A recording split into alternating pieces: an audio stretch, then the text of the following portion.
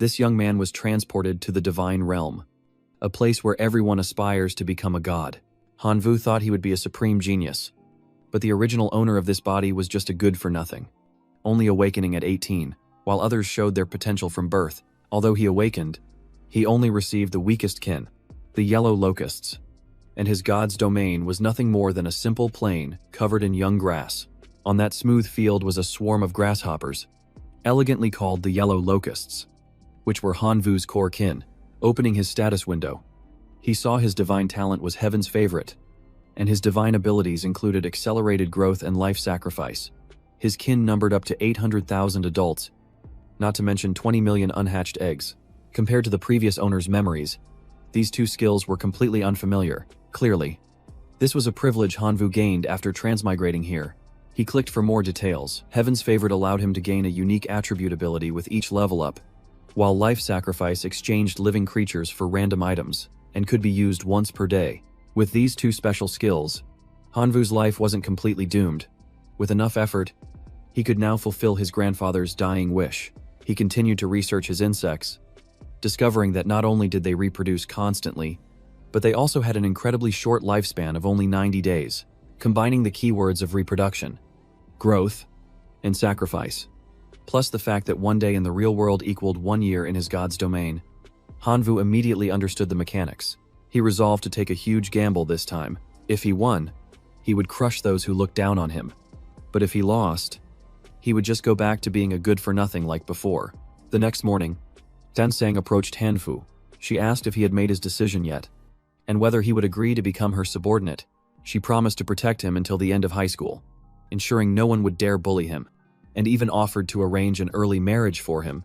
"I refuse," Hanvu said decisively, making Tansang's face darken with anger. She furiously threatened that without her protection, he would be sucked dry like a husk by the others. Despite understanding the danger, Hanvu remained firm in his refusal because he had his pride and couldn't spend his entire life hiding behind a woman's skirt. Unable to sway him, Tansang turned and walked away, tossing out a final warning that he would definitely regret his decision. Hanvu sighed in relief, having finally gotten rid of that troublesome woman. Immediately after, he was confronted by a sleepy-looking Trong Ban, who asked if he had prepared the 100 points of divine power. Yet, seeing his silence, Truong Ban placed a hand on Hanvu's shoulder, making him uncomfortable. Hanvu snapped, "Don't touch me." Truong Ban's face darkened, surprised that Hanvu dared to resist him today, and he threatened to destroy the core of his god's domain if he didn't hand over the divine power. "Then go ahead and try," Hanvu retorted with such force that it left Truong Ban stunned. He suspected that Hanvu must have found some powerful backing to be acting so tough all of a sudden. He glanced over and saw Tansang standing by without interfering, which proved she wasn't the one backing Hanvu. Truong Ban's lackeys started clamoring for him to challenge Hanvu, curious to see what the destruction of a god's domain core actually looked like. "If you've got a death wish, don't blame me," Truong Ban said as he pulled out an invasion card worth 10 points of divine power. This card locked onto a target and opened a portal into the opponent's god's domain, initiating an invasion. Hanvu was forcibly teleported into his own god's domain to face the challenge. Before him, a massive portal was tearing open. From within, countless fierce, glowing red eyes shone out menacingly. Truong Ban's army of dwarves was lined up in formation, awaiting the order to attack. In his spiritual form, Truong Ban, acting as the god of the dwarves, ordered his soldiers to destroy the yellow locusts and the core of this god's domain. The dwarves raised their arms and roared, their morale soaring as they prepared for battle. Outside, spectators watched on the screen as the dwarf army, numbering over 1,000, appeared a force strong enough to rank in the top 50 of the entire school. His army was fully equipped, and it was led by an elite creature that stood out far above the rest of the troops. To counter this, Hanvu unleashed his swarm of exploding locusts as his main force. Everyone was stunned by the sight of the fiercely swarming, bright red insects. Exploding locusts were elite creatures, but with a core kin of only common locusts.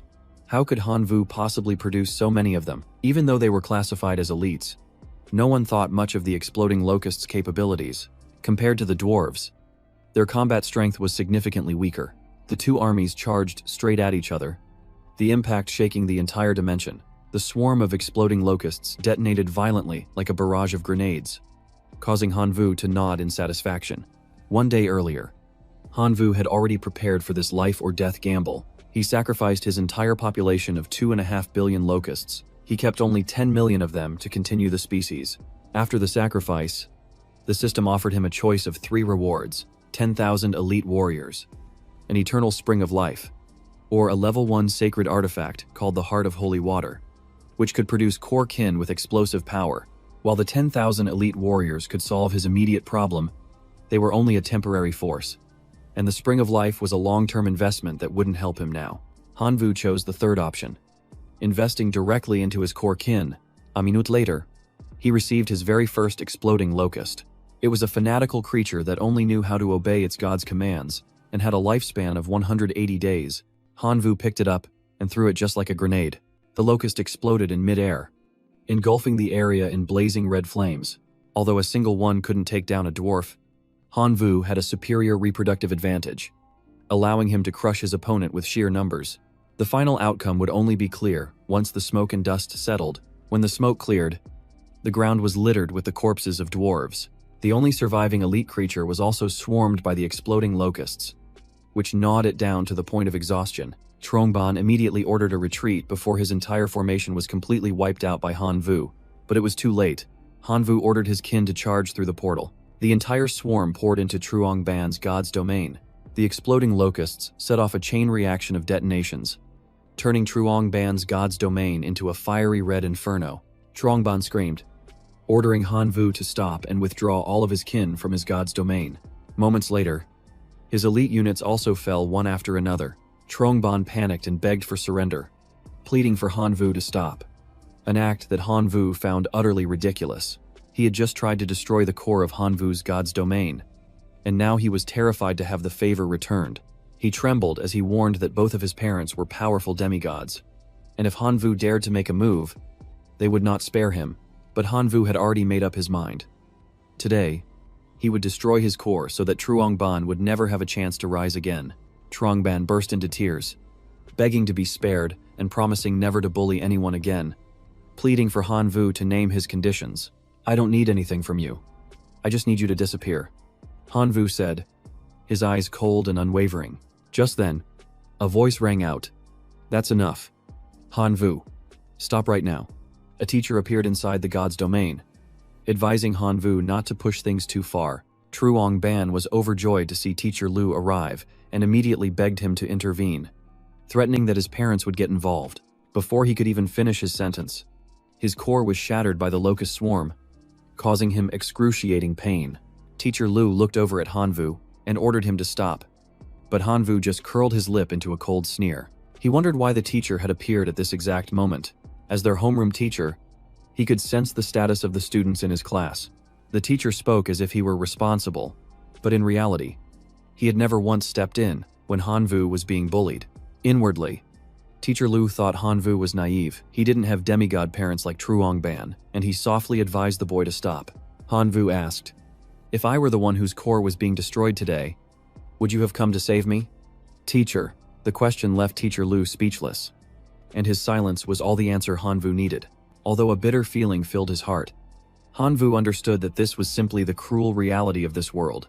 The swarm of exploding locusts erupted in a brilliant display like fireworks, and the core of Truongban's god's domain shattered into countless pieces. The entire god's domain began to collapse uncontrollably. Hanvu coldly ejected Teacher Lu from the god's domain before the collapsing space could corrupt him. When they returned to reality, the space around them was still trembling from the aftershock. Truongban collapsed to the ground, whispering in despair, "It's all over. I'm a cripple now." An enraged Teacher Lu stormed into the classroom, shouting for Hanvu to get out, but Hanvu had already left, which made the teacher's blood boil with rage. He swore he would find a way to get Hanvu expelled from the school. Back in his god's domain, Hanvu calmly reviewed the results of the battle.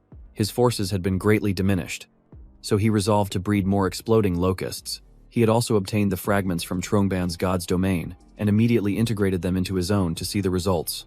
After the integration, his god's domain expanded by over 160 square kilometers, and his core advanced to level 2. The rewards were quite generous, and it seemed that graduating high school was now well within his grasp. But the bigger question remained. Could Hanvu stay safe at this school, now that he had destroyed Truongban's core? With both of his parents being demigods and Teacher Lu clearly on their side, Hanvu could only rely on himself. He planned to sell the loot from the dwarves to see if he could trade it for any useful items. Less than 5 minutes later, Hanvu received a response. The other party wanted to trade for a lava fire crystal, an item that boosts the endurance of fire-type kin and enhances their explosive power, making it a perfect match for his self-destructing locusts. Hanvu immediately agreed to the trade and used it to upgrade his locust swarm, evolving them into super explosive locusts. Their lifespan also increased to 250 days. Hanvu picked one up and threw it just like a grenade. The explosion from the locust was as powerful as a real grenade, and it even scattered lava for area of effect damage, making them a true mobile arsenal. Meanwhile, Truongban's parents had stormed the school to confront the administration. The teacher calmly explained that Truongban was the one who started the provocation and had frequently bullied his classmates, a serious violation of the rules. His father flew into a rage, practically screaming, "Are you saying my son deserved it? Isn't the school going to take any responsibility?" His mother, crying, demanded that the school expel Hanvu. Just then, head teacher Hua called Hanvu. He understood perfectly. The inevitable had finally arrived. Hanvu decided to face the situation head-on. Head teacher Hua informed him that Truongban's parents were pressuring the school to expel him. The two of them were acting arrogantly, as if giving orders. But head teacher Hua stood her ground. She made it clear that after a full investigation, the fault lay entirely with Truongban for trespassing in another's divine domain, and Hanvu had only defended himself with his own strength, so there were no grounds for expulsion. Truongban's mother, furious, got right in the head teacher's face and loudly accused the school of covering for the person who destroyed the core. Head teacher Hua responded firmly, "Mrs. Please don't twist the facts. Hanvu is an exemplary student, and we have plenty of evidence that your son has bullied him on multiple occasions." Furious at being refuted, his mother had to call her husband over to apply more pressure. Truongban's father said that if the school refused to punish Hanvu, he would take matters into his own hands to vent his son's anger. In the end, they proposed sending a squad of over 1,000 soldiers into Hanvu's divine domain to see if he could withstand the assault. A test head teacher Hua agreed to witness. Hanvu was grateful to Miss Hua for protecting him, and as for the battle, he promised to be there the next day to fulfill the agreement. This gave Hanvu even more reason to level up quickly in preparation for his next life sacrifice. And this time, the system presented 3 options again. The first was a Tier 1 holy relic, the Blood Demon Eye, which increases the birth rate of Blood Eye kin and enhances observational vision. The second option was a Tier 1 Fireball skill crystal, allowing his kin to learn this basic magic spell. The maximum mastery level was Advanced Fireball. The third option was the Iron-Cutting Swordmaster, a hero of the Swordmaster race, available in exchange for 48 billion locusts. Without hesitation, Hanvu chose the third option. A 4-armed old man with long, silver hair and a majestic aura appeared. This was the Iron-Cutting Swordmaster, currently 150 years old. The first words out of his mouth were a plea to his god to grant him a sword. Hanvu didn't hold back, having just spent 48 billion locusts to summon him. He was now ready to buy the man the best sword available. The past 2 days had been draining, and in the end, Hanvu only had 54 points of divine power left. So he went to the marketplace to search for equipment. The equipment system was divided into 4 grades: common grade, made from basic materials; faith grade, imbued with special energy; divine power grade, which possessed a soul and could self-evolve; and divinity grade, which could only be used by gods. Hanvu generously gave the Iron-Cutting Swordmaster a Storm Greatsword, worth 50 points of divine power. He gripped the greatsword tightly and gave it a few sharp, experimental swings. With 4 arms, the Iron-Cutting Swordmaster needed 4 swords of the same type to unleash his full power. Hanvu was stunned. 1 sword cost 50 points, so 3 more would be 150 points. Did the old man think he was some CEO with unlimited divine power? But the upcoming battle against a demigod's 1,000-strong army couldn't be taken lightly. So he gritted his teeth and resolved to find a way to get the swords for him. In Tan Sang's divine domain, she was diligently connecting with her thunder sparrows. In the midst of her training, Tan Sang recalled the past. When Hanvu had saved her from drowning in the La River, he had even performed artificial respiration, inadvertently stealing Tan Sang's first kiss. She sighed. chiding Hanvu for being so foolish and not seizing the opportunity. Her grandfather was a true god, and her family had 23 demigods. Why would he be afraid of the Truong family? Just as she was thinking of Hanvu, her phone rang. It was him calling, which startled her. As soon as she answered, Tan Song brought up their past, asking if he had changed his mind and was willing to become her servant. Hanvu replied coldly, I just want to borrow some divine power. She scoffed. With your lowly bloodline, don't think you're so great just because you beat Truong Ban. Your locusts are just food for my thunder sparrows. Hearing that, Hanfu hung up immediately. Did she really have to insult him so harshly, just because he asked to borrow a little divine power? Tan Sang held her head in bewilderment, blaming herself for her slip of the tongue. She didn't mean it like that. He must have misunderstood. She then called back, asking for his account number to send him the divine power, saying he could have as much as he wanted. Thanks to her, the iron-cutting swordmaster now had all 4 great swords. Hanvu just hoped the old man's performance would be worth the effort he put in. The next morning, Hanvu walked into class amidst the whispered gazes of everyone, who were surprised he still dared to show up. Everyone was waiting to see him get crushed when his divine domain was attacked by the demigod's 1,000-strong army. Hanvu knew they were just there to watch the show. Tan Sang approached and advised him to back down, saying the demigod's celestial squad was strong enough to annihilate his entire locust swarm. But at this point, Hanvu had no path of retreat. Tan Sang tried again to persuade him to join her side, promising she would use her family's power to force the Truong family to back off. But Hanvu just smiled, thanked her, and declined, telling her to step back so he could prepare for battle. Just then, Lu Lokthian cheerfully opened the door, leading Truong Ban's parents inside. He pointed directly at Hanvu and introduced him as the one who had crippled their son. Truong Ban's mother angrily slammed the table and started cursing, forcing her husband to restrain her, while Lu Lokthian, backed by the Truong family's power, arrogantly ordered Hanvu to come over. But Hanvu stood his ground, waiting for head teacher Hua to arrive as a witness. There was no way he would trust that traitor. Lu Lokthian sneered. Why do you need the head teacher for such a small matter? My presence is more than enough. Let's get this started. Don't make me use force. At that very moment, head teacher Hua walked in and asked, Mr. Lu, who are you planning to use force on? He immediately feigned a casual laugh, claiming he was just teaching a student. Seeing that everyone was present, Truong Ban's father nodded, signaling for the event to begin. Hanvu clenched his fists, ready for the fight. As head teacher Hua announced the official start of the match, Truong Ban's mother activated an invasion card, unleashing an elite army of werewolves into Hanvu's divine domain. The leader of the wolf cavalry was an extremely rare elite creature, possessing terrifying power. They were combined with blue snails and mount wolves, equipped with state-of-the-art gear, making everyone think there was no way Hanvu could possibly survive this. Truong Quang's spirit manifested, his voice filled with killing intent. You shattered my son's divine domain core yesterday. Today, I've come to collect that debt. The wolf cavalry army was split into 2 combat units, with a total of 1,000 elite soldiers entering. This meant there were actually 2,000 units ready to attack. The Truong family was truly as treacherous as they come. The wolf cavalry thundered into Hanvu's army of lava explosive locusts, whose elite numbers had grown to nearly 7 million. Just yesterday, he only had 20,000. Their reproduction rate was terrifying. Even though they were a low-tier elite species, that number was enough to intimidate anyone. Unfortunately, Hanvu hadn't had enough time to develop, and today he might fall at the hands of Truong Quang.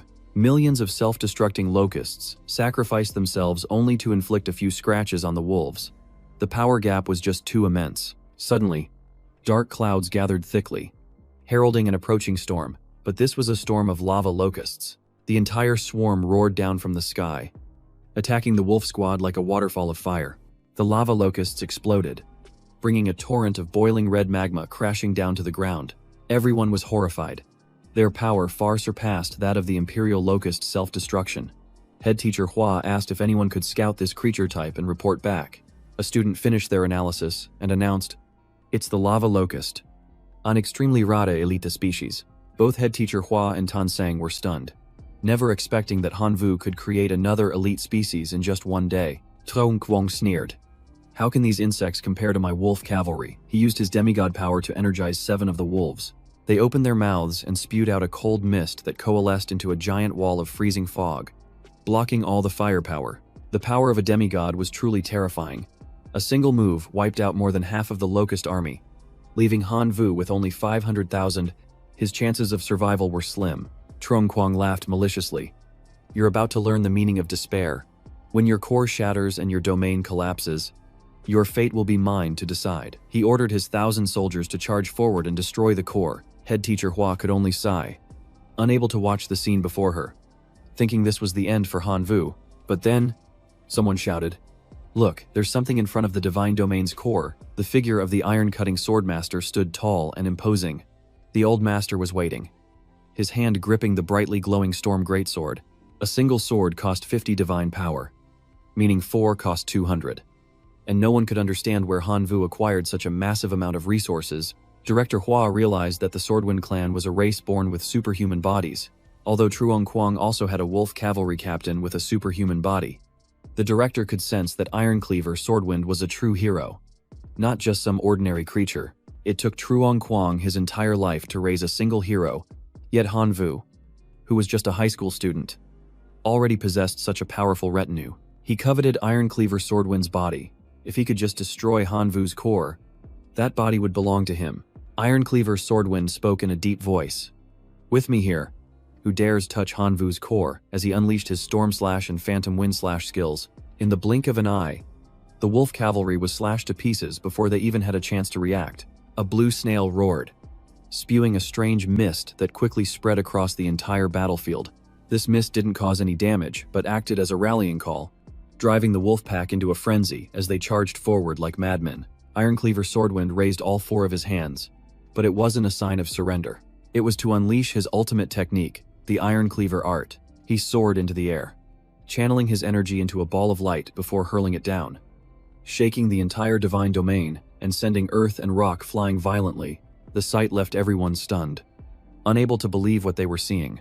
In a single moment, the entire wolf cavalry, along with their leader, was completely wiped out. Trong Kwang gritted his teeth in fury.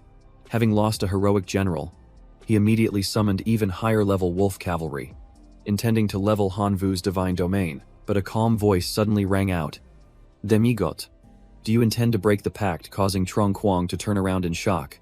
The principal had been standing there for who knows how long, and a single glance from him was enough to make Trong Kwang order his troops to retreat. He looked down at Han Vu and said softly, "Not bad," though it was unclear if it was praise or a challenge. After that battle, Director Hua began to teach him a lesson in humility. She reminded him not to grow complacent because of his hero's strength, pointing out that he wasn't even in the top 3 of his class. After hearing this, Han Vu decided to switch classes and start over from scratch. Meanwhile, Lu Loc Thien was visibly scared and quickly tried to act friendly, saying, "Han Vu, I was wrong. From now on, I'll personally guide you with more care." He begged for a chance to make things right, but everyone understood he just wanted to ride Han Vu's coattails to gain benefits when he got into a top university. But Han Vu was a man of his word and insisted on transferring classes. Director Hua couldn't agree immediately. As school regulations forbid arbitrary transfers, the only exception was passing a special test organized by the school, which would grant an immediate transfer upon success. Without a moment's hesitation, Han Vu immediately signed up for the test. To everyone's surprise, Tan Song also demanded to take the test, declaring that she would follow Han Vu wherever he went. Lu Loc Thien's face darkened, but he forced a smile. "If you're unhappy with me, just say so. There's no need to make a scene." Tan Song replied coldly, "I'm not dissatisfied with anything. I just don't want to be in this class anymore." And it didn't end there. Another student raised his hand, also requesting to take the transfer test. Lu Loc Thien shouted angrily, "Truong Yulong, you're the class president. Are you just going to follow the crowd?" Truong replied politely, "Thank you for your guidance. See ya. But I can no longer remain here." Truong Hyolong maintained his politeness, but his real motive was not wanting to lose Tan Sang to another guy. Director Hua suppressed a laugh and scheduled the test for the next day, while Lu Loc Thien retreated to his office to drink some water and calm his nerves. When school let out that afternoon, the atmosphere was still thick with tension. Tan Sang ran after Han Vu, asking about Ironcleaver Swordwind's heroic nature. But he replied coldly, "What does that have to do with me?" She argued that since she had lent him 150 divine power points, she had a right to know. Han Vu looked at her like he was calling her bluff. If you're collecting a that, I'll pay you back with 5 points of interest. But if you want to know about my hero, dream on." With that, Hanvu turned and returned to his divine domain, leaving Tan Sang standing there, completely stunned. Back in his divine domain, Hanvu carefully took stock of the troops he had left after the last battle. His current forces weren't nearly enough to pass the next day's test. Just then, Ironcleaver Swordwind appeared to report that some wolf cavalry were hiding in the mountains and requested orders on how to proceed. The few dozen surviving wolves had undoubtedly been left behind by Truong Quang on purpose. While it was best to deal with them quickly, for someone as resource-poor as Hanvu, simply killing them would be a waste. He gave the order to capture the wolves alive, intending to use them for another purpose later. 2 hours later, the entire pack of wolves was bound before him. Hanvu decided to sacrifice 1 billion common locusts and the 24 wolf cavalry. It would be foolish to waste a gift. After the sacrificial ritual, the system presented him with 3 options. The first was an alpha mech. The second was a blueprint for a smelting furnace, which would increase the ability to craft faith equipment. The third was a set of 3 long-range watchtowers for detecting invasions. The mech was cool, but his locusts wouldn't know how to pilot it. The furnace was useless if no one knew how to operate it, and the watchtowers weren't suited for the plains terrain. None of the options were a good fit, which left him disappointed, until he suddenly remembered the hundreds of dwarves he had captured from Truong Ban. Hanvu activated his eagle eye skill to observe what they were up to. The dwarves were diligently tilling the soil, working very hard. Even though they were forced into hard labor, they thanked their god daily for giving them a better life. Hanvu was puzzled, as he had only told them to mine ore to pass the time. It seemed they were naturally more suited to smithing than fighting. When it came to crafting, the dwarves were clearly skilled, so putting them in charge of logistics made perfect sense. It looked like the smelting furnace would be useful after all. Hanvu immediately granted them a large smelting furnace to create better equipment. The dwarves were stunned for a moment before falling to their knees, thanking him as if he were a true god. Meanwhile, Lu Lok Thien called a meeting with the other homeroom teachers. He brought up the 3 students who had requested to transfer and proposed that they all plan the students' proficiency tests together. Although he was bitter, he was trying to save face. He didn't care about the tests for Tan Sang or Trung Hu Long. His sole target was Hanvu. He wanted to crank up the difficulty of the test to the absolute maximum, hoping his colleagues would do him a favor. His honeyed words convinced the other teachers, who all agreed to help. Believing that Hanvu had been ungrateful to him, none of them knew he was secretly plotting revenge for the scolding he'd received from Director Hua the day before. The next morning, he handed out the test assignments to all 3 students. The tests for Truong Hu Long and Tan Sang were only level 1. They were required to stop 1,000 invading enemies, a task of negligible difficulty.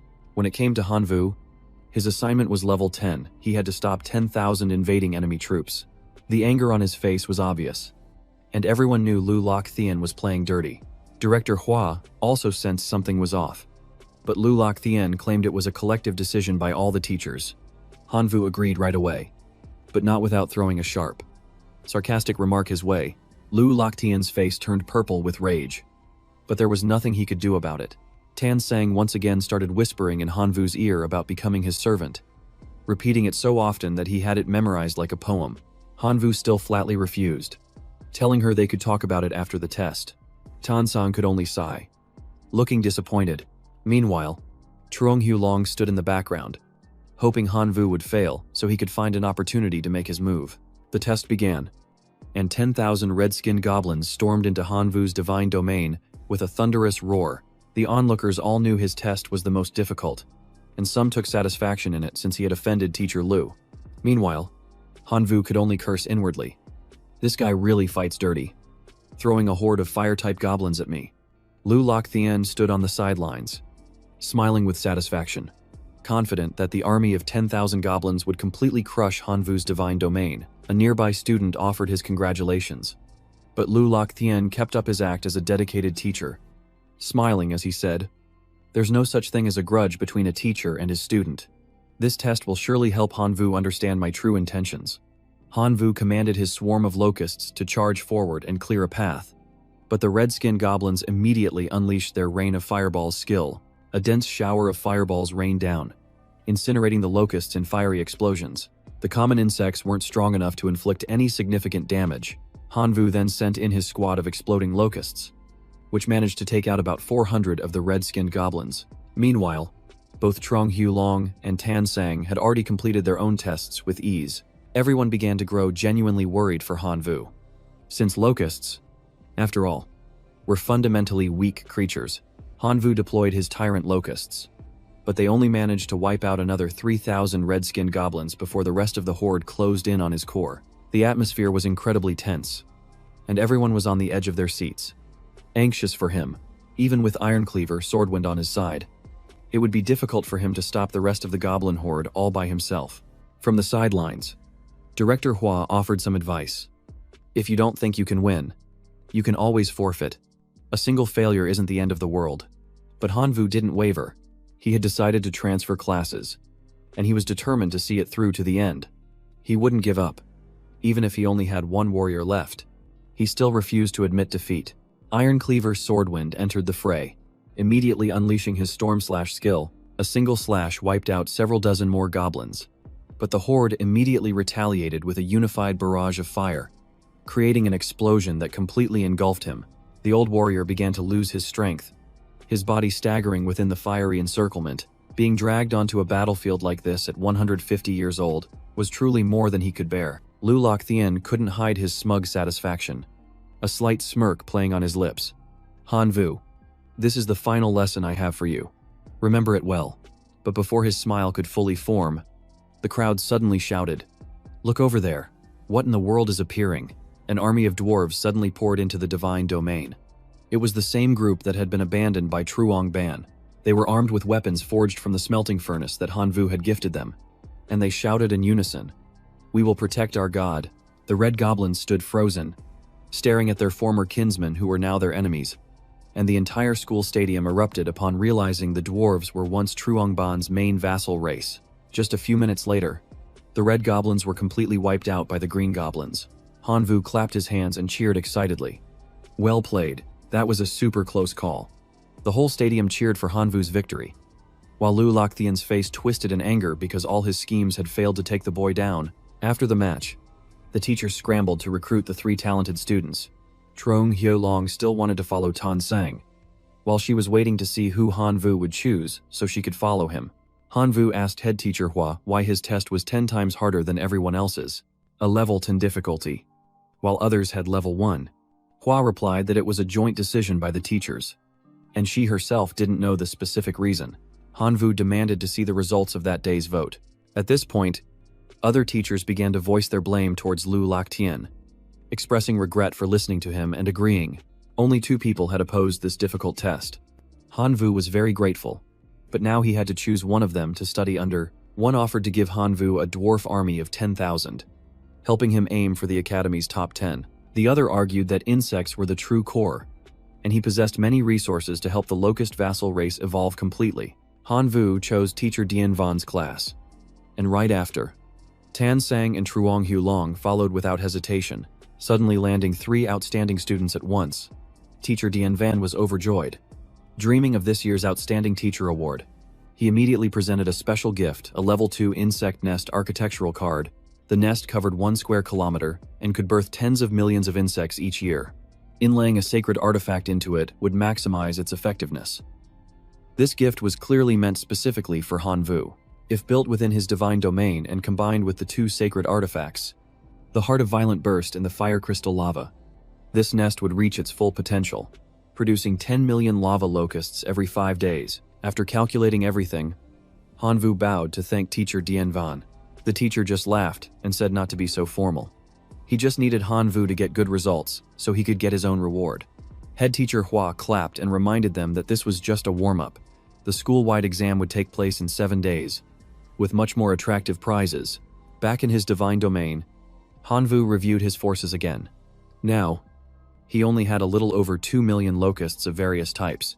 Seeing the drastic drop in numbers, he felt dejected. If he entered the exam with this army, he would surely rank last, which would deeply disappoint teacher Dian Van. Just then, Han Vu discovered that the dwarves had changed their name to the Crimson Furnace Clan, so he rushed to check on them personally, and sure enough, they had evolved into Siglo dwarves after that life-or-death battle. If they were his core vassal race, they would be absolutely top tier. Now, The only thing left was to speed up the recovery of his locust swarm to its former size. After 4 days of intense grinding, Hanvu accumulated over 7 billion locusts. He prayed to the high heavens that this sacrifice would yield some truly amazing loot. Finally, the system dropped the rewards. The first was a level 2 sacred artifact, the Law of Gluttony, which gave a core lifeform the ability to eat anything to evolve. Anything could become food, but it only applied to ordinary lifeforms. The second choice was a hero template for a transcendent lifeform to evolve into a hero. The last option was 1 divinity point. Hanvu's eyes lit up at the 3 divine gifts. He wanted to take them all. The Law of Gluttony was powerful, but required food to sustain. The hero template needed time to nurture, and the divinity point was as valuable as hitting the jackpot. In the end, Hanvu decided to choose the Law of Gluttony. If he couldn't feed the entire swarm, he would focus on the insect nest first. Investing 1 million locusts a year was still manageable. 3 days later, stepping into his divine domain, Hanvu could only scream. Were these locusts or dinosaurs in disguise? The locust swarm had transformed into combat helicopters. He named them the Premium Bursting Magma Locusts. The next day was the assessment exam. Tansung repeated herself. Just like always. Have you thought it through? Do you want to be my servant? Without resources, without backing, how will you ever surpass the other demigods? She continued to belittle his locust swarm as mere insects, adding that even if he tamed the dwarves, they weren't his main vassal race. And she just went on and on, but Hanvu still refused, making Tansang flush with anger, to the point she wanted to drag him home with her. Meanwhile, Truong Hulong felt bitter because she had never even glanced his way. Teacher Dien Van entered the classroom to announce the comprehensive exam, stating that anyone who achieved high marks would receive a sacred artifact as a reward. Then came the rules. The assessment would be divided into 2 stages. With the first stage being direct elimination, everyone would receive the same test. Those who passed would get 1 accumulated point, while those who failed would be expelled. The second stage was for ranking. Anyone who withdrew wouldn't be ranked, while those who continued would fight through consecutive rounds, with each cleared wave improving their rank. It sounded brutal, but Hanvu was actually looking forward to it, especially since passing also awarded a basic resource card. Additionally, the top 100 would all receive special rewards, and the number 1 spot would be awarded a divinity point. Hanvu was ready to dive headfirst into battle as the elimination round countdown began.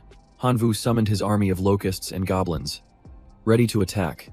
A horde of flesh golems slowly entered the divine domain. Hanvu was surprised the school was willing to go this far.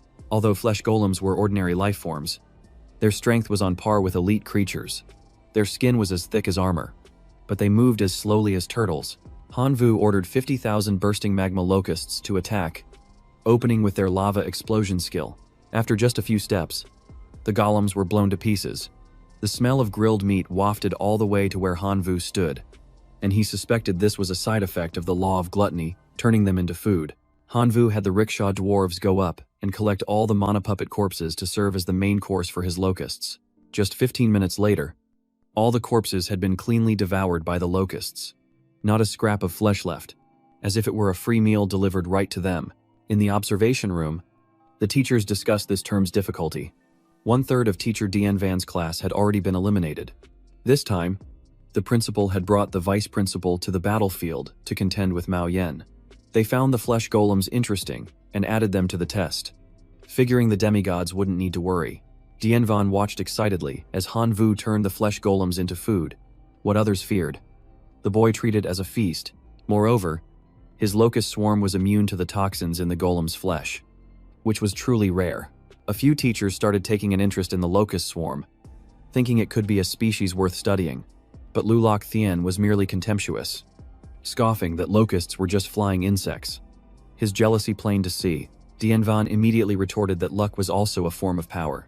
And besides, the locusts' actual strength could not be underestimated. They have now evolved into transcendent life forms. Even though they're low level, they've still surpassed human limits. So what if they're transcendent life forms? Their overall strategy is no match for goblins. Dean Fan felt Mr. Lu's comparison was completely skewed, pitting the locust's weaknesses against another species' strengths. If we're talking about reproduction speed, who can compete with these breeding machines? Luok Thien didn't argue, but simply placed a bet that Lumak and his goblin vassal race would surpass Hanvu. Dinfan didn't back down for a second, immediately wagering 5 divinity points on Han Vu in front of everyone. It turned out Lu Mak was Lu Lac Thien's own nephew. The man had spared no expense, pouring resources into the boy, just to crush Han Vu and hopefully reclaim his own prestige. The elimination round concluded with 430 students passing, 300 advanced to the ranking round, while 130 gave up, prompting a sarcastic remark from Lu Lac Thien. Another teacher countered that even passing the elimination round was a commendable achievement. The ranking round began. With the first wave consisting of skeleton soldiers, the teachers were surprised, thinking it was a freebie wave.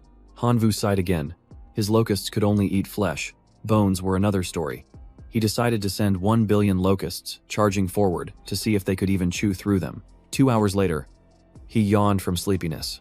The entire mindless horde of skeletons had been turned into a lively feast for the locusts. The second wave of skeleton soldiers was blown to smithereens the moment they appeared. Han Vu realized they couldn't swim and couldn't cross the lava river, so he ordered the dwarves to pour lava all over the ground.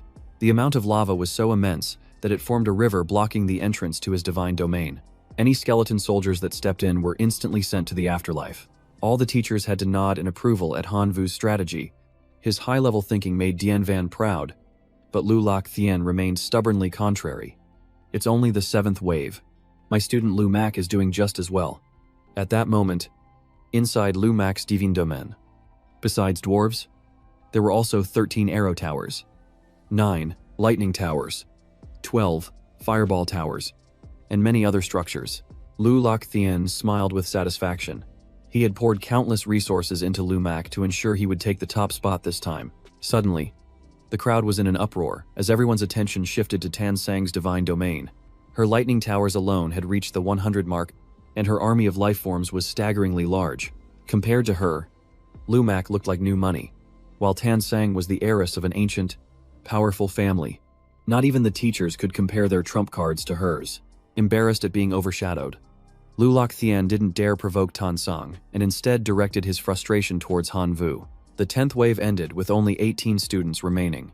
The difficulty of the next round spiked sharply when a bone controller, a hero-level creature that commanded skeletons, appeared at the gate of the divine domain. The skeletal remains of the fallen soldiers suddenly began to move under the bone controller's command. They gathered together, forming a terrifying, massive bone construct. He molded the pile of bones into a giant bone warrior, which demolished an entire defense tower with a single stomp. In less than 3 minutes, 8 panicked students had already withdrawn. The difficulty this time was truly beyond imagination. Lu Lac Thien stared intently at Han Vu's divine domain, wondering why the bone giant, there was only a single color. The giant skeleton clinging to the cliff trembled violently, with a river of boiling lava bubbling below. The entire skeleton had been melted, leaving the bone controller with no more materials to summon. Elder Swordwind suddenly appeared, swinging his sword and sending the bone controller flying. For the 11th round, Han Vu passed with ease, barely even yawning. Lu Lac Thien roared, accusing Han Vu of cheating, unable to accept reality. When asked for proof, he threatened to sue teacher Dien Van, citing Han Vu's strange behavior with the skeleton soldiers, who cleans up the battlefield after winning. Those bone fragments are the very source of power for the bone controller's revival. Teacher Dien Van was speechless at this absurd reasoning. Pushed into a corner, he still tried to remain calm.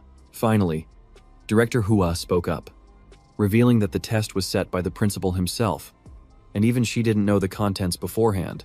If Han Vu knew, it could only be because the principal told him. She told him to go ask the principal if he had questions, which immediately deflated Lu Lac Thien, who reluctantly accepted it was just luck. Director Hua shook her head, exasperated by his stubbornness. In this God's Domain Academy, absolute fairness doesn't exist. The more skilled person wins, as long as there's no cheating. If we're talking about fairness, Lu Lac Thien should be the one to reflect on himself. He used his authority to pump resources into his nephew, while Tan Sang had her whole family's support. So where's the fairness in that? Dien Van only now realized that Lu Mak was Lu Lac Thien's biological nephew. No wonder he dared to make such a big bet. But no guts. No glory. By the 11th round, Lu Mak was exhausted and had to give up. The result of the bet was clear. Han Vu advanced. Lu Mak was out. Dien Van gently reminded him about their wager. Although it pained him deeply, Lulok Thien had to hand over the card with 5 points of divinity to Dien Van, even making sure to tell him to keep it safe because he'd get it back one day. An hour later, only 3 people had passed the 13th round: Han Vu, Tan Sang, and Hoang Fi. By the 14th round, Hoang Fi requested to withdraw. In the 16th round, Tan Sang also threw in the towel and quit the game. Only Han Vu remained, standing strong until the 20th round. His marauder locusts grew more ferocious with each battle. The bone soldiers fell in droves, becoming a feast for the locusts. After 50 minutes of fighting, the god's domain keyed down, awaiting the next, more difficult wave. A door slowly opened. Han Vu looked up and couldn't help but exclaim, "Wow, that's huge." The appearance of the ancient scale spirit lord stunned the entire faculty room, who were shocked by the principal's bold move, reaching the final boss, only to have a spirit lord thrown at him. Han Vu was starting to get bored. He proactively raised his hand to withdraw. The ancient scale spirit lord, having just entered the stage without doing anything, was forced to retreat, which made it extremely annoyed. Han Vu was pulled out of the god's domain by the system, his gaze still stubbornly fixed on the door. Suddenly, something flew past Han Vu's face, coming from the direction of the ancient scale spirit lord, followed by a massive explosion behind him. Before he could even understand what had happened, Han Vu was forced out of the god's domain. The moment he appeared, he saw his name shining brightly in the #1 spot, leaving him stunned. At the end of the competition, Teacher Dien Van's class was in the lead, while Lulok Thien's class had dropped to 8th place. He furiously cursed and raged. Han Vu held his head high, accepting congratulations from everyone. From being the one looked down upon, he was now at the top of the entire school. An hour later, the rewards were delivered directly to him. The array of rare exchange cards made everyone's eyes turn red with envy. Every card was tempting. Han Vu struggled, not knowing which one to choose. Luckily, Teacher Dien Van was there to offer suggestions, proving himself to be a truly reliable professor. First, he chose the God's Domain Territory card to expand his dense forest by another 20 square kilometers. Then he exchanged a level 1 Holy Relic card for the Poison Mist Pearl, gaining an additional Sacred Domain core and a complete level 1 temple. One exchangeable weapon wasn't enough for the destructive Elder Swordwind, so he decided to look for other equipment for the dwarf. Tihlo. To see if it was feasible, Han Vu saw the Purgatory Warhammer, which could only be used by a Fire-type hero lifeform who met the requirements. Jichlo didn't qualify right now, so he'd have to wait for his champion to find the right Fire-type hero to use it. An hour later, Teacher Dien Van and Levan were summarizing the exam session. The comprehensive exam class had been divided from the advanced general class. Those strong enough would be selected for the elite group. Teacher Dien Van called the top 3 students from his class to receive their trial rewards. During the exam, Han Vu excelled and won first place, earning 100 contribution points for the resource treasury. He was curious about what valuable items were inside. The item list appeared, including the Giant's Palm, the Spring of Life, a Mystic Iron Ore core, and several level 2 support skills. Han Vu chose the Spring of Life, which enhances life force, its waters nourishing and transforming the surrounding environment. During a break, a young man approached Han Vu, wanting to trade 105 million divine power for 1 point of divinity. Han Vu, of course, refused. Why would someone out of the blue want to trade for his point of divinity? No reason needed. Just nod your head, and you'll get 105 million divine power in exchange for your destiny, allowing you to live a life of luxury. The young man had money but no divinity, so he assumed Han Vu would agree. But Han Vu rejected him flat out. His family was poor, but not that desperate. The man pleaded again, saying his grandfather was about to ascend to a true god but lacked divinity. Besides the divine power, he would also owe Han Vu a favor. Over 100 million divine power was indeed a huge amount. If he got it, Han Vu could increase the number of his locusts tenfold, and then earning points of divinity would be a piece of cake. While Han Vu was thinking, his phone suddenly rang. Tan Sang had just transferred 150 million divine power to him in exchange for one of his points of divinity. Just like a rich young lady, she transferred the money with a single call, as if it were nothing. But she didn't stop there. Tan Sang sent another message to Han Vu. Was 1 point of divinity really that valuable? Actually, this was basic knowledge. But since Han Vu wasn't from this world, he didn't know. To condense 1 point of divinity, One must use the power of faith from their kin. If it was mixed with the faith of another god, the effect would be greatly diminished. The current market price for a godhead was 145 million divine power, but no one was selling. After reading this, Hanvu realized he was almost scammed and immediately shooed the guy away. Now he was about to be swimming in money. 150 million divine power falling from the sky was truly intoxicating. In his god's domain, Hanvu observed the River Mountain region. The level 1 temple was placed next to the forge of the dwarf. Yahello. He placed the spring of life near the desert, and in time, that place would become fertile. Then he bestowed the purgatory warhammer upon the dwarf Yahello, who received it with praises of divinity. Thanking him for his grace, Hanvu also granted them a supergrowth seed. From now on, it would be called the Divine Hammer. He hoped they would soon become hero lifeforms worthy of wielding the purgatory weapon. After settling things, Hanvu flew away like a god, preparing to inspect the poison pearl that teacher Dianvan told him to choose. Unsure of its use, speak of the devil. His phone rang. Hanvu answered the call from teacher Dianvan. Teacher Dianvan had just won his bet with Lu Laktien, receiving 5 points of divinity. Hanvu had carried the team to victory, so the teacher decided to reward him. In one hand shimmered a divine card worth 150 million divine power. In the other rested a pitch-black egg that pulsed faintly with dark energy. It was the stillborn creation of the heavenly demon insect king, forged through forbidden methods. Though lifeless, it still oozed 10 liters of demonic embryo essence every day, enough to turn weak insects into low-grade heavenly demon insects. When Hanvu first enrolled, teacher Dian Van had promised to help him create a life essence potion for his clan's core. So now he was trying to keep his promise.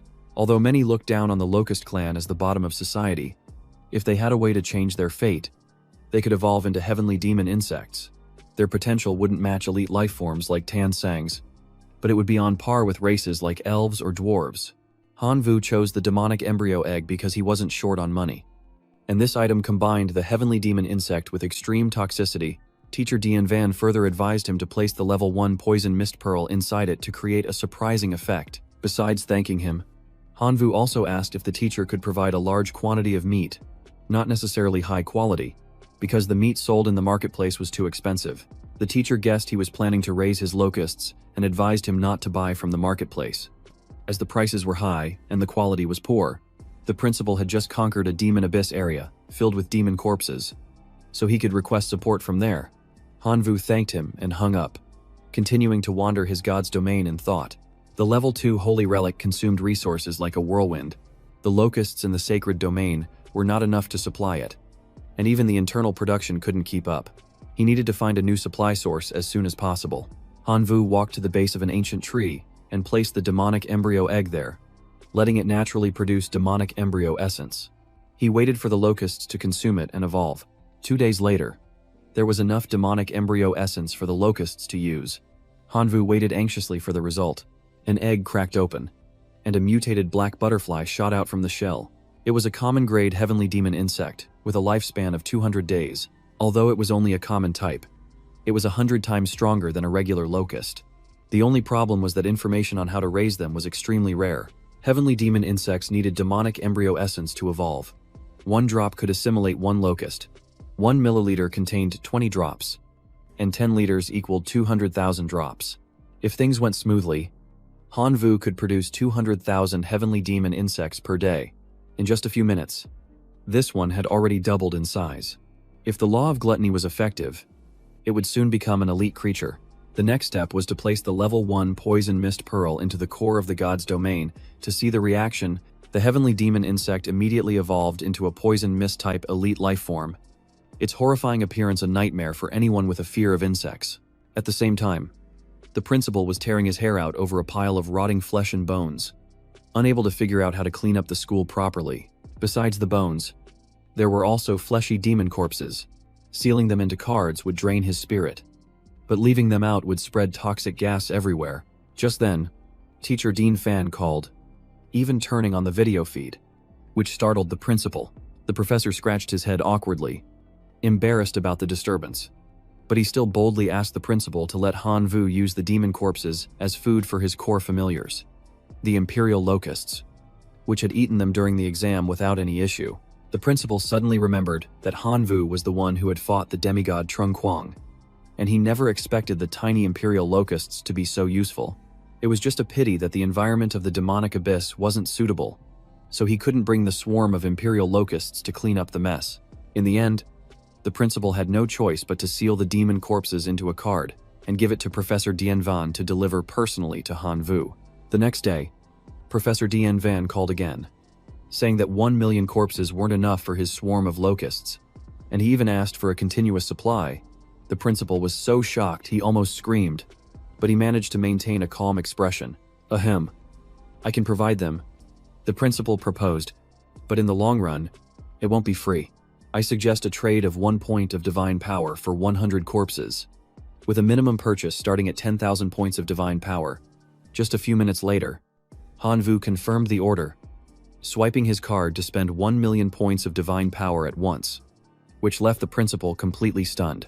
A few days later, the swarm of poison mist fiend bugs in Han Vu's divine domain had multiplied and grown fat and plump.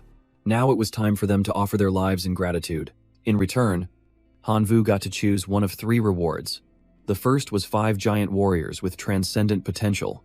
The second was a tier 3 skill crystal for the poison burst technique, which would allow a familiar to learn the skill at a basic level. It could be given to a hero class unit to master the high-level poison burst technique. The final choice was a decomposition machine, which could break down matter to create pure energy. It was well worth the effort of spawning 12 billion elite imperial locusts to get this. The 5 warriors were all transcendent grade, and each could be sold for at least 10 million divine power points.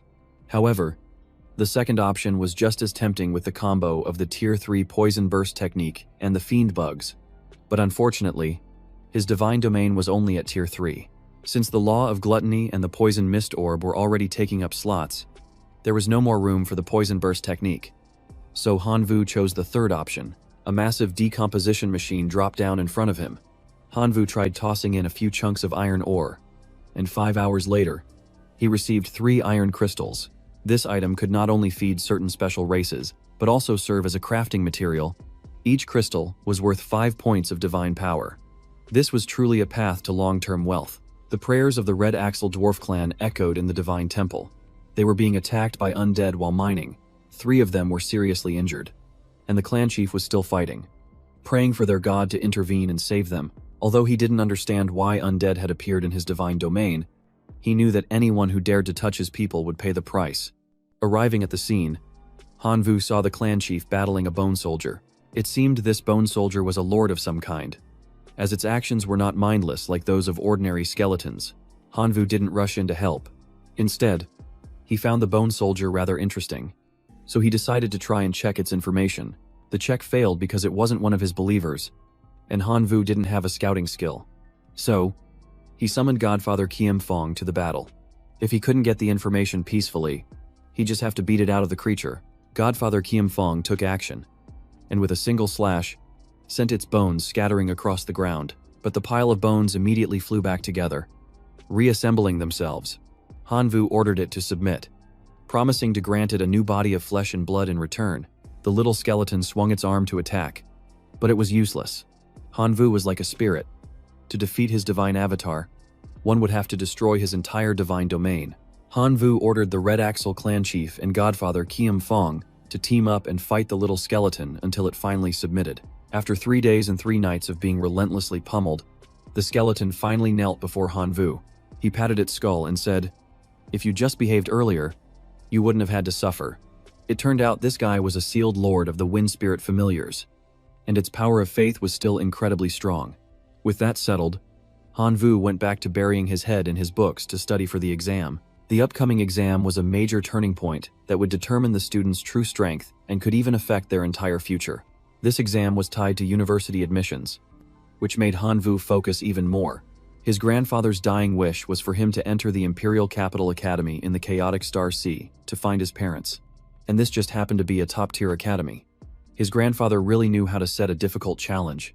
The students would be teleported to the Demon Realm at coordinate C793826, and with details to be sent via email upon arrival. Everyone had 1 hour to prepare. They all buzzed about the Demon Realm, a place filled with demonic energy, where outsiders could easily be corrupted. Only demonic creatures and the undead could survive there. Hugh Long was thrilled. feeling this was a playground tailor-made for his demonic familiars. Just then, Hulong received a call from an unknown number. Surprisingly, it was Lu Lap Thean on the other end. He wanted to ask Hulong to take care of someone. He didn't even need to say the name. Hulong already knew he was talking about Han Vu. If Hulong helped him this one time, Lu Lap Thean promised he would be handsomely rewarded. He even sponsored him with a long akma before the exam, a transcendent life form from a race on par with heroes, which showed just how serious he was. The competition began, requiring students to transform into one of their familiars. They were only allowed one summon per day. Each summon was limited to a maximum of 100 creatures, and the system awarded points based on completed missions. The list was incredibly long, so we'll just skip the details. First, they had to choose a form to transform into. If the transformed body died, they would revert to their human form, but if their true body died, it was game over for real. Han Vu had 4 choices: an Imperial Locust, a Red Axle Dwarf, Godfather Kiem Fong, or the weakened, Sealed Skull Lord. Since this was the demonic abyss, thick with demonic energy, Han Vu chose to transform into the skeleton lord of the undead race to avoid being affected by it. This was the first time Han Vu had ever experienced such a strange sensation of transformation. With a whoosh like a roller coaster, all his flesh and skin vanished, leaving only a skeleton in clothes. The demonic abyss was truly an ideal place for the undead and demonic creatures. Han Vu found his transformed body even more comfortable than his human one. Han Vu gave the order for 100 gluttonous Imperial locusts to attack and sweep the entire area in front of him. But before they could even fly a kilometer, his entire swarm of locusts was corrupted by the demonic energy and dropped dead. Just as the rumors said, the demonic energy was the bane of most familiars. Han Vu could only rely on the 3 fiend-bug brothers he had just nurtured. Their first mission was to find some food. He told the 3 brothers to go pick some fruit so he could see how the fruit in the demon realm differed from the normal kind. But as soon as they set foot in the forest, a horde of zombies emerged from the mud, growling as they charged toward them. Han Vu decided to test the little skeleton's strength, letting him face the entire horde alone. 10 minutes later, he had wiped them all out, even rewarding them with a chance at reincarnation. Meanwhile, the 3 fiend-bug brothers gathered a basket of bone demon fruits, which were only worth 20 points. The boss was worth 100 points but was a demigod, so he chose to grind for quantity instead of risking his life. A day passed, and Han Vu had picked every tree in the demon realm clean, not leaving a single bone demon fruit behind. But since the points for that mission could only be claimed once, he came up with an idea. He posted in the class group chat, asking if anyone wanted to trade for 100 bone demon fruits for mission 49. Some people objected while others agreed. But finally, Professor Dian Van settled the matter. He announced that only items found during the exam could be traded, and 3 violations would result in disqualification. Han Vu looked at his skeletal form and grinned smugly. He was truly born to be a merchant. Now he had enough resources to make a big play. Meanwhile, a familiar face read the message and used it to pinpoint Han Vu's coordinates. He immediately gathered his wolf cavalry, preparing for a surprise attack. A few hours later, Han Vu's rank had plummeted because his familiars were weak. If he didn't complete a major mission soon, he would fall off the leaderboard entirely. The situation was getting tense. Suddenly, in the distance, he spotted a troop of skeletons moving towards him. He hid himself and observed them carefully, curious to see if his skeleton lord form could control them. "Do you recognize me?" Han Vu asked, slowly walking towards them. The bone soldiers immediately dropped to their knees, bowing their heads before him. Han Vu was stunned. He had subdued dozens of them with just one sentence. He then ordered them to rise and lead him to the bone soldier's lair. Less than an hour later, every bone soldier in the area had gathered before him. Among them was even a transcendent undead skeleton knight, majestically riding a wolf. Han Vu rejoiced silently. Luck was also a form of power. The knight explained that he once belonged to the #1 legion that fought against the flesh fiends. He had been separated from his unit and was holed up here. Resisting the fiends, his soldiers dwindled each day, forcing them to hunt bone demon fruits to maintain their strength. Now that they were his army, Han Vu planned to make them even stronger. A bold plan began to form in his mind. The next day, his rank had dropped disastrously to nearly 180. This was the perfect time to act. Han Vu gave the skeleton knight a bone marrow spirit stone and let them divide the rest of the equipment among themselves. 10 minutes later, the skeleton army was fired up and ready. They had located the Flesh Fiend's lair and were preparing for an all-out assault. There were between 8,000 and 1 million fiends in the cave. Hanvu initially planned to take on 1,000 of them himself, but knowing it would be difficult, he devised a stratagem. He sent a bone soldier to the cave entrance to taunt the fiends with a ridiculous dance. Sure enough, the fiends inside swarmed out in a complete frenzy, but by the time they got outside, the dancing skeleton was gone. All that was left was the ambushing army of bone soldiers, which charged in to attack. It was the perfect opening move, leaving Hanvu very satisfied. After the flesh fiends were defeated, they were turned into soldiers. The recruitment method of the skeleton race was truly unique. An hour later, the number of bone soldiers had swelled to 7,000, while only 3,000 flesh fiends remained in the cave. Now, it was time for a real battle. Hanvu ordered an all-out assault. 3 hours later, the skeleton knight presented him with the boss's heart. The mission was complete, and Hanvu had earned another 60 points. Meanwhile, Truong Hulong was still desperately searching for Hanvu, eager for just one glimpse of him, but having no luck. On the leaderboard, Hanvu had leaped from rank 180 to 108. Everyone guessed he had cleared out the Flesh Fiend cave, though Hulong dismissed it as nothing more than a lucky break. He made his way to the ruins of the Fiend cave and learned that Hanvu was hiding in the Shadowland. Raising a skeleton army to farm points, he immediately released his hellhounds, intending to tear that army of skeletons to pieces. The skeleton army immediately rushed out to shield their master. Their bones were so tough that even hellhounds struggled to chew through them. It was only the second day, yet Hanvu had already built such a powerful army.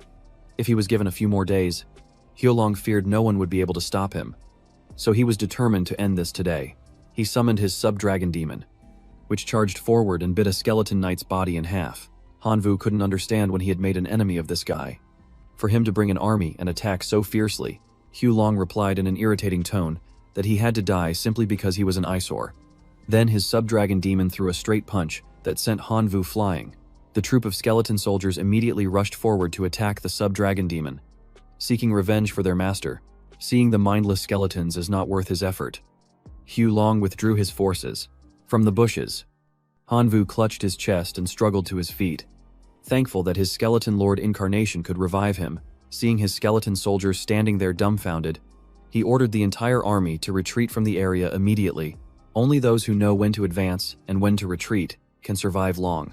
Today, Hanvu lost to Hulong, but the next time they meet, he will give him a taste of hell. Hulong thought Hanvu had dropped out of the exam, but his name was still standing tall on the leaderboard. Furious at being tricked by Hanvu's feigned death, he immediately set off to find him, determined not to let him survive again. But when he arrived, there was only an empty field. Hanvu and his legion had vanished without a trace. Hulong ordered his pack of hellhounds to spread out and search a 100-mile radius. Meanwhile, Hanvu, with just over 5,000 skeleton soldiers left, gave them bone essence stones to accelerate their reproduction. Even so, their strength after absorbing the stones wasn't enough to make a significant impact. To get noticed by the Imperial Capital Academy, he needed to achieve a truly outstanding military feat. Hanvu scrolled through the mission board and saw Mission 64 eliminate the fallen demon tribe for 80 points, and a level 2 chain fireball skill stone. These creatures were vicious but weak, and getting 80 points meant their numbers were at least 1 million. If he could turn them into skeleton soldiers, it would be perfect. He immediately set out. 2 months later, in the teacher's meeting room, everyone was boasting about their students. Someone asked Dien Van why his outstanding student, Hanvu, had suddenly disappeared. Lu Lokthian seized the opportunity to mock him, saying Hanvu was just a flash in the pan, a weakling spoiled into arrogance. Dien Van sternly warned him to watch his words, but Lu continued to provoke him. He called Hanvu useless, saying that no amount of resources could help him. Dien Van couldn't take it anymore and made a bet with him that Hanvu would win first place, wagering 10 divinity points. Lu Lokthian didn't have divinity points, but he had a divine authority. He had already set a trap, certain that Hanvu wouldn't survive, so he couldn't pass up this opportunity. He offered his level 3 sickness infliction divine authority as a wager, and the bet was sealed. Dien Van would win as long as Hanvu surpassed the 80-point mark. That was extremely difficult for an ordinary student, but achieving it would catch the eye of top universities. At the Fallen Demon Camp, which once held millions, less than 100,000 now remained. The rest had all surrendered to Hanvu, helping him expand his army of skeleton soldiers to 900,000. With another 100,000 left, they too would sooner or later bow before his legion. 20 minutes later, the entire skeleton army claimed a major victory. 3 skeleton soldiers used a wondrous spell to cast a magic formation. They transformed the remaining living fallen demons into transcendent skeleton spirits. Hanvu was surprised to find there was a type of skeleton even stronger than his skeleton knights. Furthermore, the resurrected skeletons could transfer magical power to their allies, making the entire army tougher. Hanvu's army was now nearly invincible. The skeleton knights cleaned up the battlefield and presented Hanvu with the spoils a level 1 fireball staff holy relic. Added to his divine domain core, it increased his kin's power to cast level 1 fireballs, turning them into divine weapons. There was also an abyss core that increased life force, a true treasure for Hanvu's swarm.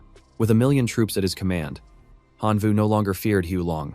After receiving 80 points, he proceeded to select a 70-point mission in Maoyan to wreak havoc on the locals. 3 days later, after a string of victories for his skeleton army, Hanvu shot up from the bottom of the rankings to 4th place. No wonder Dian Van treated him like a prized possession. So what if he's in 4th place? It's not the top spot. Lu Lokthian remained disdainful. Just then, notifications from various universities arrived, inviting Hanvu for interviews. One second-tier school even offered him direct admission. Lu Lokthian was stunned and then shouted, "Why is it only Hanvu getting these notifications and no one else?" There were still 3 people ahead of Hanvu, but the rules required over 3,000 points and one 80-point mission to qualify. Currently, only Hanvu had met that standard. Tan Sang had also just completed an 80-point mission, with a total score over 3,000, and received an invitation from another university. Lu Lokthian reassured himself that as long as Hanvu didn't take 1st place, he would still win the bet. He secretly contacted Hulong, telling him not to kill Hanvu, but just to stop him from completing the final 3 missions. Hulong nodded and chose a 90-point mission. Hanvu looked over the last 3 missions, clearing the evil man-eating tree forest, annihilating the fish demon tribe, and destroying the dark dwarf demigod. His current total was over 3,000 points, placing him 3rd. If he completed 2 more missions, he would surpass the leader.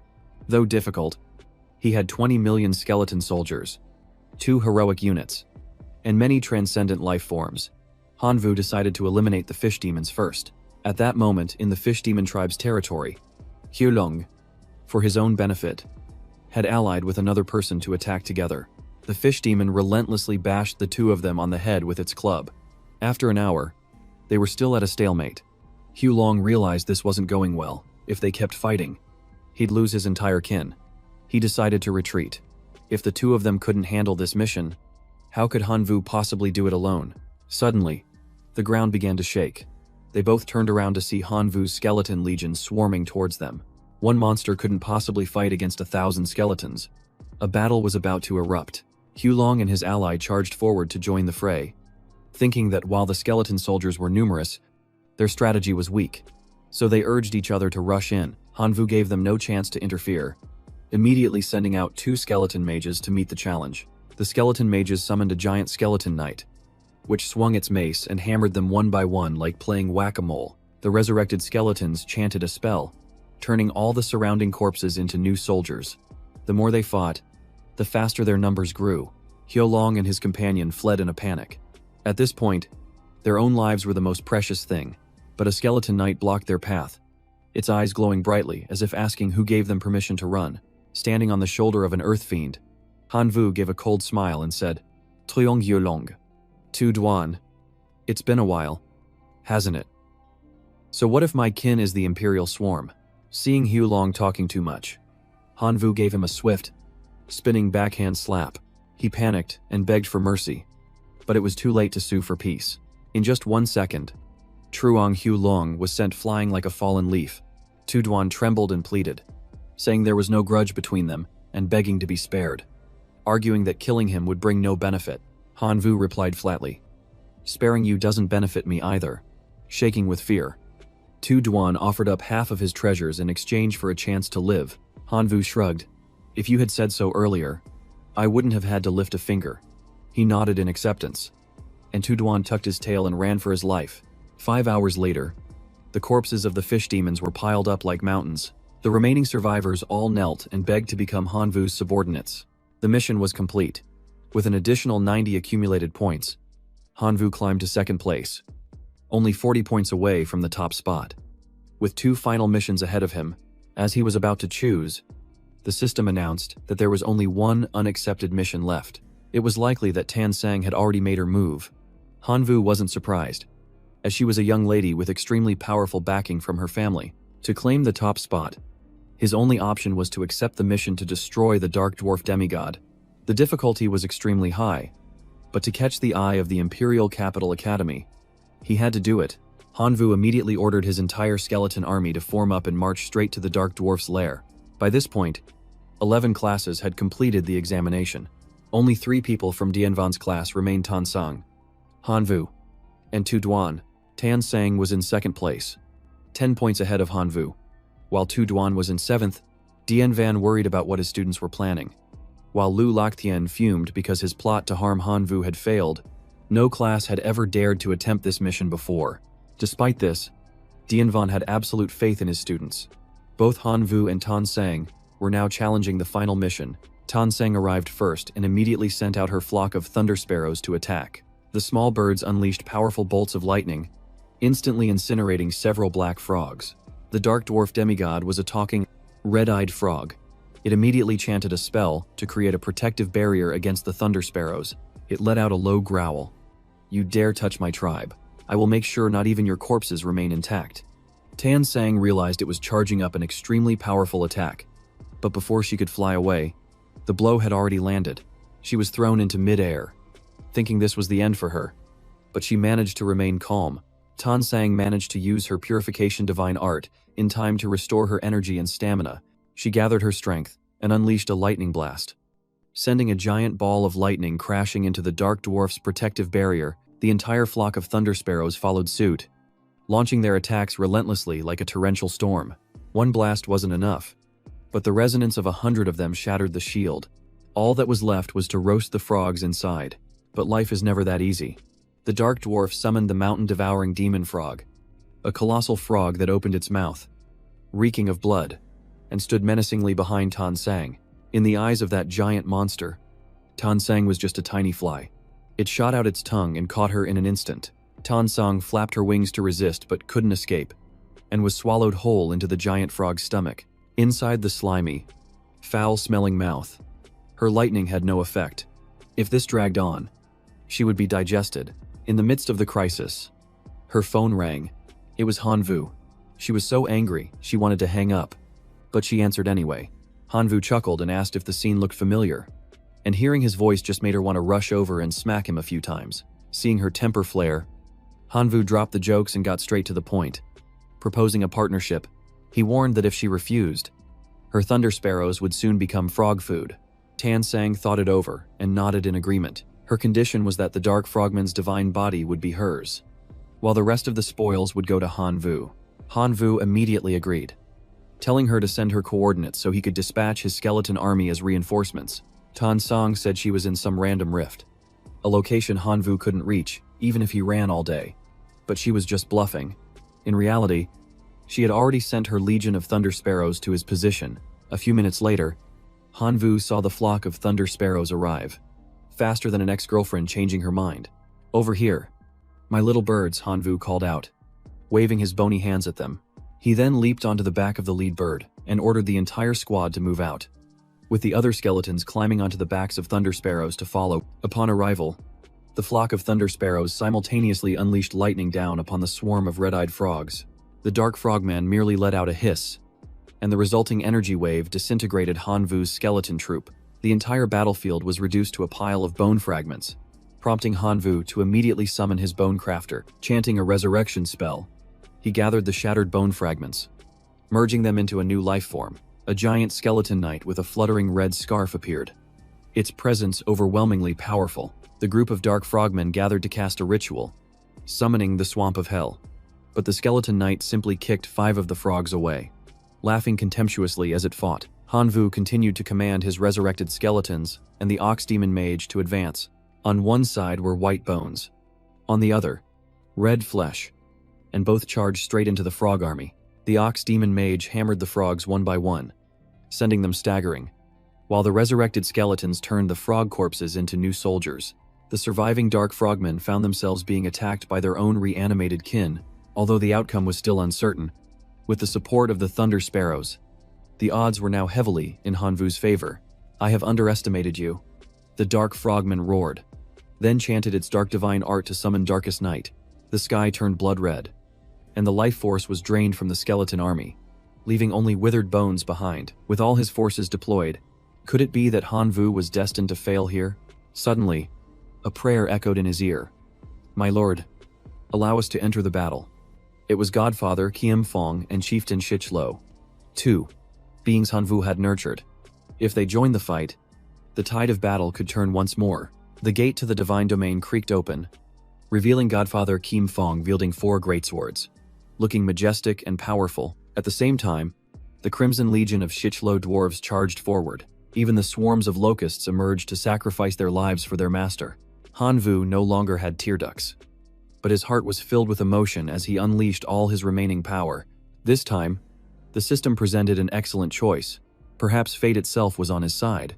Among the options was a holy relic called the Sacred Flame of Hope, which could dispel darkness, purify all negative energy, and increase the life force of his kin. Without hesitation, Hanvu took the Torch of Light, igniting a beacon of hope on the battlefield and leaving the dark frogmen stunned. A wave of exhilaration washed over him.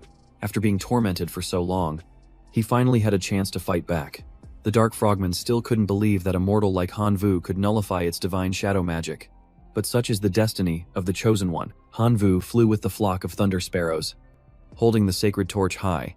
Wherever its light passed, the darkness vanished, and even the red-eyed frog's eyes cleared.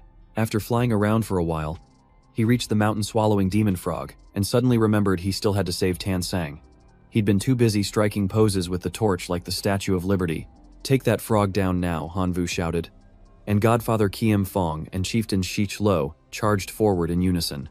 The two joined forces and sliced the giant frog to pieces. Tan Sang burst out from its stomach. Just seconds away from being digested, she immediately struck the demon frog with a massive ball of lightning, causing the very ground to explode. The giant monster convulsed violently, its entire body trembling as if it had been hit by a high-voltage current. The flock of thunder sparrows and the Shichlo dwarves rushed in to wipe out the smaller frogs, while the skeleton knight crushed any that remained. Seeing the unfavorable situation, the dark frogman demigod turned to flee, leaving behind the cliché line, "Just you wait. I don't like to wait," Hanvu replied, swooping down from above and slamming the sacred torch onto its head. The light completely devoured the darkness. Tansong followed up with a continuous barrage of lightning. The two worked in perfect sync, and the frog demigod was turned to black charcoal in an instant. With the mission complete, Tansang honored their agreement and took her share of the demigod's body. The dark frogman, on the brink of death, begged for mercy, promising to give up all its wealth in exchange for its life. "Once you're dead, what's yours will be mine anyway," Hanvu said coldly as he finished it off. Half an hour later, the system's asset summary left him stunned. He never expected a frog to be so rich. As per their deal, the entire treasure hoard belonged to Hanvu. While Tansong only took the corpse for research, Hanvu placed a crown on her head. Considering it a payment for the emotional debt that had built up between them over time, Tansang's pride swelled. But she maintained her cold demeanor, saying thanks weren't necessary. The assessment was over, and teacher Dian Van called them back to meet with the leadership and university representatives. The entire skeleton army now belonged to Hanvu. On the way back, the teacher reminded his two students not to speak carelessly, because all the teachers inside were true gods. After leading them into the hall, the teacher withdrew. Hanvu secretly wondered if the three true gods would recognize him as a child of destiny who possessed the ability to sacrifice life. One teacher began by interviewing Tan Sang. She was the heiress of a true god's family with abundant resources, and this time she had even obtained a god's corpse. The teacher guessed she would use it to nurture a lord-class life form. What he was most interested in was her current divinity value. Tan Sang answered honestly that she had 4 divinity points. Hearing this, Hanvu could only admire her in silence. She was already rich but still thrifty, truly the type to hog all the world's wealth. The evaluating teacher concluded that Tan Sang had met the requirements for all 3 universities. As long as she successfully nurtured her lord-class life form, she could enroll, and was even offered a spot as a provisional student to experience university life early. She thanked them. Although she had already expected this outcome, When it was Hanvu's turn, Teacher Chu-sin's expression suddenly changed, making him feel that something was wrong. The teacher said he had reviewed Hanvu's file and confirmed that his core race was the locust. After Hanvu nodded, the teacher made a mark on the core race confirmation form. Next was the divinity point check. Hanvu had 1 point, so he still met the requirement. The final question made him a bit tense. How did his godfather Kim Fong manage to find a skeleton lord in the demon realm? This question showed that they hadn't figured out his real secret, so Hanvu saw no need to reveal it. However, without a clear explanation, he would have an unmet condition. To get into those 3 universities, Hanvu would have to maintain his performance in the upcoming college entrance exam. Director Hua felt it was a pity that the teachers didn't recognize Hanvu's talent. But he wasn't bothered. His goal was the Imperial Capital Academy. Not these 3 schools. Teacher Dian Van patted his shoulder encouragingly, saying that Gateway Academy was also a top-tier school, and it was fine if he didn't get in. Many other schools were still willing to accept Hanvu as a provisional student, little knowing his sights were set only on the Imperial Capital. As soon as he stepped out, Tan Sang was waiting for him. She said that after nurturing her lord, she would enroll in a major university with suitable resources, then asked Hanvu which school he planned to attend. Hanvu answered concisely. His only goal was to go to the chaotic Star Sea in the Imperial Capital to find clues about the original body's parents. Tan Sang immediately changed her mind. If he was going to the Imperial Capital, she would follow, but as a provisional student, she would receive immense resources. When they met again, they might be rivals. So she advised him to become her slave now while he still had the chance. Hanvu couldn't understand why Tan Sang was so insistent on him becoming her subordinate. He had earned enough money to live comfortably for 3 lifetimes. So why would he need to bow down and serve anyone? Watching his cold figure walk away, Tan Sang became even more intrigued. She found his stubbornness, as unyielding as a skeleton, to be rather cute. Back in his divine domain, Hanvu used the divinity card. He now had 2 divinity points and a large amount of divine power.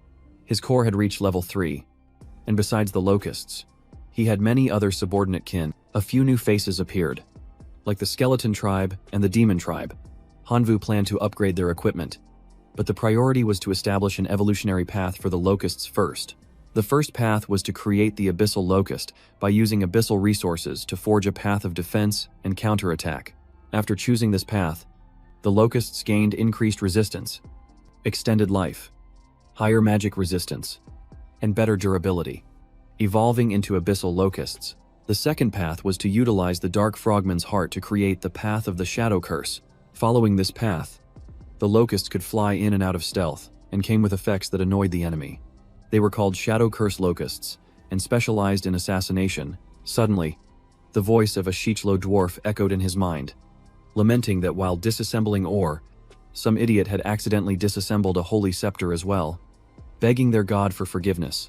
Arriving at the scene, Hanvu saw the chieftain kneeling and crying, accusing his own younger brother of being the culprit and pleading for absolution. Hanvu sighed, simply reminding them to be more careful next time and not to rush to disassemble every shiny thing they saw. He waited to see the result of the disassembly. The system returned 2 fire essence stones and 1 golden essence block, materials that could be used to repair or upgrade holy relics. Hanvu was surprised. His law of gluttony happened to be malfunctioning. Perhaps these materials could be used to fix it. Believing that trying was better than just hearing about it, and since it was already broken with nothing left to lose, he decided to experiment. The result was a partial repair. Before, it needed to consume energy over 1,000 times to evolve, but now it was down to 999 times. With more divine artifact materials, it could be fully restored. Hanvu checked the online community to see if anyone had a similar problem, and he found someone asking for help. This person had a broken divine artifact weapon that had lost all its divine aura, so he was looking for someone to help repair it. Everyone had refused because they had already tried and failed. But Hanvu had the materials, so he messaged the guy, telling him to get in touch if he needed help. He had barely sent the message when a call came in, as fast as a lightning strike.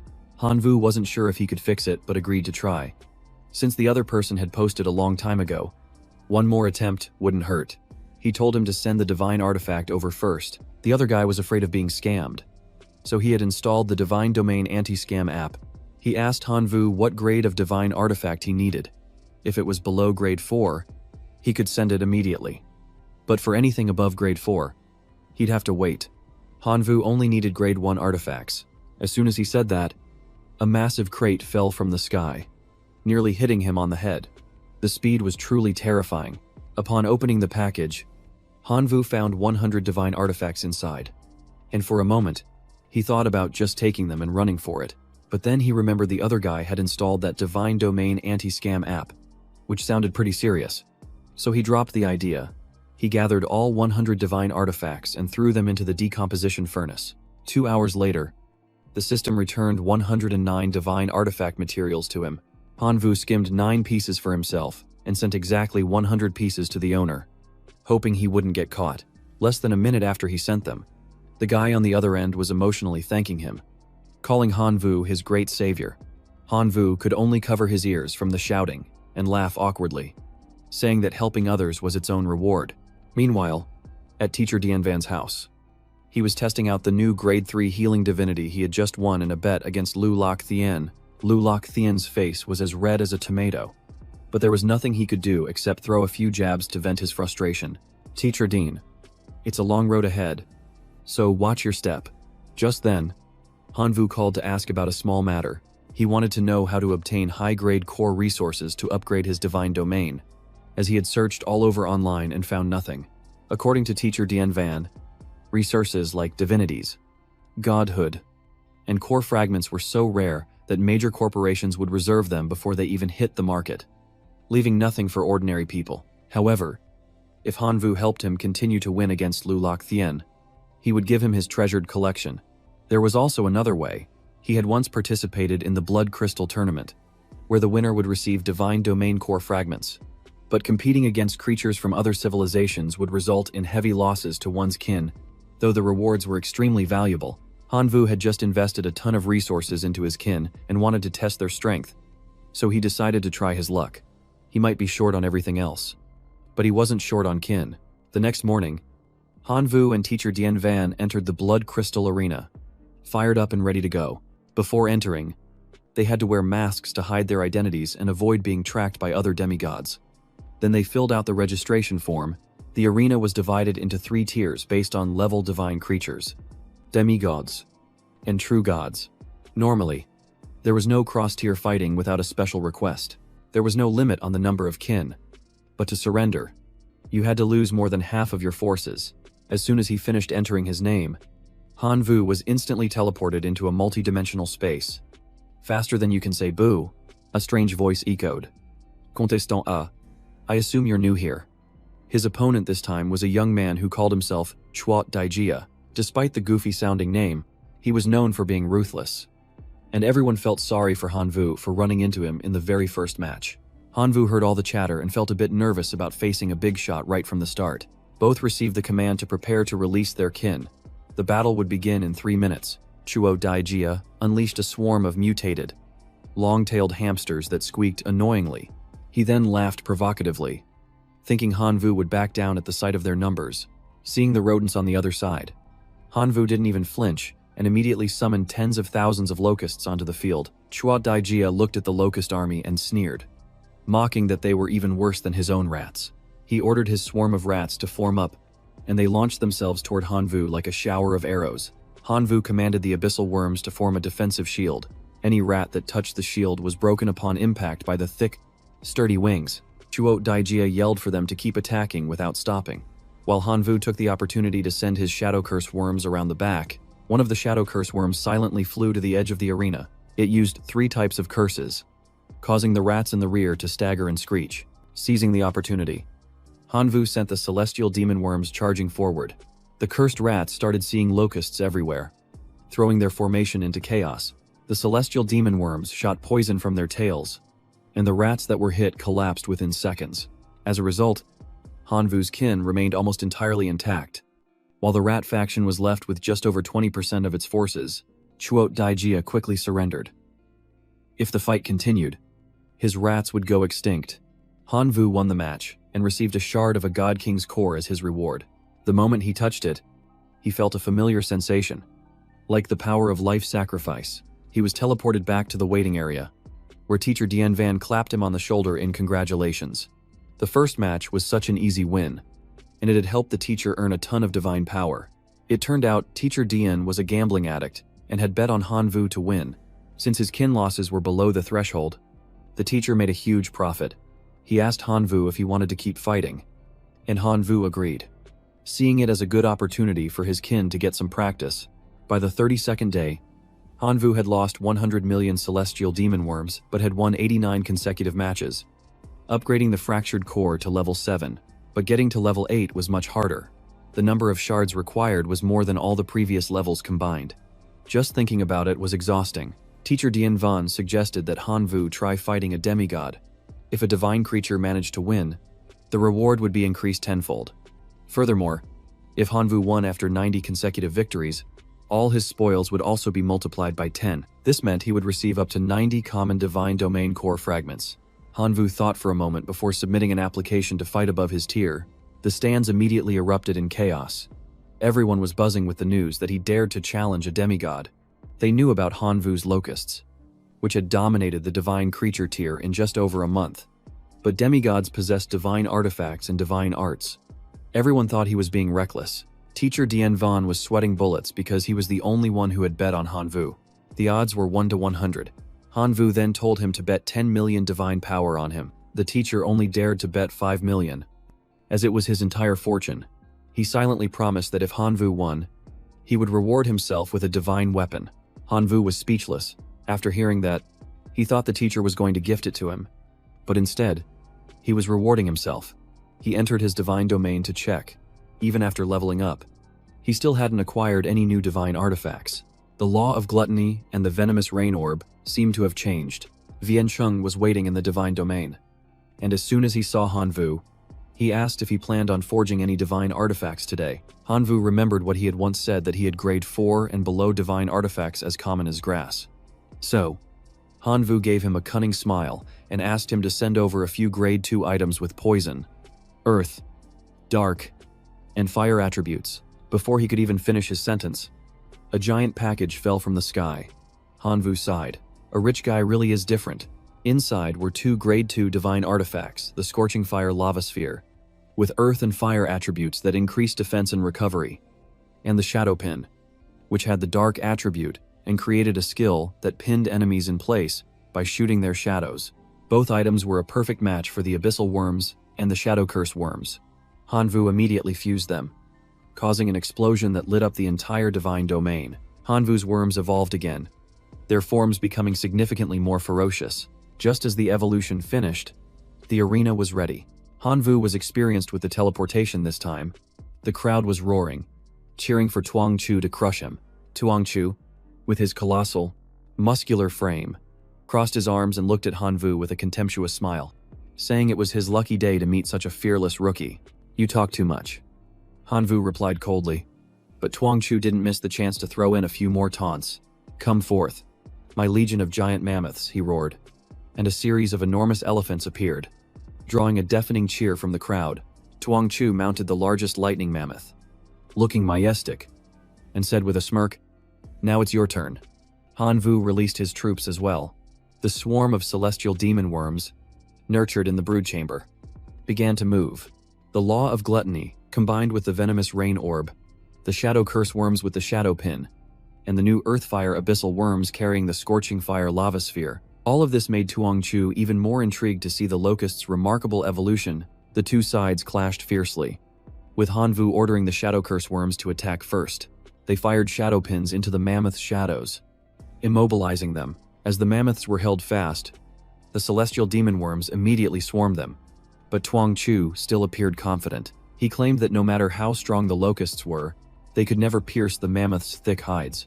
"Are you sure about that?" Hanvu replied softly with a smirk. A second later, a terrifying explosion erupted, sending up clouds of smoke and dust. Tuang Chu ordered his giant legion to charge forward and protect the surrounded lightning mammoth. Hanvu directed his squad of explosive magma locusts to engage in battle. The mammoths were hit by the scorching magma, their bodies charred as if they had been heated red hot. Tuang Chu gritted his teeth and used 3 savage divine arts to boost his army's armor and healing. The mammoth herd was revitalized and fought back fiercely. He laughed triumphantly, saying, "You've forced me to use my spells, but I'll allow you to surrender once more, then half of your army is dead." Hanvu wasn't the least bit afraid. That swarm of locusts was merely a grain of sand in his colossal army.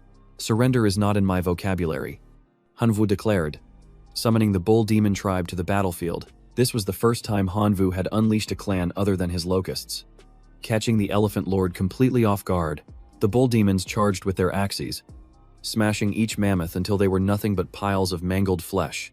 Not stopping there, Hanvu summoned his skeleton army, followed by the Skeleton Lord, skeleton mages, and skeleton revivers. He then leaped onto the Lord's shoulder to command them. The skeleton revivers held their staves and chanted resurrection spells. In the blink of an eye, the mammoth corpses were transformed into new skeleton soldiers, joining the Bone Legion. The Elephant Lord cursed in anger. He despised this kind of regenerating army. But he wasn't called a demigod for nothing. He roared, activating his War Stomp skill. The Elephant Lord ordered his Mammoth Lord to charge forward and crush the skeletons in its path. Seeing the field littered with bones, Hanvu immediately had the bull demons retreat to make way for the Bone Weaver. The Bone Weaver gathered all the bone fragments on the ground, creating a colossal skeleton knight many times larger than a mammoth. This was also the strongest hero-level being in his lineup. The Elephant Lord froze like a statue upon seeing a clan member of this caliber appear. He was forced to enhance his Thunder Mammoth to fight on even terms. But as soon as it charged, the skeleton knight grabbed its two long tusks and held it fast. The skeleton knight let out a mighty roar and stomped its right foot hard on the ground. A decisive spin sent the Thunder Mammoth flying backward, slamming its back onto the ground. Before its opponent could even get up, the skeleton knight leaped high and unleashed a level 1 skill, delivering a punch that came down like a thunderbolt. But the mammoth used its long trunk to wrap around the skeleton knight's arm, blocking the punch. It immediately threw the skeleton knight back down onto the floor, retaliating for the earlier takedown. The mammoth lifted its two front legs, intending to stomp its enemy to bits, but the skeleton knight dodged to the side with lightning speed, completely avoiding the attack. In return, the skeleton knight threw a heavy punch, knocking the elephant's head sideways. Hanvu shouted, "Right now, finish it." The skeleton knight jumped onto the mammoth's head, tapped it on the forehead, and then proceeded to help it remove its left tusk. Like a truly cold-hearted teammate, the Elephant Lord was flustered, not knowing what to do besides yelling for the mammoth to get up and fight back. But before it could struggle to its feet, the other tusk was also broken off enough to set up 3 generations for a comfortable life. Although it fought fiercely, Hanvu knew the skeleton knight was getting a bit carried away.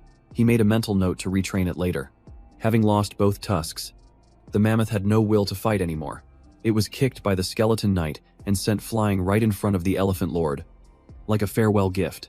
With no strong general left, the Elephant Lord switched to a strategy of overwhelming with numbers. He sent a herd of giant mammoths to swarm the skeleton knight, but they were like ants. Any that dared to get close were kicked out of the fight. The seemingly hopeless siege began to change when a few mammoths managed to get close to their target. The skeleton knight was surrounded, with the whole herd piling on like ants on a sugar cube. Hanvu immediately called for the Bull Demon King as backup. The entire herd of brawny bulls charged forward to break the encirclement. The giant mammoths that had just been taken down were immediately turned into skeletons by the skeleton revivers to serve in battle. Using numbers to fight turned out to be a fatal mistake, as the Elephant Lord had pushed himself into a corner. In the end, only a few surviving giant mammoths were left cowering in a corner, forcing the Elephant Lord to bow his head and admit defeat to Hanvu and the audience. A light emanated from the corpses of the giant herd, coalescing into an exquisite crystal.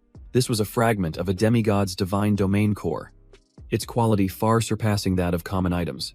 Because of his spectacular performance, Hanvu was summoned by the management for a meeting. They had been paying attention to him since the match began. Despite using a few little tricks, Hanvu had proven his abilities and was fully qualified to become an heir to the Bloody Arena.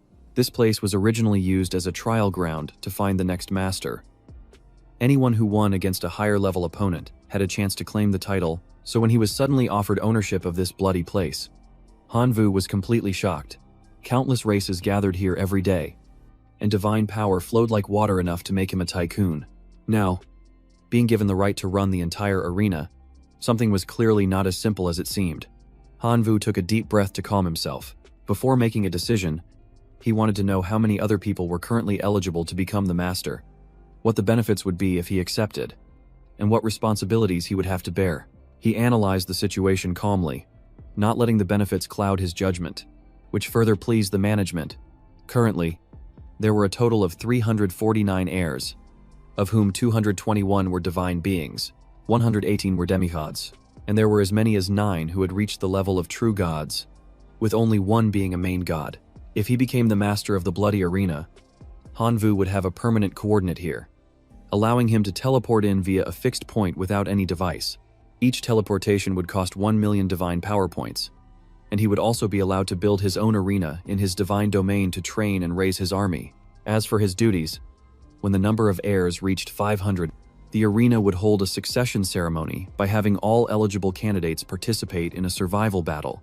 Looking at the bloody arena's system, Hanvu immediately understood that the succession ritual was no easy pill to swallow. 500 people fighting each other for a single throne. He was only the 350th heir, still quite far from the goal. By the time the number was reached, Hanvu might have already become a god king.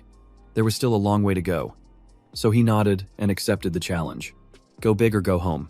Suddenly, a beam of light passed through Hanvu's body. Teacher Dian Van popped out of nowhere, his face beaming as if he'd just won the lottery. "Hanvu, you are my lucky charm," he said cheerfully, shoving a phone into the boy's hand before he could even process what was happening. The screen clearly displayed an account balance with a long, trailing series of zeros. Figuring out how to spend 1 billion divine power points was a headache, so Teacher Dian Van suggested that he should first buy a proper divine artifact. Hanvu was hesitant because he was only a divine being and not yet skilled enough to wield a divine artifact. But Teacher Dian Van puffed out his chest and told him not to worry. He had just discovered a place that specialized in selling all kinds of divine artifacts, wholesale and retail. Sounding just like a professional multi-level marketer. Finally found Yu Tuang. Chu rushed forward like a wild beast pouncing on its prey. Hanvu quickly ducked behind Teacher Dian Van, flashing a signal for help with his hand. Teacher Dian Van spread his arms to shield him, puffing out his chest to protect the student who had just scored 1 billion divine power.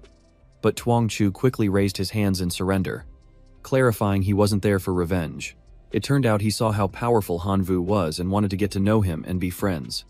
Introducing himself as a first-year student from West Capital Academy named Hangman, Hanvu shook Hangman's hand.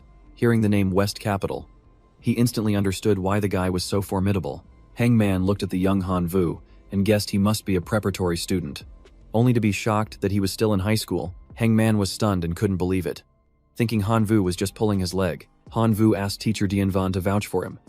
And after clearing his throat a couple of times, the teacher confirmed that he hadn't entered college yet. Despite many offers, he only wanted to get into the imperial capital, but they hadn't noticed him yet. Hearing this, Hangman understood. He saw that Hanvu had great ambition and promised to report back to West Capital Academy to get him a chance at their entrance exam. He advised him to upgrade his core race as much as possible from now on, as he might even get picked by the imperial capital. Hanvu still couldn't believe that someone he had defeated was now actively trying to help him.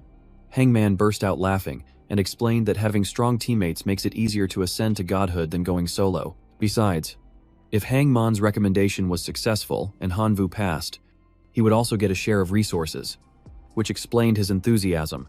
Hanvu was very grateful, and Hangman also advised him to invest his resources wisely, suggesting it was best to nurture a heroic life form to be ready for the imperial capital's examination.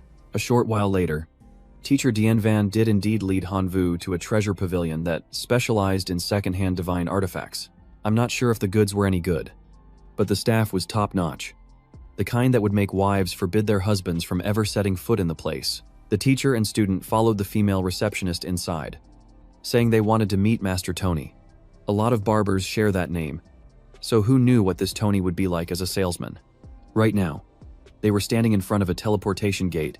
As soon as he stepped through, Hanvu came face to face with a portly plumber Annabelle, muscular old man who was hammering away at a weapon. The man recognized Teacher Dian and immediately asked if he'd brought a fat sheep this time. Hanvu froze, suddenly wishing he could just go home to his mom. Teacher Dian told old Tony to be serious, explaining this was a student, not some boy toy. The old man smoothed his hair and stated his shop's mission: we only sell premium goods, and the prices are ridiculously steep. Hanvu cursed inwardly. What student would have the money to come to a place like this? He had to struggle just to earn that 1 billion divine power. Seeing Hanvu's bad impression, Teacher Dian explained that Tony might have a sharp tongue, but when it came to crafting, his work was the absolute best. But Teacher Dian didn't know just how venomous old Tony's mouth was. If it weren't for customer referrals, he would have been blacklisted long ago. Tony then led Hanvu to see the masterpieces he had crafted with his own hands. Behind a red curtain was a vast room, densely packed with incredibly flashy divine artifacts on display. Each item was personally crafted and stamped with a seal of authenticity by Titani. Teacher Dean followed along, telling Hanvu to pick whatever he liked, as he couldn't afford to buy it for him as a gift. Hanvu hesitated, thinking that if being poor meant being looked down on by the imperial capital, then the 600 million goo cultivation jar was a worthy investment. In the end, Hanvu decided on a level 2 divine artifact, the goo jar, which was specialized for goo cultivation. Inside, the divine artifact was a space that could hold up to 100,000 insectoids to begin the goo cultivation ritual, where only one creature would survive and evolve, culminating in a heroic life form. It also came with the insect lure divine art, whose range depended on the amount of divine power invested. Even though it was only a level 2 divine artifact, it was the most suitable for Hanvu. Teacher Dian was thrilled that he had a good eye for items. 4 divine attributes or 580 million. Either works. Are you paying with cash or transfer? Tony closed the deal so fast it startled Hanvu. Teacher Dean pulled him back, demanding a small discount for friendship's sake. We're old acquaintances. Can't you give me some face? He argued. Tony reluctantly nodded. In the end, Hanvu paid 600 million and got a bonus scouting eye thrown in. After making the purchase, Hanvu planned to bolt immediately, fearing he'd get fleeced for more if he stayed. But unexpectedly, Tony followed him to market a special divine artifact he had just completed based on a fragmented scroll from an ancient civilization. Teacher Dian narrowed his eyes to inspect the item. As soon as he finished looking, the teacher got angry. Seriously, Tony, I thought you were my friend, but you're trying to pull a fast one on me like I'm your enemy. Tony quickly waved his hands to explain, saying the artifact was called the Greedy Wolf and came from a lost civilization. It lived by devouring other divine artifacts, and each one it consumed made it stronger, even allowing it to learn new skills. This was precisely why it was once despised by the entire world, dragging its civilization down with it. For such an overpowered item, Tony was asking for a mere 1 billion divine power. Hanvu was also perplexed after hearing this. An item that could cause the downfall of a civilization was surprisingly cheap, which was highly suspicious. But since Tony only had the fragmented scroll, his recreated Greedy Wolf was flawed. Its speed of devouring divine artifacts was 10 times slower. It only retained a few passive effects, and its original divine art was unusable. Hearing this, Teacher Dian bluntly called it a piece of junk, making Tony blush. On the contrary, Hanvu still wanted it, but he was only willing to spend exactly 400 million, as it was all the money he had left. He really wanted to try out a divine artifact that was incredibly difficult to break, and could even weaken any opponent who dared to touch it. Teacher Dian tried to stop him, but Hanvu launched into a well-rehearsed speech. First, he praised Tony's craftsmanship, then lamented that he was broke with only 400 million left, which was exactly the kind of flattery Tony loved to hear. Tony was ecstatic from the flattery, and seeing how much he appreciated the artifact he'd made, he agreed to sell it for 400 million. Money can't buy you a kindred spirit, but it could buy the Greedy Wolf divine artifact, which now belonged to him. Hanvu returned home and immediately tested the 3 divine artifacts he had just acquired, dripping a drop of blood on each to activate the ownership bond. The goo jar reacted first. Hanvu immediately sent his locusts inside to reconstruct its internal structure. Suddenly, a green frog leaped out, swallowed a locust, and dragged it back inside. Meanwhile, the Greedy Wolf remained dormant, making Hanvu worry that Tony had scammed him. Just as the thought crossed his mind, the Greedy Wolf suddenly began to glow. A small, adorable husky jumped out from within the aura. Hanvu saw that it was the complete opposite of the described gluttonous and aggressive beast. The goofy husky barked loudly, signaling that it urgently needed to be fed divine artifacts. It had been affected by the law of gluttony since birth, but Hanvu was completely broke. He had no choice but to take out a divine domain fragment to feed it for the time being. With food in its paws, the husky immediately sat down obediently and didn't move a muscle. He wondered what his races were doing right now. The locusts were sensing the celestial energy. The red dwarves were tirelessly mining for gold with their pickaxes. The minotaurs were diligently pulling half-ton weights.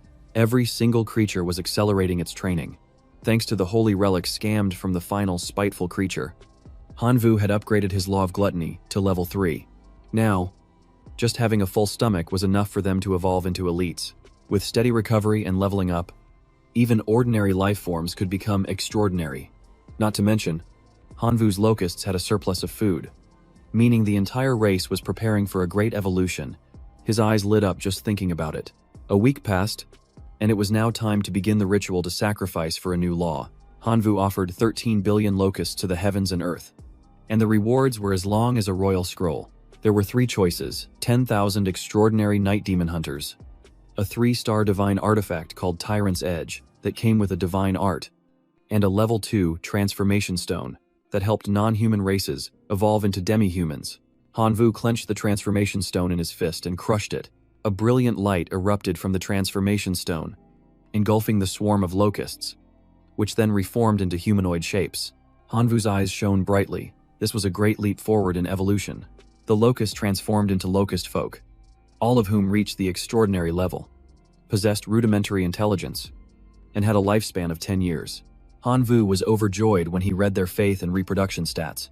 Who would dare look down on locusts now? Just then, teacher Dianvan called to inform him that a teacher from the West Capital Academy would be coming to see him tomorrow. The next day, a male student from his class approached him, offering to sponsor Hanvu with resources. He even boasted that his family had demigods and rare resources that couldn't be found online. Opportunity had knocked. Hanvu immediately needed Divine Domain core fragments from level 7 to 10. The student nodded right away, but the price was a steep 400 million divine power points. Hanvu agreed anyway. No matter how poor he was, he had to take the risk. He cleverly suggested that Hanvu sell him 1,000 extraordinary skeleton knights to offset the cost. Hanvu agreed in a heartbeat. His domain was practically a farm for extraordinary skeleton knights. Seeing him agree so quickly, the other student regretted not asking for a heroic bone controller sooner. Just then, teacher Dianvan arrived to take Hanvu to meet the examiner. The half-bald teacher from the other day was surprised to see Hanvu. As expected, he still didn't think highly of Hanvu, who had failed the preparatory test before. This time, the West Capital Academy's examination was much harder than any high school test. To prevent cheating, only the core race was allowed to participate, and Hanvu's was of the lowest tier. He had to infiltrate the border of the Giants' multi-dragon city, a place with a strict system of classes and ranks that would affect both him and his race. Because they would be classified as dangerous monsters, the class holders in the city would actively hunt him down and pursue him relentlessly. His mission was simple: he had to assassinate one of the hero protectors within Multi-Dragon City. Hanvu asked about the total population and the number of heroes. The teacher explained that although Multi-Dragon City was a border region, it had tens of thousands of residents, with over 10% being class holders. There were a total of 5 heroes. The rest he would have to find out for himself. He had only 1 hour to prepare. Hanvu immediately asked teacher Dianvan to exchange his accumulated points for 3 level 1 holy relics inside his divine domain. Hanvu used the fragments from his battle with Hangman to upgrade his divine domain core. The divine domain reached level 3, expanding its space. And now all he had to do was integrate the 3 sacred relics given by teacher Dianvan. The first was the poison gland, which would allow his swarm to develop a poison attribute. The next item was the earth core, which increased defensive power through the earth attribute. Finally, there was the elf cluster bow, both a weapon and a sacred relic. It allowed his swarm to draw upon its power for combat energy, while Hanvu could summon the bow's physical form. Once the integration was complete, most of the demonic insects had gained poison glands. Half of the fallen insects had upgraded their defense, and the imperial insectoids could now use the cluster bows for combat.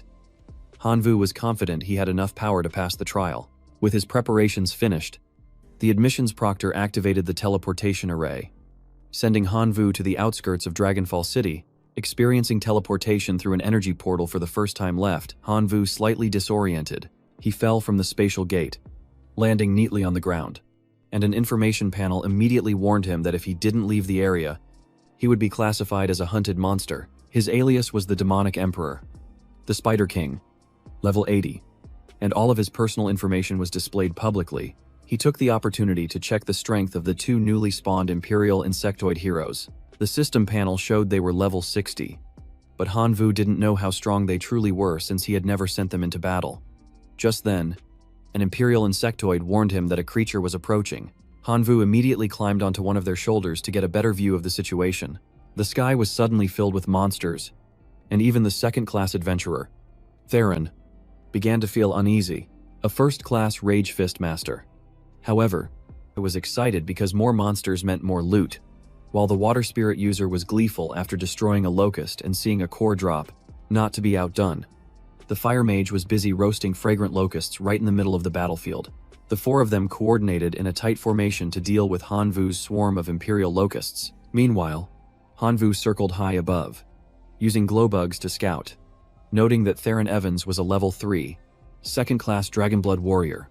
They all wore the same type of badge on their chests, but Theron's was a distinctive silver one, a high-grade item reserved only for the team leader. Clearly, Theron was the commander of this group. Seeing the swarm of locusts blackening the sky, Theron ordered a retreat, but it was too late. Hanvu had an imperial insectoid descend to block their path. The atmosphere instantly froze. The creatures they had thought were harmless turned out to be third-class monsters. Theron yelled for his teammates to scatter while he held off the giant monster. He swung his sword and unleashed a mighty cleave, but it dealt 0 damage, leaving only a faint scratch. The disparity in power was too great. There was almost no hope of victory. When Theron let his guard down, the imperial insectoid suddenly lunged forward, delivering a powerful kick that sent him flying 100 meters.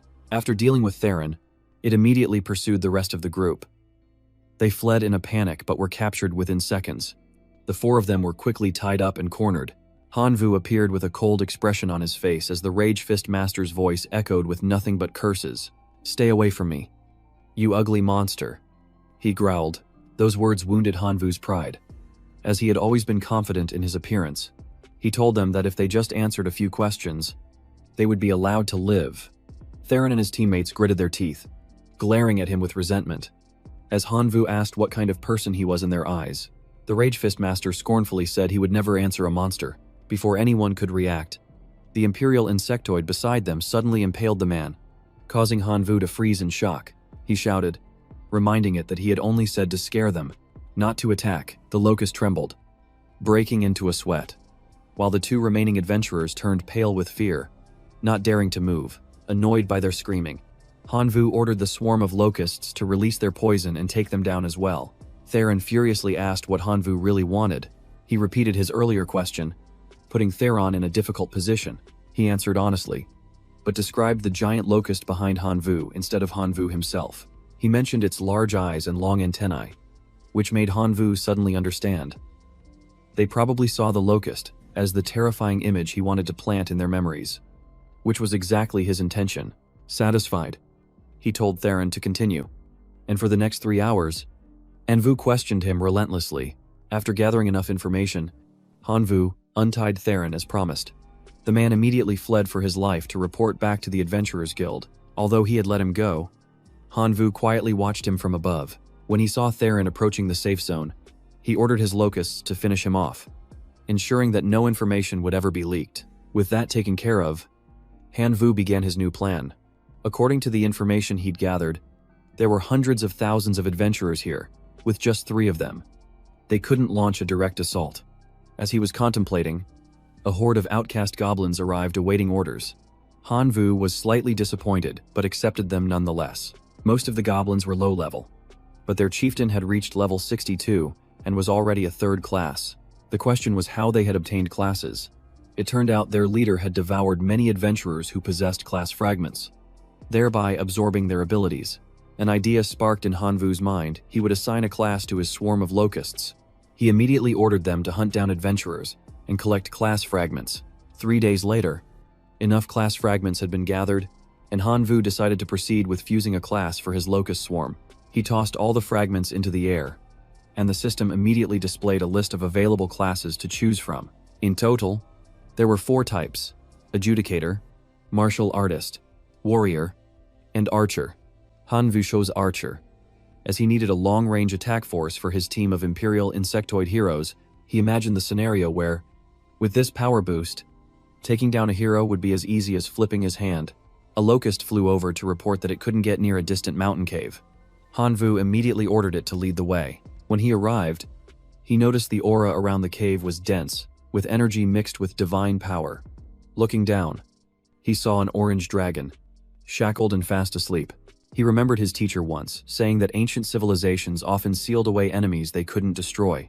Perhaps the black dragon before him was such a creature, imprisoned by a powerful being. Its name was Elphus, level 103. It was originally level 149, but had been weakened by the seal. It possessed the class the Renegade, and all information about its equipment and talents was hidden. Suddenly, the black dragon opened its eyes. The Imperial insectoids panicked and were about to flee, but Hanvu called them back. The entire swarm froze, trembling where they stood. Elphus, the renegade black dragon, rose to its feet, furiously preparing to attack Hanvu. He immediately ran, ordering his swarm of Imperial insects to scatter and evade as black smoke billowed around the cave. 5 minutes later, Hanvu poked his head out and asked if it was done with its attacks yet. His words only enraged Elphus further, and it immediately opened its mouth to gather a massive sphere of energy. Hanvu darted away to hide again. Elphus attacked continuously, but it seemed more like intimidation. For a full 10 minutes, it didn't hit anyone, and its exhaustion became apparent. At this point, Hanvu stepped out, saying he didn't come to fight, but to help. Though the dragon didn't believe him, it scornfully told Hanvu to leave before it lost its temper, or else it would crush him. Seeing that talking was useless, Hanvu drew his bow, pulled back the string, and fired an arrow straight at the dragon. The arrow hit its scales and ricocheted off. Elphus gave a cold laugh, boasting that its defense was unparalleled and Hanvu could do nothing. Seeing the bow was useless, Hanvu drew his sword. He charged forward and slashed powerfully, but the blade merely glanced off its scales without leaving a mark. He changed his angle of attack, channeling 10,000 points of divine power into a slash near the dragon's head. In order to negotiate, he had to make it feel pain. Hanvu channeled his defense-breaking slash and delivered a critical blow. The slash made the black dragon roar in pain for the first time. It roared furiously, daring him to harm the great renegade. As it tried to threaten him again, Hanvu said in a cold voice that he had even stronger weapons, and challenged it to see if it could survive. The black dragon lowered its voice and finally agreed to talk. Asking him what he wanted, Hanvu stated straightforwardly that he needed to eliminate a hero in Dragon City, but he wasn't strong enough on his own and required its assistance. Elphus explained that it had been sealed for hundreds of years and couldn't leave. The binding chains were made specifically for it, and not even dark energy could break them. Hanvu looked at the lock on the dragon's neck and asked if it was a divine artifact, which it confirmed. Hanvu created a fireball, thinking of a way to break the lock. Although he wasn't sure it would succeed, he still wanted to try. He pushed the fireball into the center of a chain link, cutting the chain in two.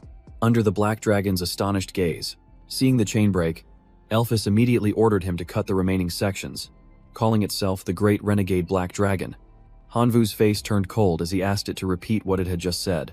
The black dragon arrogantly repeated its command. Hanvu grew angry, reminding it that he was helping because he needed cooperation, not to take orders. Finally, the black dragon agreed to help, saying that dealing with a hero was like brushing off dust for it. It urged Hanvu to remove the chains, but Hanvu had changed his mind, now demanding it serve him for 100 years to repay the favor. Elphus roared, calling Hanvu a delusional piece of trash. How could a mighty black dragon bow its head and become a servant? Hanvu calmly replied that since he could save it, he could also destroy it. If it didn't accept, it would become a stepping stone for him to increase his power. He added that a dragon's body is a treasure trove, and its bones could be used to forge weapons. Hearing this, Elphus shuddered and quickly bowed its head, agreeing to serve for 100 years in exchange for being freed from its shackles. Hanvu smiled, presenting a contract and demanding it sign. After reading it, the black dragon became furious because the terms were no different from a slave contract. It roared in protest. But when Hanvu held out a class fragment, its eyes were immediately drawn to it. He knew the creature was weak and therefore easily tempted. As expected, Elphus immediately extended its claw and signed, obediently accepting the contract, keeping his promise. Hanvu let the little wolf devour the chains, completely freeing the black dragon. After centuries of imprisonment, the rebellious black dragon Elphus was finally free. While back at the Multi-Dragon City Guild, a massive shockwave was unfolding. The 5 heroes immediately gathered upon hearing that the black dragon had broken its seal and escaped. They knew its power had not yet recovered, making this the golden opportunity to join forces and eliminate it. The hero Saintess believed the Black Dragon would find a hiding place to regain its strength. With the surrounding area being so vast, searching for it would be like finding a needle in a haystack. She suggested mobilizing adventurers for help, while the Icefire Swordmaster argued they had to strike first. Otherwise, the draconic aura would empower all the monsters in the region. The Windrunner casually told them they were overreacting, saying it was just one dragon that had escaped its seal, and there was no need to panic. Then turned to ask for the opinion of the Dragon Slayer, the one considered the strongest of the group. The Dragon Slayer replied sternly, "Why fear a mere dragon? I once single-handedly slew the 6 wind dragons without breaking a sweat." But the Infinite Saint warned that this dragon was unlike the others. According to ancient texts, it was a traitor to the dragon race and must not be underestimated. The Dragon Slayer narrowed his eyes and asked coldly, "Are you doubting my strength? I am a level 4 Dragon Slayer, chosen by destiny, born to kill dragons." His words silenced the Infinite Saint, who could not argue further. The Dragon Slayer decided to handle the Black Dragon himself, instructing the others to protect Multi-Dragon City. And everyone respected his decision. The Windrunner smiled and asked to accompany him as support. The Dragon Slayer walked away in silence, with the Windrunner following like a shadow. Meanwhile, Hanvu and the Black Dragon had already summoned all the monsters around the city to kneel at their feet. Hanvu rallied them to rise up, forming a monster alliance to counterattack the world of adventurers. With the sole objective of hunting the adventurers themselves, the monsters were stunned, unable to believe they would dare to defy humans. Given their own weakness, Hanvu thought for a moment and then promised to help them grow stronger, offering energy crystals as a reward for joining the alliance. A few days later, the plan was set in motion as the Black Dragon dripped its blood for Hanvu to bathe in and refine. The dragon's blood contained immense energy, helping Hanvu break through to his 3rd-class advancement. The Black Dragon half-jokingly said it would need 500 black crystals to replenish its blood. Hanvu knew it was just pretending to be weak, but nodded in agreement anyway. After finishing the absorption, the system notified Hanvu that he had advanced to a level 3 Black Dragon warrior. His elemental resistance increased by 50%, and his powers erupted, especially the Black Dragon transformation skill, which he activated immediately, shrouding himself in purple smoke. In an instant, Hanvu grew 2 horns and a pair of black wings. He gained the new title of Demon Sovereign, level 125, and possessed a host of talents like the Chosen One and Dark Sense. He was now a true force to be reckoned with. He was confident he had enough power to face the heroes of Multi-Dragon City. Suddenly, the Black Dragon roared as 2 brilliant streams of red and blue light appeared in the sky. 2 figures landed. It was the Dragon Slayer and the Windrunner. They had tracked down the Black Dragon's hiding place. The Dragon Slayer targeted the Black Dragon directly. If he could take it down, his job class level would advance phenomenally. He ordered the Windrunner to erect a barrier to keep the other monsters out of the battle zone. The Windrunner immediately raised his hand, creating a storm barrier that enveloped the sky. The entirety of Multi-Dragon City glowed with a jade-green light. Hanvu and the Black Dragon were trapped inside the barrier. Seeing the level 125 Demon Sovereign, the 2 heroes were shocked that such a powerful being existed outside the city. Hanvu had originally planned to train his skills before attacking the city, but fate brought his enemies to him. The Windrunner, whose real name was Caxmith, was level 131 and possessed the Wind God Incarnation talent, making him significantly stronger and putting Hanvu and the Black Dragon at a disadvantage. The battle began. Hanvu took the initiative, flying up and launching 2 wind blades towards Caxmith. Caxmith dodged them neatly and leaped into the air to pursue him. He appeared right behind Hanvu and launched an attack. It turned out he could create clones, and Hanvu was struck from both the front and back, leaving him dazed. On the other side, the Black Dragon was attacking frantically. While the Imperial Locust clan was also trying to break the barrier, Caxmith was still maintaining the barrier while the Dragon Slayer fought the Black Dragon directly. Just when the dragon thought it had the upper hand, the Dragon Slayer suddenly appeared behind it and swung his sword with great force. A tragic roar echoed as its colossal body collapsed. Black Dragon was completely subdued, bound by Dragon Slayer with the Dragon Soul. He ordered the Black Dragon to be taken back to the city, then turned and asked Caxmith if he needed any help. Caxmith confidently said he could handle it on his own. The Dragon Slayer nodded and left, using the Dragon Soul to escort the Black Dragon away. Hanvu relentlessly tried to break the storm barrier, determined to succeed, no matter the cost. The swarm of Imperial Locusts threw all their might into tearing the barrier apart piece by piece. After just a few minutes, The barrier was torn open by a rain of locusts. Cacksmith was stunned for a moment, then sneered, telling Hanvu he didn't know his own limits as he launched a fierce counterattack. But before he could even turn, he was completely surrounded by the swarm of imperial locusts from all sides. By the time he realized the danger, his energy was nearly depleted. It was too late to retreat. Of the 36 stratagems, running was his only option. But his escape route was already blocked. In an instant, the level 131 hero was devoured by the swarm of imperial locusts, his body disintegrating until only a dry skeleton remained. He was officially eliminated from the battle, which meant Hanvu's mission was complete. The system displayed a notification, along with a message from his teacher. The teleportation gate was open and ready for his return. But Hanvu had no intention of retreating. His gaze was still fixed on Multi-Dragon City. His teacher understood why. Hanvu wanted to charge in and save the Black Dragon because their 100-year contract meant he couldn't abandon it. He warned in a stern voice that it was a suicidal act, as Hanvu would have to face 4 heroes even stronger than Cacksmith. Along with countless adventurers and militiamen, even a demigod would struggle to survive, let alone a minor divine creature like him. Despite knowing the risks, Hanvu proposed releasing all the clans from the Holy Domain to fight, even raising the mission difficulty to conquering all of Multi-Dragon City. The teacher was stunned, thinking he was joking, but he still nodded and approved the audacious request. Before disappearing, he told Hanvu to survive at all costs, because his true body was on the verge of descending. Immediately after, a host of creatures appeared, led by a level 140 Iron Slasher from the Blade Wasp clan. Beside it was a level 113 Divine Forge Dwarf, who specialized in forging divine artifacts. There was also a level 135 from the Fish Demon clan, with a massive body, radiating killing intent. There were also the Withered Bone clan at level 132, a Bone Reviver at level 86, and a Bone Controller at level 75. Hanvu was pleased with the lineup, but while they were strong, he still lacked the numbers to face millions of adventurers. He needed more low-level allies to control. This was where the Monster Alliance came into play. Hanvu ordered the Locusts to spread the word and gather the army. The longer he delayed, the more danger the Black Dragon would be in. He called the Iron Slasher Blade Wasp and the Fish Demon Satman to follow him to a secret forest.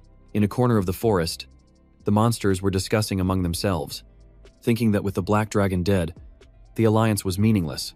A wolf suggested they kill Hanvu and divide the energy crystals among themselves, but before it could even finish its sentence, it was struck down by someone, unable to even cry out. The remaining monsters trembled and looked at each other in terror. It was a warning from Hanvu.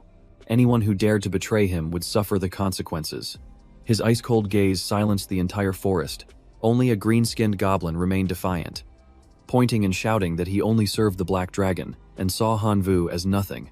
Hanvu immediately taught it a lesson.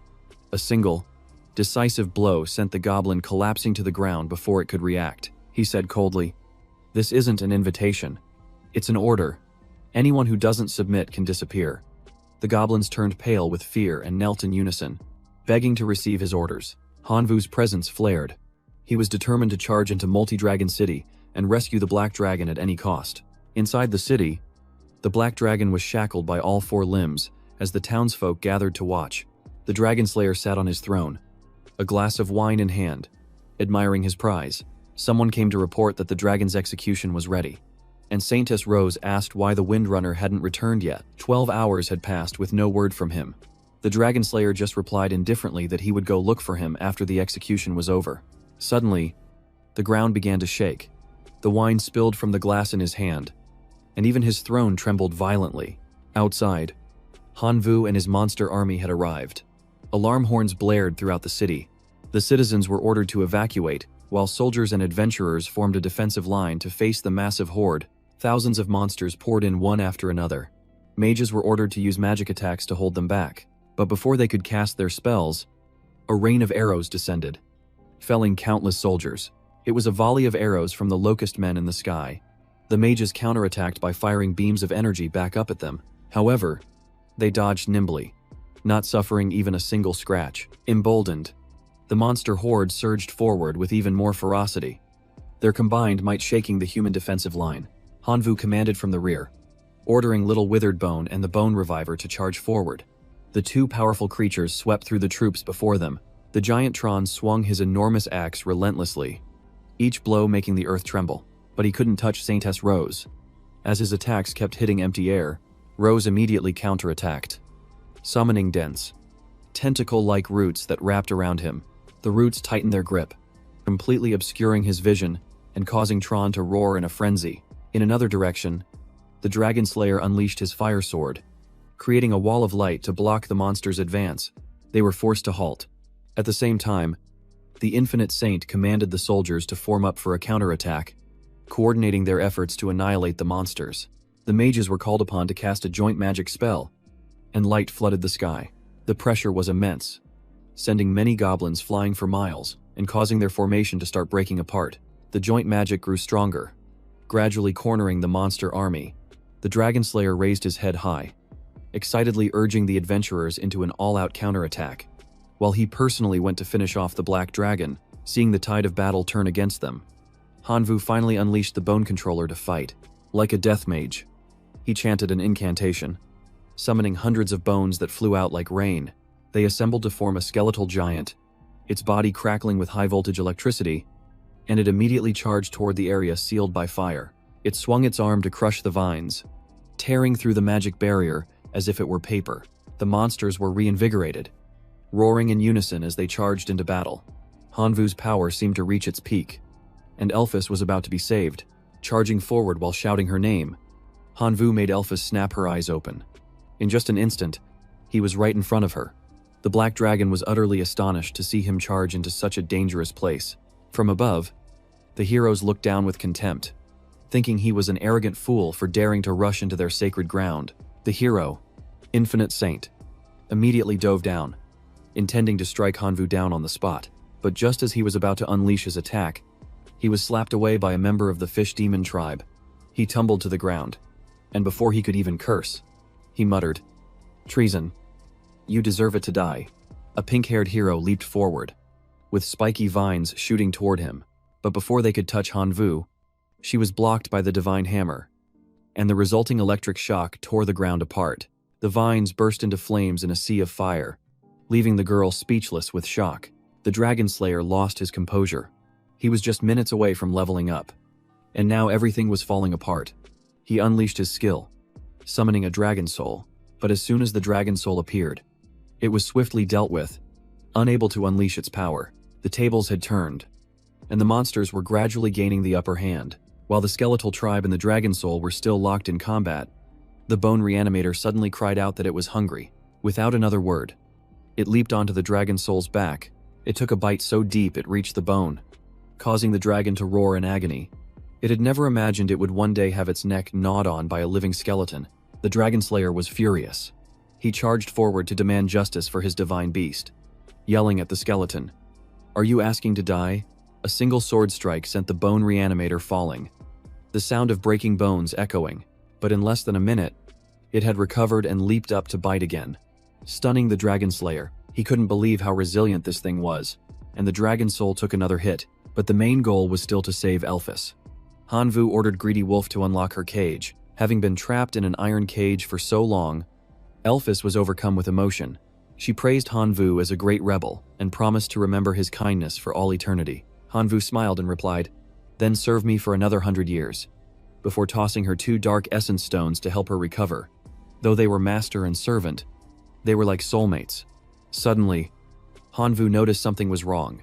The Divine Hammer was being attacked by a swarm of vines, and the situation was extremely critical. Hanvu immediately dispatched a swarm of locusts to reinforce the Divine Hammer, but if he didn't change the situation quickly, failure was inevitable. The Black Dragon noticed Hanvu's genuine concern and decided to give him a great gift, the title of the Rebel. Elphys raised her head, her eyes emitting a purple light as she gathered a spell to transfer power to Hanvu. Instantly, Hanvu's body surged with energy as 3 powers: Black Dragon Transformation, Shadow Infusion, and Tyrant Dragon Slash erupted all at once. He shot like an arrow toward the Dragon Slayer, launching a vicious attack that the man couldn't block in time. The force of the blow was so great that the Dragon Slayer coughed up blood, his body shaking violently. Before he could even recover, the Skeletal Tribe stabbed him through the heart from behind, ending his life on the spot. It then summoned the Dragon Slayer's soul, upgrading it into a mutated heroic blood skeleton. Hanvu didn't slow down either. On the other side, the Saintess was being completely overwhelmed by him. She struggled and screamed, calling Hanvu a heretic. He just laughed and declared that she was next, then ordered Denchi to settle all blood debts. After finishing her off, he rushed toward the Icefire sword. Hanvu ambushed him from behind, causing him to lose his balance. The Iron Sword Peak lifeform unleashed its ultimate attack, using Cross Slash to finish off the Icefire sword. Seeing his comrades fall one by one, the Infinite Saint panicked and tried to flee, but the entire city was surrounded by monsters, and before he could escape, he was blocked by the Blood Skeleton, a member of the Fish Demon tribe, holding a staff, descended from the sky to deliver the final blow. All the heroes were completely wiped out. Hanvu stood on high and announced their victory, declaring he would exchange spirit stones for every spoil of war each monster had won. He brought a bag of spirit stones and placed it before the Black Dragon as promised. Hoping she would soon return to her peak, the Black Dragon was moved to tears, nodding in thanks and vowing to follow Hanvu for the rest of her life. The teacher's screen appeared, congratulating him on achieving an unprecedented feat. The teleportation gate was ready, and Hanvu had 3 hours to sort through all his spoils. He proposed that he wanted to build a permanent teleportation gate connected to his divine domain, and he was willing to offer all the loot he had just won in exchange for it. The teacher fell silent, understanding the potential risk of connecting to a new civilization. Enemies could use this very gate to counterattack, and if it fell, it would affect the very core of the divine domain. But Hanvu was determined, so he agreed. In 10 days, the gate would be stabilized, and he would be given a warning device for when powerful enemies teleported back. 10 days later, the teleportation gate was stable. Hanvu entrusted the City of Many Dragons to the Skeletal Tribe for management, leaving Jiaoma to guard it against any counterattacks. He spoke to the Skeletal Tribe like family, telling them the City of Many Dragons couldn't be saved and advising them to return to the divine domain soon to avoid further losses. The Skeletal Tribe nodded in understanding. Hanvu gave the order to open the gate and then returned to his life at the academy. Back at school, Hanvu's body had changed noticeably after the battle, especially his eyes, which were now a deep black, completely different from before. As he walked through the school grounds, Hanvu's strange eyes caught a teacher's attention, who immediately asked what was wrong with him. Only then did he realize the difference. He guessed it was caused by his rebel profession. He opened his status panel and saw that he had reached the level of a divine creature, and his new talent was clearly displayed as Rebel. Hanvu tried to check the details, but the system reported that his level was too low. He would have to reach demigod status to be qualified to inspect the details of this talent. The teacher informed him that he had completed the trial and earned the right to provisional admission, but to officially enroll in Jinxie Academy, he still had to meet a few conditions. Specifically, he had to meet at least 2 of 4 criteria. His subordinate race reaches the innate elite level. He raises a hero-level lifeform. His divinity exceeds 4 points, or he possesses a saint. Currently, Hanvu had met the second condition and needed 1 more. However, this information came too late, putting him in a difficult position. The teacher could only encourage him to keep trying, saying the academy's doors were still open. Hanvu immediately turned to the teacher next to him and asked for help getting 1 more divinity point, but he was refused because they were all gone. If he had asked a day earlier, he might have gotten one. The teacher suggested he take an assessment in 28 days, with the reward being 1 divinity point. Hanvu was skeptical, but the teacher swore it was all true. With no other choice, he had to rely on his own efforts and return to his divine domain to take a big gamble. As soon as he returned, Hanvu placed his hand on the ground and performed a life sacrifice to gain a divinity point, but the system returned a result of 0 points gained. He decided to wait until the next day to try again, but the result was the same failure. For 7 straight days, he diligently tried to get a divinity point, but he failed every time. He wanted to cry but had no tears left, remembering a card he once had that he traded for 150 million divine power points. Now, he couldn't get it back even if he wanted to. Suddenly, the system notified him of a message from Vian Chung. Vian Chung asked about the origin of his current holy relic, but Hanvu immediately replied, asking to borrow a divinity point, even though he knew that if Vian Chung was a true god, he likely wouldn't have any to spare. Upon receiving the message, Vian Chung was surprised. He thought Hanvu must be at least a demigod, if not a true god, yet he was asking to borrow points. However, out of respect for a great master, it didn't dare refuse. Viancheng immediately transferred a divinity point to Hanvu. Hanvu was overjoyed. But when he opened it, he found it was a divine river waste. Far from what he expected. He was speechless with anger. He immediately searched online, and countless pieces of related information appeared on the screen. The ruins of the Divine River was an abandoned civilization where, due to excessive research, the land became contaminated with radiation. The creatures there mutated and survived by eating ore, which led to the formation of gene stones. These were extremely valuable items with the ability to nurture a subordinate race, on par with a Tier 3 holy relic, and highly sought after by demigods and true gods. A gift that seemed useless turned out to be incredibly powerful. Hearing a story about a god king who mistakenly bought waste ore, causing his farm, an investment of billions of divine power points, to collapse, only made Hanvu more excited. He remembered he had a decomposer that could even refine waste ore. After letting his mutant beasts absorb it, it would produce extremely potent gene stones. He immediately got to work. Hanvu arrived at a small town near the ruins of the Divine River. He was dressed inconspicuously and wore a black mask for safety. Someone approached him and offered to be his guide. Making Hanvu wary, he asked coldly, "Give me one reason why I should hire you." The man immediately showed off his extensive knowledge about the Divine River, boasting nonstop. After listening to him ramble for a while, Hanvu cut him off and asked directly if anyone was selling ore. The man was surprised to learn that a god would come here for ore. The blonde man told a story about someone who had mistakenly bought fake ore, boasting that he could have helped them if they had bought through him, which started to catch Hanvu's attention. Suddenly, a bald man approached and raised his hand to greet Hanvu respectfully. The blonde guy quickly introduced him as Mr. Hack, the biggest mine owner in the Divine River. This man, calling himself Hack 2, controlled over 70% of the region's ore and guaranteed his goods were never fake. Hanvu made his request, needing a sample of pure ore in exchange for 10,000 divine power points to take back for testing. And Hack 2 nodded without the slightest hesitation. The deal was quickly completed, exchanging 40,000 divine power points for 21 radiation crystals, which was a massive profit for a single transaction. Unable to wait any longer, Hanvu immediately began his experiment. The first test subject was a level 1 wild wolf suffering from genetic mutations and a common lifeform disorder. He tossed the crystal down for the wolf to swallow. The wolf snatched the stone, chewed it greedily, and then began to transform. In the blink of an eye, a horn and a coat of silver fur appeared. Hanvu was astonished that the wolf had mutated to level 2 just by lightly licking the mineral. The wolf then continued to eat more of it. Immediately after, it evolved another level, becoming a level 3 mutation. Hanvu was secretly delighted, planning to use this ore for his divine kin. But suddenly the wolf exploded, turning into a brilliant red crystal. Indeed, the energy released was too powerful. If it couldn't be controlled, the creature would self-destruct from its own power. That red stone was called a gene stone. It was capable of stimulating mutation but shortened the lifespan of the mutated creature to just 3 years. Suddenly, a threatening voice rang out from behind, demanding that Hanvu hand over the stone. It was the demigod Truongquang. Hanvu asked in a cold voice, "And what if I don't?" Truongquang sneered, saying that only death awaited him, and then raised his hand to summon his forces.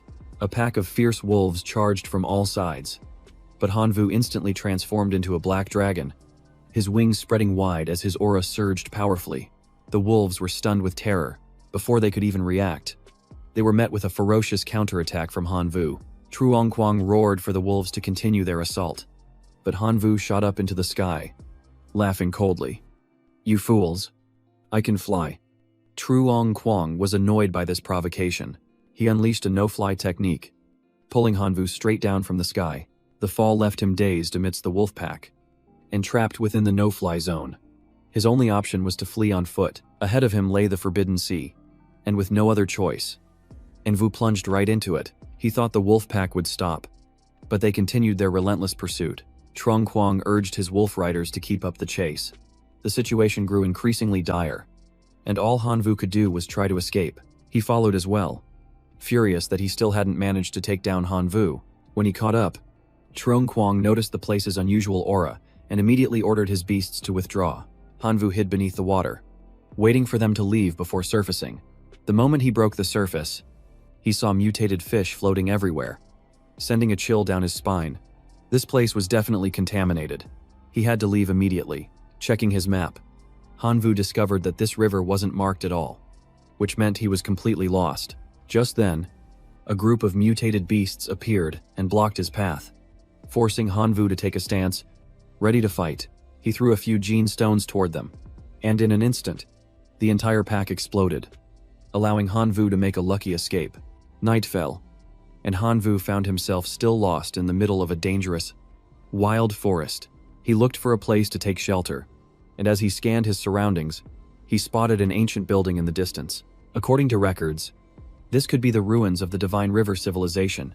Resting inside would be safer than in the forest. So Hanvu transformed into a dragon and flew towards it. As he got closer, he realized it was an abandoned castle, covered in the dust of ages. Although his surroundings were quiet, Hanvu remained extremely vigilant, not knowing what dangers might be hidden inside. Venturing deeper, he saw several pieces of paper on the ground, glowing faintly, and the strange energy they emitted caught his attention. Before him, a group of people in black cloaks was gathered around a beam of light. Hanvu hid behind a wall to observe, and listening to them discuss a failed investment and how a god king had given them hundreds of millions to perform a ritual. They arranged blue stones in a circle, and a beam of light shot straight into the sky. It turned out they were breaking the seal of the Divine River civilization. The ritual was a success. The Divine River seal had been breached. Hanvu remembered reading a document about the Divine River ruins, which were sealed due to an extremely high risk level. That God King must have been secretly trying to unlock it. But the Divine River ruins had their own restrictions. Only creatures with less than 10 life points could enter. The system issued a warning. The seal was opening, and the real danger was about to begin. The system issued a red alert upon detecting that the one breaking the seal was not a Divine River super soldier, immediately halting the process due to signs of an unauthorized intrusion. The anti-theft mode was instantly activated. Mutated beasts were released, and the template was temporarily locked. The Qinwen mutation was forced out of the seal and began to descend, causing the black-cloaked figures to scream in agony as sonic waves assaulted their minds. Hanvu stood frozen, unable to comprehend what was happening. A strange voice rang out, shocking everyone. It was the Qinwen mutation. Announcing its name, it sought one among those who had just broken the seal to act as a conduit, inviting them to play a game of destiny. The sole winner would be chosen to become its host. One of the men in black reacted violently, refusing to play such a mad game. He even threatened that if they weren't released, the divine domain would level the entire place. But he had completely misjudged the situation. The entire group had been cut off from the divine domain, and a level 6 beast appeared, immediately sending everyone flying and spreading absolute panic. Hanvu raised his hand, explaining that he couldn't summon his divine kin because the connection to the divine domain was lost. The men in black were stunned, wondering where he had even come from. The Qinwen mutation gave a faint smile and said, "I will not disappoint you." It opened a portal to the divine domain for Hanvu. 3 hours later, the men in black stood frozen like statues, as their own divine kin had been utterly annihilated. Meanwhile, Hanvu was smiling triumphantly because he now possessed a rare decomposer. This device could process 6,000 radiation crystals, and right now, his grasshopper was only at level 3. Hanvu urged the grasshopper to devour as many blue stones as it could. After 3 months of intense grinding, it evolved from level 3 all the way to level 6. Everyone around them stared in utter astonishment. The Qinwen mutation immediately released the beast Gamora to test its strength. Gamora hunted ferociously, devouring everything in its path. As the Qinwen mutation laughed with delight and declared, "The weak do not deserve to live," Gamora then turned its attention to the group in black cloaks, and all of them fell into its maw, their cries for help echoing throughout the chamber. Now it was Hanvu's turn. The Qinwen mutation shot him a provocative glance and said, "You're next." The grasshopper had completed its evolution. Hanvu named it a Kwang. It had absorbed all the gene stones, gaining immense power.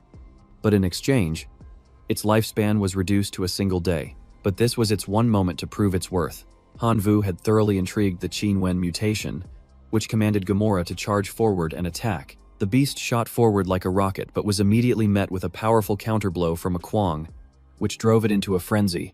Unwilling to back down, Gamora charged in again, this time breaking one of a Kwang's pincers.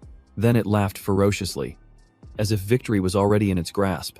But a Kwang's pincer instantly regenerated, making Gamora even more frantic. Even the Qinwen mutation was impressed by this incredible pace of evolution.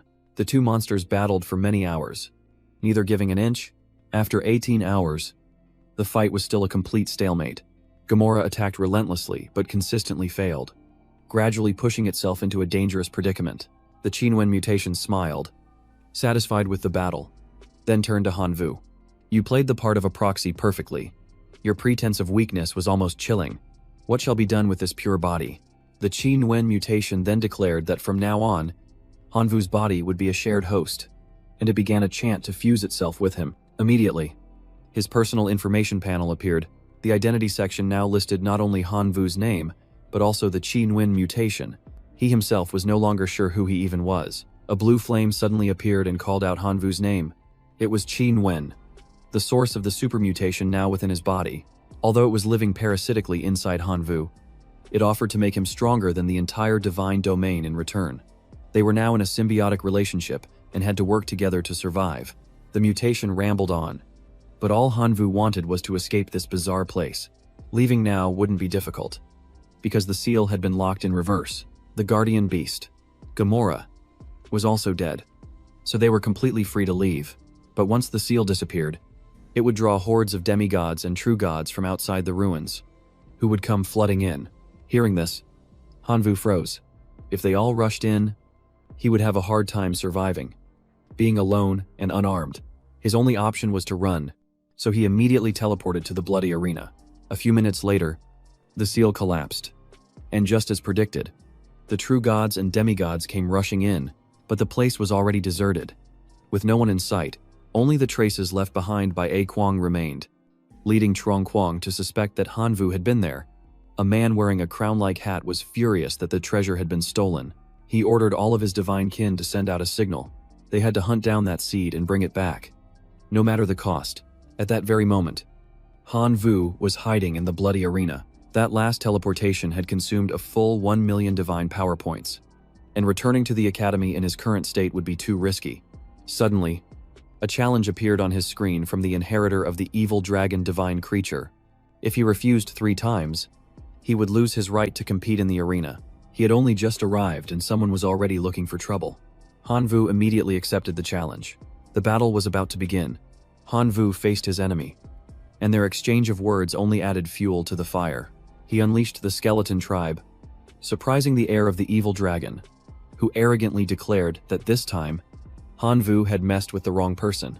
Hanvu released the locust swarm into the battle, shouting at his opponent to cut the chatter so they could finish this quickly and he could get some rest. His opponent also commanded his horde of half-dragons to prepare to charge and meet the attack. The locust swarm was now facing the half-dragons, not the skeletons, which infuriated the red-haired guy who felt he was being looked down upon. Hanvu sat back leisurely to watch, challenging him to get past the swarm of locusts before they could talk about what's next. The half-dragons on the other side roared, spewing fire that incinerated the swarm of locusts. Seeing the situation worsen, Hanvu couldn't just sit still. He continuously ordered the use of damnation locusts and heavenly demon locusts. But the enemy's fire grew fiercer, and hordes of locusts fell. The heir of the evil dragon reminded him that if he didn't play his trump card soon, there would be nothing left to save. The fact that his locust swarm would sooner or later be wiped out made Hanvu extremely anxious. Letting this continue would only lead to meaningless sacrifices.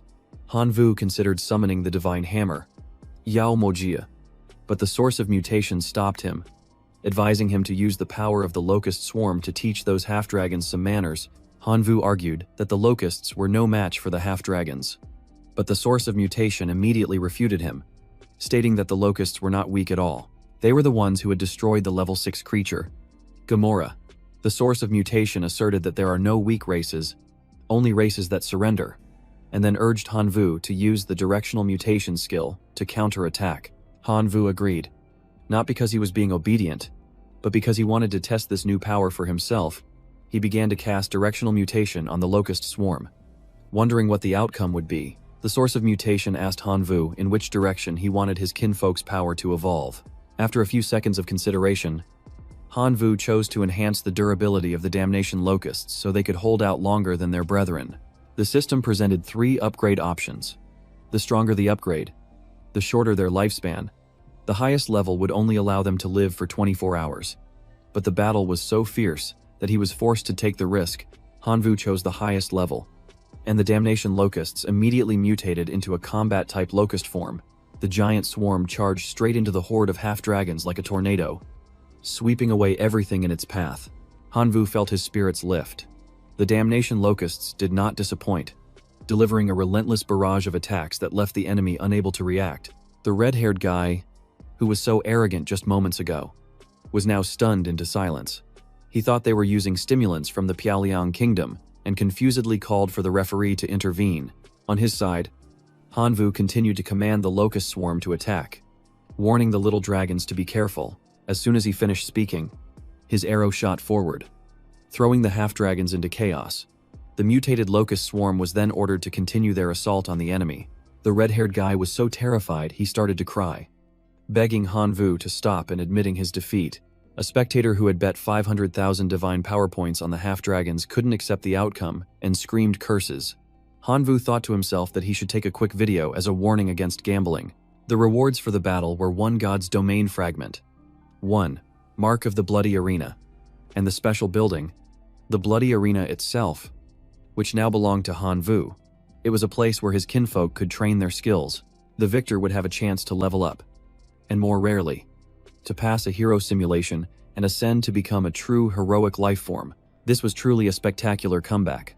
What seemed impossible had been achieved, and nothing could have been more surprising. The source of mutation suddenly appeared, scolding Hanvu for being lured by a small gain. Compared to the hidden potential, what he had just achieved was merely the tip of the iceberg. Out of respect, Hanvu didn't argue back and asked if he could upgrade now that it was over. But he was ordered to kneel. Hanvu was disgruntled, silently vowing that one day, when he was stronger, he would settle the score with that green guy. The life sacrifice ritual began. A green vortex swirled, and items appeared one by one. The level 4 holy relic was the storm battle garb, which allowed his kinfolk to summon storm armor. It also came with a level 3 building that could observe situations from 10,000 kilometers away. Along with that was a book for creating flesh puppets, which could produce zombies with powerful biological traits. The book caught Hanvu's eye, and he chose it immediately. Perhaps the time to rise up had finally come. After more than half a year in the god's domain, Hanvu had created a puppet of flesh and bone. Although its form was bizarre, its power was comparable to a heroic life form. He named it Xiao Kuang in memory of a Kuang, who had sacrificed himself in the battle against Gamora. Everything was ready. The time had come to accept a new challenge.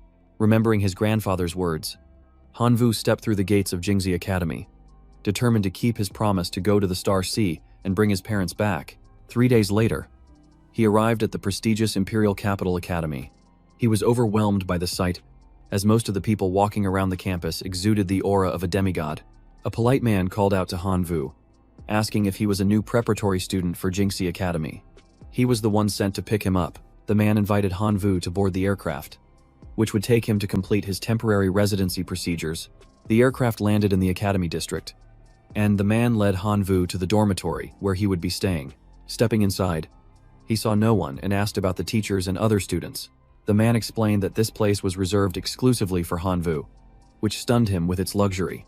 His task done, the man left, reminding him to be on time for class tomorrow. Hanvu took a walk around the dormitory area, taking the opportunity to absorb divinity. The next day in class, he overheard other students gossiping unpleasantly. Assuming he had gotten into the school through connections, he ignored all the gossip, understanding that they were deliberately trying to bring him down. As he was lost in thought, a teacher's voice from behind him made him jump, nearly causing him to fall. It was Miss Lena, the instructor for the preparatory class Hanvu was attending. She led him into the classroom to begin the lesson. But as soon as he stepped inside, he unexpectedly saw a familiar face. The moment Tan Sang saw Hanvu, she joyfully jumped to her feet and called out his name. Her action immediately drew everyone's attention. The whole class started whispering, surprised that their goddess, Tan Sang, was so friendly with Hanvu. As Miss Lena was introducing Hanvu and mentioning that he had previously been classmates with Tan Sang, a student slammed his desk and interrupted, demanding to know why he was allowed into the preparatory class. It was Tu Thiet. Miss Lena's face turned cold, and she sternly reminded him that in her class, he had to raise his hand if he wanted to ask a question. Her stern gaze made Tu Thiet tremble as he apologized, admitting he had spoken out of turn. It was clear the students in the class both feared and respected her. Lena smiled again and said that anyone who wanted to know why Hanvu was studying here could ask him directly, which made Hanvu break out in a cold sweat. She then left, leaving the students to face each other. Tu Thiet was still not willing to let it go. He challenged Hanvu to a duel, but was flatly refused. Furious at being ignored, Tu Thiet rushed forward, ready to strike. Tan Song couldn't take it anymore. She slammed her desk and yelled at the class to stop. Hanvu looked at her, thinking to himself that she drew attention wherever she went. But just a moment later, a group of students came over to start trouble with Hanvu again. 3 guys approached his desk. Before he could react, Tan Song had already stepped in front of him, questioning what they were up to. She told them if they wanted to bully someone, they'd have to go through her first. One of them snapped at her to get out of the way. He then taunted Hanvu for only knowing how to hide behind a woman, which made him frown. He slammed his desk and stood up, ready to teach these punks a lesson. He walked up to them and calmly asked what they really wanted. He just wanted to study in peace. But these guys wouldn't stop pestering him. Tu Thiet asserted that Hanvu had gotten in through the back door and didn't deserve to be there, demanding that he voluntarily withdraw from the preparatory class. He even pointed and jeered, threatening to pressure him until he left. Hanvu scoffed, turned to Tan Sang, and said sarcastically that studying with these idiots was a disgrace. Tan Sang looked troubled, saying they weren't usually this unreasonable, and she didn't understand why they hated Hanvu so much. From that, Hanvu confirmed that Tan Sang wasn't close with Tu Thiet's group, which meant he could deal with them as he pleased. Tan Sang worriedly tried to stop him, telling him not to underestimate Tu Thiet. His kinfolk were the Ironhide people, an extremely powerful lifeform that even she found difficult to deal with. Hanvu smiled and told her not to blame him if he accidentally hurt them. Tan Sang nodded helplessly. Hearing this, Tu Thiet burst out laughing, boasting that his kinfolk would make Hanvu regret being born. The two of them headed to the arena. Hanvu wore a confident smile, certain that he would take down that arrogant guy. Tan Sang watched him go, wondering when Hanvu had become so stubborn. But she silently resolved to help him protect his pride. The system opened up 6 combat modes. Hanvu immediately chose the 10 versus 10 mode to test out his 10 upgraded Xiaoquangs. Tu Thiet sneered, calling Hanvu a fool for choosing a 10 versus 10 match instead of a legion battle. But before he could finish his sentence, he was dumbfounded to see 10 giant Xiaoquangs appear around Hanvu, their muscles bulging like war generals. Now it was Tu Thiet's turn to be bewildered. He never expected his opponent to exude such a powerful aura. He had to fight seriously, or risk losing face in front of Tan Sang. He then summoned his army of iron powerhouses, confident they could even crush an overlord. The entire academy watched the match on screens. Tan Sang was also astonished, never imagining that Hanvu possessed such powerful kinfolk. Her friend explained that they were hero-level biological puppets, but their chances against the Ironhide people were still up in the air. If they were destroyed, Hanvu would surely be heartbroken. Everyone assumed Tu Thiet would win, and waited to see how Hanvu would be defeated. The entire arena was abuzz with talk about the 10 puppets. Everyone knew they were incredibly expensive, and they couldn't figure out where Hanvu got the resources. Although Tan Sang was curious, all she could do now was wait for the result.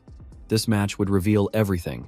In the arena, the battle officially kicked off, as Tu Thiet commanded his Ironhide men to charge forward and overwhelm their opponent.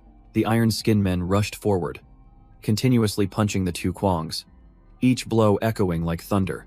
Tu Thiet laughed triumphantly, but his smile quickly vanished.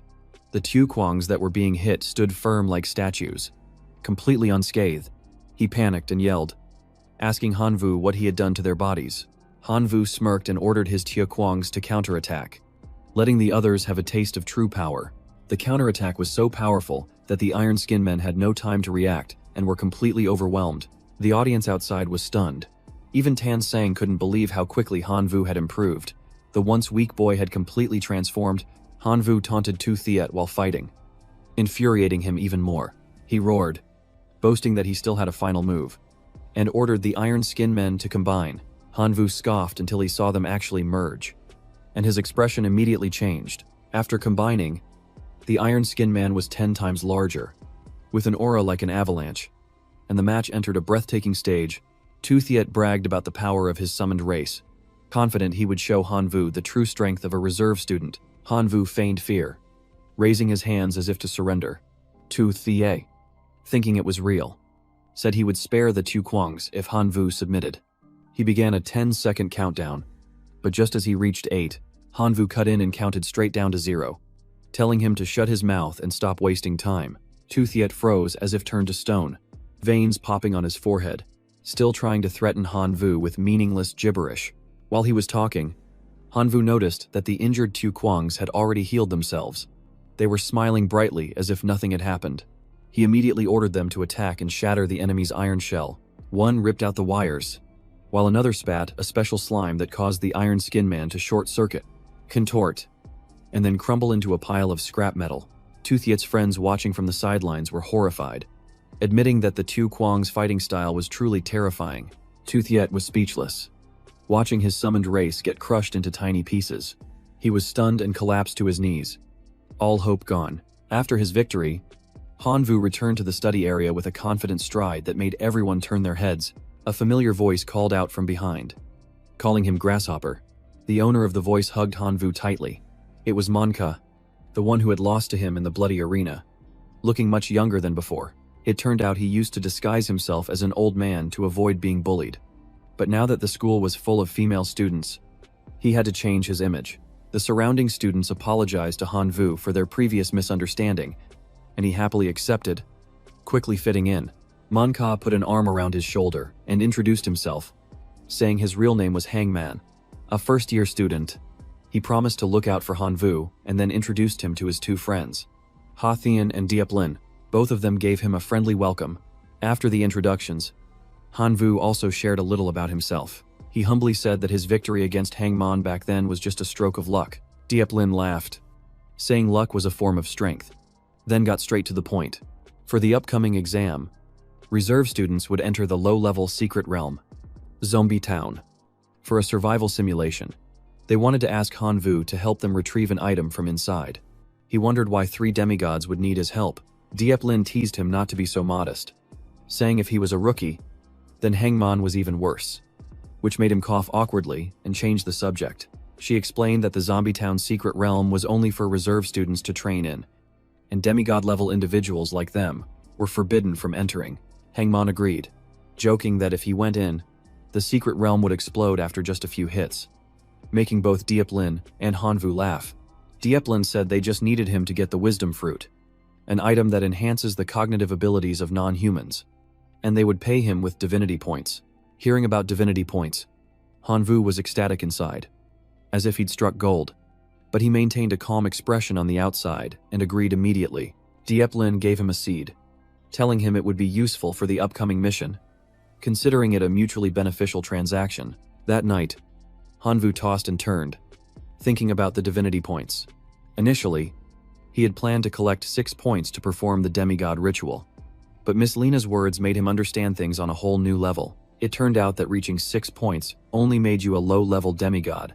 Students from the Imperial capital with real foresight would never stop there. They would usually continue to accumulate points, up to a maximum of 10, to be able to fuse with a level 5 divine function, making them many times stronger. Hanvu was excited, understanding why Lena had such high hopes for him. He was determined to complete the commission and earn a ton of divinity points. A few days later, while he was in class, a classmate mentioned the upcoming exam. Just as Hangman's group had said, Toothiet showed up again to challenge Hanvu to a bet. He said that if his score was higher, Hanvu had to stay away from Tansang, but if he lost, he would give up on her. Hanvu smiled sarcastically, asking how someone with his IQ even got into the academy. Tansang had never cared about him from the start, so this bet was just a farce. But Toothiet was persistent, insisting he would do anything to make Hanvu leave her.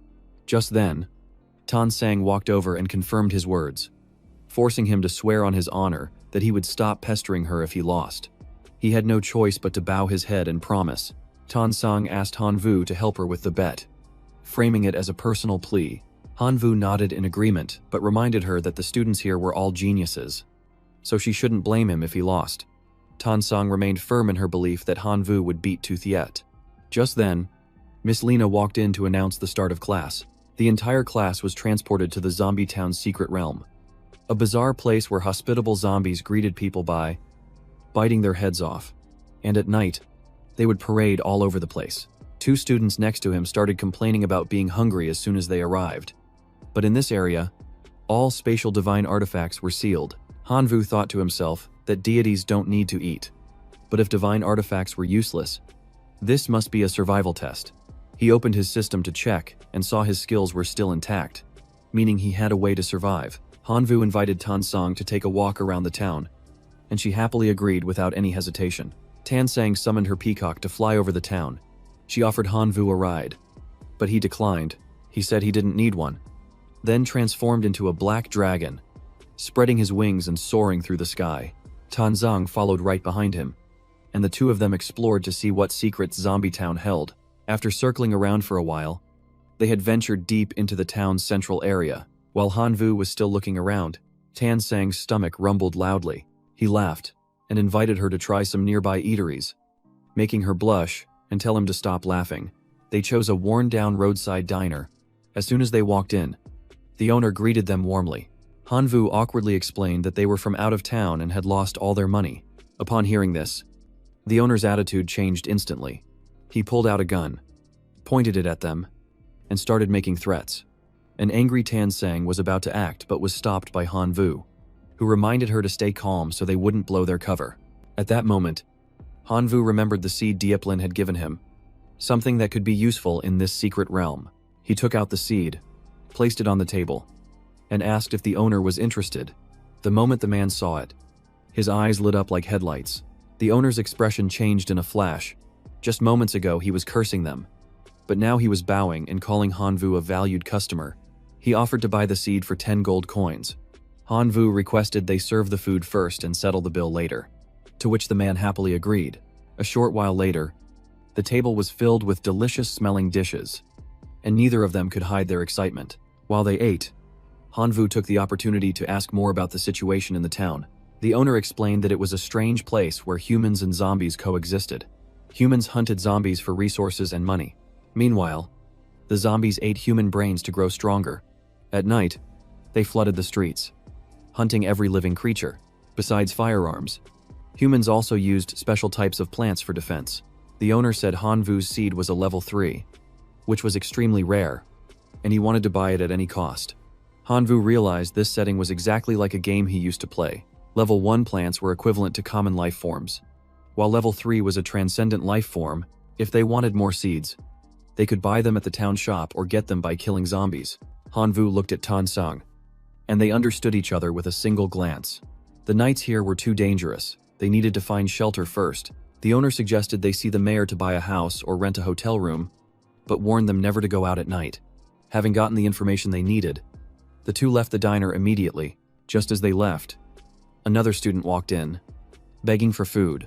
The owner instantly flew into a rage, pulling out his gun and firing to chase the student out, shaking the entire diner. Tansang felt a chill run down her spine as she witnessed this. Luckily, Hanvu had stopped her earlier, or she would have ended up just like that student. They quickly headed to see the mayor to buy a house. Here, even the cheapest house cost 1,200 gold coins. Hearing the price, Tansang became flustered because she didn't have enough money. Hanvu just smiled and said he would pay for it. The mayor suggested they buy one together to save money, mentioning he had a beautiful house for 2,350 gold coins. The moment they saw the house, both of them were stunned by its beauty. It even had a large swimming pool. The two of them said in unison that they wanted to buy this house. Without a moment's hesitation, the mayor nodded and then said that town regulations only allowed married couples to buy a house together. Asking if they planned to get married, he stated with a serious face that if they weren't a married couple, they couldn't co-own a house, as casual relationships between men and women were forbidden here. Tansang blushed, flustered, and pointed between them, stammering, We aren't. Yet, Hanvu understood the situation. He leaned close to her ear and whispered, How about we? Before he could finish, Tansang quietly agreed. She leaned against him. He wrapped his arm around her waist, and he told the mayor they agreed. Seeing them go along with it, the mayor excitedly gave a thumbs up, took out a form, and said that all they had to do was sign it to become a legally married couple. He brought out a gift tray, handed them the key and a bag of seeds, and gifted them an additional 130 pea shooter seeds and 50 sunflower seeds, wishing them a happy marriage. After filling out the form and receiving their items, the two left the building. Tansang grumbled as she walked. I had no other choice. So I reluctantly admitted to being in a relationship with you. Don't take it seriously. Hanvu smiled nonchalantly, resting his head on his hand. Got it. I absolutely won't take it seriously. Seeing his teasing expression, Tan Sang blushed with anger, thinking to herself, I told you not to be serious. And now you're treating it like a complete joke. On their way, the system panel popped up, announcing that they had become official residents of the town and awarding them 1,000 accumulated points. The leaderboard clearly showed.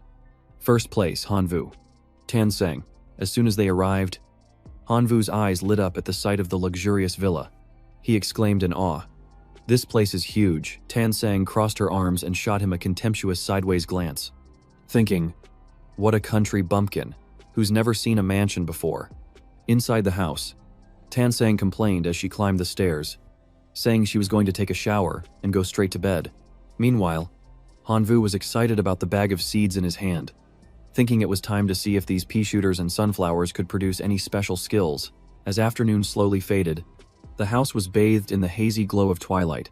Hanvu walked down the hallway with his hands in his pockets, muttering to himself as he glanced at his watch. More than 1 hour had passed. He ran to Tan Sang's room and called out, Hey, about the pea shooter seeds. But before he could finish, he froze, his face flushing bright red when he saw her changing clothes. Startled, Tan Sang shrieked, Get out right now, panicked. Hanvu waved his hands frantically. I swear I didn't do it on purpose. After the awkward moment, the system displayed the plant information. The level 1 sunflower generates coins from death energy. 10 coins become 1 silver.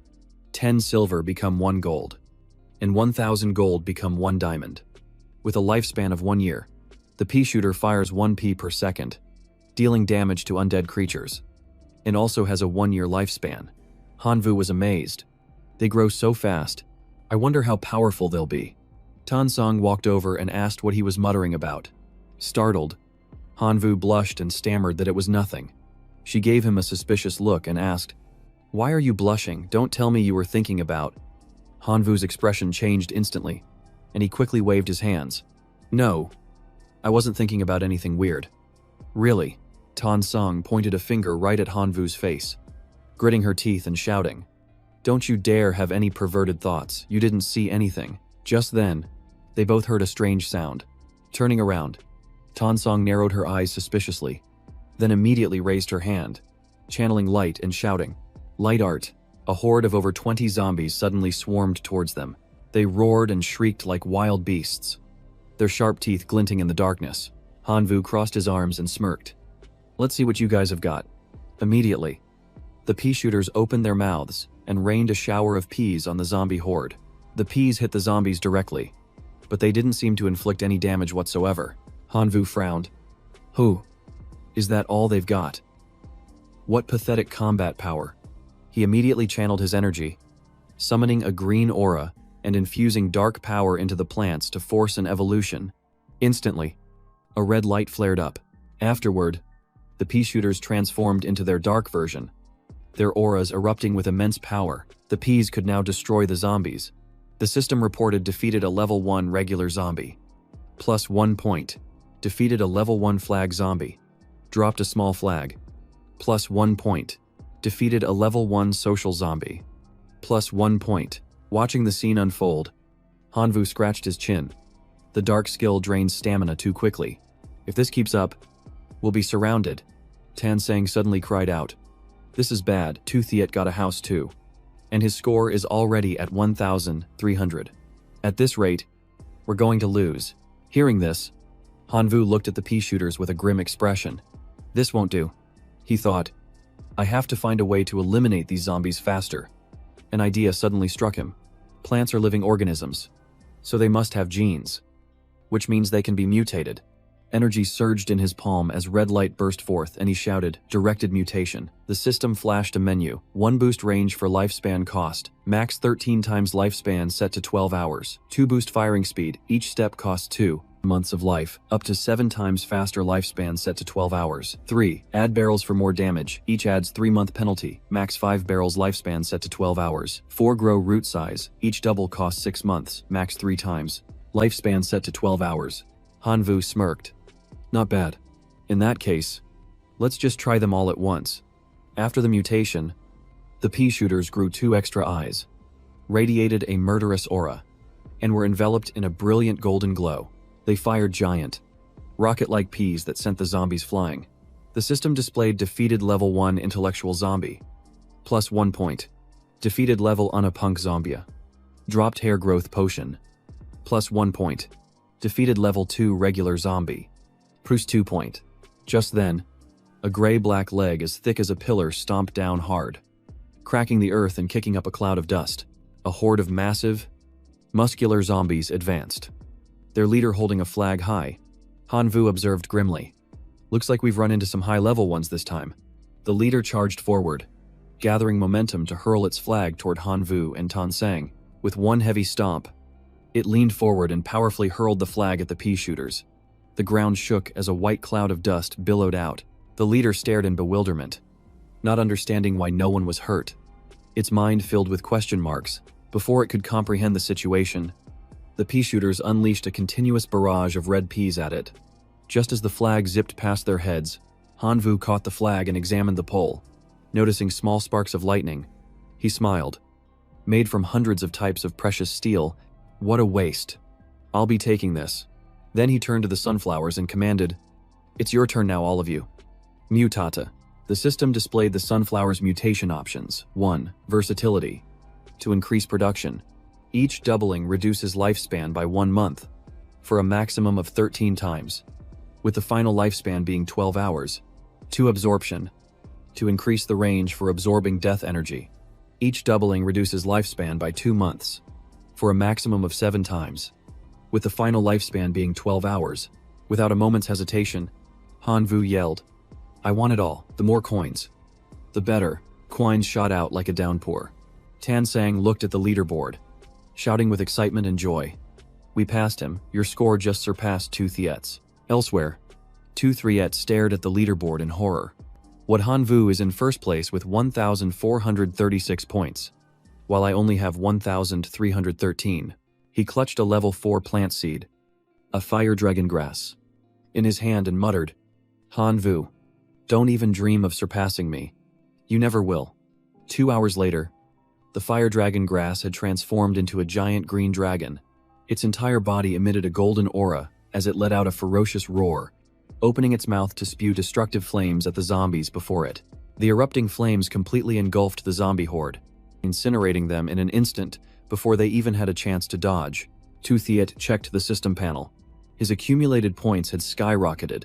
First place, Thiet, 1,610 points. Hanvu was now in second with 1,586. He laughed maniacally. "I've already investigated your background. You're just a nameless orphan. On what grounds do you think you can compete with a descendant of a true god like me? This time, I will utterly humiliate you." Just then, a giant, blazing fireball appeared from behind a mountain. Despite their attempts to shield themselves, the zombies were mercilessly incinerated by the flames from the massive fireball. The scene shifts back to Hanvu, where the ground at his feet is covered in gold coins. Tansang looked at him and asked, "Well, the first night is pretty much over. It's a good thing those plants were so powerful. How did you manage that?" Standing with his arms crossed amidst a sea of glittering coins, Hanvu calmly replied, "The truth is, I have the ability to direct the mutation of living organisms." Upon hearing this, Tansang exclaimed, "That ability is absolutely insane, but our score is still way behind." He opened the system to check the scores. Thiet was in the lead with 201,000 points, followed by Hanvu with 128,000, and Tansang was in 5th place with 23,000.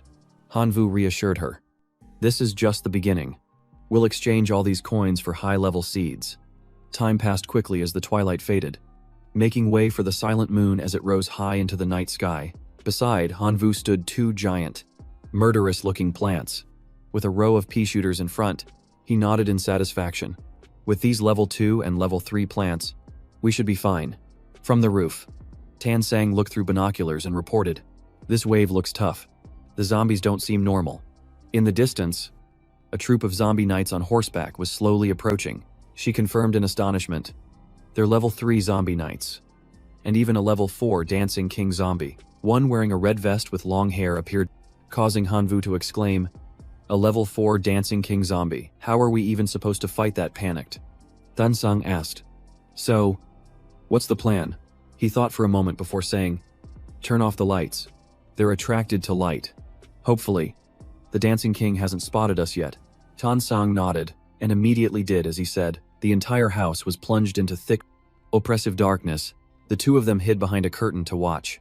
Tansang whispered, I think we're okay. There's no movement. Hanvu breathed a sigh of relief. They're heading to Mrs. Sa's house next door. Even so, they both kept a close watch, not daring to take their eyes off the slowly advancing dancing king zombie. Hanvu smirked. If that's the case, let's launch a surprise attack. You use light art to lead the way. Tansang agreed. Understood. She immediately raised her hand to cast the spell, and a golden orb of light shot toward the zombies like a bolt of lightning. With their zombie comrades annihilated, the knights turned, roaring as they charged straight toward her.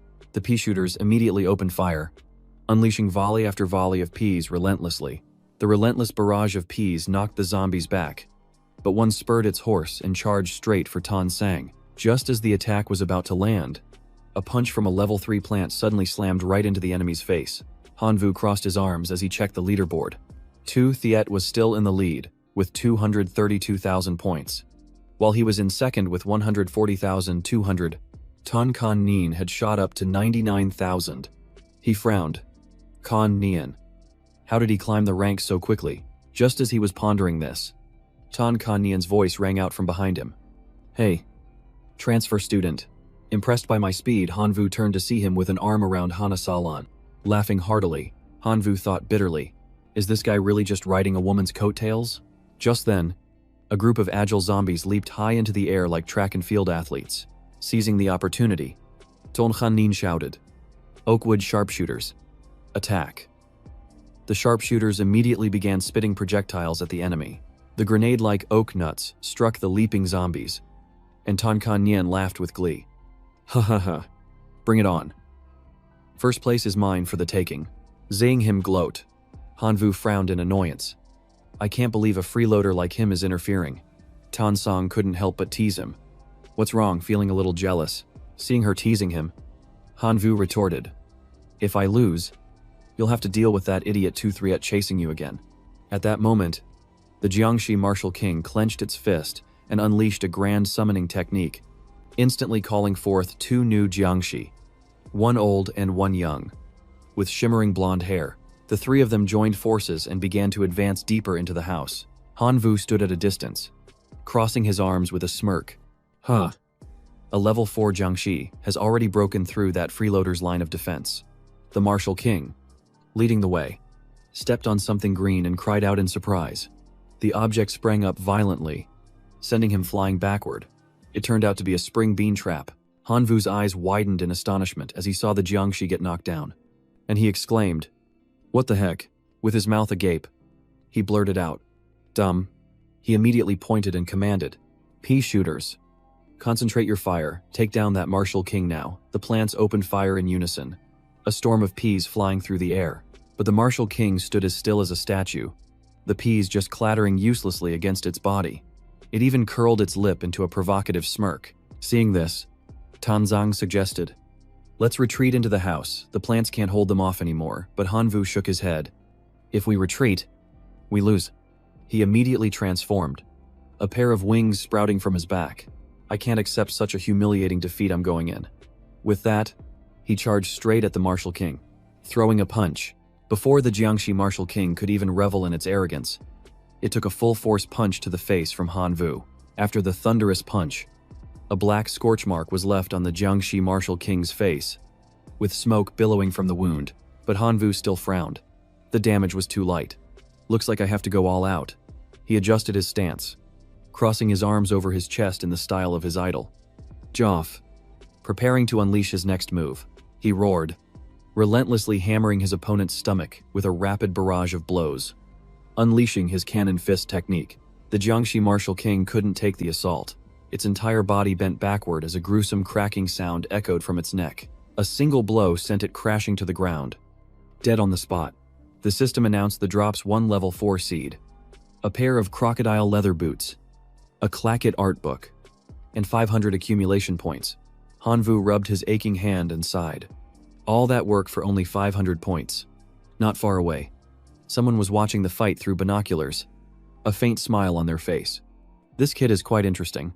That person was Diep Lin, who was disappointed that she couldn't see the leaderboard. Next to her, Hangman excitedly snatched the binoculars. Let me see, let me have a look. The moment he looked, he commented, "Your eye for talent is spot on this time. I never thought he'd be able to team up with the goddess of the prep class. He's got flair. Just like me back in the day." Ha Thien cut in. "Could you be any more narcissistic?" and then asked, "Do you think our junior will find the fruit of wisdom?" Diep Lin replied. "That depends on how well he understands this town. If he just sees it as a place to farm points, he'll never get his hands on any high-grade items." She smiled brightly with her hands on her hips. "But I am curious to see if he can climb to the #1 spot. Or hey, maybe we should offer Hangman to Miss Lena in exchange for access rights." Haha. Before she could finish, Lena suddenly appeared and whispered in Diep Lin's ear, "Oh, am I really that scary in your eyes?" The familiar voice made Diep Lin jump in surprise. Lena crossed her arms, her expression unreadable, and asked directly, "So, who are you all placing your bets on?" Diep Lin and Hangman stammered. On Hanvu." Lena nodded. Satisfied, she turned to leave, saying, "Good. In that case, I'll grant you access to the board. Follow me." The entire group followed Lena straight into the main office. Lena raised her hand, and a screen instantly flickered to life, displaying a scene of Han Vu in combat. She crossed her arms with a faint smile, ready to enjoy the show. On the screen, Han Vu shouted as he closed in on an armored Jiangxi. "Pea shooter squad, concentrate all your firepower and wipe them out for me." Following his command, they all unleashed a continuous barrage of projectiles at the target. He leaped into the air as a volley of peas shot straight toward the Jiangxi.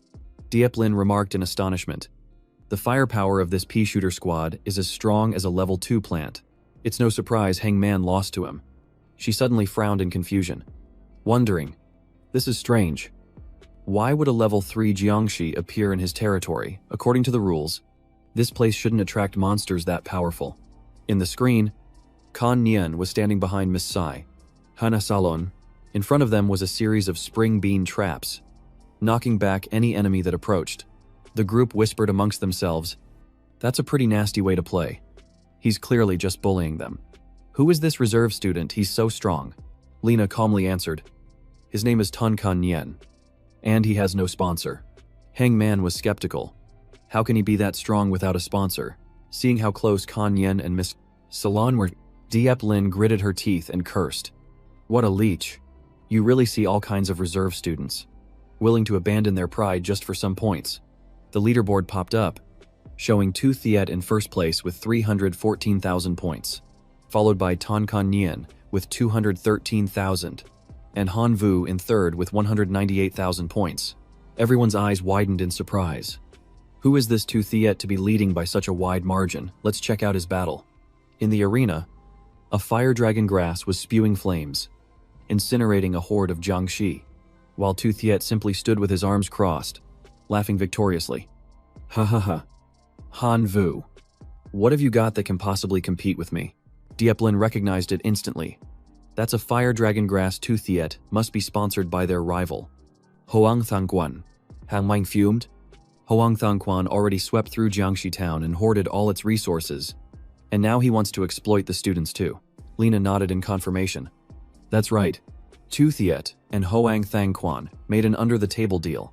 Hoang Thangquan puts up the money, and in return, Tu Thiet gives him 70% of the profits from the town. Hearing this, the whole group erupted in a series of curses, calling him despicable and vile. Just then, the man they were cursing appeared, looking up to ask, "Who are you all talking about?" Hangman turned around and said his name, Hoang Thangquan. As soon as he arrived, he wanted to make a bet. Brimming with confidence, he said, "So, you three also came to watch the students you're sponsoring. How about we make a bet on which one of them will achieve a higher rank?" Hangman wasn't easily fooled. He frowned and immediately refused. "In your dreams, we're well aware that you're the one sponsoring Tu Thiet." Thangquan stepped forward with a sneer. "And you still don't dare to bet? What a bunch of useless cowards." To think the prestigious Imperial Capital Academy is filled with weaklings who just huddle together and form some loser club. It's a disgrace to be in the same school as you. Enraged, Hangman lunged at him but was held back by Deep Lin. He growled. Today, one of us is going down, Deep Lin quickly intervened. Don't act rashly, he's just trying to provoke you. Holding Hangman back, she turned to Hoang Thang Quan and said coldly, we established our club to gather resources and help students in need. What right do you have to look down on us? If you want to bet, fine. Let's see who backed the better horse. Thang Quan shrugged nonchalantly. Fine by me. The wager is 10 divinity points. Do you have the guts to play? Deep Lin's expression hardened. She pursed her lips and said, deal. Why would I be scared? Thang Quan turned to leave, tossing a cold remark over his shoulder. Then we'll have Ms. Lena as our witness. Don't try to pull any tricks when you lose. Hangman, having calmed down, asked Deep Lin. Little Lin, are you sure that Toothiet guy seems incredibly strong? She replied without hesitation. The more they underestimate us, the harder we have to fight back. Besides, Hanvu is not to be underestimated. Lena nodded decisively and added, if Hanvu is the first one to uncover the secret of Jiangxi town, he will definitely win. On the second day's survival check-in, he gained an additional 2,000 points. Hanvu was sprawled on the ground, groaning. Oh man, I'm so exhausted I could die. I feel like I could just pee right here. Beside him was a pile of spoils. Tan Sang said with a gentle smile, all right, get some rest. I'll handle the cleanup. Inwardly, she breathed a sigh of relief, thankful that Hanvu's power was still intact. Otherwise, they would have been goners last night. Hanvu closed his eyes, a mischievous grin on his face. My dear wife, I'm leaving it all in your capable hands. Hearing that, an enraged Tan Sang walked over and started kicking him repeatedly. You, what kind of nonsense are you spouting? Hanvu yelped in pain while clutching his body, muttering, it's a legally recognized relationship under the local law. The least we could do is act the part. After kicking him, she turned away without a second glance at him, lying sprawled on the ground, muttering, I'm not even going to bother with you. You shameless yerk. A sneer echoed from behind them. Kanyan said sarcastically, I can't believe you two still have time for playful banter. He crossed his arms with an arrogant smirk. And here you are in third place. Even with a broken arm. You're nothing like me. Tan Sang pulled up the leaderboard and was stunned. Ton Kanyen had climbed to second place with 356,000 points. Tu Thiet was still in the lead with 535,000 points, while Hanvu had dropped behind with 302,000. She gasped in worry. The gap is over 200,000 points now. Hanvu wasn't worried in the slightest. He got up and yelled, it's no big deal, I haven't even used my ultimate move yet, hey. Tun. Whatever your name is, I'm better than you, even with a broken arm.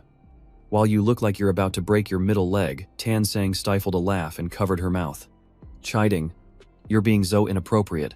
Hearing this, Kanyen's face flushed with anger as he roared, Hanvu, you just wait. Tonight, my spring beans are going to pay a little visit to your house. Hanvu just sneered. Sout yourself. As long as you're happy.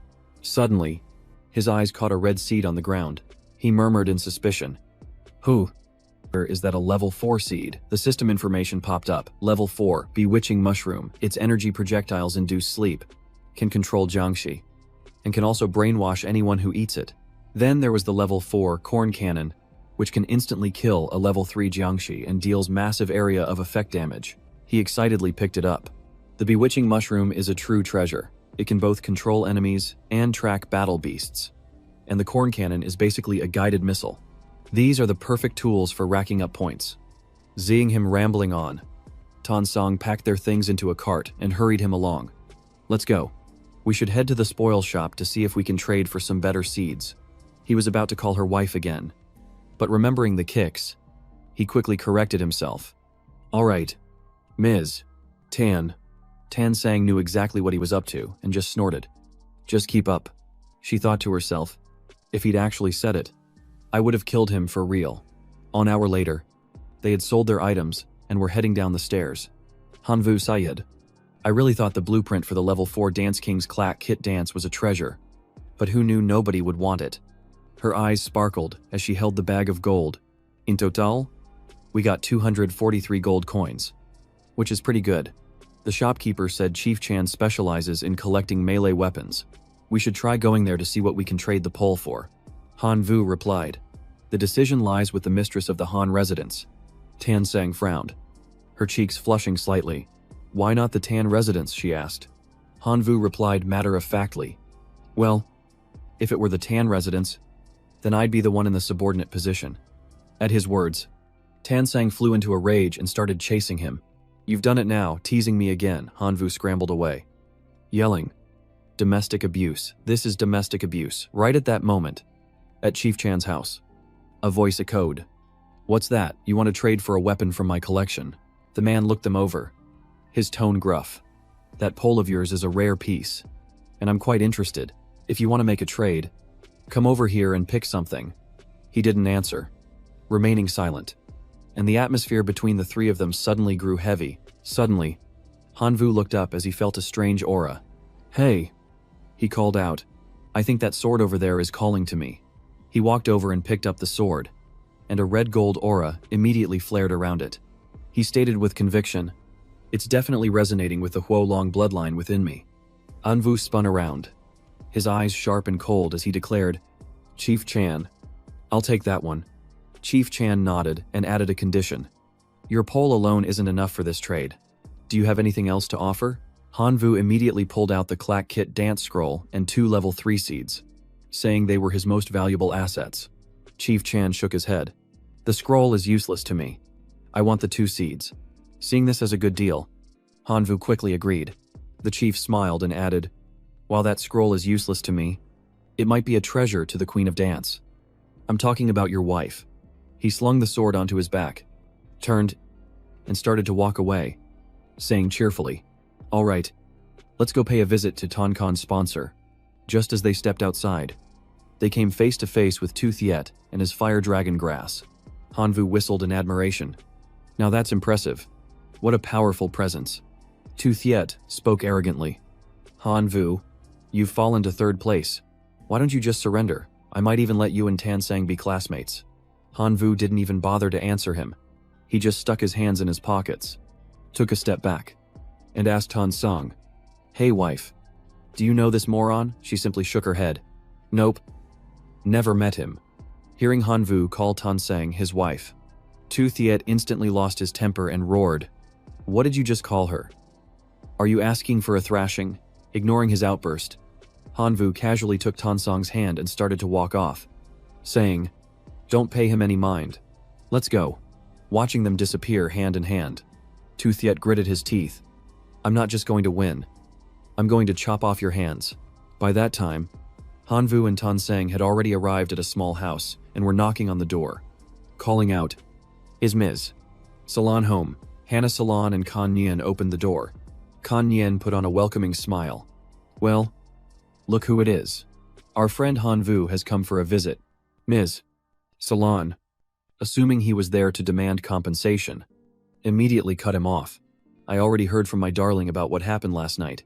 Don't you dare expect me to compensate you for your own incompetence. Kan Nien chimed in as well. Han Vu, stop looking for trouble. Han Vu calmly replied. Ms. Salon, you've misunderstood. I came here simply to admire your elegance. I heard you were once a dance queen, and I happen to have an item that only someone of your stature deserves. Hannah didn't seem to care, retorting coldly, Don't think your flattery is going to make me change my garden layout. In your dreams. At her words, Han Vu took out a book and held it out. Ms. Salon, he asked, would this be enough to make you reconsider? Hannah eyed the book with curiosity, while Kan Nien scoffed dismissively. It's just a torn-up old book. But Hannah's eyes lit up as she cried out, This is the lost dance of the Dance King. I'll pay whatever it costs. Her excitement made Kan Nien start to panic. If Han Vu asked her to kick him out as part of the deal, he would be completely done for. At that thought, he instantly changed his tune, smiling warmly. Han Vu, we're fellow students, aren't we? Please, cut me some slack. Han Vu ignored his sycophantic display and handed the book to Hannah, telling her to treasure the dance and that he would send more scores if he found them in the future. Deeply grateful, she apologized for her earlier behavior and told him to call her Hannah Salon, adding that she was delighted to be his close neighbor. After giving her the gift, Hanvu and Tansang waved and took their leave. Hannah cheerfully waved back, calling out, "Don't forget to win." Han. A system notification appeared. Close relationship with Hannah Salon established. Friendship level 99. Personal shop unlocked. 30,000 points awarded. Hanvu was so stunned he stammered, 30,000. That's as much as killing who knows how many Jiangshi.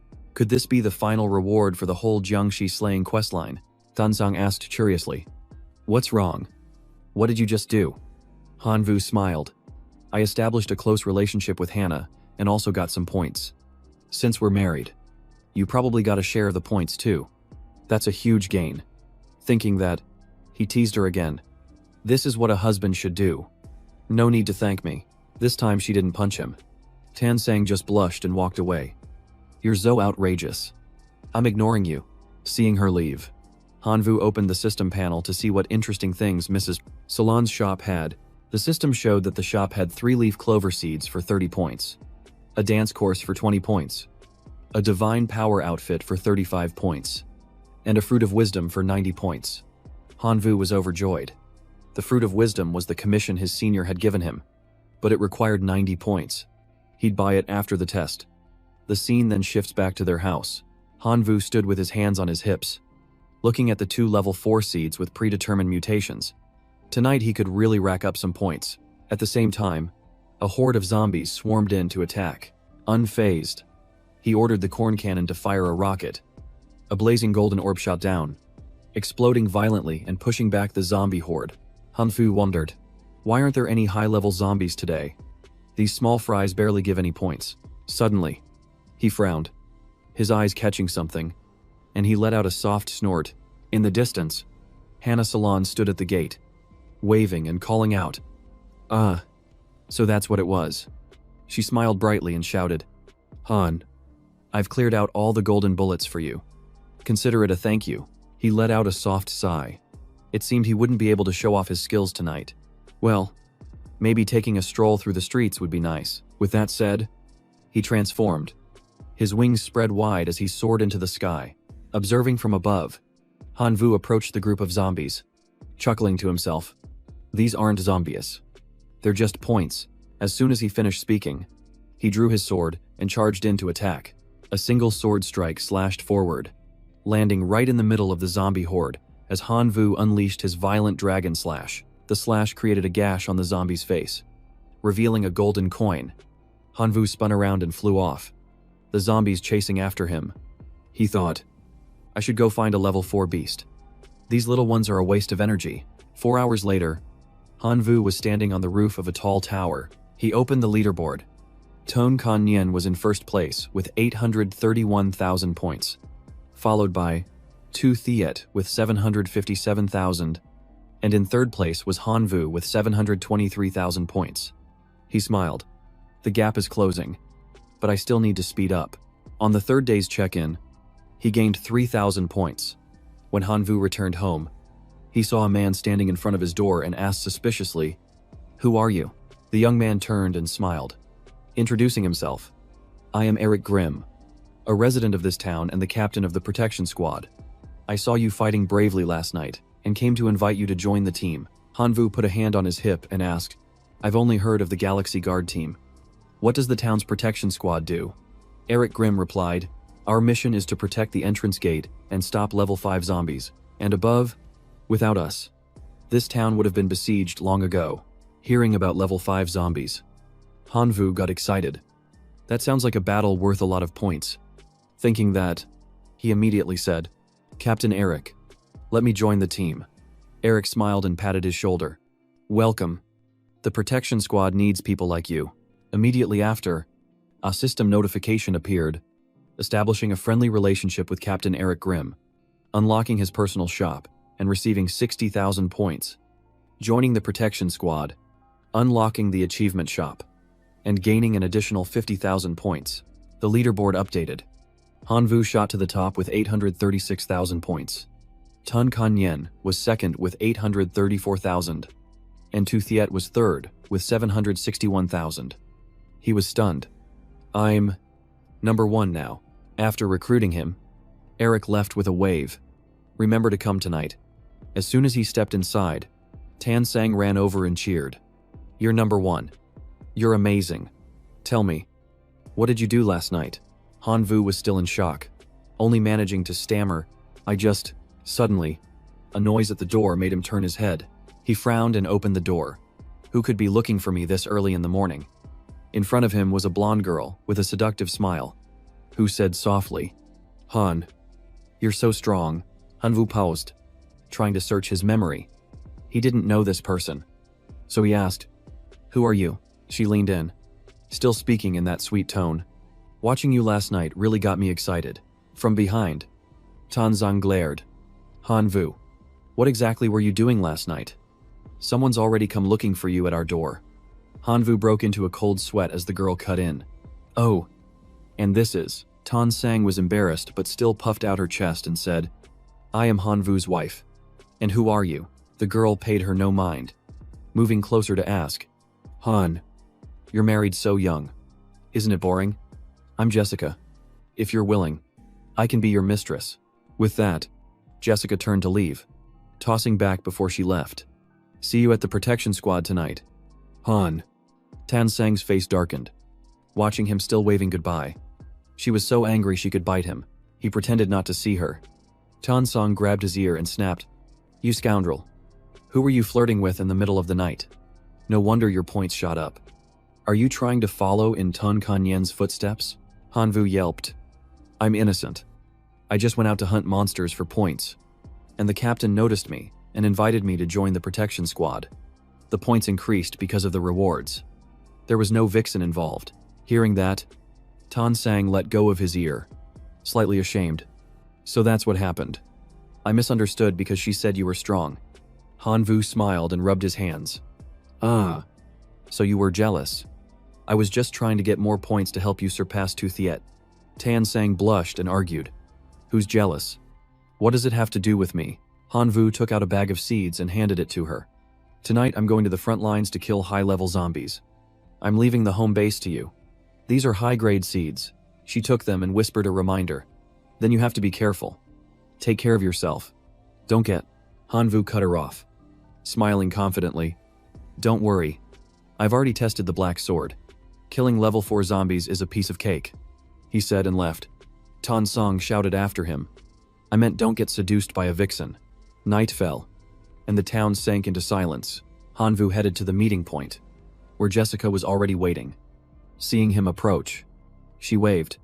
"Han, you're here." She immediately clung to his arm, her voice soft. "It's been a few hours. Did you miss me?" The muscular man with 2 large axes behind them frowned. "Jessica, stop it. Han has a wife. I'm Joseph, the former commander." Beside him, David, holding a sword, asked, "Brother Han, what are your combat skills?" Hearing this, Han Vu didn't speak. He just transformed, a powerful aura radiating around him. Then he flew up, landing gracefully. "I can do a 2-stage transformation."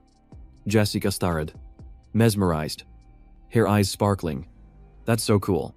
Totally my type. Captain, let me guide him. I like working with handsome guys." Eric nodded. "All right. Jessica will guide Han tonight." Then he said sternly, "You must listen to her. Fighting zombies is very dangerous." Jessica dropped her playful demeanor, pulling out 2 guns, one of fire and one of ice, along with her level 5 plant, and ordered, "Prepare for battle." Han Vu was secretly amazed. 2 level 5 plants. 1 shooting fire, 1 shooting ice. Joseph also transformed, his body bulging with rippling muscles. Next to him was a level 5 giant walnut. Fuse, his arms swelled up, muscles rippling like waves. In an instant, he transformed into a dark brown giant. David held a golden sword and a blue spear, summoning 2 high-level plants. He shouted, "Orchid Swordsman, Tower Guard, Fuse." Eric Grimm also transformed, his legs glowing with a faint green energy. His entire body glowed with an emerald light as he said coldly, "The zombies are here." As he finished speaking, he launched into the air. Jessica fired her guns rapidly, shooting continuously. "Come on, eat some bullets." 3 ferocious zombies were stopped in their tracks, their bodies riddled with bullets. Joseph from behind swung his axe and shouted, "Let me handle this." The axe came down on a zombie's head, but he froze when he saw the scene before him. The monster's head was completely unharmed, and from it sprouted clusters of slimy black tentacles. The tentacles shot out and wrapped tightly around Joseph. Before he could react, his body went rigid. Eric Grimm shouted, "Johnson, get out of the way," then launched a blast of green energy straight at the giant zombie. David brandished his spear and charged forward, yelling, "I'll take care of this side." Hanvu hovered in the air, observing, and thought to himself, "So this is the highest level of combat. It's time for me to stop standing on the sidelines." He dove down from the sky, his fist slamming hard into a zombie as he muttered, "I am Hanvu, the God Slayer." Hanvu drew his sword and slashed fiercely, shouting softly, "This is true power." Behind him, Jessica shouted a warning, "Be careful." Causing him to look back, he saw her running quickly towards him. She pushed him hard, making him fall to the ground, then raised her gun and fired. He was pinned down, gasping for breath and groaning softly. "What's going on?"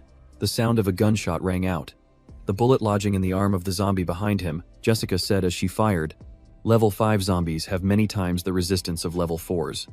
Even if they're injured, their attack power doesn't decrease." Hanvu came to his senses and smiled in thanks. Jessica replied, "Don't push yourself. Just cover me, and stay close behind." With that, she charged into the middle of the zombie horde, firing both her guns continuously. Hanvu got up and attacked, his accumulated points rising steadily, plus 3,000. Then another plus 3,000. He received a level 4 sunflower seed. 3 hours passed. Hanvu wiped the sweat from his brow, completely exhausted, and sighed, "I'm about to collapse." On the other side, the protection squad was still fighting without rest.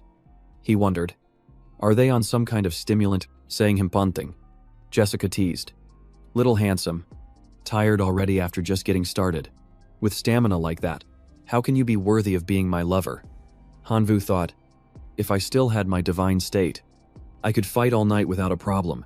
Suddenly, a voice echoed in his ear, "My representative. Guess who I am?" A blank white space appeared, with a blue speck of light beside him. Hanvu said, "Otherworldly source. You've finally shown up." It replied, "I smell the resentful aura of women around you. I heard your health has declined." Its voice was full of sarcasm.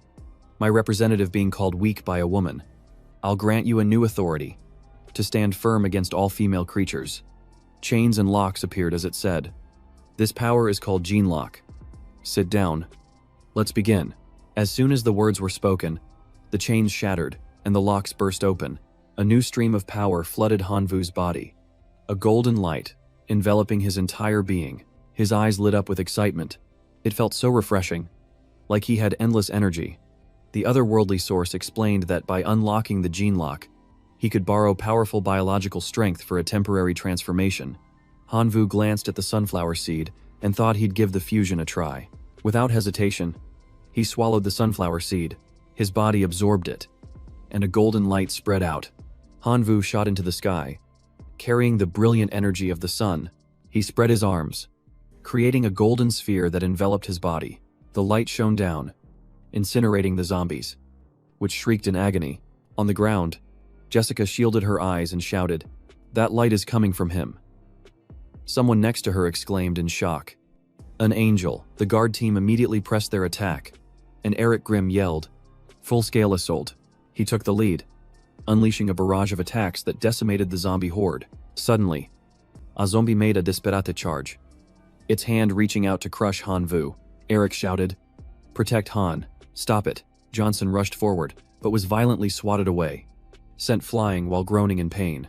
Seeing the danger, Eric yelled, "This is bad. That's a level 6 zombie. It's too strong, Han. Fall back now."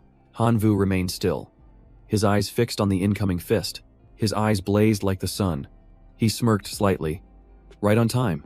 The fist made contact, and light erupted. The wave of light incinerated half of the zombie's body, and it let out a horrific scream. When the light faded, the zombie collapsed. Joseph's jaw dropped. "We won, Han. You're incredible." Everyone cheered. The system displayed a notification. Friendly relationship established with Jessica Smith. Personal store unlocked. Plus 50,000 points. Next were Dark Johnson and David Ham, each adding another 50,000 points. Defeated level 6, zombie plus 23,000 points. The otherworldly source chuckled. So how's that gene lock high? Hanvu replied excitedly. Absolutely amazing. But then it reappeared. Its tone serious. I have some bad news for you. Hanvu frowned. Bad news? What else are you trying to squeeze out of me? I've got nothing left. The otherworldly source snorted coldly. I have no need for your pathetic things. The bad news is that the gene lock has a side effect. Hanvu sighed in relief. Just a side effect, but then he froze.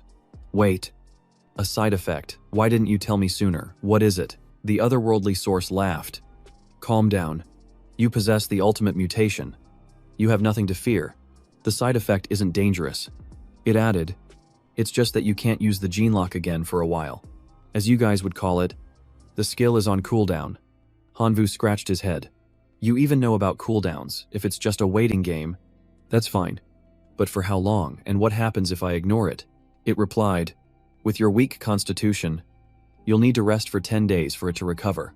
If you overuse it, it will cause a permanent mutation. Care to try? Hanvu was horrified and shook his head frantically. No thanks. I don't want to become a living light bulb. Eric walked over and asked, Han, are you okay? He turned and smiled. I'm fine. Just a little brighter than usual.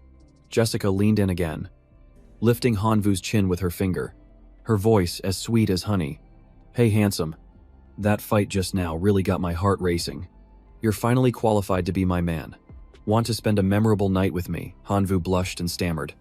Who? Duongsun saw this and shouted, Jessica, stop teasing Han. Are you trying to drain him dry? He then said. Han, if you're tired, go rest.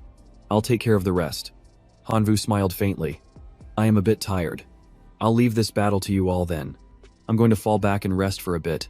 He walked away, thinking to himself as he went, the gene lock is unusable for 10 days. I need to increase my base power.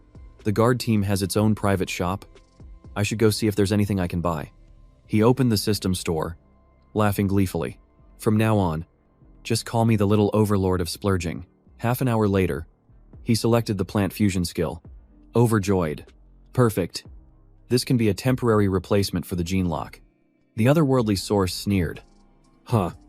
This pile of junk makes you happy. Plant fusion is just a cheap trick for linking weak organisms. Hanvu frowned. This cost me 70 friendship points. You know, it's not like that gene lock of yours is off cooldown yet. It burst out laughing. That's just because your body is weak. Believe it or not, I can tweak it to be stronger. All it takes is 2 divinity points. What do you say? Hanvu shook his head. No money. No deal. I guess we're done here. It put on an angry face. So sting fine. 1 divinity point. That's the lowest I can go. Inwardly, Hanvu sneered. Trying to bargain with me. The king of Hone Bak Market. You're still too green. Outwardly, he pretended to be reluctant. All right. Fine. It's a deal. Hearing that, it snapped its fingers with a soft click. The space above Hanvu's head split open, and paper confetti burst out, leaving him stunned and confused. Looking at the system panel, he almost cursed out loud. The new fusion technique could merge plants from level 1 to 3, and it even added a level 6 seed slot. It was insane. The otherworldly source reminded him, remember, you owe me 1 divinity point. Hanvu nodded. I won't bail on you. He inserted the attribute card into the slot. The darkness attribute was compatible with the level 5 pharmacist's flower. Survival check-in. Day 4. Plus 4,000 points. He crossed his arms and looked at the scoreboard with a bright smile. My score's gone up. Tansang is also climbing fast. Senza might overtake Tu Thiet in just 2 more days. The leaderboard displayed Hanvu. 1.4 million point. Don Hengyan. 1.2 million. Tu Thiet. 986,000. Tansang. 736,000 points. The scene shifts back to the house. Hanvu walked in to find Tansang busy and asked softly. Working on something, she looked up, her tone sarcastic. Are you done having fun with your little hot stuff? Hanvu scratched his head and gave an awkward laugh. It wasn't like that at all. Tansang was sorting through some items. Seeing his bag, she tossed it over to him. This is yours. Go sell it yourself. Hanvu walked over with his sword and smiled. I don't need this stuff anymore. You can keep it. Why be so formal between husband and wife? Tan Sang's face flushed with anger. She lunged forward and punched him on the head. A split is a split. I don't take charity. And I don't need your pity. Hanvu raised his hands in surrender, wincing in pain. All right. Seeing him yield, she huffed softly and turned away. I'm going to dance practice with Mrs. Salan. You stay here and rest. Hanvu rubbed his head and reminded her. Be back early. Okay, he thought to himself. She's so smart. Figuring out how to earn points by befriending the townspeople. She really has the qualities of a leader. The next morning, the town was bathed in sunlight, and the atmosphere was unusually peaceful. Hanvu approached with a smile. Morning. Everyone. Jessica waved.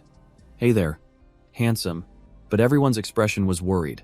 He asked, What's wrong? Why does everyone look so tense? Jessica replied, You haven't heard, tonight is the lunar eclipse. The zombies will become more ferocious. The last time this happened, the team lost Jasmine. She died in that battle. Eric Grimm crossed his arms, his voice heavy. Jasmine's death was my fault. If I make it through tonight, I won't let anyone else fall on my watch.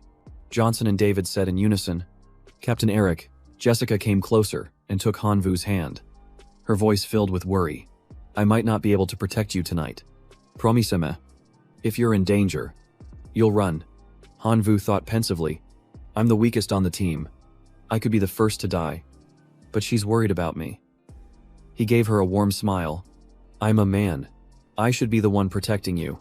Jessica blushed and smiled, whispering softly, Just be safe. Hanvu opened his system panel, thinking, At a time like this, I have to upgrade my equipment. Time to visit the merit shop. A brightly lit shop interface appeared. His balance was 95,000. He bought item after item until he was out of points. Then he selected the golden dragon grass. As soon as he activated it, dark markings spread across his face. He whispered, Golden dragon grass carries the bloodline of a great dragon. The black dragon within me is starting to react. His body transformed instantly, his power doubling.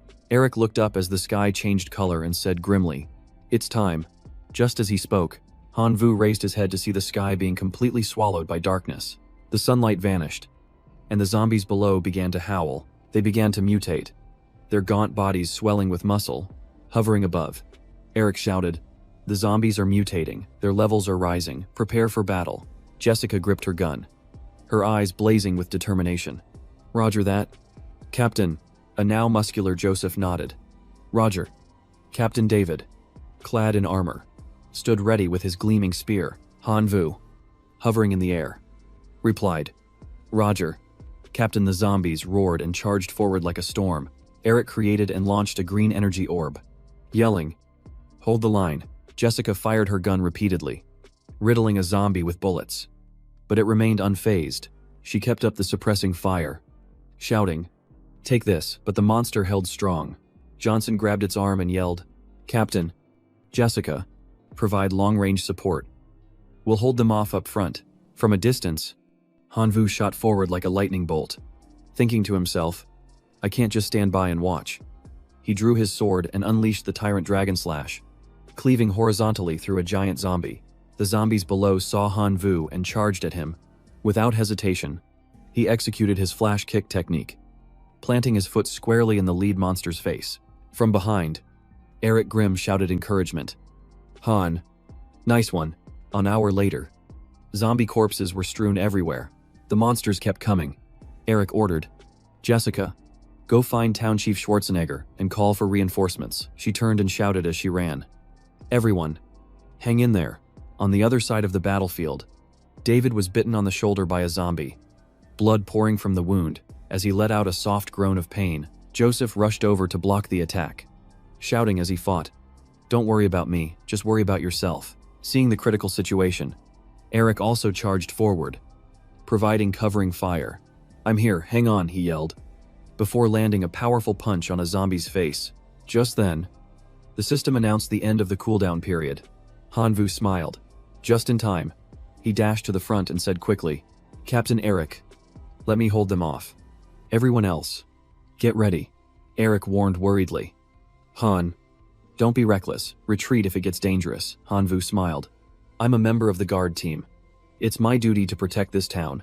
He opened the system panel and selected the gene tab. His body began to glow. A pale green energy enveloping him as he unlocked the gene lock. An immense power erupted from him, forming hundreds of spears that pierced through the zombie horde. Eric Grimm's eyes went wide. He gasped in amazement. What incredible power! As the horde of zombies collapsed, Hanvu let out a sigh of relief, but another one suddenly lunged forward, startling him into crying out. How are there still more? Jessica ran over from a distance, shouting, Han, hang in there. Behind her was a group of people who had just arrived as reinforcements. She yelled loudly. We're here. Mayor Schwarzenegger led the charge, yelling, press our advantage. Kill them all. Jessica also sped up to follow. Suddenly, Eric Grimm warned from above.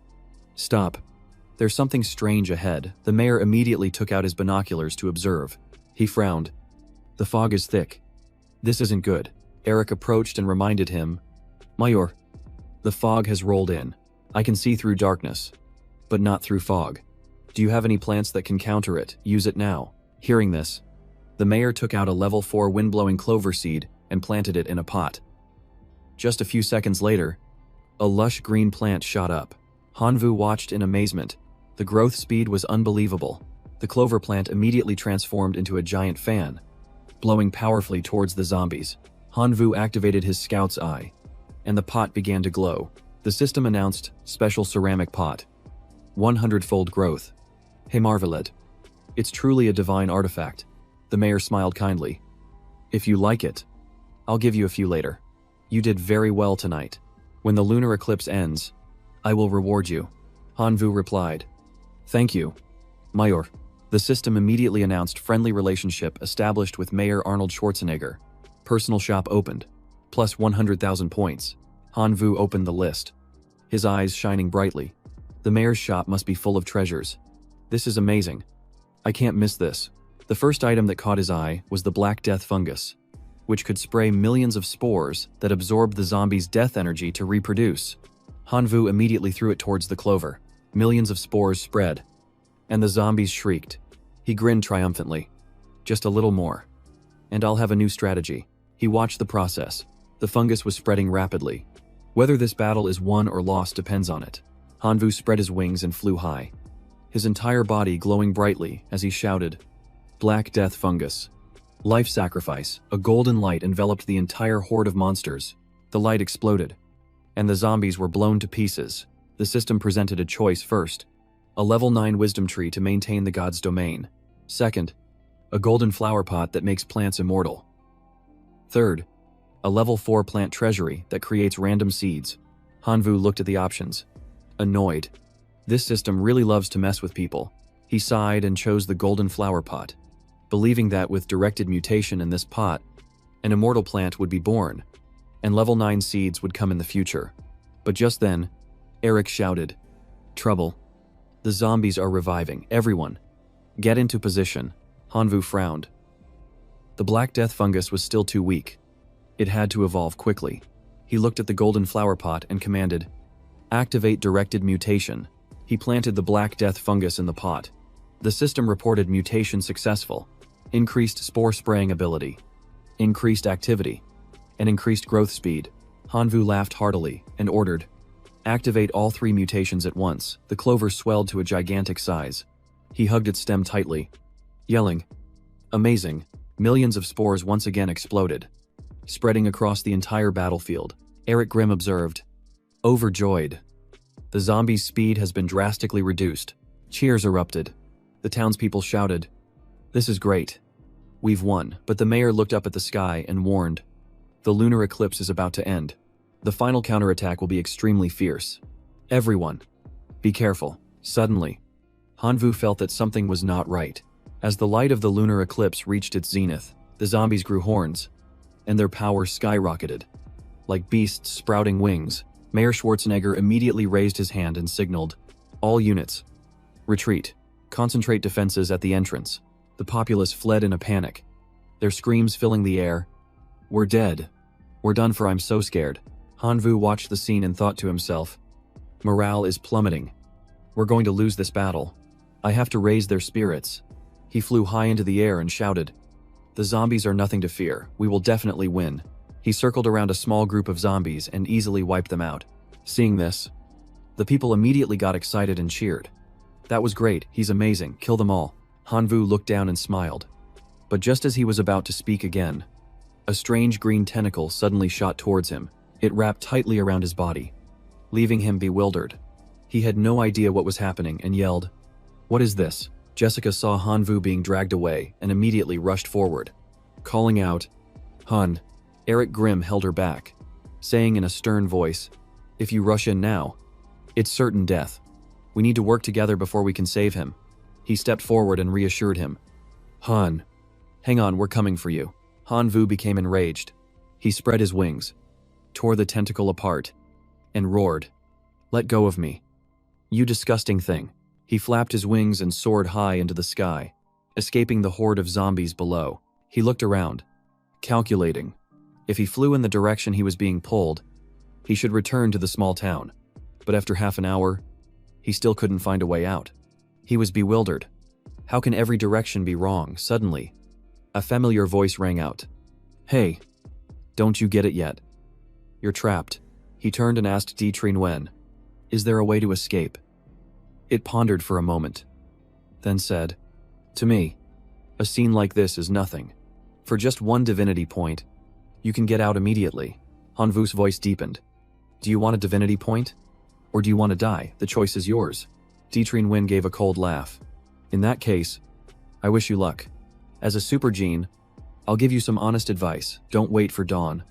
Because when you entered the fog..." Time stopped. Hanvu looked around, thinking, if that's true, then I'm really stuck. North, south, east, and west are all wrong. Does that mean I have to charge into the sky? An idea flashed in his mind, causing him to exclaim internally, "Oh, right." He immediately changed direction and flew straight up into the sky, telling himself, all fog must have a source. A minute later, he stopped short, realizing there was something strange ahead. Is this a barrier? Hanvu swung his sword and slashed forward, shouting, "Did you think you could imprison me forever?"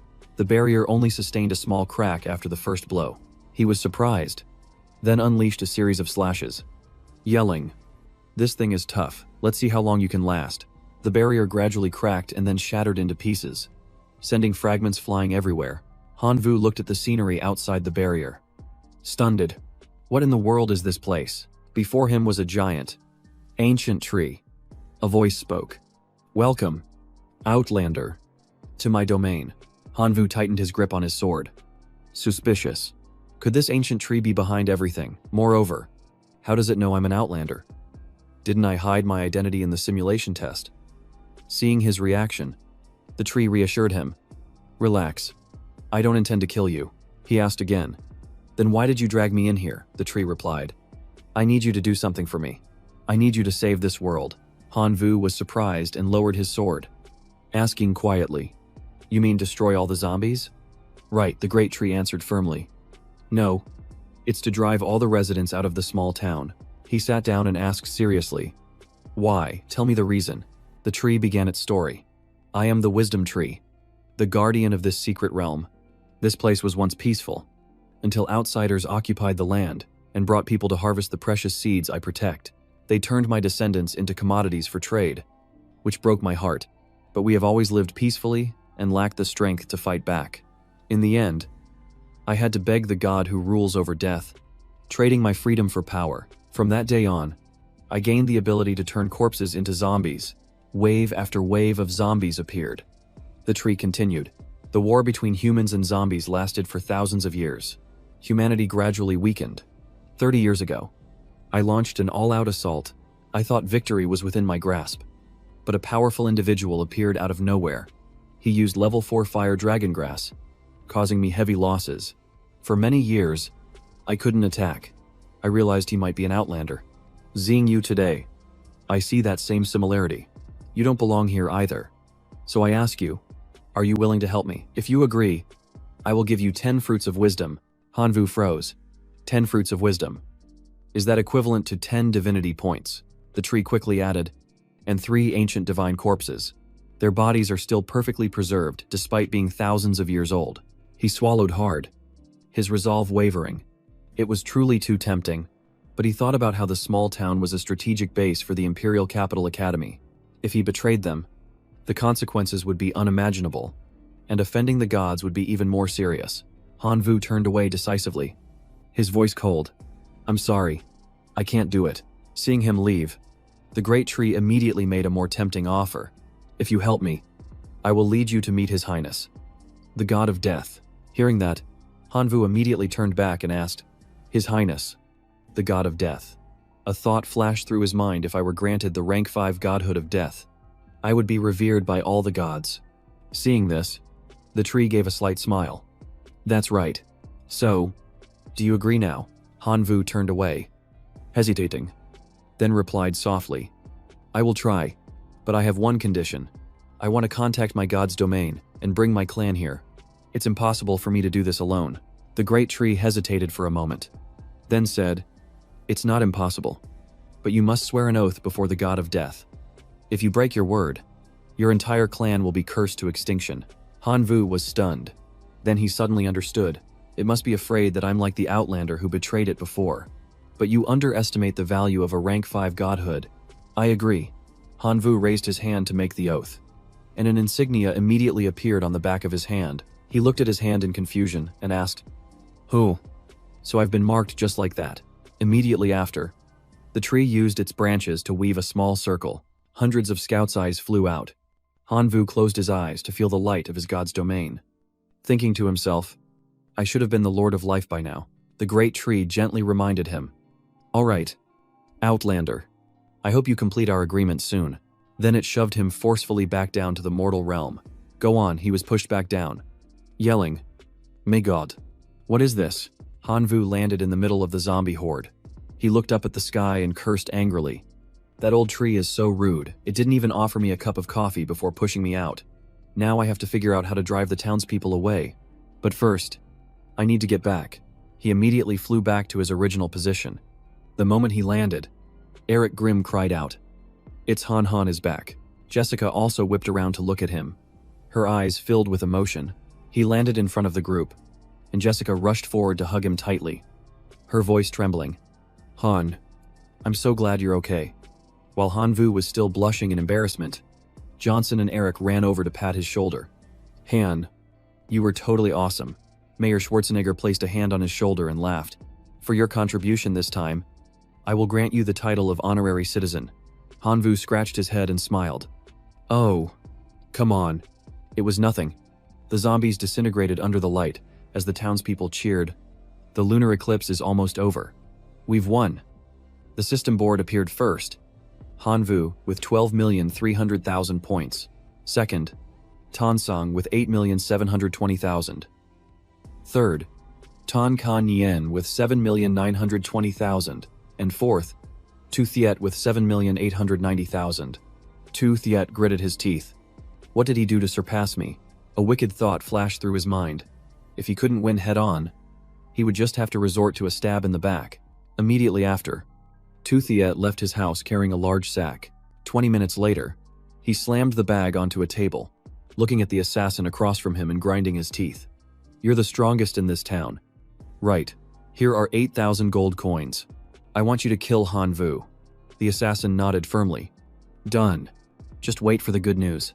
As soon as he left the shop, Tu Thiet was being followed by a scout eye. The scene shifts to a villa, where Hanvu crossed his arms with a faint smile. "Can't win in a fair fight, so you resort to dirty tricks. Huh. If that's the case, don't blame me for killing you," he commanded. "Swarm brood, go find them." The swarm brood immediately rushed in and began to destroy all the flowers. Not just the flowers. They shifted their target to all the trees around the house. With teeth as sharp as knives, they gnawed at the base of every tree. Seeing this, Tansang ran over and shouted, "Those locusts are your brood, aren't they? Why are you letting them destroy everything?" Hanvu looked at her and said softly, "It's a secret. If I told you, I'm afraid I'd have to kill you." Tansang's face turned purple with anger as she pinched his ear. "You little pretender, you dare threaten to kill me. Spit it out." Now Hanvu cried out in pain. "Ow. Ow." That hurts. Just then, a strange noise came from outside, startling them both. Tu Thiet kicked the door open, pointed a finger, and roared, "Hanvu, you dare say this has nothing to do with you?" Hanvu burst out laughing. My, young master too. What did I ever do to make you so furious?" The swarm brood immediately rushed towards Tu Thiet. He cowered in fear, but still managed to scream. "Hanvu, you're such a coward. You don't have special plants like me, so you resort to destroying them. You think that means you can beat me?" Hanvu looked at him and laughed. "What are you talking about? What brood could possibly get in here? Try to make some sense. Besides, I'm bad at math, but I'm pretty sure 12 million is more than 7 million. Right, are you planning to catch up on your motorcycle?" Then he mimed riding a motorcycle, taunting his opponent, who was so angry he gritted his teeth and cursed. Tu Thiet trembled. His eyes filled with hatred, and he swore to himself, "Hanvu, I'll make sure you don't survive the night." The town's residents rushed to the store, yelling, "Sell us some pesticide, I need some too." "Hurry up," the shop owner replied with a smile. "Ladies and gentlemen, the pesticide is sold out. We'll make more soon. Please come back tomorrow." An old man lamented, "We're doomed. All the crops are gone." A young man next to him added, "Tell me about it. My level 4 man-eating flower has been sucked dry. How are we supposed to survive the night?" Mayor Schwarzenegger appeared and announced, "Dear citizens, the town will open the church as a temporary shelter for tonight. Please go there to rest." Seeing the man's delight, Hanvu began to plot. He had to take advantage of the townsfolk leaving to let the locusts wipe out all the special plants. Without the plants, they wouldn't be able to fight off the zombies and would be forced to leave this place. The scene shifts to another area. Eric Grimm was surprised to see Hanvu approaching. "Han, it's pretty quiet today. So many zombies died last night. You should get some rest." Jessica ran over happily and linked her arm with his, "If you want to hang out, you're always welcome here with us." Hanvu pointed behind him and said softly, "In that case, let me go look around and pick up any leftover items first." A scout eye rushed in with a report to Thiet, and the assassin were ready to make their move. After hearing this, Hanvu walked straight to the front lines. "All right, I'll wait for them in a place where we won't be disturbed." He sat down and watched the two figures approaching. "You're finally here." Hanvu looked up at them both. "You kept me waiting for quite a while." Tu Thiet glanced sideways, suspiciously. "Did you leak the information?" The assassin replied coldly. "You can question my character, but don't you dare question my professionalism." Tu Thiet immediately turned and snapped, "Whatever, the important thing is that you, Hanvu, are going to die here." Hanvu calmly replied. "And what will you tell the school after you kill me?" Tu Thiet gritted his teeth. "The assassin killed you. It has nothing to do with me." The assassin chimed in. "Why waste words on a dead man? Let's get this over with." The man immediately got into his stance and unleashed the ghostly lantern lash, a whip full of thorns that shot straight towards Hanvu. He rushed forward, jabbing his fingers straight at Hanvu's face, shouting, "Phantomfinger Jabe." A flash of light intercepted the attack, shattering the tips of his fingers. The man was startled. "What the hell?" Hanvu smirked mockingly. "Is this all 8,000 gold coins can buy?"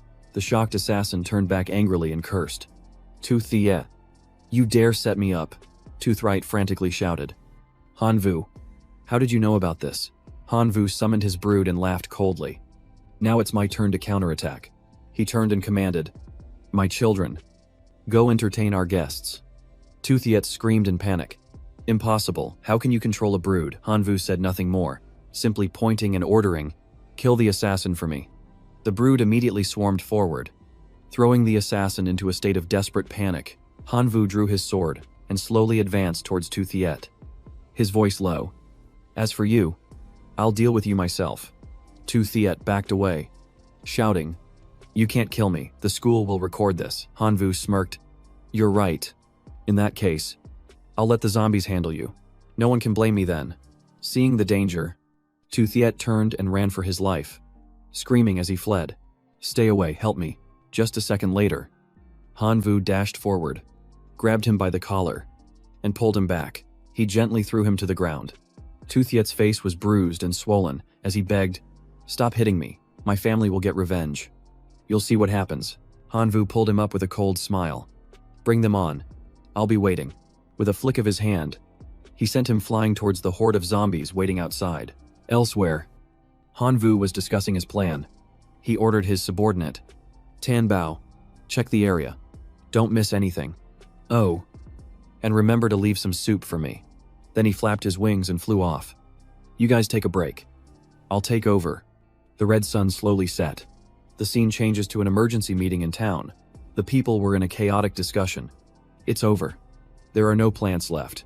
How are we supposed to live now? Mayor Schwarzenegger sat there, his face weary, listening to the citizens' complaints. Mayor, we can't live like this. The church isn't big enough to hold everyone. The mayor was starting to lose his patience. I know the situation is dire, but... Before he could finish, Hanvu interrupted. I have a way. The mayor immediately asked. What way? Hanvu smiled. I want everyone to go to another world. Hearing this, the townspeople began to buzz with excitement. Can we really go to another world? I'm so sick of this place. That's right. The zombies attack constantly. I haven't slept in a week. The mayor was also startled and asked, but the portal was destroyed. And besides, we don't know where to go. Hanvu placed a hand on his chest and answered decisively, I can rebuild the passage to Dragonspire City. I just need some time. Hearing this, the man joyfully clapped him on the shoulder. All right. Just tell me what you need. I'll help in any way I can. The scene shifts to a wide, open space. Hanvu stood before a great tree and said, The townspeople have agreed to leave. As long as you reopen the portal, I will find a new home for them. The great tree laughed with joy. This day has finally come. Thank you. Outworlder, I will keep my promise. The moon is full tonight. Just bring them to the entrance of the secret forest. As night fell, the group led by the mayor arrived. He asked, will the portal really appear? Jessica looked up at the great tree and asked softly. Everyone, look, isn't that the tree of wisdom? Everyone followed her gaze to a giant tree with a canopy glowing brightly under the full moon. That's right. It's the tree of wisdom. The portal immediately opened, and the townspeople cheered. It's appeared. They entered one by one, and Hanvu waved goodbye. See you all again? The people waved back emotionally. The mayor, with tears in his eyes, thanked him. You are our savior. Jessica took the opportunity to give him a light kiss on the cheek, causing a surprised Hanvu to let out a small, She blushed, covered her mouth, and turned away. See you again. Don't forget me. Immediately after, the portal slowly closed. Hanvu let out a long sigh. It's finally over. This assessment was way too long. Suddenly, Ms. Lena stood up with a serious expression. Students, the zombie secret realm assessment is now officially over. In the blink of an eye, the entire class was back in the classroom. She looked around and announced loudly, Congratulations on passing the trial. 2 students lost their lives in the secret realm. Let's hope they are stronger in their next lives. Hearing this, Hanvu thought to himself, so dying in the secret realm means dying for real. This kind of test is truly brutal. Tu Thiet. Don't blame me. As he was thinking, he was startled to see Tu Thiet glaring at him with pure hatred. He's still alive, how did he get back? Ms. Lena smiled and announced the scores. Everyone, please sit down. Here are the class results. In first place is Hanvu with 16 million points. Second is Tan Sang with 12,030,000. Third is Tan Kan Yen with 10 million. Tu Thiet shot to his feet. Ma'am, I accuse Hanvu of cheating. Hanvu turned to see the others smirking sinisterly. Ms. Lena then asked, Tu Thiet, do you have any proof? Tu Thiet glared at Hanvu and explained, We saw his locust brood appear in the zombie town with our own eyes. We also saw him summon a puppet. The other 2 immediately chimed in. That's right. We saw it clearly. Miss Lena smiled gently. This test is an off-world survival simulation, and summoning familiars isn't forbidden. Hanvu succeeded through his own strength and a bit of luck. Hearing this, Tu Thiet gritted his teeth. Miss, you're siding with him. I'll report this to the higher-ups. Her expression turned serious as she replied, Reporting it is your right. But as an instructor, I can punish students who disrespect their teachers. Tu Thiet froze. Why did her aura suddenly become so terrifying? Without another word, she shoved him into a time portal and declared, I sentence you to 1 year of hard labor in the Black Prison. Tu Thiet screamed in despair. No, I don't want to go. She turned to his two cronies with a smile. Does anyone else want to join Tu Thiet? One of them, pale-faced, stammered. You're absolutely right, miss. The other nodded obsequiously.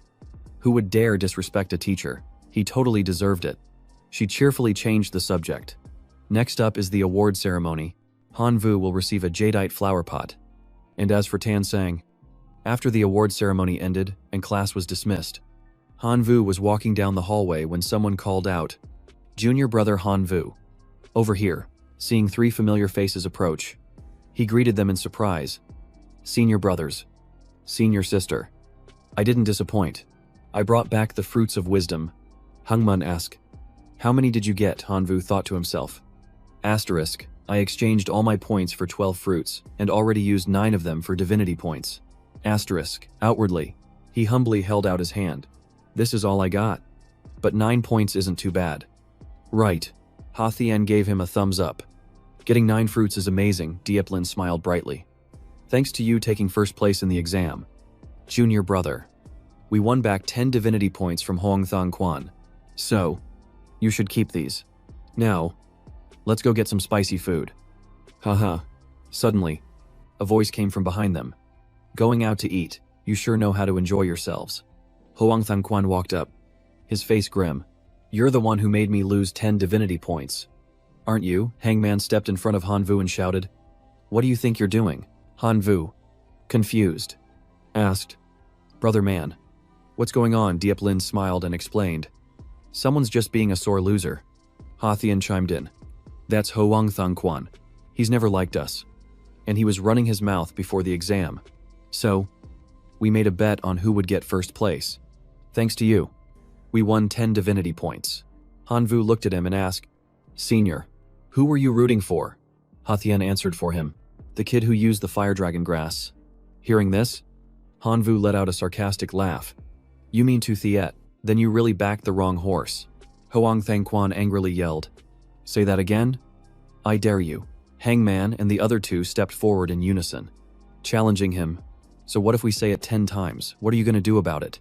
Seeing the situation wasn't in his favor, Hoang Thang Quan turned and fled, shouting threats as he ran. The next class is combat practice. Just you wait. I'll show you what hell is like. Hangman looked at Hanvu guiltily. Sorry about that. Our bet dragged you into a conflict with Hoang Thong Quan. We won't be able to protect you in the next class. Hanvu placed a hand on his shoulder and smiled. It's fine. I've been threatened constantly for months, and I'm still kicking. Once this class is over, I'll take the chance to train. Dieplin added. Hanvu, if you need anything, just find us. Hathian nodded in agreement. We'll always have your back. The scene shifts to a vast hall. Someone reports, Your Majesty. The God King. A demigod requests an audience. The God King's voice boomed. Bring him in. The God King sat majestically and asked, Demigod, what is it? The man bowed his head and reported, This humble one is Trong Quang. I've come to provide a clue regarding the God River ruins. I have a suspect. Hearing this, the God King shot to his feet. Speak quickly. If you're right, you will be handsomely rewarded. Trong Quang immediately opened a box, revealing the corpse of one of Hanvu's locusts. He presented it. I found this at the God River ruins. Hanvu is a locust controller, so I suspect he's involved. Hearing the name Hanvu, the God King frowned and asked, What else do you know? Trong Quang quickly provided the information. He's a high school student, an orphan, currently at the Imperial Capital Academy. His rank is a divinity-level creature. The God King erupted in anger. You think a mere student has the power to enter the ruins and take down 6 of my demigods? Truong Quang dropped to his knees, trembling. Forgive me, Your Majesty, I was skeptical at first, too. But when I took Hanvu's photo for verification, I confirmed that he had indeed been there. He continued his report. My investigation revealed that Hanvu purchased radiation ore. There's a record of the payment using divine power, and the market's registration device also has matching information. The God King's eyes narrowed as he threatened coldly. Themigot, you'd better not be feeding me false information, or I won't spare you. He then tossed a chest of rewards to him and gave an order. Take this signaling device and monitor Hanvu. I want to know if he took my treasure. A cold glint flashed in his eyes. If it really is him, I will turn him to dust. Meanwhile, Hanvu suddenly let out a loud sneeze. He wiped his nose and sighed. The weather must be getting cold. I need to level up in the next class. Looking at the jadeite flower pot Miss Lena gave him, he smiled. Its function is to bind special plant seeds. Each growth cycle produces a new seed, and the higher the level, the longer the cycle. After using it for the first time, he nodded in satisfaction. By combining a level 6 Phantom Shadow Lantern seed with the plant fusion art, I'll have a continuous supply of Phantom Shadow Lantern seeds. He looked at the 3 divine corpses before him and mused. Divine corpses can be refined into flesh and blood imbued with divinity, which can be used to evolve the Locust Lord. After that, I'll feed the Lord the fruits of wisdom to greatly enhance my strategy. Just then, a call from Miss Lena startled him. He answered with a hello, and she said gently, "Hanvu, something bad has happened." He immediately asked, "Is it about the zombie town?" She replied, "That town was a secret realm gifted to the Academy by Lord God Huahai. It's now lost because its coordinates were corrupted. And Teacher Hua has investigated and found you to be the culprit. He's furious." Hanvu was shocked and pointed at himself, stammering, "So, am I getting expelled?" Miss Lena chuckled and shook her head. "No, it's not against the rules. It's just that Teacher Hua wants to duel you. The match is tomorrow, and I'll be the referee." Hearing that, Hanvu breathed a sigh of relief. "With you there, I know I won't be beaten to death." She put her hands on her hips and teased, "You little rascal. Just do your best. Teacher Hua won't make it too hard on you." Afterwards, he flopped down with a sigh. "Well, I'll just cross that bridge when I come to it. Time to get a good night's sleep and prepare for a fight." The scene shifts to the next morning at the Academy's arena. Seeing Hanvu step onto the platform, his 3 seniors hurriedly advised him, "Just do your best. If you lose, you lose. Don't push yourself too hard." Miss Lena made the introduction. "Hanvu, this is Teacher Huahai, a Lord God of the Academy." He greeted the teacher. Huahai replied sternly, "In this match, I will not use divine arts. Only control my summoned familiars. Win or lose, the matter of you destroying the secret realm will be dropped. Do you have any objections?" Hanvu smiled confidently and replied, "This student wouldn't dare. I will fight with all my strength and not disappoint you." "Teacher." Lena glanced at the system and calmly announced, "Very well. Let the duel begin. The location is Mausoleum Hills. Both combatants are permitted to summon their familiars." The atmosphere was electric, as the death match was about to erupt. Huahai raised his hand behind him, and a green vortex immediately began to swirl like a storm. He shouted, "Charge," one by one. Figures from the formation behind him marched out. Right before Hanvu stood a grand army of wise men, their overwhelming presence like a hurricane. On the open field, Huahai's army stood in neat rows. Hangman's eyes widened and his jaw dropped as he exclaimed in shock, "What kind of monsters are these? Why do they look so fierce?" Hathian crossed his arms, smirking at his friend's bewildered expression. "These are Homo sapiens, an extremely rare human variant. Their intelligence and potential are superior, and with enough effort, they can ascend to become heroic life forms." Dieplin sat with her legs crossed, watching silently. "They're not much weaker than heroic life forms." Hangman frantically yelled, "Little bro, just surrender. It's better to lose by a hair than get wiped out." "Live to fight another day," Huahai shouted, cutting him off. Silence. He stood at the head of the Homo sapiens line, facing Hanvu's lone figure. Seeing him remain motionless made Hangman's heart ache as he thought, Asterisk, Hanvu must be terrified. Asterisk Huahai frowned and asked, "Student Hanvu, why haven't you summoned your familiars?" Hanvu suddenly made a hand signal, and an army of self-destructing locusts instantly appeared behind him. He declared loudly, "Let's fight, I'm not afraid." In front of the green portal, the Homo sapiens stood still and solemn, ignoring the swarm of locusts surrounding them.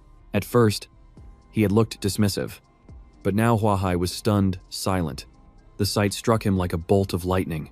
Transcendent life forms, the sheer number is horrifying. Before he could recover from the shock, his eyes widened in disbelief once more.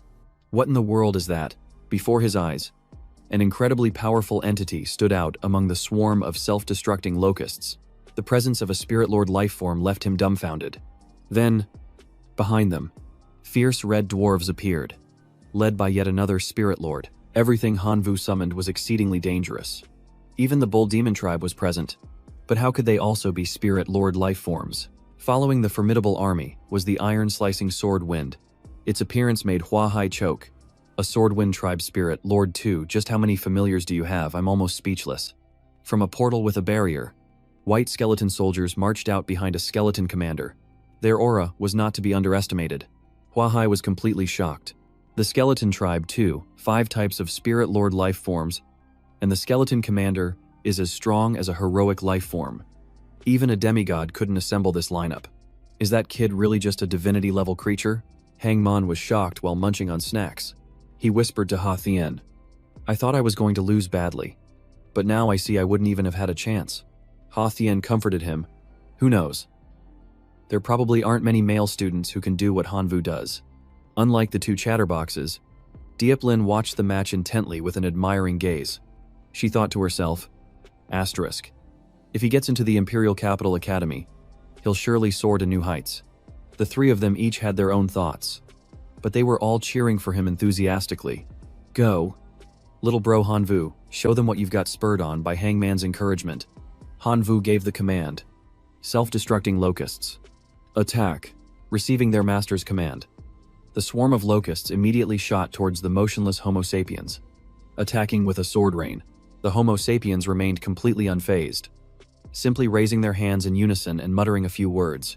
As the chant ended, a barrier materialized, blocking all the attacks.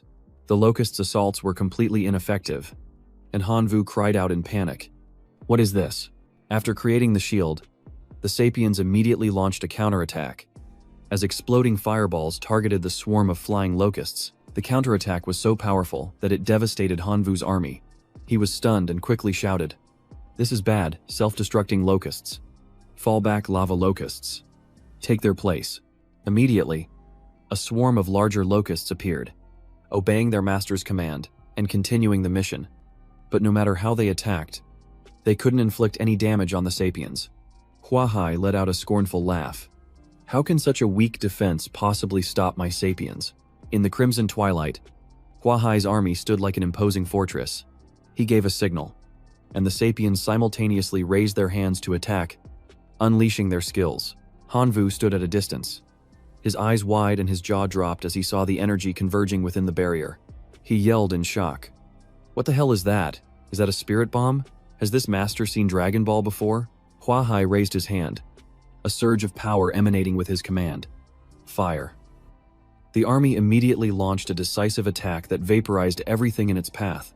Seeing the dire situation, Hanvu went all out and summoned the Divine Warhammer. I can't let this continue. I have to break the Sapiens' defense, Divine Warhammer. Appear. Receiving the order, the Divine Warhammer immediately hefted its giant hammer and brought it crashing down on the Sapiens with a mighty hooyah. The force of the swing left its figure suspended in mid-air, a blazing red silhouette against the sky that captured everyone's attention. With a ferocious expression, the Divine Warhammer slammed its hammer down, creating a terrifying wave of energy that struck the Sapiens' barrier, causing it to crack visibly. As soon as the shield cracked, Hanvu shouted triumphantly, It worked. Lava locusts. Charge. Hearing the command, the locust swarm immediately surged forward, tightly surrounding the army of gray-boned sapiens. The 3 spectators cheered with delight, shouting encouragement non-stop. Hanvu did it.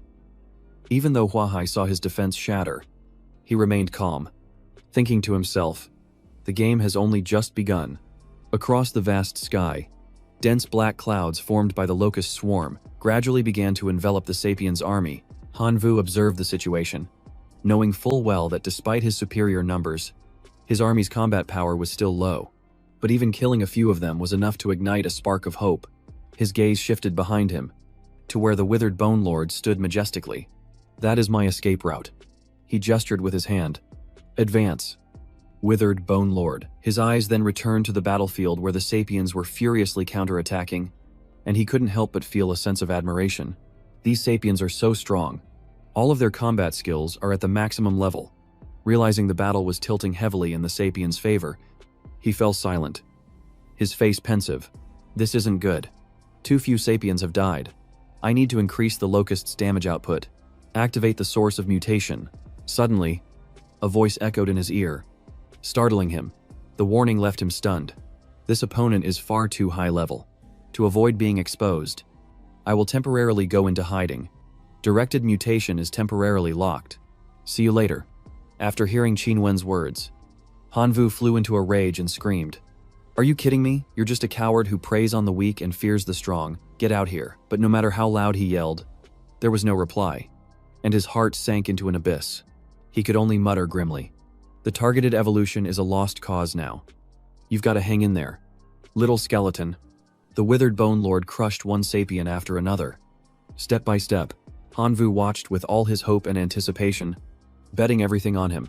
As soon as the words were spoken, the entire army of withered skeletons was immediately bathed in a brilliant, mystical light. Hangman grew excited as he saw Hanvu gaining the upper hand, his heart pounding with anticipation. The ultimate move is about to be unleashed, but unexpectedly, the withered bone lord, standing behind the skeleton army, was silently making a strange gesture. Suddenly, a massive explosion erupted, engulfing the area in thick dust and smoke. Hanvu stared at the scene, frozen, and uttered in horror, "What is happening?" Wahai stood high above, his voice as steady as a rock. "Yang Hanfu, the Wind Spirit tribe is truly fearsome. Their war feeds war strategy, terrified countless civilizations for tens of thousands of years." He let out a mocking laugh, then said coldly, "But that's ancient history. The divine domain has endless ways to crush wind spirits. Everyone's got a hidden card untouched by your tricks. If you think this is your ultimate move, your future's gonna be rough." Hanvu froze. His locusts lost power. The dried skeletons couldn't move. The little ones and puppet masters were trapped, and the ox demon and dwarf lacked strength. Do I really have to admit defeat? At this moment, Iron Slicing, Swordwind, and Ox Demon Satman were still fighting frantically, the sound of clashing metal echoing across the battlefield. Fake blood splattered as the bodies of sapiens were sliced in half by the blade of Iron Slicing Swordwind. The colossal Ox Demon Satman swung its arms, knocking down sapiens one by one. It looked like they were winning, but in Hanvu's eyes, they were fighting alone against thousands of enemies. He said worriedly, "This is not good. They're slowly getting exhausted." The sapiens' army had already closed the encirclement.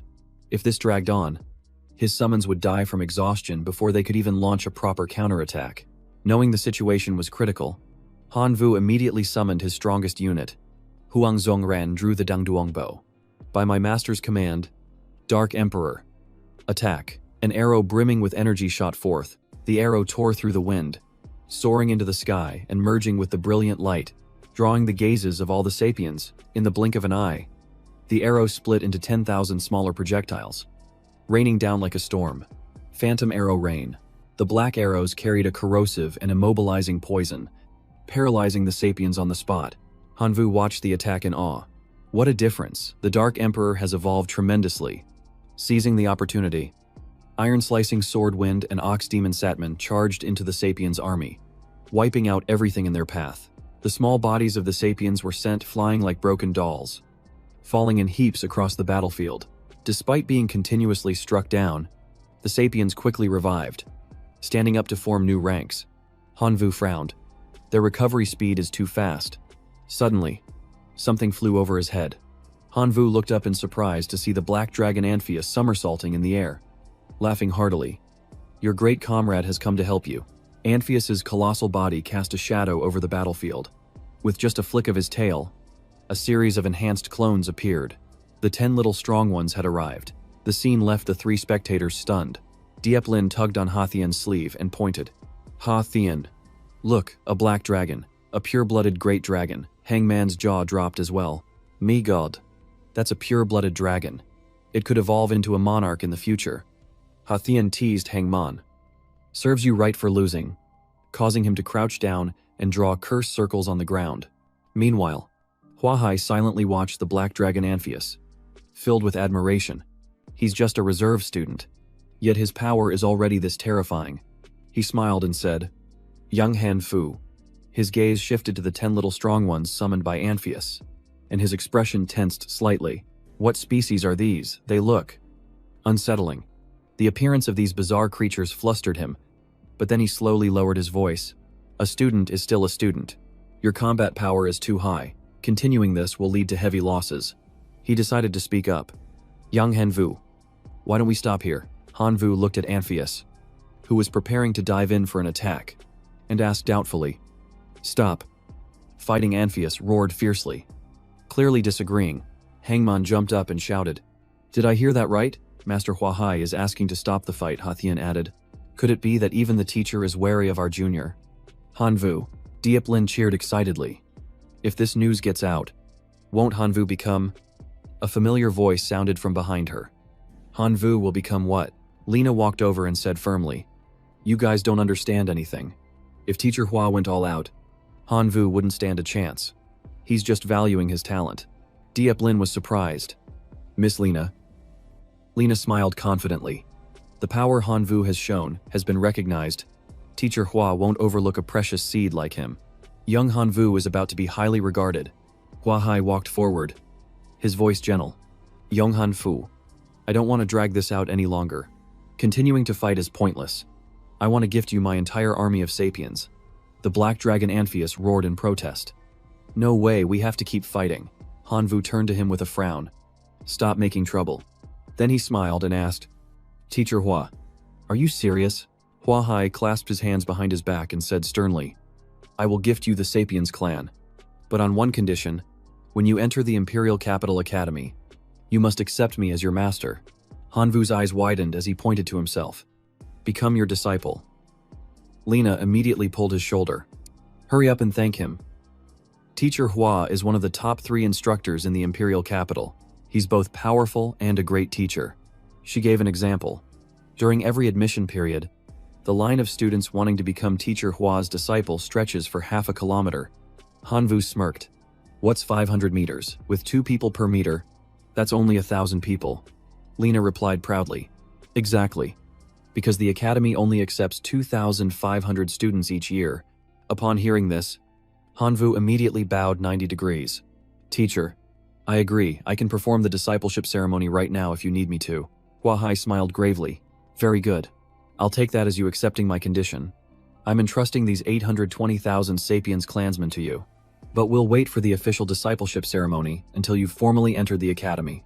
He raised his head, his voice resounding. I don't care about anyone else.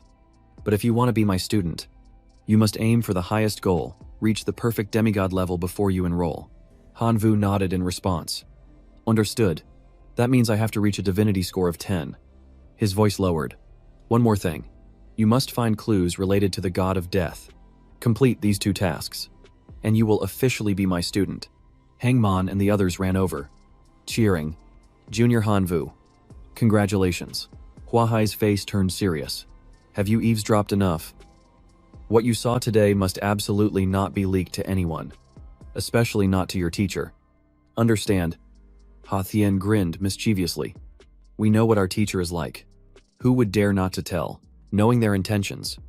Huahai just grunted softly before tossing each of them a golden card. The 3 of them looked at each other and grinned with delight. Hathian chuckled. Understood. We won't say a word, even if we're beaten for it. Lena interjected. You 3 really have guts. Daring to tease a master. The scene then shifts to a building the next morning. Tan Sang stood there flustered, wringing the hem of her skirt as she spoke in a soft voice. Hanvu, could you help me with something? She continued hesitantly. My family wants a marriage alliance with the Tu family, and I'm the one being forced into it. Hanvu frowned. Something like that still happens in this day and age. Did your parents agree to it? Tan Sang explained sadly. My parents just reached the demigod level, so they can't go against my great-grandfather. He's the only true god in our family, and his word is law. Hanvu asked, Is the marriage partner Tu Thiet? She lowered her head and mumbled.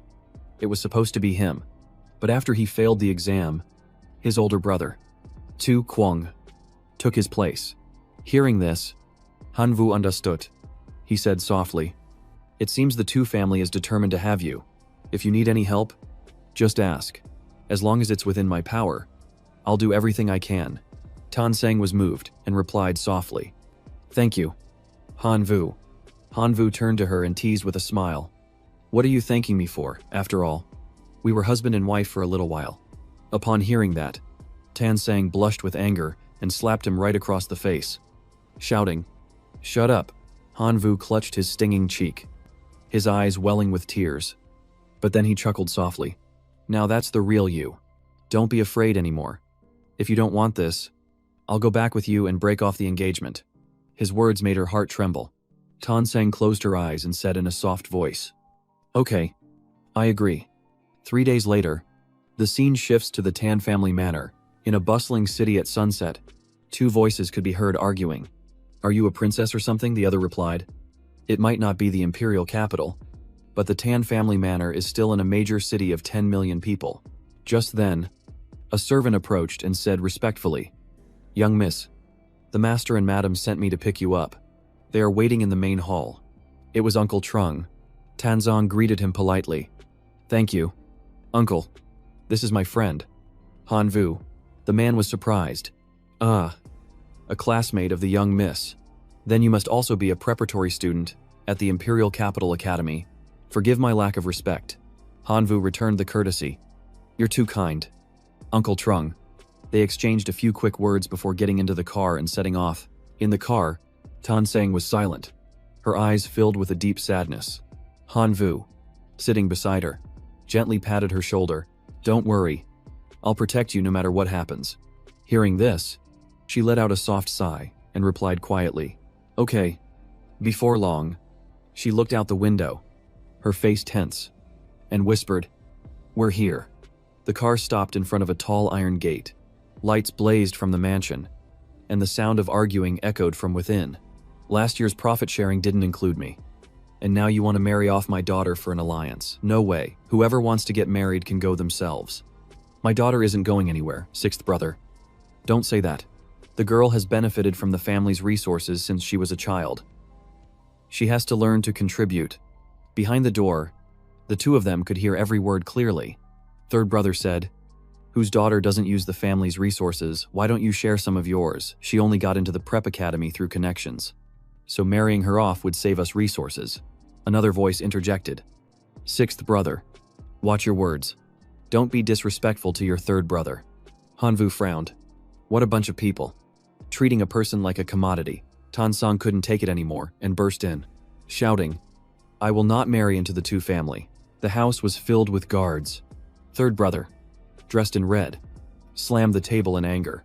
Insolence adults are talking. This is not your place to interfere, guards. Take the young miss to her room, a man with glasses interjected.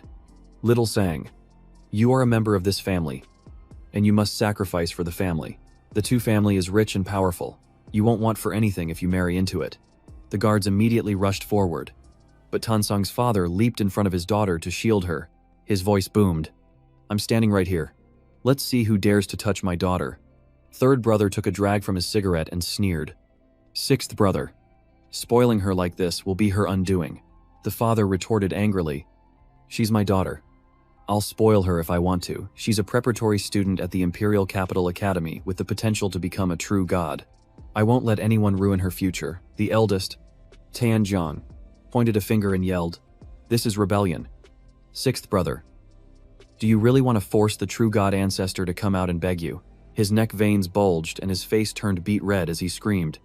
Your daughter might be talented, but she's just a mortal. It could take hundreds of years for her to become a true god. Right now, the Tan family has only one true god, and we must hold on to him, no matter the cost. His voice trembling, he continued, If the Tan family loses its true god, what do you think those other families, circling like wolves, will do? You know better than I do. That is a consequence you cannot bear.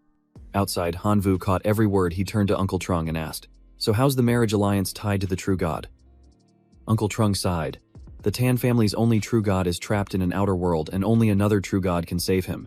The two families' true god is the only one willing to help. Hanvu's thoughts raced. So the two families using marriage as a cover to draw Tansang to their side. Clever move. Wait, isn't Vian Trung a true god too? With that thought, he immediately pulled out his phone and called Vian Trung. On the other end, Vian Trung was sipping tea and asked leisurely, Are you short on divinity again? Hanvu shook his head. No. This time I need you to rescue a true god imprisoned in an outer world civilization. Before he could finish, Vian Trung cut him off. I know the place. The true god there is strong, but still a little weaker than me. Hanvu was overjoyed. So you'll help, he replied nonchalantly. That depends on the payment. I'm not going if it's too low. Hanvu stepped away and thought to himself, hiring a true god won't be cheap. If I let the Tan family pay, they'll surely resent Tan Sang for it. If I'm going to help, I might as well go all the way. He said in a low voice. Payment will be in sacred origin crystals. How much is enough? Vian Trung asked. Then smirked. I just spent 30,000 sacred origin crystals repairing my divine gun. So let's just make it the same this time. Hanvu replied concisely. Done. 30,000 for the rescue of one true god. I'm sending you the coordinates. Let's sign the contract now. In the main hall, third brother was still yelling angrily. Little Sang, you are being too selfish, suddenly. A voice called out. Wait a moment. Hanvu strode in confidently. Third brother glared and shouted. Who are you? Kid, how dare you barge into the Tan family's main house? Guards, throw him out. Seeing this, Tan Sang immediately stood in front of Hanvu, her voice trembling but firm. He is my classmate. He's here to help me. The man with the glasses frowned. A classmate? He looks more like your lover. No wonder you refused to marry into the two family. She retorted angrily. That's nonsense. The eldest brother furrowed his brow and interjected, Little Sang, you are the descendant of a true god. You must find a partner of equal standing. Kid, let me ask you, does your family have a true god? Not wanting everyone to argue further, Hanvu spoke bluntly. I'm an only child. My family has no true gods, not even a demigod in sight. Just a few bottles of six gods floral water. Hearing this, Tan Sang couldn't help but blurt out, Oh, for goodness sake. Hearing him speak, the eldest snorted mockingly. With not a single true god to your family's name, how can you support a wife? If my niece marries you, won't she be eating dirt for the rest of her life? Here's a card with 500 million god power. Enough to live on for half a lifetime. Take the money and stay away from Little Sang. Hanvu gave a faint smile.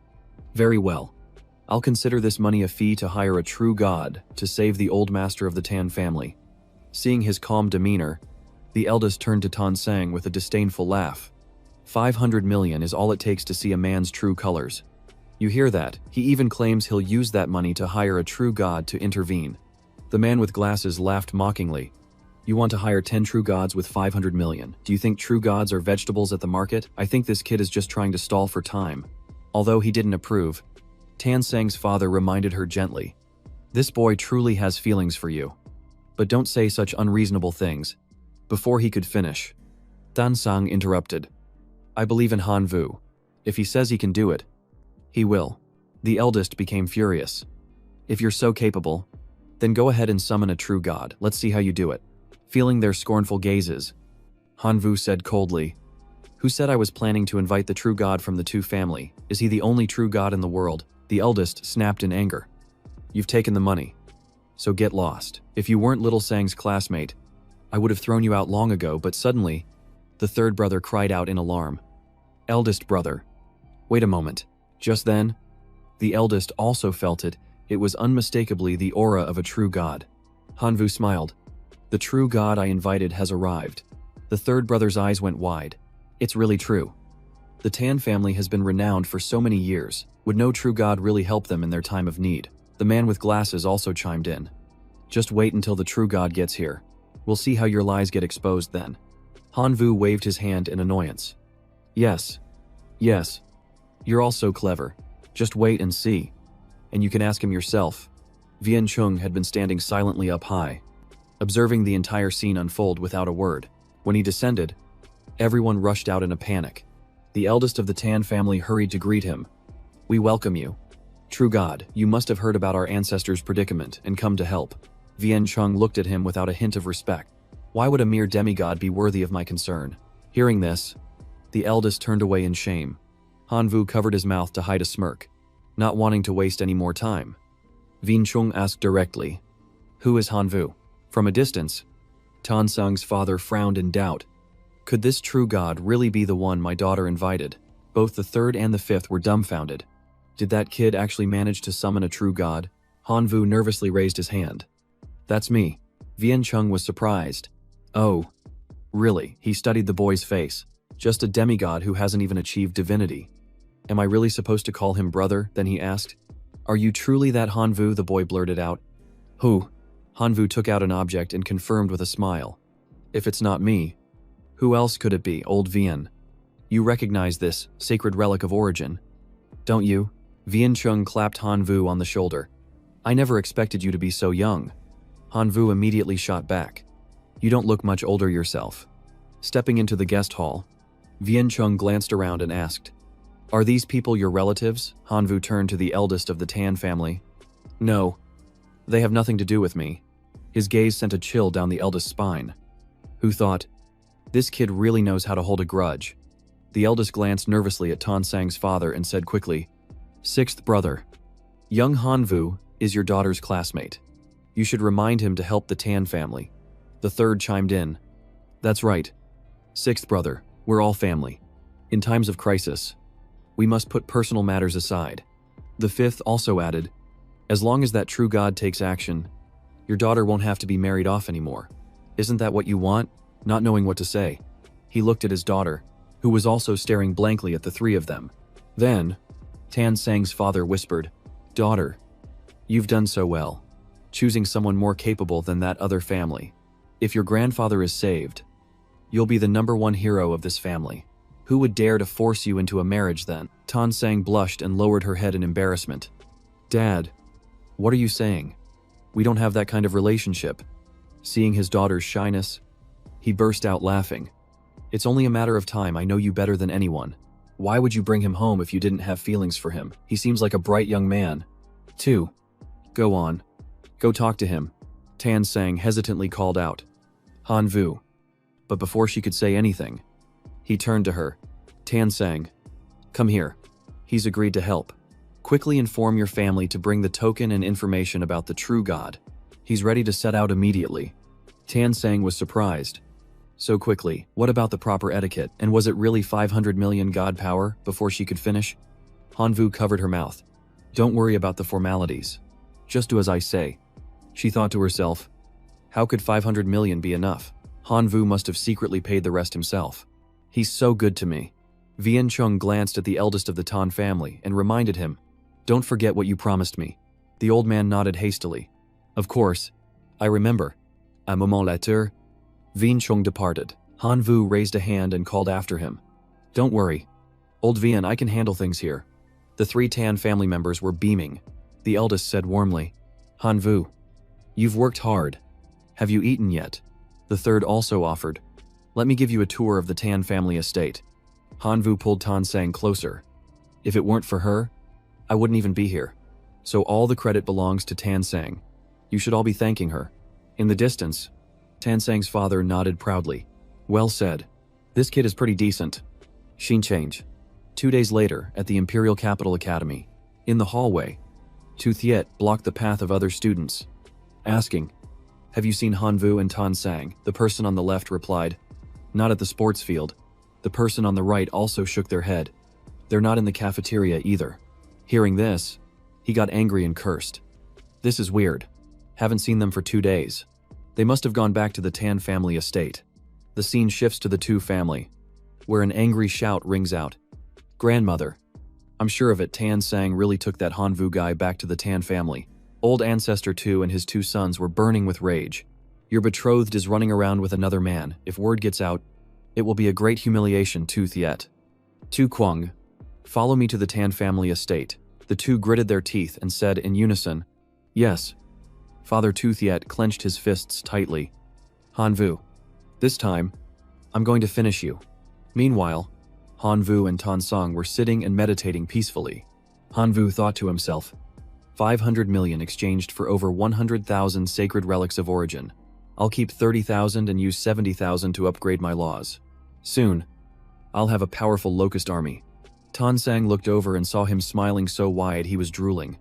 So she asked, what are you thinking about that's making you so happy? Suddenly, Uncle Trung ran in frantically, shouting, this is bad. Something terrible has happened. Seeing his panic, Tan Sang asked worriedly, Uncle Trung, what's going on? Uncle Trung quickly reported. The true god of the Tu family is here with Tu Kwang and Tu Thiet. The 6th master told me to tell you 2 to hide immediately. From inside, a voice was heard.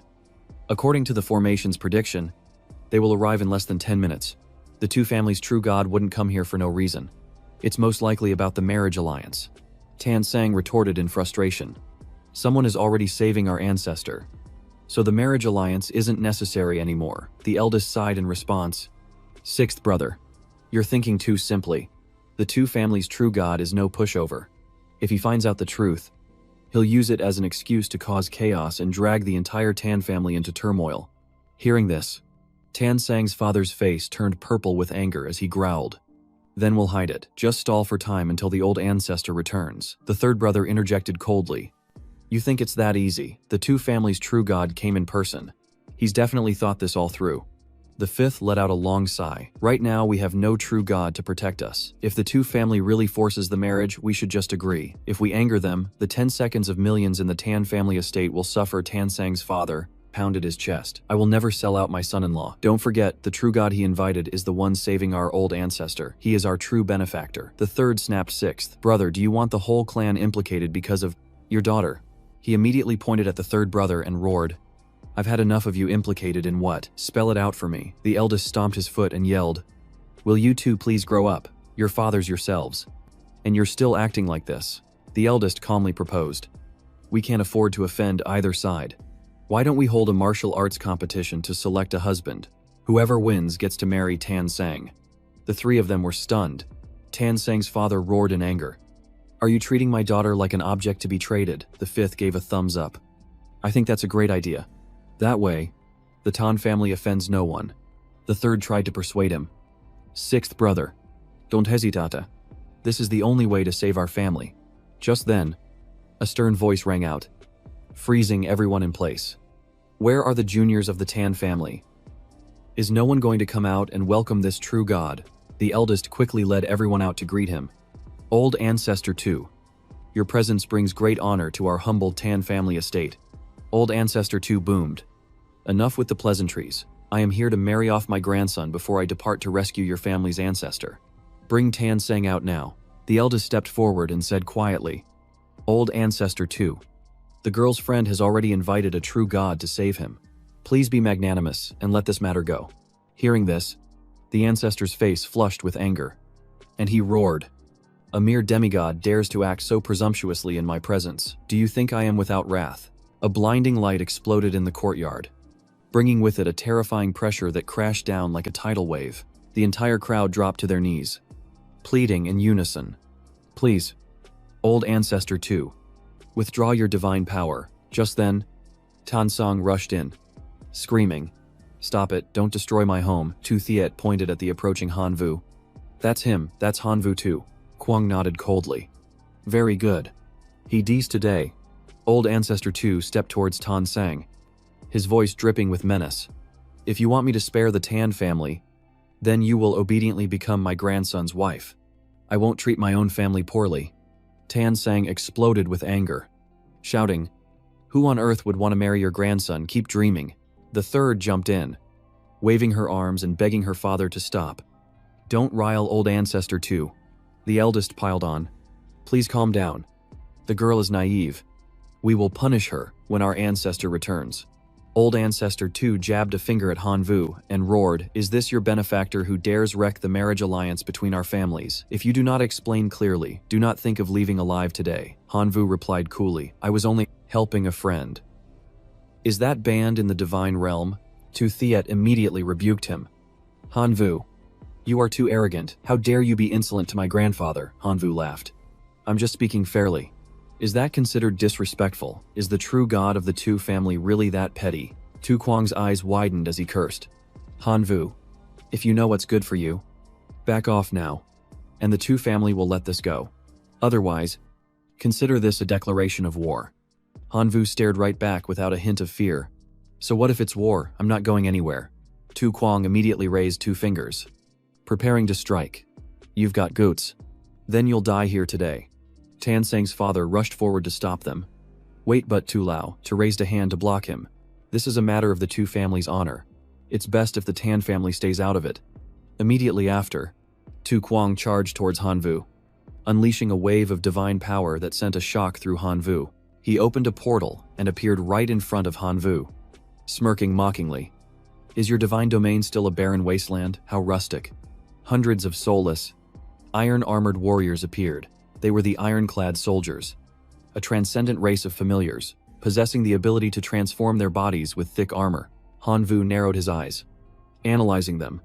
The ironclad soldiers were balanced in both offense and defense, and could even change their physical structure, far surpassing Tu Thiet's iron-skinned troops. Tu Kuang spread his arms and roared, "Ironclad soldiers, annihilate every last one of those creatures for me." Hanvu immediately summoned his locust men, his challenge ringing out, "Bring it on." The two sides clashed in a ferocious battle. One of the locust men charged forward. Aiming its attack directly at the first ironclad soldier, it drew its sword and swung, unleashing a powerful strike. The ironclad soldier quickly dodged to the side, avoiding the blow, but another locust man immediately stomped down hard on its back from above. Tu Kuang gritted his teeth in anger. "I underestimated you, but no matter how good you are, you can't overcome what I've prepared." He raised his hand and shouted, "Divine ironclad soldier, to battle." A colossal arm descended from the void. Tu Kuang smirked triumphantly. "The divine ironclad soldier has been summoned." The eyes of this giant monster glowed crimson, brimming with killing intent. It raised its sword and charged straight into the formation of locust men. Its very first slash severed a locust man's arm, sending blood flying everywhere. Hanvu was stunned, unable to believe his eyes. That was a high-level Lord-class unit that had eaten a fruit of wisdom, possessing immense potential. Tu Kuang burst out laughing. "A Lord-class creature that can't even take a single hit. What a bunch of weak grasshoppers." Hanvu gave a strange smile. "Weak, you say? Then keep watching. I'll show you true power." He activated directed mutation, and the swarm of locust men immediately began to transform. Tu Kuang exclaimed in horror. "What is that?" Hanvu pointed his hand straight at the battlefield and ordered an all-out assault. He shouted, "Mutated locusts, charge." The entire squad surged forward as one. Seeing the situation turn dire, Tu Kuang hastily ordered a retreat. "Fall back and form a defensive line now." The divine ironclad soldier calmly sheathed its sword as its body transformed into a colossal shield, its greatsword disintegrating and reforming into a barrier. Hanvu gave a faint smile. "This is just the prelude. The real counterattack has only just begun." He spoke softly, and immediately, the swarm of mutated locusts activated their primal essence, transforming into evolved locust men. An evolved locust man unleashed an incredibly powerful slash, cutting straight through the divine armor, causing Tu Kuang to cry out in fear. How could it break through that defense? Hanvu laughed and said loudly, "Answer me, are the grasshoppers still weak?" Seeing Tu Kuang remain silent, his voice turned cold. "Not talking, then watch closely." He threw a core towards an evolved locust man and commanded, 1,000 poison cores, avenge yourself instantly." Its body was enveloped in a green, toxic gas, the poisonous aura shroud. The evolved locust man's severed arm immediately regenerated completely. Its eyes glared as the system displayed a new ability, extremely corrosive poison. As soon as its arm was restored, the evolved locust man launched a counterattack, striking the divine ironclad soldier with its full power. But the soldier still had a protective barrier. Even so, that barrier began to crack and crumble. Tu Kuang's face went pale as he screamed, "What the hell is this retreat? Get back to the divine domain." Hanvu smiled. "This territory isn't a place you can just come and go as you please." Tu Kuang trembled and stammered, What are you planning to do?" When he saw the silhouettes of 4 creatures standing behind Hanvu, he panicked and stammered, Four great lords." Tu Kuang collapsed to his knees, backing away slowly, his mouth trembling as he muttered, "How can monsters like this even exist?" The divine domain's gate suddenly trembled, and the black dragon Amphios emerged, making him go limp with fear as he repeated, "How can such a terrifying creature exist?" On the other side, the fish demon Lord Tatman launched a ferocious barrage of unrelenting attacks.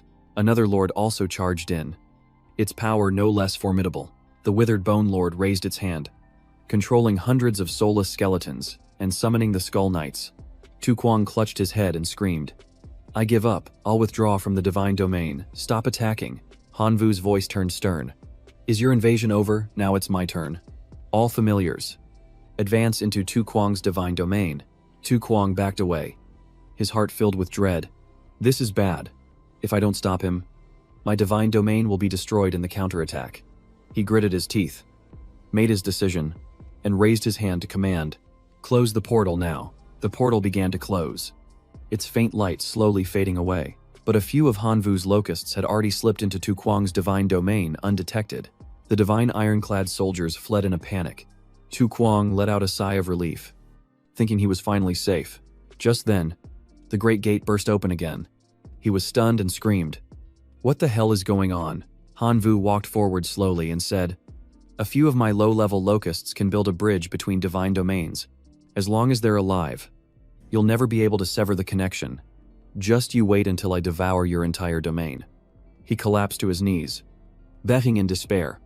"End this, I've lost. Please withdraw your troops," Hanvu replied coldly. "You were the one who invaded first. It's only fair that you face a counterattack. My intelligent legion has already entered your divine domain." He turned back and shouted angrily, "Hanvu, pull all your familiars out of my divine domain. I've already conceded. Don't forget, my grandfather is out there. He's a true god. Do you dare to defy him?"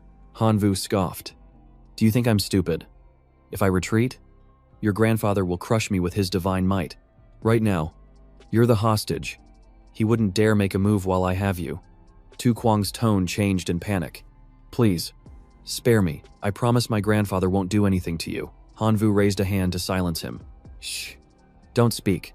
My locusts have already found your divine domain's core." He then smiled smugly. "Ah, there it is." 1 hour later, Tu Lao To was pacing back and forth, frowning. Why is it taking so long? Could something have gone wrong? A sense of unease spread through him, and he decided to open a virtual screen to check. The third elder turned to the first elder and said, "Hurry, open it and let's see." The entire group stared at the screen, stunned into silence. On the screen, Tu Kuang was suspended in midair, his face pale and filled with discomfort. The divine ironclad soldiers were being dragged away one by the evolved locust men. The third elder cried out. "What is happening?" The first elder replied. "Tu Kuang's divine domain core has been seized by Little Han. The locust men are now standing on top of it." Tu Lao To's phantom appeared, roaring with fury. "Little Han, release my grandson's divine domain core this instant." Hanvu turned around, his voice indifferent. "Are you trying to threaten me? I'm not amused in the slightest." Then he called out, "My familiars," he commanded. "Accelerate the annihilation of all divine ironclad soldiers Tu Lao." Tu raged. "What in the world do you want to let Tu Kuang go?" Hanvu crossed his arms and smiled lightly. "True god of the Tu family. You've got it wrong. The question you should be asking is, what I need to do for you to spare me."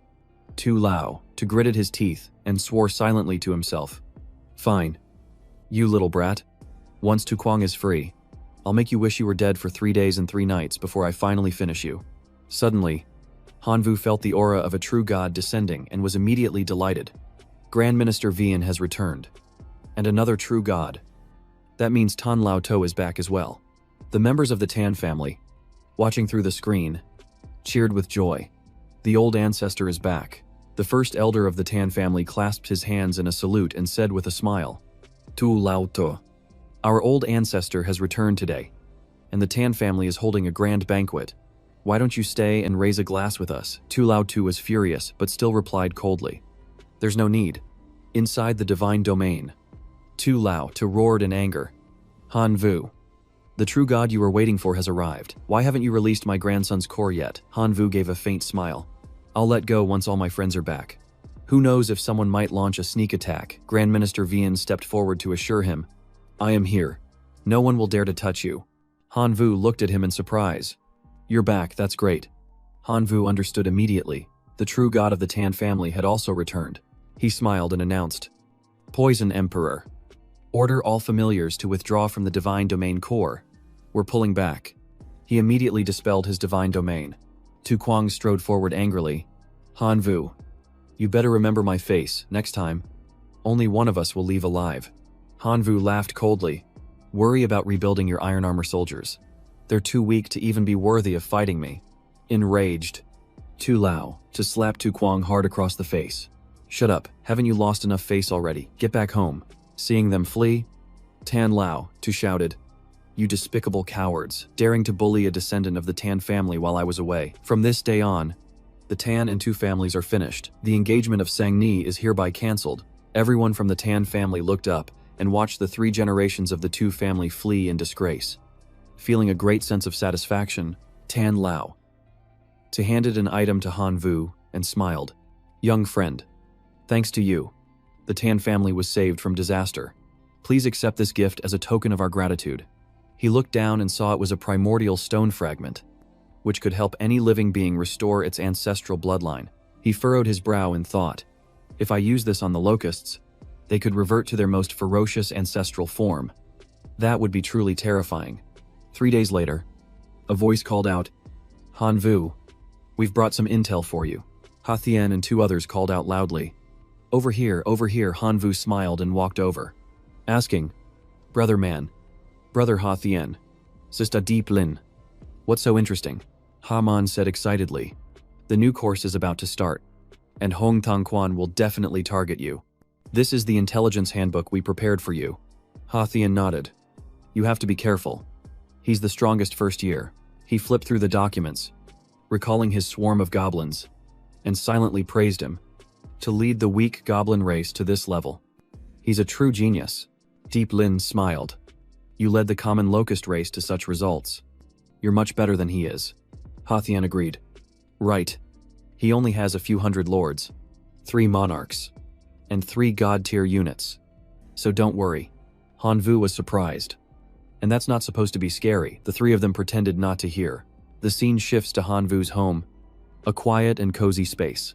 He sat cross-legged, cultivating, and thought to himself, Hong Thang Quan will target my 3 locust lords, and I can't afford to lose any of them. Tua Kwang's regeneration ability can help keep them alive. But that alone isn't enough to fight him. He looked at his Hack 2 mushroom pot. It was effective as a debuff against the zombies before. If I can increase its area of effect damage, I'll be safer.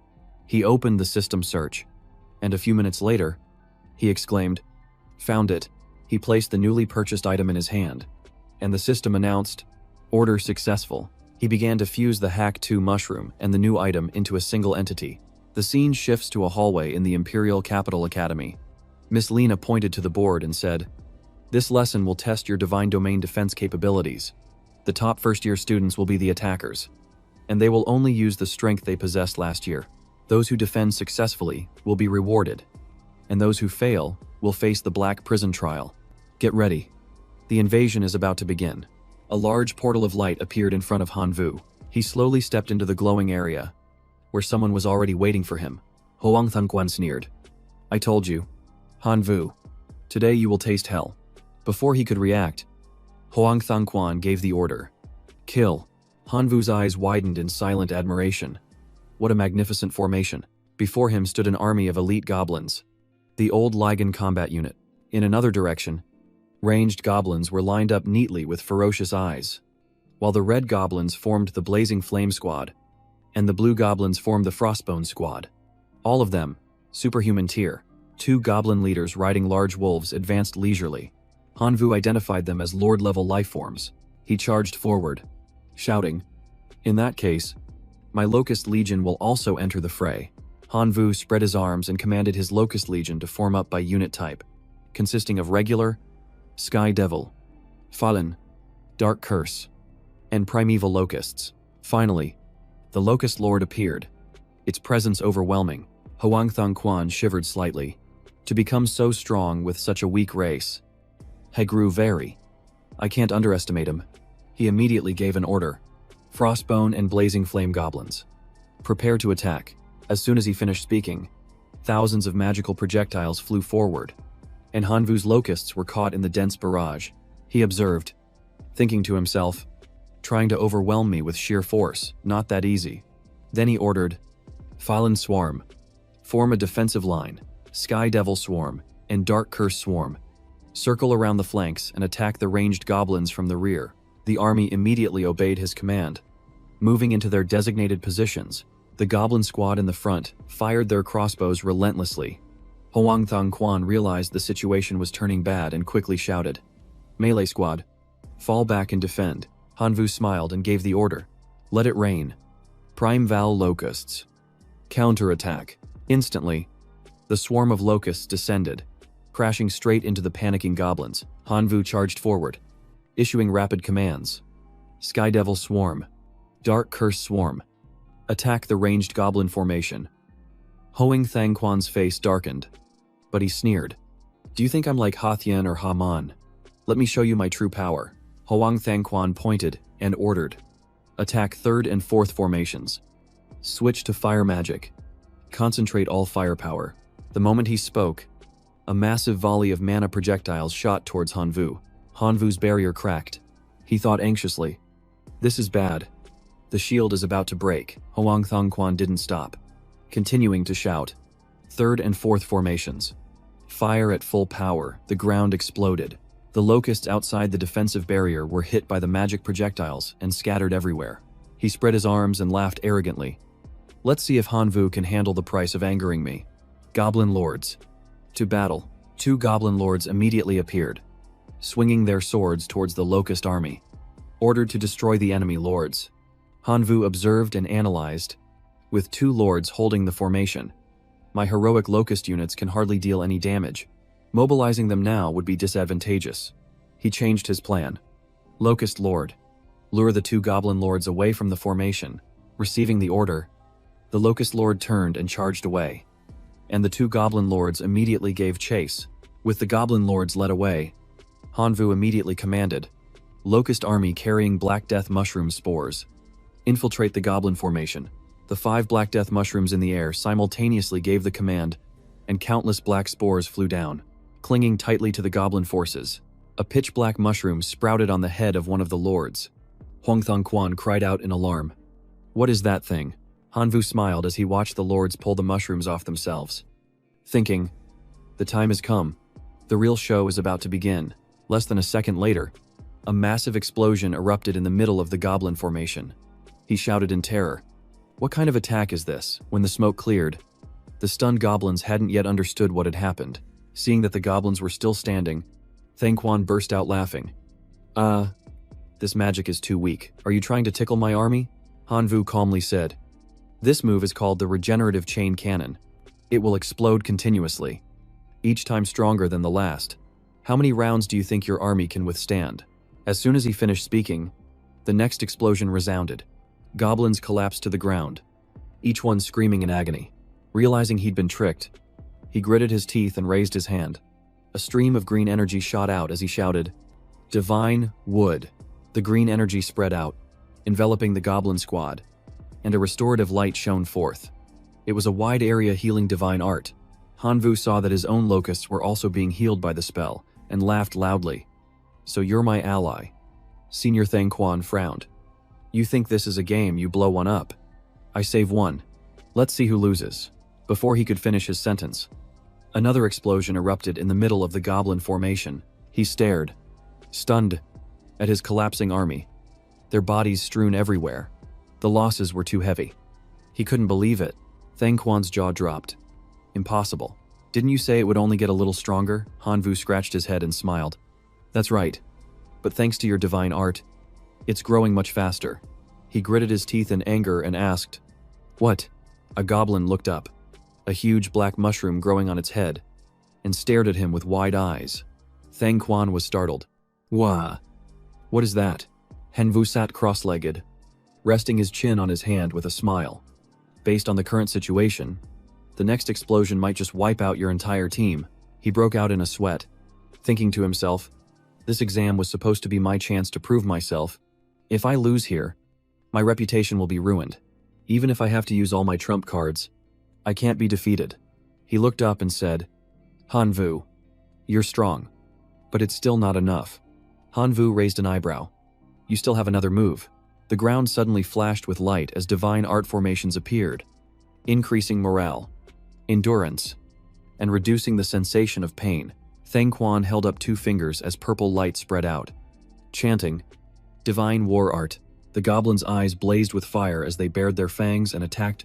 They could absorb 25% of damage to heal themselves, and the excess was converted into energy to increase their speed. He raised his hand again and shouted, Divine Earth Art. Instantly, each goblin was enveloped in a membrane of light, creating a shield that absorbed damage and drew energy from the earth for continuous regeneration. Thangquan wiped away his sweat and said softly, All right, now it's my turn. The black mushrooms on the goblins' heads fell off. Hanvu was shocked.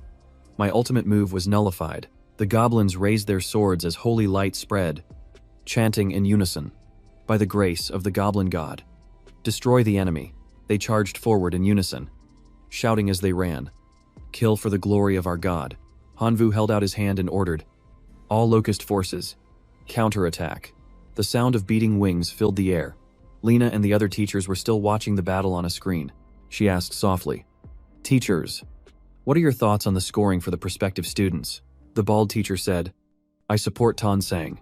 Her golden-crowned thunder sparrow is qualified enough to enter the academy. The teacher with glasses chose Toothiet instead.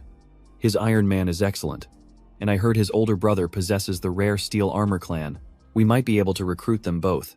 The teacher in the brown coat stroked his chin and said, Tan Kan Yin's foxfolk are weak but intelligent, suitable for the logistics department. A true talent. Lena suddenly asked, and what about Hanvu? What does everyone think? All eyes turned to the screen, where Hanvu and Huang Thangquan were still locked in battle. The teacher with glasses commented, this match is a clear failure. Hanvu's abilities are still lacking. The bald teacher shook his head. Not necessarily. Huang Thangquan was forced to use his full power within the rules, which proves Hanvu is strong enough. Lena crossed her arms and gently reminded them, don't forget, he still has 5 vassal races he hasn't deployed. To fight like this with just his locust race is already commendable. Even if he loses, he still deserves a high ranking. As she finished speaking, the entire class voiced their agreement in unison, with murmurs of approval echoing throughout the room. On the battlefield, Huang Thangquan angrily pointed and roared, Goblin squad, wipe out all the enemy lords for me. Suddenly, a clap of thunder echoed in the sky, signaling the end of the match. Both sides looked at each other, stunned. Is it really over? Miss Lena's voice rang out. The assessment is now officially over. Huang Thangquan gritted his teeth in frustration, cursing under his breath. I was so close, I brought a massive army this time, and now only half are left. I lost both heroes and lords. And Hanvu, his team is still intact. This is a huge loss. On the podium, Lena smiled and announced, any student who did not pass will be eliminated. Next, we will announce the results. Those with outstanding achievements will be sent to the Outer Realm War. She tapped the board lightly, and a list appeared. Tan Sang, Du Hiet, Don Khang Yin, Tian Lulu, Nu Fuang, Hanvu. Sitting below, Saihid. I probably failed. I lost so badly. Beside him, Toothiet crossed his arms, looked up, and sneered. Is this all you've got? Hanvu. Tan Sang tried to console him, saying it was okay. Everyone saw how strong he was, and that losing to the strongest upperclassman was nothing to be ashamed of. But Toothiet just sneered, saying a loss is a loss, and there's nothing to justify it. But when he heard Hanvu's name called among the outstanding participants, his eyes went wide and his face paled as if he'd just taken a punch, letting out a choked gasp, unwilling to accept it. Toothiet raised his hand and said, Ma'am, I have a question. Lena tilted her head, asking what was on his mind. He then turned to Hanvu and demanded loudly, I want to know the evaluation criteria for this test. How can someone who lost still receive a high score? Lena smiled, explaining that the results were decided jointly by her and the other teachers from the Imperial Capital Academy. Even though Hanvu lost, she said, his performance earned praise from all of us, so he fully deserves it. Then she looked at him directly, her gaze as sharp as a knife, and asked, do you have any other objections? Toothiet. The hair on his neck stood on end, and he quickly shook his head, stammering, no, nothing else. Ma'am. Lena slammed her hand on the table and declared, if that's the case, then it's settled. Those who passed have 1 day to prepare. Tomorrow, you will be taken to an otherworldly plane for actual combat. With that, she turned and left, the force of the closing door shattering the table. Toothiet broke out in a cold sweat and whispered, Ms. Lena is terrifying. Even a table made from a 10,000-year-old tree couldn't handle that.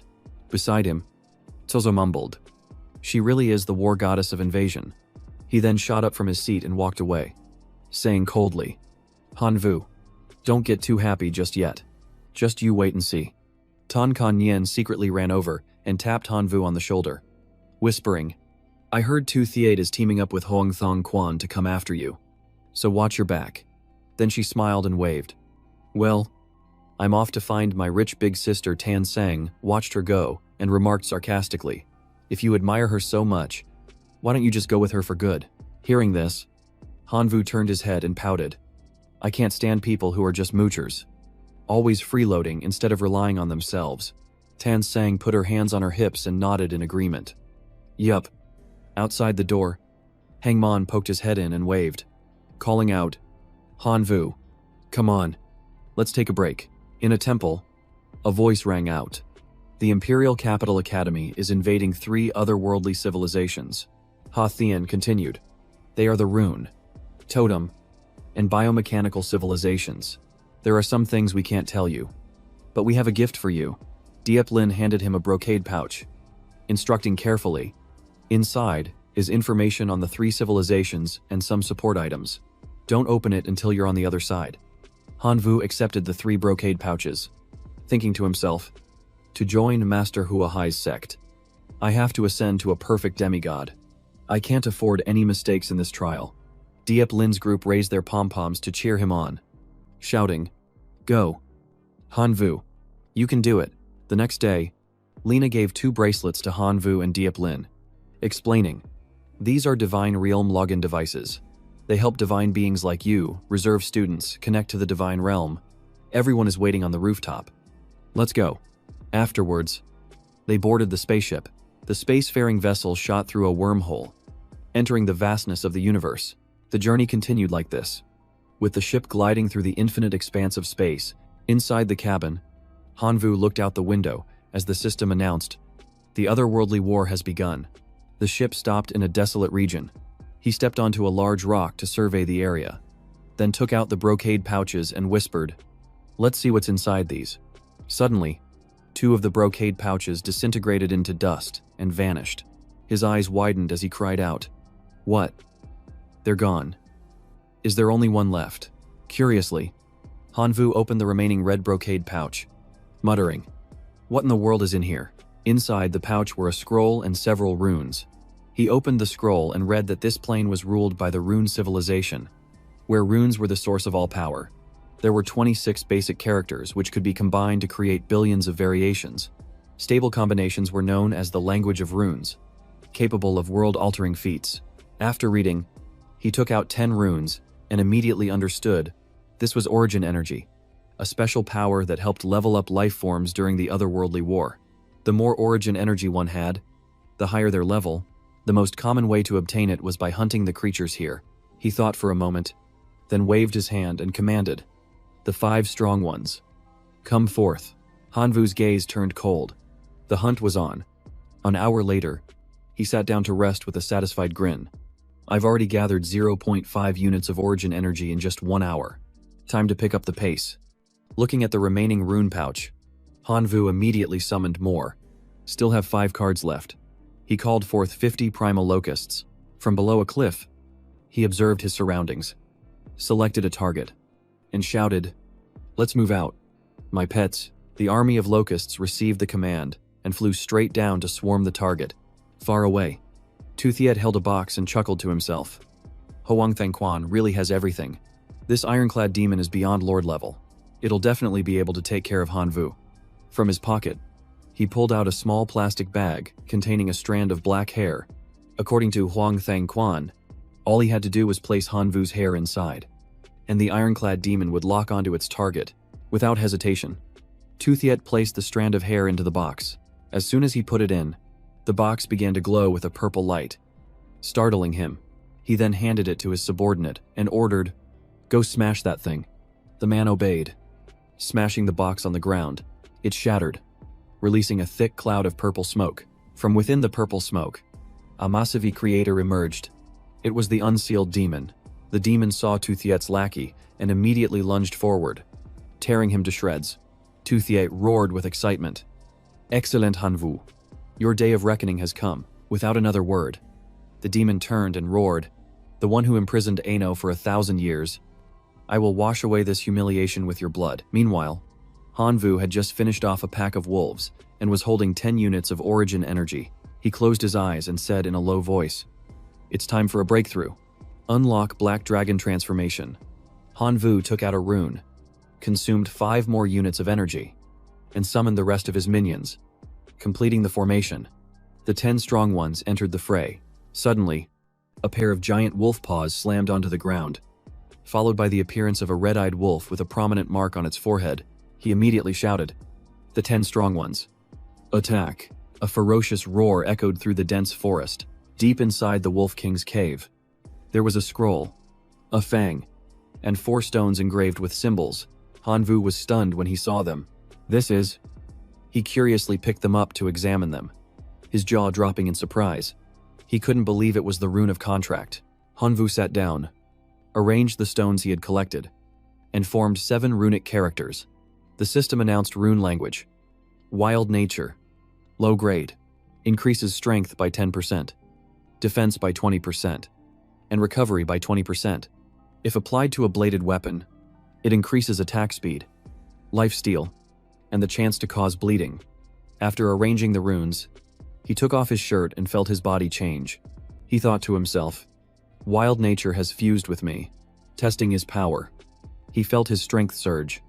Current primal locus 2. Suddenly, a noise outside the cave made Hanvu frown. "What's going on?"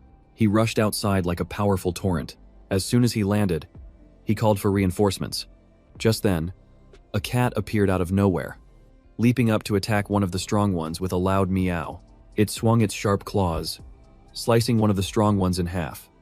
Unleashing its grand pouncing slash technique, Hanvu narrowed his eyes, assessing the creature. Aked Demon. Lord-level life form. All strong ones. Prepare for battle. He ordered his entire army to charge. The cat demon showed no fear, diving in and tearing through the strong ones with its claws. Hanvu was also hit in the process. But what stunned the creature was that Hanvu's leg regenerated in just a few seconds. The cat demon gritted its teeth. Its cold, sharp eyes locked onto Hanvu. It roared and lunged forward with its claws extended.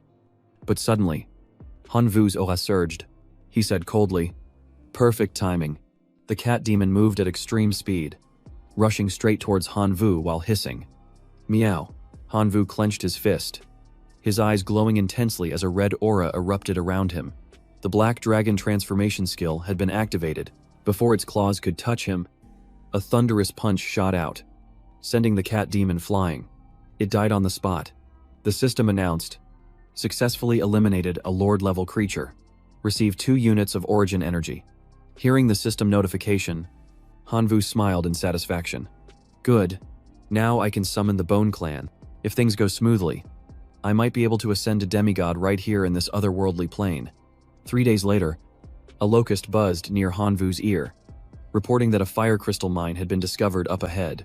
He took the lead and commanded his grand army, advanced towards the target immediately, then quickly moved ahead of the group.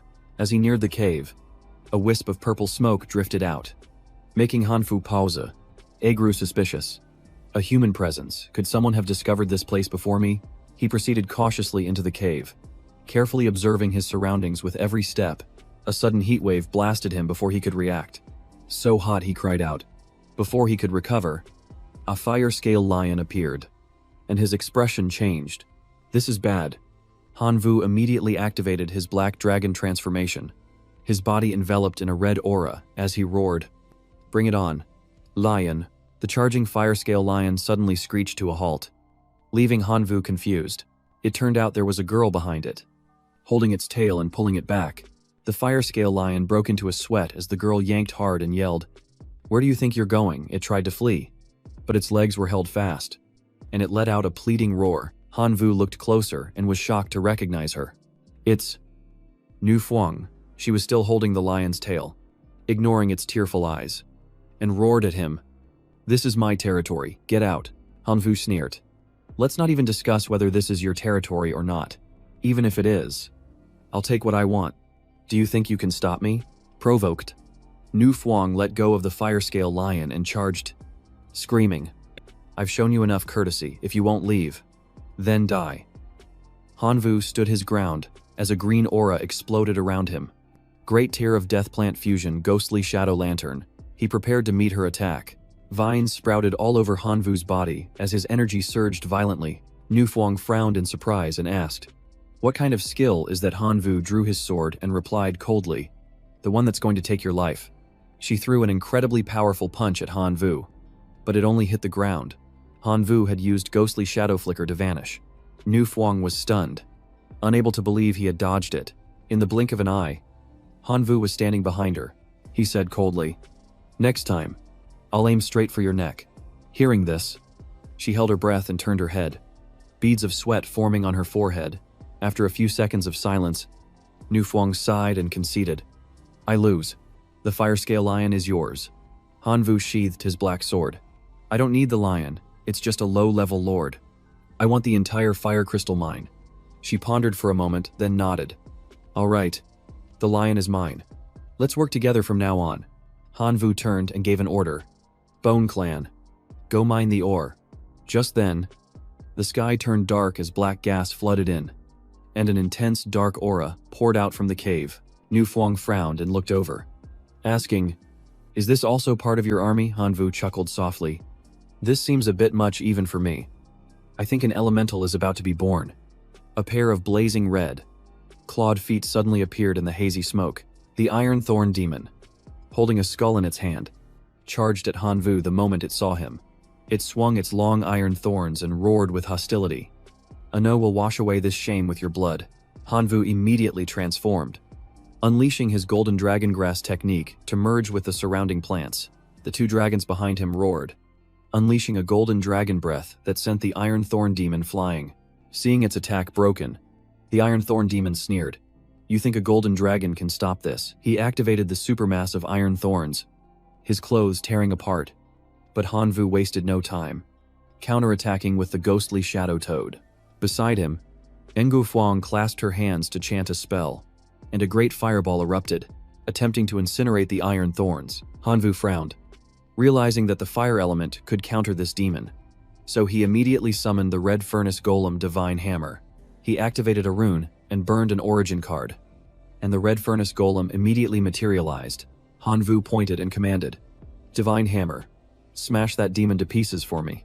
The Divine Hammer, with its sharp, cold gaze, replied in a resonant voice, "As you command, may God."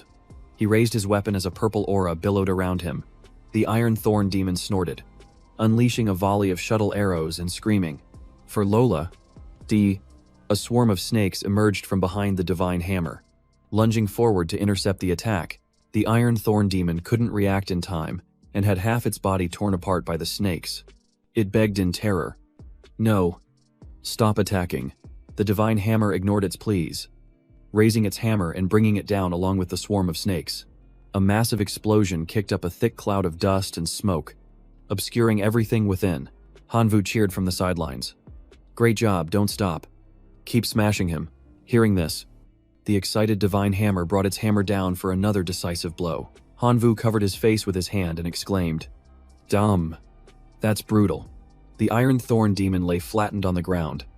Watching the hammer slowly descend upon it, he signaled it to stop and walked over to look at the demon's trembling soul on the ground.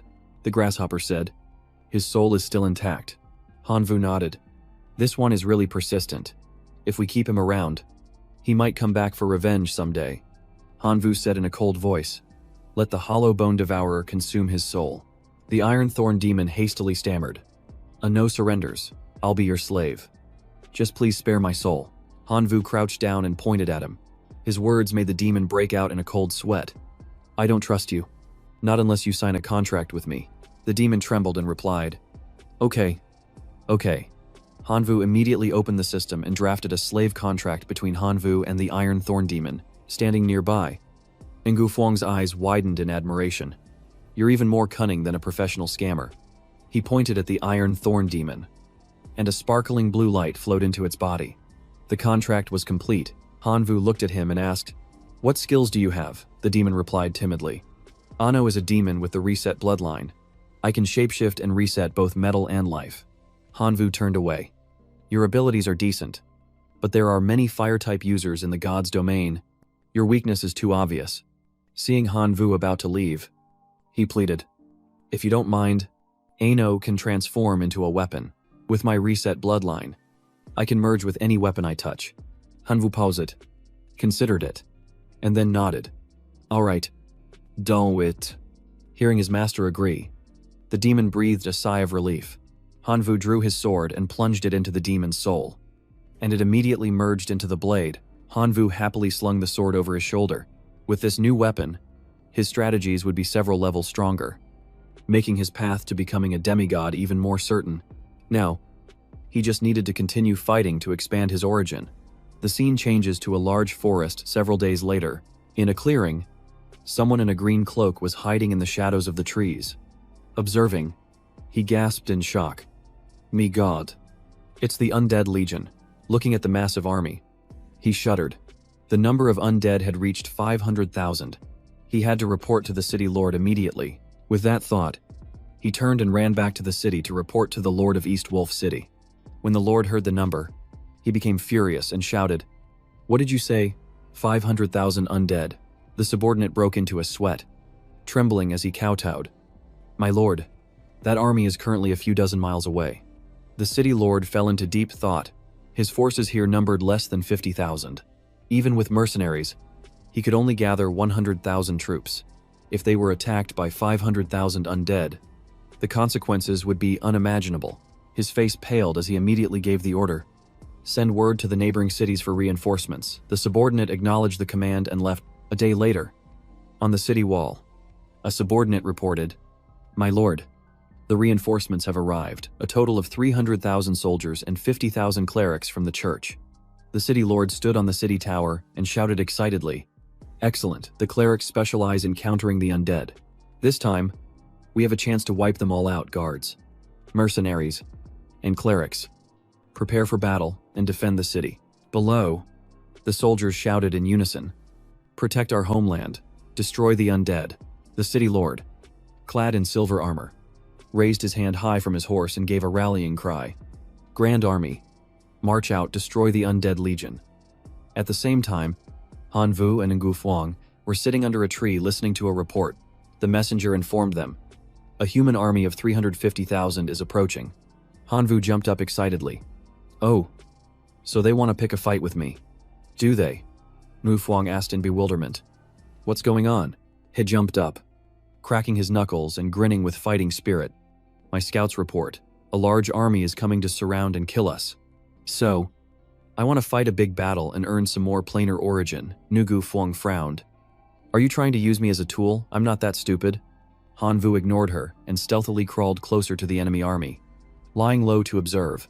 Hearing a noise, he turned to see Ngufuang also sneaking nearby and asked in surprise, "I thought you said you weren't going to fight," she scowled. "I'm just here for fun, not to help you." Hanvu burst out laughing and patted Ngufuang's head like she was a pet. "I like your feisty attitude." She angrily slapped his hand away and yelled, "Don't touch me, they're almost here."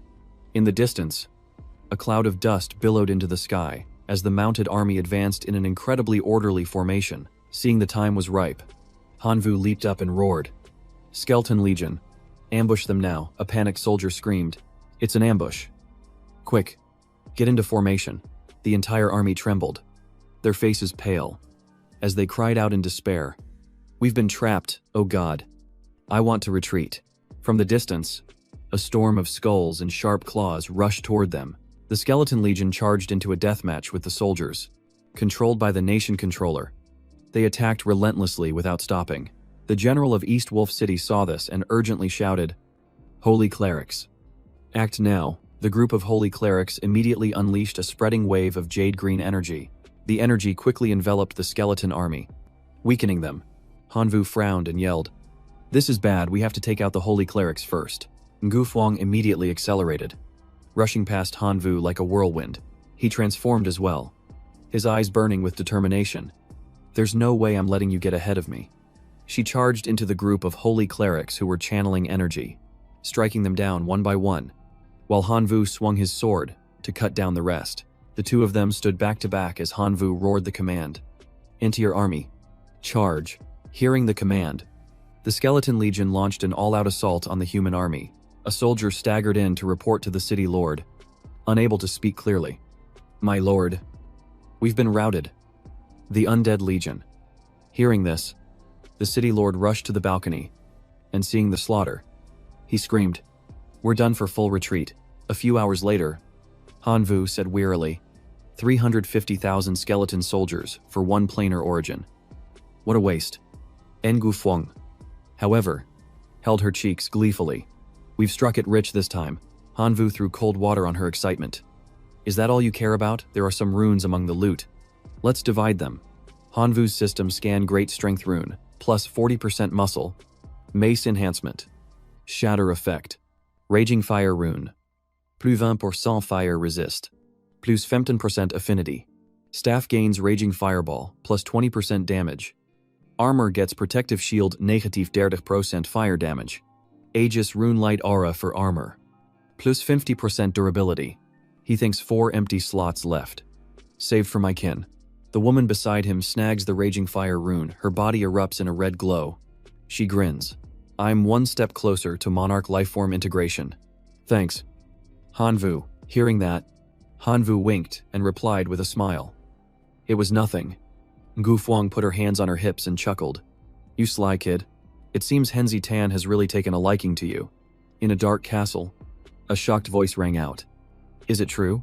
The king gripped the armrest tightly, sweat beading on his forehead. Did the Undead Legion really attack East Wolf City? The soldier below nodded firmly. The information is accurate. Not only East Wolf City, but the 4 surrounding cities have also been destroyed. The Undead Legion numbers nearly 10 million. The king leaped to his feet in a rage and roared. Immediately summoned the archbishop and the rulers of the elves, the fishmen, and the werewolves. In the council chamber, the king and his ministers discussed their plans. Everyone was stunned.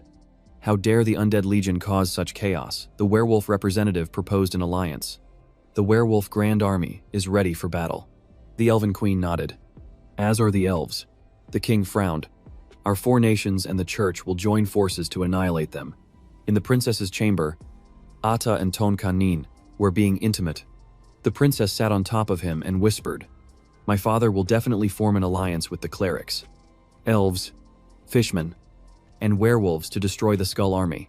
Kanyan opened his eyes, pressed his lips against her chest, and asked, Is that true? In his mind, he was already plotting against Hanvu. Who else could command the Skull Army but him, Hanvu? In just a few days, you've turned into an enemy so powerful that 4 nations must unite to face you, a truly worthy rival. He stared into the horizon deep in thought. After so long beside the princess, he'd finally uncovered a clue to reaching demigod status. In the civilization of the god's domain, one only needed divinity, but outside it, one must also obey the world's law. He had always dreamed of becoming a demigod to surpass Hanvu. But in this rune-based civilization, ascending required a special grade incantation, something that not even the royal family possessed, which just goes to show how incredibly difficult it was to acquire. Kan Nian thought to himself, Hanvu, I plan to join forces with you.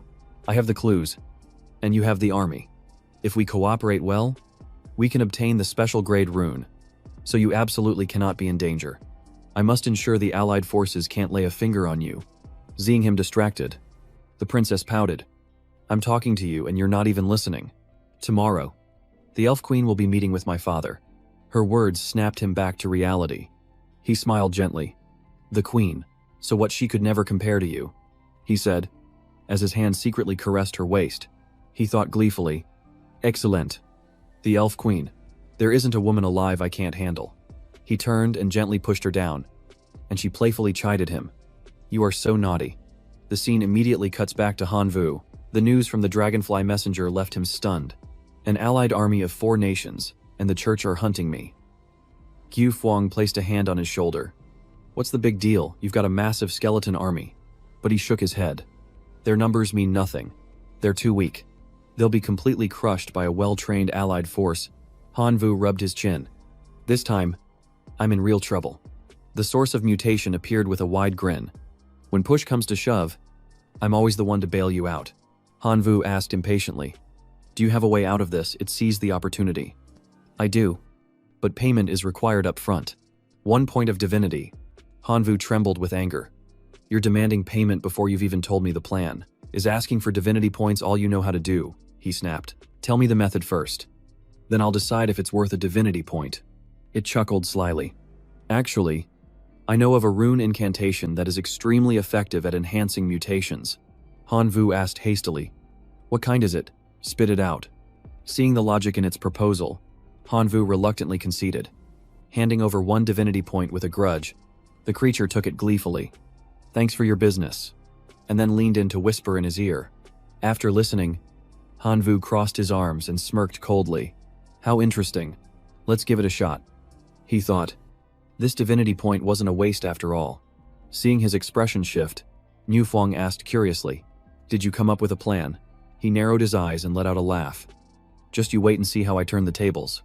Over on the human army's side, they spotted the approaching skeleton army, accompanied by a swarm of locusts filling the sky. The commander gave the order, "Attack." Both the skeletons and the locusts are with Hanvu. As soon as the order was given, the human soldiers began cutting down the locusts with their swords. It was so easy that they started to cheer, thinking it was already over. But as the locusts' blood splattered, the spores of the Black Death mushroom clung to the soldiers, spreading a strange black smoke. Black mushrooms began to sprout from anyone who was hit, causing the soldiers to scream in panic. "What is this?" One curious soldier pulled a mushroom off his body. Instantly, his entire body erupted in a black and red aura, and the color drained from his face. The skeleton army stared on with glowing red eyes as the human soldiers turned pale with fright. Moments later, the ground was littered with corpses. Hanvu and Nufeng approached, and he smiled faintly. "Just as I thought. I didn't even have to lift a finger. The Black Death mushroom spores worked better than I could have imagined." Hanvu burst out laughing, completely satisfied. That was a piece of cake. Totally worth the divinity point I spent. The source of mutation boasted smugly. When combined with the rune, the Black Death mushroom spores transform into a relentlessly spreading virus. Using the intermediate level plague rune language, he muttered an incantation over a mushroom and pressed it against his own body, instantly becoming a host. Now, every one of his cells would carry the virus through their metabolic processes. With that taken care of, Hanvu coldly commanded, "Attack." The skeleton army immediately surged forward, loosing a rain of arrows. The enemy soldiers had no time to fight back and were slaughtered in droves. Aided by the plague rune, it took Hanvu only 3 days to completely crush the allied forces, conquering 10 cities and summoning 5 undead heroes. The king roared in fury. "Is there any other option? At this rate, our kingdom is doomed." He gritted his teeth and proposed, "Our only option now is to negotiate for a ceasefire." Lan Yen sighed in agreement, but the king was hesitant. Negotiate with whom? We still don't even know who's leading this skeleton legion. Just then, the doors swung open, and Kan Nien walked in with the princess and the elf queen. Kan Nien smiled and said, "Leave the negotiations to me. Your Majesty." The Gilman was confused. "You've never even set foot on a battlefield, yet you want to meet the mastermind behind the skeleton army." The king looked at Kan Nien's scholarly appearance with contempt. "A weakling like you has no part in this." Kan Nien wasn't angered by the insult, he simply offered a calm and confident smile. The princess stepped forward to persuade her father. "Father, I believe he can do this." Seeing her stand up for him, Kan Nien said boldly, "Surely, Your Majesty, you don't distrust your own daughter." The elf queen nodded in agreement. "He is more intelligent than all of us here combined. Both the princess and I consent to letting him try." The king's voice softened. "We are out of options." "Very well. Let him try." Arriving in the skeleton army's territory, Kan Nien, now in charge of the negotiations, walked in alone and saw Hanvu sitting a short distance away. Sensing a pair of eyes on him, Hanvu turned and called out in surprise, "Is that you?" He leaped down and clapped him on the shoulder. "What brings you to the outer realms?" Kan Nien laughed. "It's a long story for another time. Right now, I'm here on behalf of the 4 nations and the church to negotiate a ceasefire." Hanvu's brow furrowed. "So you're mixed up with them now? Well, if they want a truce, let's see what price they're willing to pay." Kan Nien nodded. "Naturally. Just state your conditions." Hanvu winked. "Gold and silver are the least of my concerns. I want rare rune languages, plus rune stones, at least a 5-figure sum." Kan Nien began the negotiation. "All right. Tell the king his compensation will be 20 rune languages, including 1 high-grade one, plus 200,000 rune stones." He thought to himself, "The princess has been by my side for a while now. I should show her some consideration." His eyes grew sharp. The elves will have to pay double that amount. Same for the wolfkin, the gilman, and the church. So Kan Nien was two-timing, involved with the princess, while also being intimate with the elf queen. He mused to himself, "Now that I'm involved with her, I can't let her people get a bad deal." Hanvu slung an arm around his shoulder and laughed loudly. Thanks for coming all this way. I'll make sure you get your cut. Kanin replied cheerfully.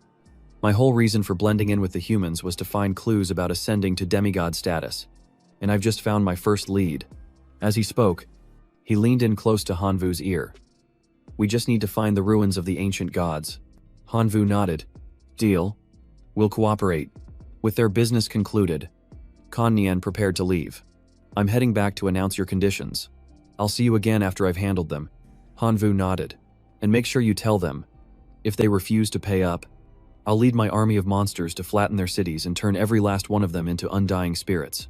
Back at the castle, the Gilman representative cried out upon hearing the terms, Where are we supposed to get that many high-grade runes? Kan Nian raised an eyebrow.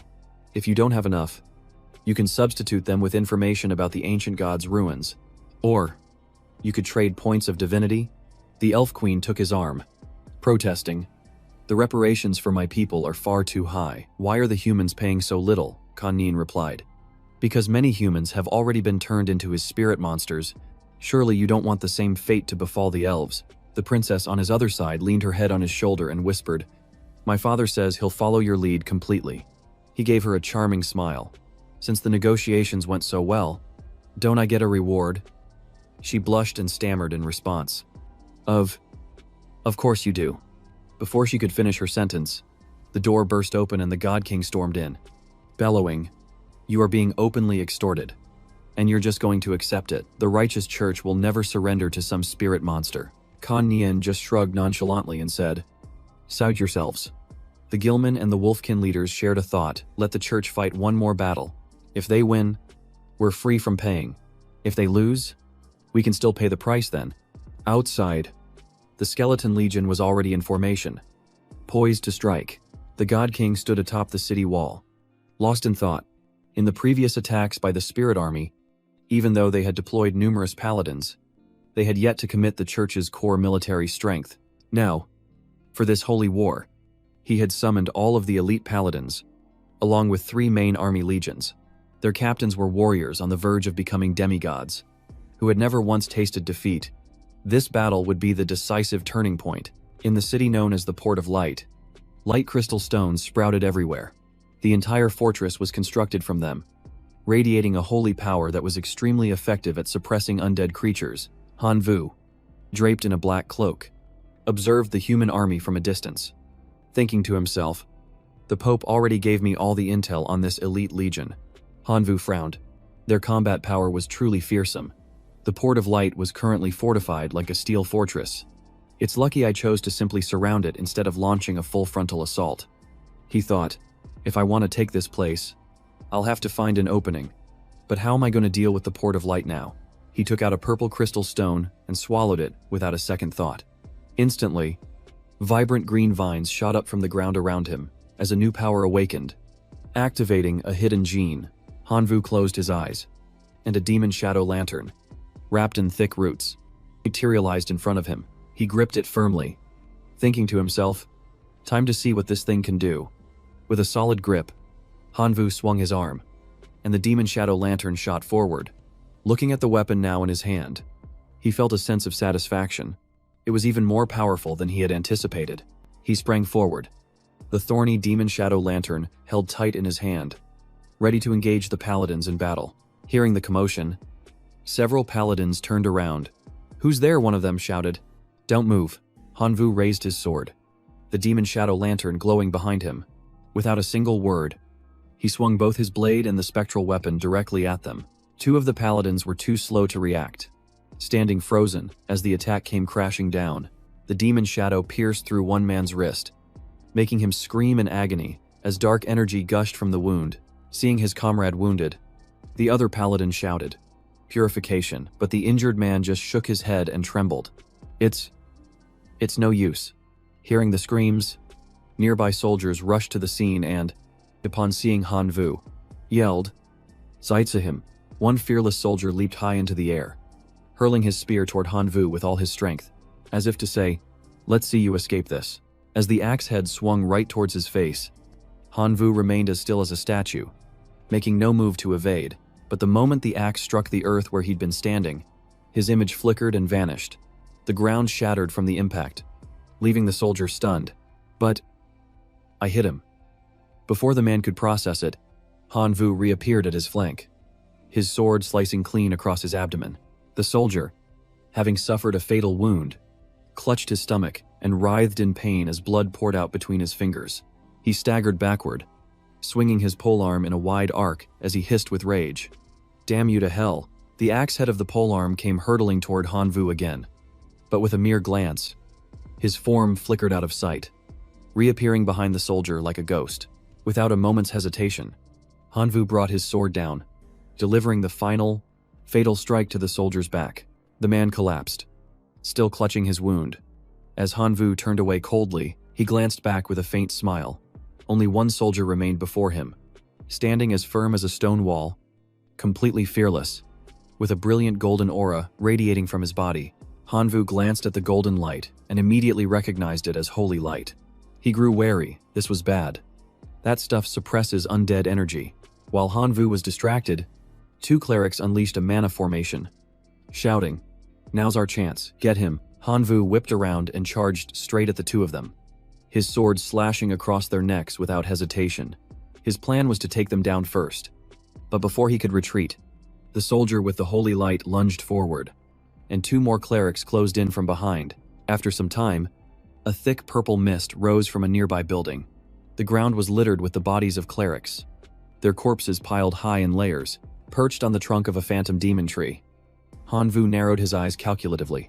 The time had come. He immediately gave the order for the Dry Frost Legion to attack the city. The army obeyed, and the sky-filling purple mist surged forward like a violent tide. A streak of green light shot past, incinerating rows of skeletons, while another soldier was infiltrated by the purple mist, screaming in agony before disintegrating completely. A great battle erupted in the Port of Light. Over 2 million clerics were killed in action. 3 main legions were wiped out, and 15 million skeleton soldiers vanished. The God King was stunned. The losses were too great. What in the world was happening? He tormented himself with regret. Should he have chosen to pay reparations from the very beginning? Could it have saved the church? What now? The God King opened his eyes, his forehead drenched in sweat, wondering whether to continue resisting or to surrender. Just then, a strange voice came from the door. "Your Holiness, the Pope. I have a way to defeat the skeletons." The Pope turned in surprise. "Who's there?" The one who entered was Tuthiet, Hanvu's mortal enemy. Outside, the battlefield was nothing but ruins as the clerics hurried to treat the wounded. Suddenly, a squad of giant skeletons attacked, causing the soldiers to scream in terror. They're back. Hanvu's face darkened as he ordered through gritted teeth. "Everyone, charge." The giant skeletons obeyed, surging forward like a flood. The two sides clashed violently, and the royal army quickly found itself at a disadvantage, being smashed to pieces by the giants. Just then, a spiritual figure appeared. The Pope had descended upon the battlefield.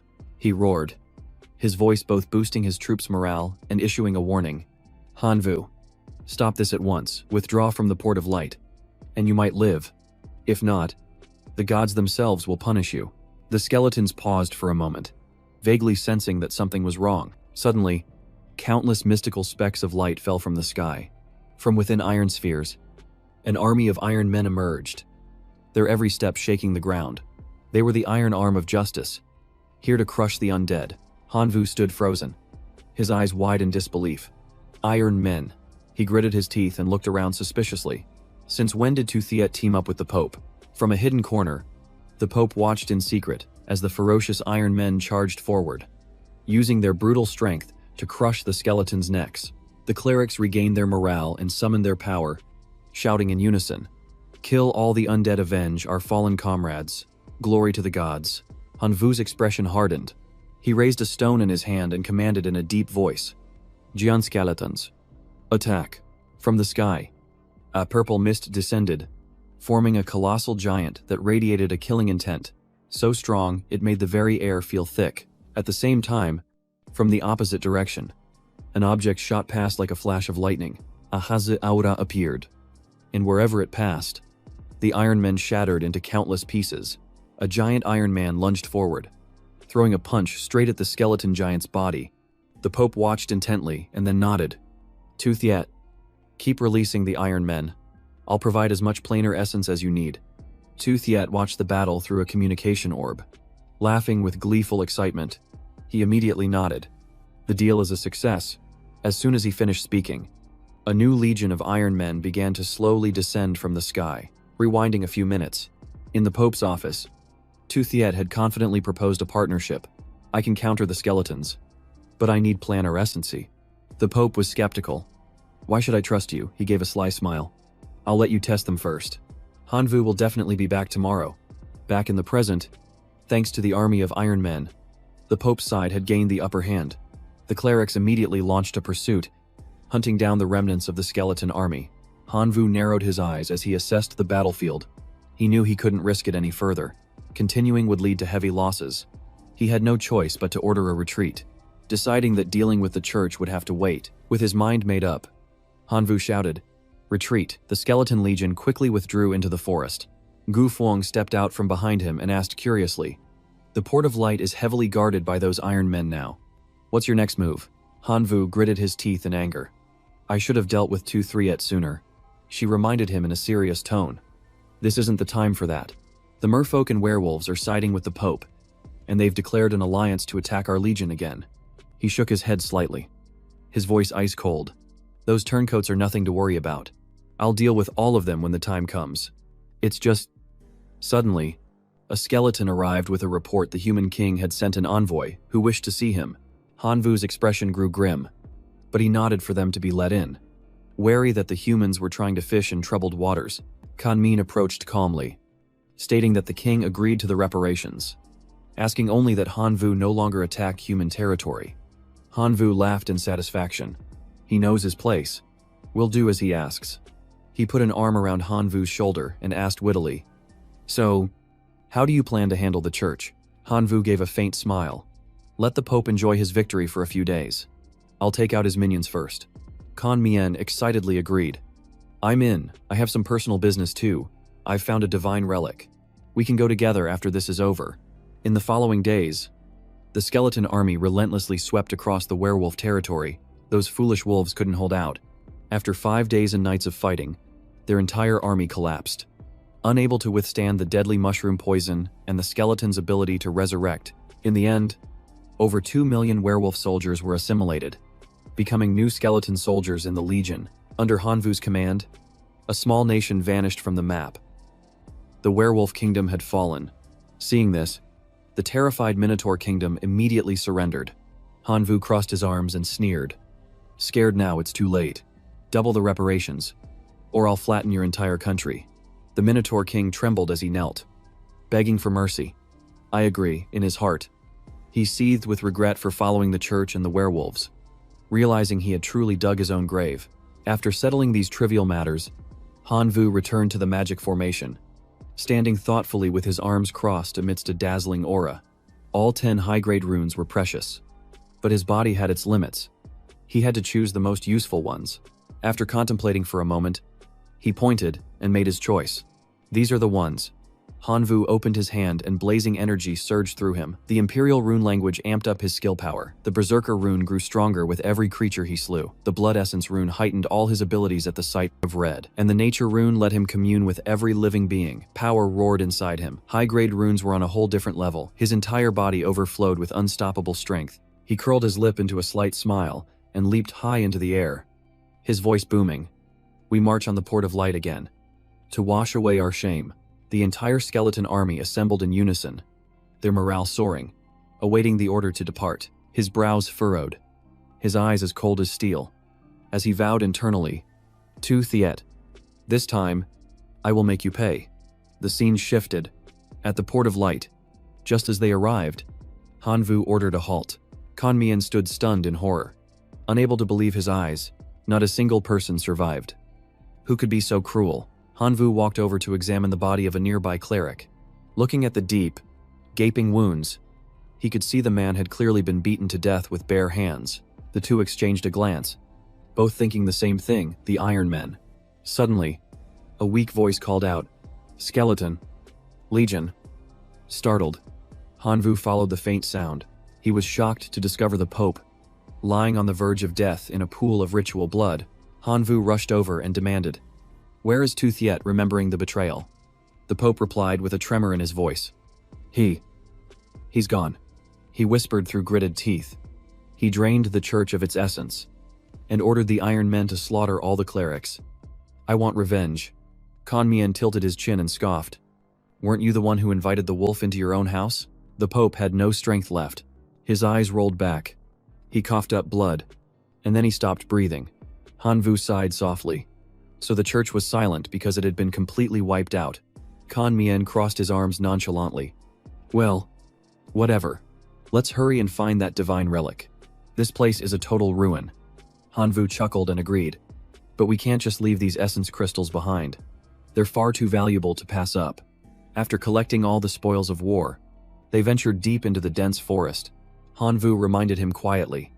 This great tier divine relic site will be full of traps. We need to scout ahead carefully. Before long, they found the location. A mystical purple aura emanated from above. Kan Mien whispered, I had the fox people mark the path in advance. We just need to avoid their signs. And we'll be fine. The guide arrows led them deeper into the forest, and the air grew colder with every step. When they reached the final arrow, a biting wind made them both shiver. Suddenly, a giant monster appeared, startling them so much they barely had time to react. Watch out, the situation grew tense. As Hanvu and Kan Mien faced the misshapen creature, it charged at them silently, swinging a powerful iron arm, which Hanvu luckily managed to dodge. Hanvu immediately counterattacked, activating the Imperial Rune language. His power instantly doubled, and his body radiated a terrifying pressure. With a burst of power from him, the monster's life force seemed to drain away, and it collapsed to its knees before him. Not missing the opportunity, Hanvu pulled his companion away to retreat.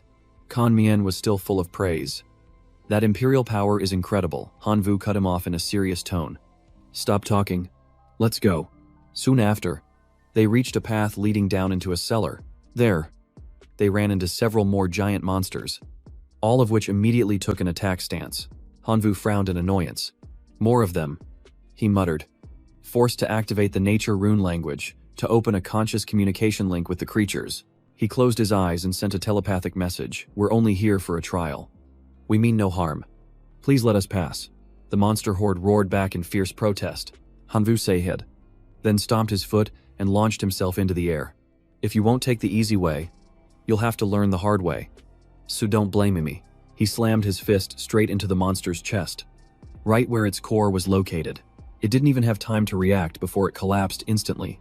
Hanvu let out a low growl as his body swelled in size, his voice turning cold. Anyone else want to try? The moment he finished speaking, he charged forward and delivered a devastating punch, taking down another one in the blink of an eye. Seeing an intruder dare to not only break in but also take down two of their comrades, the monsters roared in unison and surged forward to surround Hanvu. The roars shook the entire cave, but seeing Hanvu just grin with excitement, Kan Mien could only sigh and say with a frown, That's enough. Hanvu wasn't satisfied yet, but thinking of their larger plan, he waved his hand and summoned his skeleton army. Kan Mien also snapped his fingers, calling forth his squad of foxkin to join the fray. The two armies of skeletons and foxkin coordinated perfectly, rushing forward to block the monsters, and the battlefield instantly became a blazing inferno. Taking the opportunity, Hanvu and Kan Mien quickly retreated to the lower level. Kan Mien glanced back at the fierce battle and broke out in a cold sweat, thinking, that was close. If I hadn't managed to drag him away, we'd probably be dead by now. Deep inside the cave, countless vortexes of light floated among the stalactites. Kan Mien exclaimed, This is it. The trial area. If we pass the challenges here, we can become demigods and receive a special rune. Just then, the sound of frantic clashes echoed from behind them. It was clear the monsters were closing in fast. Hanvu glanced around, his heart heavy. There was no way to retreat. They had to risk it. Kan Mien had already shot forward like an arrow. He stopped in front of a blue vortex and said excitedly, This one suits me. Then he turned back to remind Hanvu, Be careful. Okay. Watching him disappear like the wind, Hanvu shrugged. He sure knows how to make a quick exit. He observed for a long while before choosing a suitable vortex and deciding to enter. The scene before his eyes was a land of cracked, dry earth with a skin-searing wind. The system displayed a notification. Food scarce area. You must eat regularly to survive. Hanvu's stomach immediately growled. He sighed. This really is a place of starvation. I just got here and I'm already hungry. Luckily, I can still connect to my divine realm, so I won't be short on food. But the system remained silent, and the connection signal grew weaker.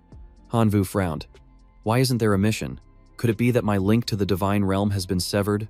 While he was still bewildered, he sensed something approaching. He turned to see a horde of misshapen, bony monsters. They were the hungering dead, the souls of humans who had starved to death. His mission was to fend them off and avoid starving himself. Hanvu's face hardened. So, he had to both kill them and eat their flesh to survive. What a twisted trial. The hungering dead roared, swaying as they advanced to surround him. One of them lunged forward first, but Hanvu had already anticipated it. He summoned a skeleton to block it and then finished it off cleanly, simultaneously planting a strange seed in the ground. In an instant, the ground trembled slightly, and a young sprout burst forth. It rapidly grew into a colossal plant, a deathly grand tear flower, a complete dragon herb, and a ghostly shadow vine. Hanvu sat at the center, letting the plant envelop him. He thought to himself, I refuse to eat human flesh. I'll use this plant to draw nutrients from the soil to survive. My skeletons will handle defense. While I enter a state of hibernation to reduce energy consumption, all I need to do is last for 30 days to win. Meanwhile, the royal city was shrouded in a sea of smoke. With ruins and devastation everywhere, the Iron Automaton army had taken over the entire city. In the palace, Tu Thiet sat casually on the throne, laughing arrogantly. The humans' royal city now belongs to me. The church, humanity, and the Oxkin have all been crushed. As for the elves, they're only holding on thanks to their magic circles. How long can that last? An iron automaton escorted Ngu Fuang before him. Tu Thiet stepped down and lightly touched her face with a cold smile. I never expected to catch you in the Oxkin country, planning to be their queen. Were you? Well, too bad for you. You've fallen into my hands. Ngu Fuang shouted in anger. Just wait until Hanvu returns. We'll see who has the last laugh. He caressed her cheek, his voice flat and cold. He won't be coming back. Khan Nian led him to the ancient divine ruins, a place no one survives. He couldn't even handle my ironclad demonic automaton, so surviving that place is just a dream. Then he ordered her to be locked up, ignoring her screams and curses. Not long after, another iron automaton entered to report that, as ordered, Tianlele had surrounded Tan Sang in the valley. Tu Thiet recalled the arrogant expression on Tianlele's face. He let out a satisfied laugh. Excellent.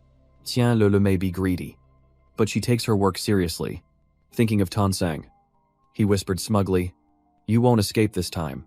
In a quiet forest, a loud explosion suddenly echoed. Drawing closer, one could see the army of ironclad demonic automatons clashing fiercely with Tianlele's forces. Tan Sang's eyes widened. Tu Thiet's automatons, why is he here, fighting Tianlele? Then a smile spread across her face. It would be best if they both suffer a crushing defeat. That's my only way out.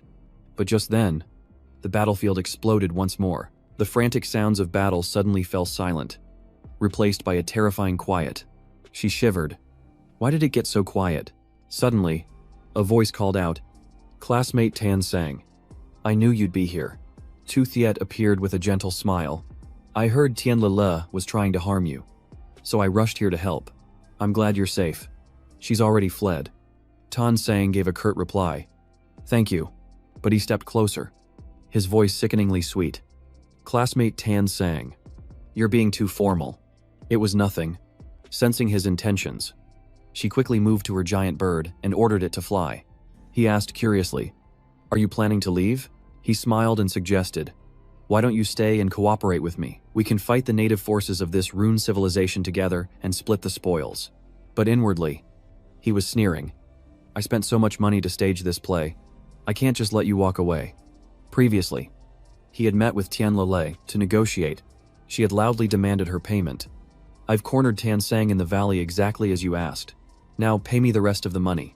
Tu Thiet nodded in praise, then forced her to act out one more scene, telling her she'd only get the full amount if she did it well. She asked suspiciously, What play? He replied coldly.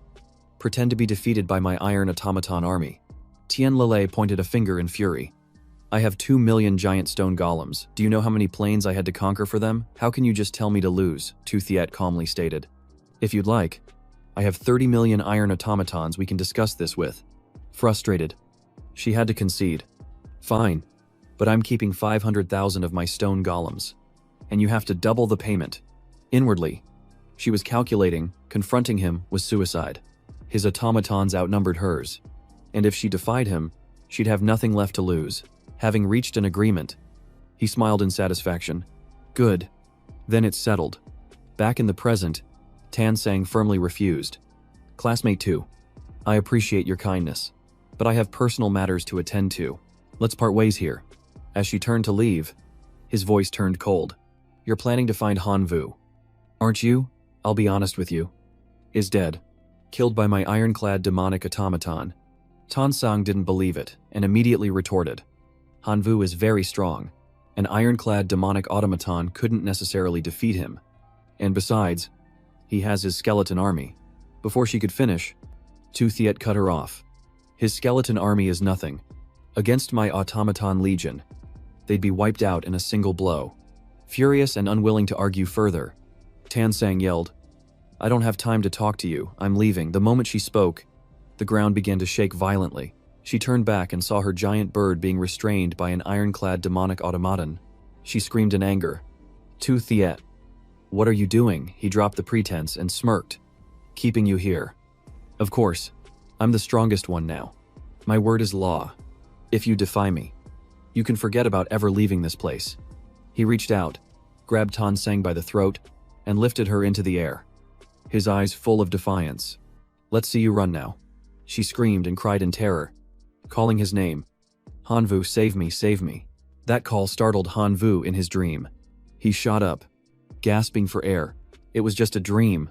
He realized, I wonder how Tan Sang is doing right now.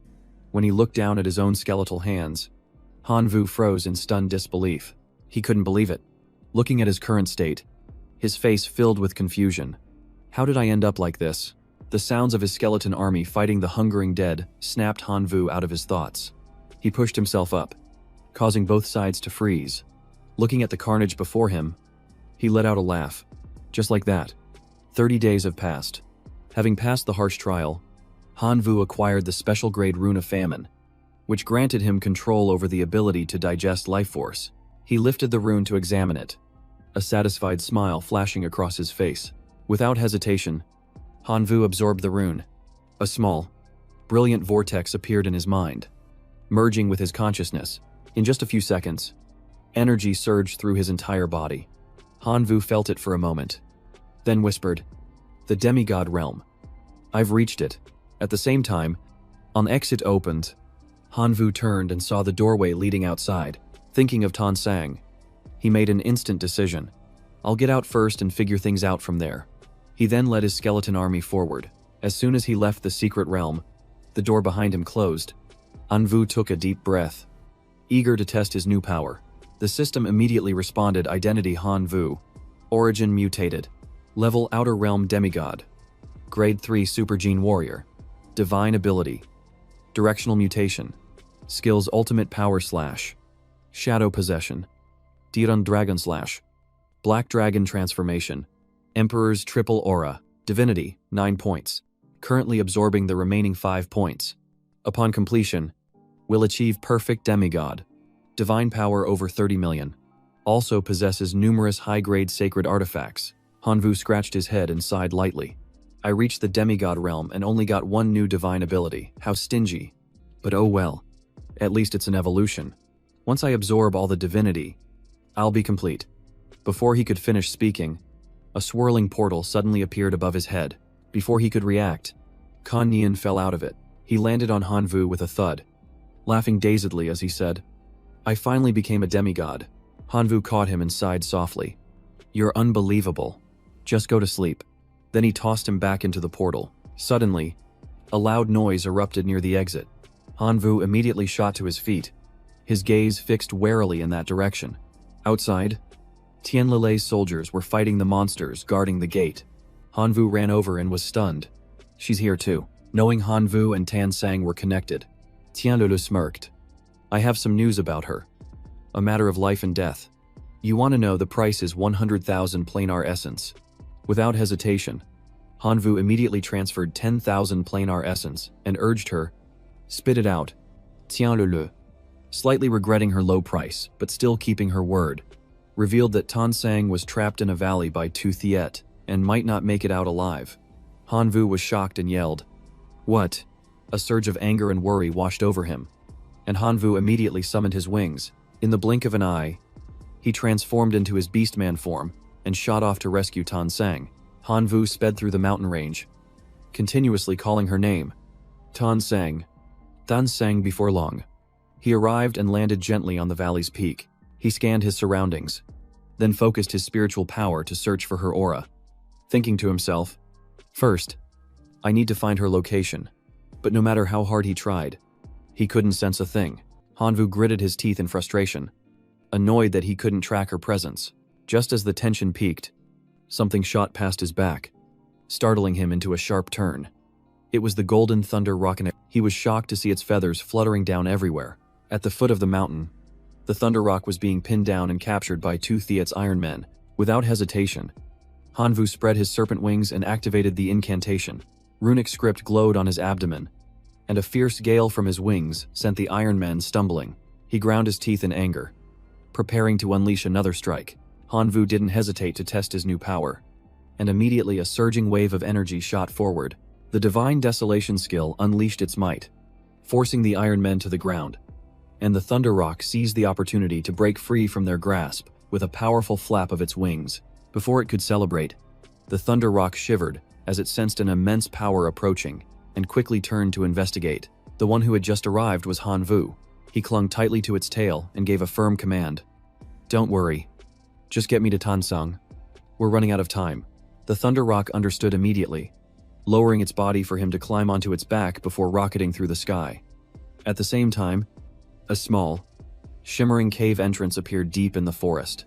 Inside the cave, Tu Thiet was losing control. He tore her clothes open as Tansang struggled desperately, screaming, "Let me go." He flashed a vile smile, about to make his move while taunting her. "Let's see who dares to stop me." Tansang was too exhausted to resist any longer. Just in the nick of time, Hanvu arrived, grinding his teeth as he kicked a large rock straight into Tu Thiet's face, who couldn't dodge in time and took the full force of the blow. Interrupted, he clutched his head and spun around, yelling, "What the hell? You dare sneak attack me?" Seeing Hanvu standing there imposingly, he froze, his eyes widening in disbelief. "How can it be you? Weren't you already dead?" Hanvu didn't bother to answer. His blood was already boiling with rage, his emotions erupting. He lunged forward and slammed a punch into Tu Thiet's face, replying coldly, "Even if I die, you won't live in peace." Blood poured from his enemy's mouth, his eyes filled with murderous hatred. He smirked nonchalantly, a contemptuous smile on his face. "You think you can kill me?" Without another word, Hanvu immediately activated his new skill, Desolation. A glowing seal appeared above Tu Thiet's head, and he instantly felt a strange sensation in his body, clutching his stomach and groaning. "Hungry. So hungry. Why am I this hungry?" He gritted his teeth and stared at Hanvu. "You did something to me, didn't you?" Hanvu didn't bother to reply, simply landing another cold, hard punch to his gut. Unable to bear the pain, Tu Thiet collapsed, drenched in sweat, and stammered, Have you really become a demigod?" Hanvu summoned a blazing red sword, deliberately informing him, "Your demonic iron beast couldn't kill me, and now it has become my slave." As he spoke, he struck. The blade flashed across Tu Thiet's terrified gaze. "Now it's your turn to taste what it's like to be gnawed on by metal." Blood splattered everywhere. After dealing with him, Hanvu rushed to help Tansang up, calling her name gently. "I'm here now." She managed a shy smile and whispered in reply, "I'm okay." Hanvu fixed her clothes and then carried her out like a princess. Outside the cave, the thunder rock was still waiting. While the iron men were in a state of chaos and panic, he glanced at the iron men with a cold gaze. Tu Thiet is dead. His clan can no longer sense him, and no one can control them anymore. Then he quickly leaped onto the thunder rock's back and commanded, "Go." In the air, Hanvu held Tansang and asked softly, "Feeling better?" She nodded weakly and replied quietly, Much better. Did you really become a demigod? He grinned, giving her a teasing thumbs up. You could say that, Tansong happily added. That's amazing. Hanvu gently stroked her hair and said, I know a place with an ancient divine ruin. We can gather more planar essence, and once you have enough for your familiars, you'll be able to level up too, she asked worriedly. Most of the nations have been destroyed. Only the elf kingdom is barely hanging on. Where will we get the essence? He replied confidently. Simple. We just need to roam the wastelands and try our luck. A short while later, the thunder rock flew over a mountain studded with sparkling purple rock formations. Upon seeing it, Hanvu shouted excitedly, An iron ore mine. We can use a decomposer to extract essence metal stones. Suddenly, a loud noise startled them both. Tansang warned. Listen, there's a giant bear at the foot of the mountain, and it's charging this way using sonic waves. Hanvu snapped his fingers gleefully, smiling with confidence. What great luck. There's a source of planar essence right in front of us. He was about to jump down and attack when he turned back, and Tansang stopped him. Don't rush in there by yourself. After she spoke, she smiled and snapped her fingers. And immediately, all the birds in the vicinity swarmed towards them. The thunder rock majestically led the charge, diving down first with the flock of birds following close behind. It swooped in to dodge an attack, and while it was at it, delivered a few slaps that tore up the bear's face, leaving it staggering to defend itself. From within the dense fog, glowing red eyes began to appear one by one. And right after, countless skeleton soldiers charged out, surrounding the bear. One bear had been infected by bacteria from a poisonous mushroom. Its pupils were completely white as it tilted its head back and let out a ferocious roar. Its body was covered in wounds as it staggered towards another bear. Then without hesitation, it suddenly bit down hard on its opponent's shoulder. Chaos erupted as it went on a frenzy, biting every single bear it could reach, biting madly, biting indiscriminately, not distinguishing between friend or foe. The system has successfully absorbed 0.003 units of planar essence. Seeing the positive result, Hanvu and Tansang high-fived in celebration. The thunder rock slowly landed, and the group disembarked, with a formidable legion of skeletons behind them. He gently touched his forehead to hers and advised, Just rest here. We'll move on after we've gathered enough planar essence. Tansang blushed and nodded in agreement. Time passed quietly, and 10 days later, the team of dwarves was still diligently mining the iron ore. Tansang, slightly embarrassed, pushed away the spoonful of porridge. Hanvu was feeding her and said softly, We've gathered quite a bit. I want to go to the ancient city ruins. But he just smiled, continued feeding her, and insisted that she just recovered and needed more rest. Just then, Kan Yin suddenly appeared from a spatial rift, stretching and yelling. I slept so well. Tansang quickly greeted him. Classmate Tun. Long time no see. But Kan Yin frowned and looked around, his blonde head swiveling as he sized them up, asking blankly, Where is this? How did you two meet up? Hanvu's face was ice, cold as he cursed inwardly. Why did he have to wake up at this exact moment? Hanvu frowned and dropped a bombshell as cold as lightning. You have the nerve to worry about us. The Jade Princess was killed by Tu Thiet, and the Elf Queen is on her deathbed. His words left Kan Yin completely stunned. He blurted out, What did you say? Hanvu sighed and briefly recounted the recent events. Kan Yin was boiling with rage, screaming, That bastard Tu Thiet. I was only asleep for a few days and he already destroyed the two nation and the one sect. My poor princess. The two of them just stood there, speechless at his ridiculous display of emotion. After yelling, he turned and rushed off. If I couldn't save the princess, I have to help the Elf Queen. We had a thing. After all, as soon as he finished his goodbye, he vanished. Tansang watched him go and sighed. I didn't expect Kan Yin to be so sentimental. Hanvu cut in. I think he's just crazy. Anyway, just ignore him and rest for a few more days. Suddenly, Tansang remembered something and looked over at him with worry in her eyes. You killed Tu Thiet. The Tu family will definitely cause trouble when we get back to the academy. Hanvu had already anticipated this and replied calmly. They wouldn't have spared me even if I hadn't killed him. I'm just worried about the punishment from the Imperial Capital Academy. Just as he finished speaking, Lena suddenly appeared, her voice sharp. Hanvu, Tansang, return to the academy at once. Something important has come up. Tan Sang glanced at Hanvu reassuringly. Don't worry. I'm here. Meanwhile, things were getting heated at the academy. Tu Thiet's father slammed his fist down hard on the table. He furiously pointed at Lena and roared. That brat with the surname Han must pay for my son's life with his own. Beside him, Tu Thiet's mother sobbed in agony, calling out her son's name. At that moment, Hanvu placed a hand on Tan Sang's shoulder, advising her, Your wounds just healed. You shouldn't go through the trial right now. Don't force yourself just to help me. Tan Sang smiled confidently. Who said it was for you? Ascending to a demigod was my dream, even before I entered the Imperial Capital Academy. Looking at her radiant face, Hanvu's words of protest caught in his throat. Unexpectedly, Tan Sang playfully reached out and touched Hanvu's lips. Don't worry. You've already told me everything about the map and the information. I'm sure I can pass. Left with no other choice, Hanvu could only nod. Okay, I'll wait. Tan Sang ran to the spatial gate, giving him a final instruction. Let's go back to the academy together after this. Okay. After she disappeared, Hanvu sighed fondly and ordered his skeleton soldiers to protect her. Receiving their orders, they immediately shot towards the time-space portal. A month flew by in the blink of an eye. Hanvu still stood before the spatial gate, waiting, his heart burning with anxiety. Why hasn't she come back out yet? Hanvu immediately analyzed the situation. The skeleton soldiers went in and lost contact too. I'm afraid something bad has happened. It's been too long. Without hesitation, he charged straight into the portal. As soon as he stepped through, Hanvu found himself facing countless giant beasts lying in wait, completely unfazed. Hanvu transformed into a demon and commanded in a deep voice, "Get lost." Instantly, a colossal dragon appeared, its overwhelming presence making all the monsters tremble and prostrate themselves. He quickly flew up to search for Tan Sang. Just then, Hanvu spotted a sphere floating in midair. He reached out and touched it, his expression darkening.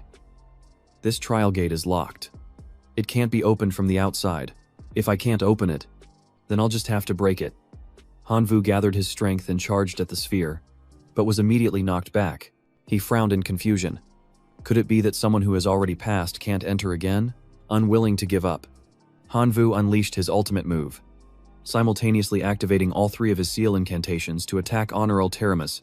The three techniques shot out at once, and the sphere couldn't withstand the assault. Cracking open a small fissure, finally, Hanvu managed to squeeze inside, but before him were countless portals, each one emitting a different color. He paused in confusion, unsure which portal Tan Sang had entered.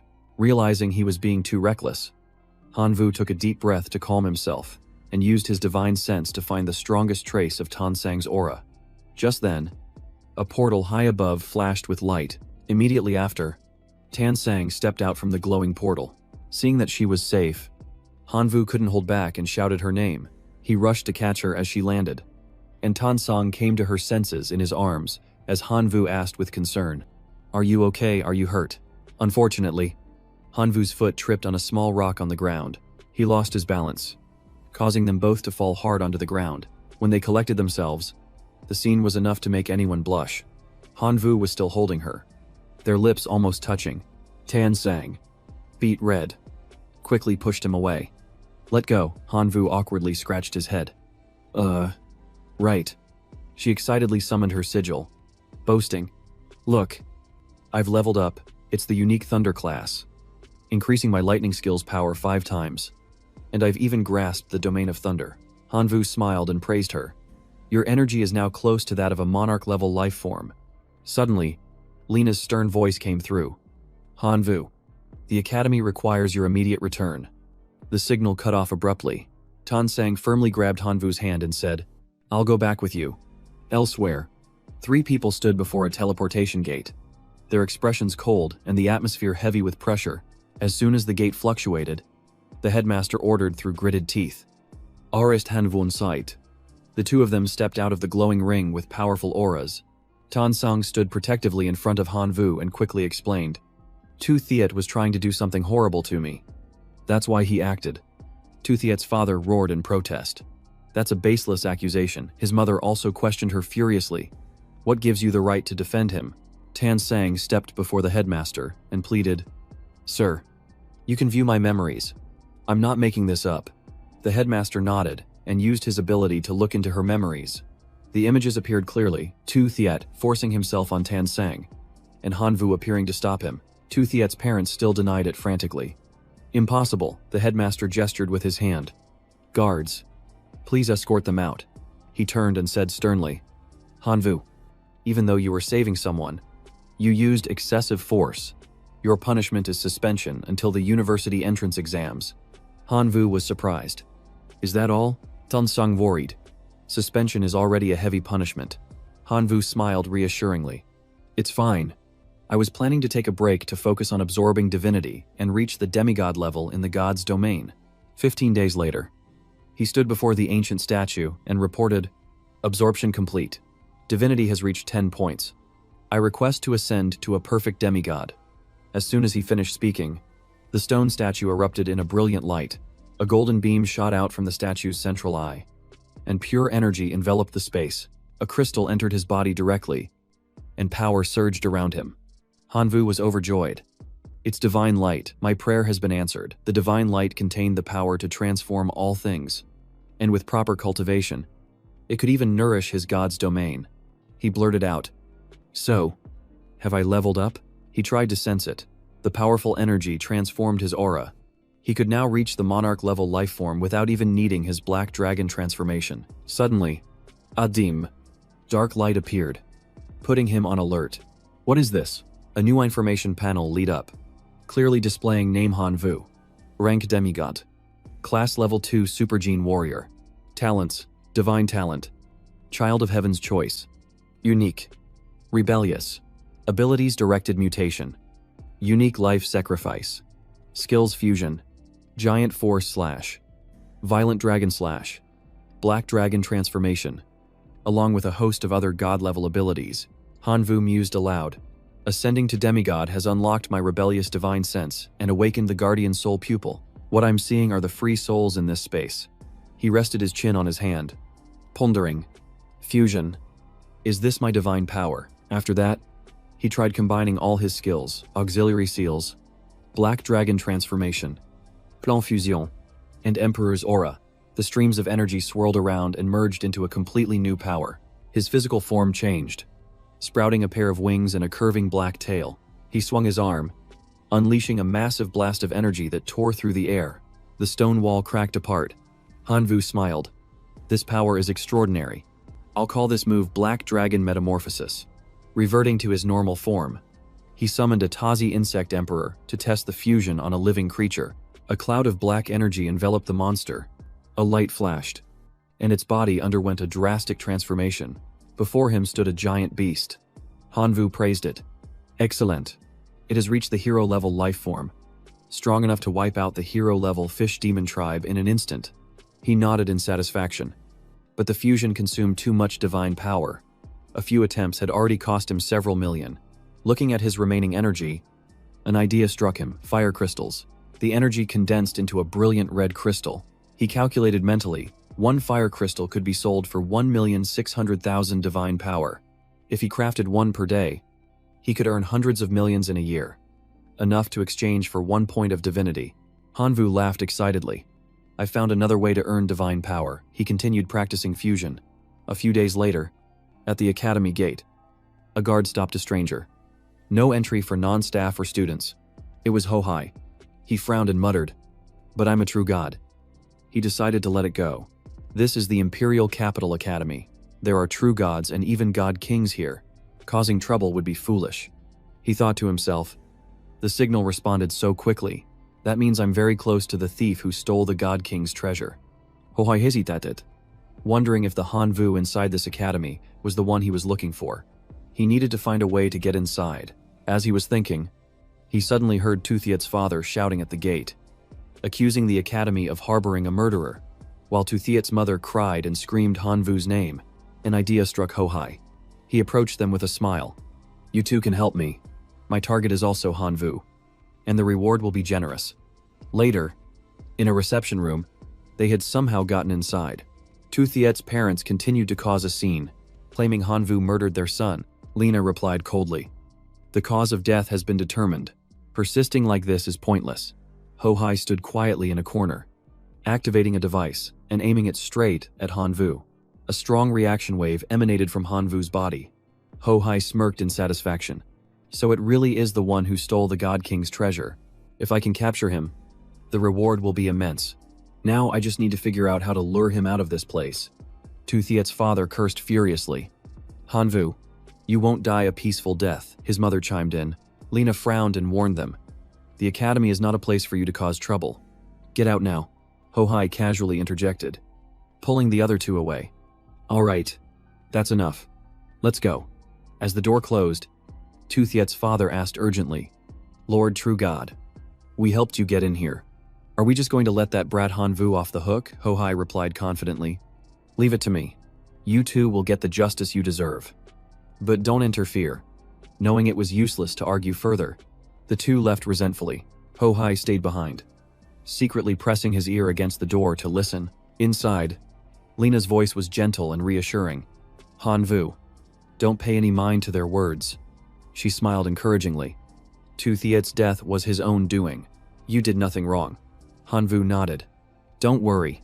They can't affect me. If anything, they just make me want to become stronger. Lena laughed. Pleased. That's my student. Now that you're a perfect demigod, focus on cultivating your divine sense and prepare for the assessment. If you fail, you'll be expelled. She held out a golden insignia, saying, This is a ticket to the outer battlefield. You can go and try your luck. That place is the ideal environment to adapt to the aura of a demigod. Hanvu accepted it gratefully, his spirit soaring. I definitely won't disappoint you. Outside, Ho-Hai heard everything and smirked slightly. The outer battlefield. Interesting. He watched Hanvu's departing figure and muttered, See you in there. On his way back, Hanvu suddenly remembered that each ticket allowed 2 people to enter. It would be a waste to go alone. He immediately called Dien Van. The phone had just started ringing when his teacher picked up, smiling as he asked, Hanvu, how's life at the academy? He replied cheerfully, Mr. Dean, I've ascended to a perfect demigod. I'd like to invite you to join me in the outer battlefield. Are you free? Dien Van was both surprised and delighted. A demigod, that's amazing, of course I'll go. Hanvu nodded. Then, let's meet tomorrow at 8 in the morning at the Imperial Capital Teleportation Station. Back home, Hanvu was busy packing, thinking, I'm leaving tomorrow. I should just pick a few useful holy relics. In the end, he selected a few items that he was satisfied with. They included the level 4 Holy Relic Seal of Violent Attributes, the level 2 Holy Relic Petrification Touch, the level 4 Holy Relic Tome of Replication, and the level 4 Holy Relic Thunderfire Explosion Orb. He looked at the pile of items with a determined gaze. This trip must be a success. He suddenly thought of Tan Song. She's probably in seclusion, absorbing divinity right now. The scene changes. It's night, and a soft knock sounds at Tan Sang's door. She quickly opened the door and was surprised to see who it was. Hanvu, what are you doing here? Come in. He shook his head slightly and said seriously, No need. I'm going to the outer battlefield to train tomorrow. I just wanted to come say goodbye. Tan Song was stunned for a moment, her voice tinged with sadness. Leaving so soon, Hanvu scratched his head shyly. By the time I get back, you'll probably have leveled up too. I'll see you then. As he turned to leave, she grabbed his hand. Come for a walk with me. And so, the two of them walked side by side under the lights. Tan Song smiled. It's a good thing my seclusion doesn't start until tomorrow, or I would have missed this goodbye. Hanvu laughed. We must be on the same wavelength. She didn't reply, instead asking with concern, Are you fully prepared? The outer battlefield is very dangerous. She then took out a holy relic and gave it to him. This nether seal has its limitations, but it's useful. Take it with you. It was a level 4 holy relic that could revert a summoned creature below the hero life form back to its soul form before death. Hanvu was slightly taken aback, his eyes shining. The nether seal could help his rebellious divine sense devour souls to level up. It was truly a precious item. He smiled gratefully. Thank you. Hearing that, Tan Sang emotionally hugged him tightly, her voice trembling. I can't go with you this time. You have to be careful. Hanvu gently placed a hand on her shoulder.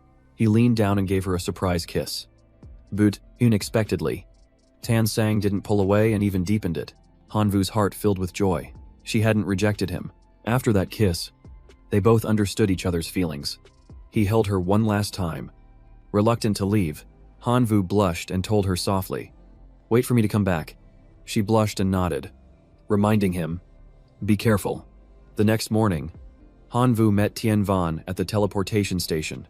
"You're here early." "Teacher." The old man laughed. "Couldn't sleep, so I came to wait. Let's go." Both of them bit their fingers.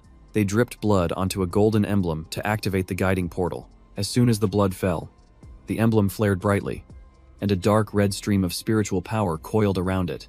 The swirling energy formed a space portal. The two looked at each other, nodded, and stepped through together. Passing through the portal, they were teleported to the ancient battlefield. As soon as they arrived, a guard was already waiting. He briefly showed them their temporary quarters and then left. Hanvu frowned at the tattered tent. Annoyed. "You call this a place to stay?" He called out after him. "Get us a different place," but the man just laughed and walked away. In contrast, Teacher Tien remained calm. He placed a hand on Hanvu's shoulder. "Don't get worked up. Let's go inside and see what it's like first." The two tensed up as they pulled back the flap, but they were stunned by what they saw inside. It was a spacious interior with full amenities. Leaving Hanfu in disbelief, he nodded reluctantly. "This place is truly a different world from the outside. I guess staying here for now is acceptable." Suddenly, he noticed a guidebook placed right in the middle of the room. They read it together. The more he read, the more stunned Hanvu became. It turned out the tent could hide them from the scans of the ancient battlefield's will. The arena allowed summoning familiars but limited their numbers. He angrily threw the book down, thinking, "If I can't rely on numbers, how am I supposed to fight?" Tianvan narrowed his eyes, as if remembering something. He pointed out, "Wait. The book says this tent can link to its own operating system. Let's check it out." Hearing that, Hanvu opened his system panel to check. Sure enough, a series of options appeared. From hundreds of thousands of elite life locusts, to a few warlords, frost soldiers, knights, or even a robotic intelligence lord. The number of choices was incredibly rich. After careful consideration, he decided to choose the option with the largest numbers. Tianvan also finished his selection. He snapped his fingers, and a whole pack of spirit rabbits appeared. The system prompted only core familiars can be summoned inside the tent. No new units can be added during combat. Divinity fragments will appear on the ancient battlefield. The rarer they are, the higher their value. Identical fragments can be combined into a complete divinity, which can be used to exchange for materials to upgrade the tent. Understanding the mechanics, Hanvu eagerly suggested, "Let's gather divinity fragments and upgrade the tent." "Let's go." The two left the tent and headed onto the battlefield. As they walked, Tianvan explained, "Divinity fragments are generated by deities. To get them, we have to defeat them. The deities are divided into multiple levels, distinguished by the halo at their feet. White is level 1. The weakest. Blue is level 2. The strongest are the deities with a red halo, which produce level 5 divinity fragments." As he was speaking, Hanvu suddenly heard a noise. He signaled for silence and hid with his teacher behind a boulder. He smiled slightly and pointed in one direction. "Teacher, look over there." Tianvan had just looked up when he saw a streak of light flash by. Before them was a deity standing on a white halo. Its aura was weaker than a red one's, but still powerful. Tianvan was secretly pleased. They had just arrived and already found an ancient spirit. He assessed, although it's low level, its halo is quite bright. It must be a good one among the weaker types. Hanvu immediately gave the order. "Shadow Emperor, go, test your strength against it." The moment he spoke, the giant insect appeared. It flapped its wings and charged straight at the target. Its speed so fast that only a trail of dark energy tearing through the air was visible. The armored deity sensed the danger and seized the opportunity to launch a precise counterattack to block it. The blow sliced off one of the Shadow Emperor's wings. Enraged, it roared and unleashed a series of attacks. The dark spiritual power seemed to have a mind of its own. Focusing its assault on the armored deity, a portion of the dark energy fell to the ground, then suddenly took root, sprouting into vines that wrapped around the target. By the time the armored deity realized what was happening, it was tightly bound, its body almost completely immobilized. The Shadow Emperor seized the opportunity to dash forward, its claws piercing through the deity's chest and shattering its spirit core. The armored deity cried out in pain as its body began to disintegrate into light. From the wound, several level 1 divinity fragments floated up into the air. Tianvan cheered excitedly. Excellent, quickly. Collect the fragments. Even though they're only level 1, there are 8 of them. That's a great haul. Hanvu walked over, picked up a fragment, and examined it. He pondered. So this is the godhood contained within the fragments. Even though it's only level 1, its value isn't bad. Tianvan nodded and analyzed. The godhood of valor, although low level, carries a useful divine art. Its value is double that of ordinary fragments. Hanvu laughed happily. Having you with me really multiplies the harvest. Teacher. Just as he finished speaking, another swarm of shadow emperors flew back to report. They had discovered new prey. Hanvu smirked. Good. Let's continue the hunt. Before them was a herd of spirit beasts, cornered and surrounded by a swarm of shadow emperors, but the materials they dropped were only low grade. Hanvu was about to ignore them, but Tianvan stopped him. Even a small gain is still a gain. We can't be wasteful. Seeing his teacher's point, Hanvu smiled. Then let's wipe them all out. Tianvan also sent his spirit rabbits into the fray. The shadow emperors let out a deafening roar, unleashing a ferocious sound wave. The battle erupted, with explosions and tremors echoing throughout the area.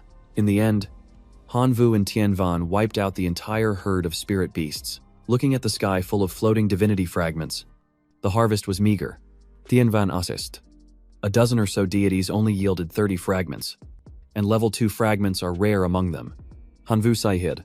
If we keep going this slowly, who knows when we'll have enough to assemble a high-level fragment. Suddenly, a shadow emperor flew over and landed on his shoulder to deliver a report.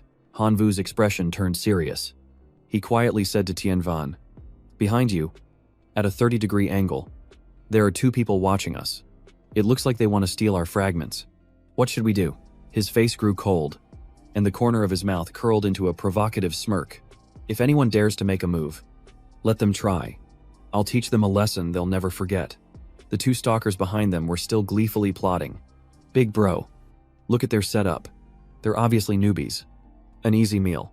The fat one stopped him. "They've only killed a few weak deities. Not much loot yet. Let's let them fatten up before we slaughter them." The skinny one clapped his hands in praise. "That's a great plan." But Tianvan was worried, not wanting any trouble. He softly suggested, "Hanvu, maybe we should go back to the base first and sort out these fragments." He put an arm around his teacher's shoulder and smiled calmly. "Don't worry, teacher. I have the situation under control. The Shadow Emperors will keep a close eye on their movements." Seeing how composed he was, Tianvan felt temporarily reassured and nodded, but he found it strange. He was the teacher, yet he was being comforted by his student. Before he could fully process it, Hanvu had already ordered a Shadow Emperor to continue scouting. As they crossed the desert, both remained silent and on guard. Suddenly, a Shadow Emperor returned, carrying extremely important news. After hearing the report, Hanvu's face lit up. He told Tianvan, "There's a deity with a purple halo up ahead." Hearing this, his teacher also got excited. Purple means it's at least a level 3 godhood. If we work together, we'll definitely win. Let's go. When they arrived, they were greeted by a thick cloud of dust that covered everything. On the ground lay a heavily injured person, motionless, their fate uncertain. Meanwhile, the purple deity stood tall, its aura overwhelming. Hanvu and Tianvan hid and watched, guessing that it had just fought a fierce battle. The familiars killed by it were all Lord-class lifeforms. It's clearly a wind element user. "Teacher, your spirit rabbits can hold it in place." The two began to set up their formation. Hanvu would use clones combined with a self-destruct skill, while Tianvan would control the spirit rabbits to fire a continuous barrage of missiles, employing a strategy of attrition. But Hanvu just shook his head and scoffed. "This opponent isn't worthy of me using so many tricks." Tianvan asked worriedly, "What are you planning to do?" But before he could finish, Hanvu had already transformed into a demon, shot straight into the sky, and yelled, "I'm taking it head on." The armored deity noticed him and raised its fan in a defensive stance. On high alert, a stream of spiritual power from the sky converged on the fan he was holding, but Hanvu didn't hesitate at all. He flew closer and unleashed a weakening skill, shouting, "Burn," before the armored deity could understand what was happening. It was locked in place, and a vortex appeared on its chest. He immediately summoned a radiant divine sword, a powerful slash aimed straight at the target. The blow carried immense pressure, forcing the opponent to its knees. Its body was crushed, and its divinity disintegrated into pieces. The two stalkers in the distance also caught a few stray fragments. Overjoyed. Wow. We actually picked up some level 3 fragments. Meanwhile, Hanvu had already gathered all the remaining fragments. Seeing this, the skinny guy grew greedy and whispered, "They have 8 fragments. What a waste." The other one stopped him. "Forget it. Did you see how he fights? You still dare to mess with him?" The fat guy understood the situation and nodded. "The level 3 fragments are good enough. Let's bounce." But before they could take a step, a dark shadow fell over them. Hanvu had appeared out of nowhere. He blocked their path, his eyes as cold as ice. "You dare take my things," the subordinate shot back. "This is the ancient battlefield finders keepers. Do you have any proof?" Hanvu let out a contemptuous laugh, calling them daredevils. Not bothering to argue, he unleashed a giant dragon slash straight down on the two of them. Their defenses crumbled before his overwhelming power. Two of them couldn't even react before being struck down, their bodies shattering into pieces. A series of godhood fragments dropped from their bodies, which Hanvu immediately pulled toward himself. He caught each fragment and muttered, "With this level of skill, you dare to compete with me for achievements." Dien Van approached from a distance and began fusing the fragments. After finishing, he turned happily and said, "This is enough to sell to the base. We can upgrade our tent." The scene shifts to the military encampment where they are stationed. A space-time vortex appeared in the air, and Lac Thien stepped out. Flattering.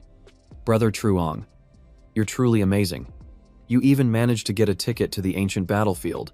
Truong Quang chuckled lightly. That ticket was a small matter. But inwardly, he was brimming with pride, having received so many precious resources for reporting to the God King. Suddenly, both of them froze, clearly sensing that something was amiss. It turned out that nearby, Hanvu was cheerfully talking to Dien Van. "These godhood fragments are enough to expand the tent's perimeter to 2 kilometers.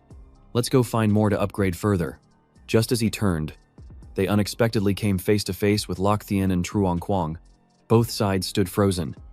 Speechless, Dien Van reacted quickly, offering a polite smile in greeting. "Brother Truong, Teacher Lac, I didn't expect to see you two here." Lac Thien snorted coldly, his face clearly showing his displeasure. Truong Quang maintained a friendly demeanor, his eyes glancing at Hanvu with a hidden warning. "Teacher Dean, it's a pleasure to see you again.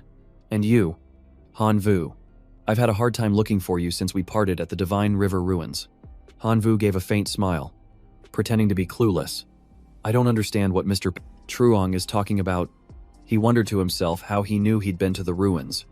Since he was clearly wearing a mask at the time, he probably didn't have any solid proof. Seeing his silence, Truong Quang forced a smile and continued, "Perhaps I mistook you for someone else.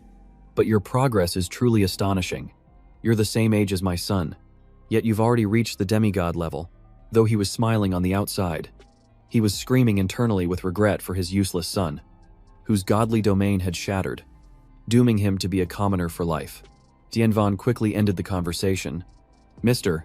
Truong, Teacher Lac, Hanvu and I have something to attend to, so please excuse us."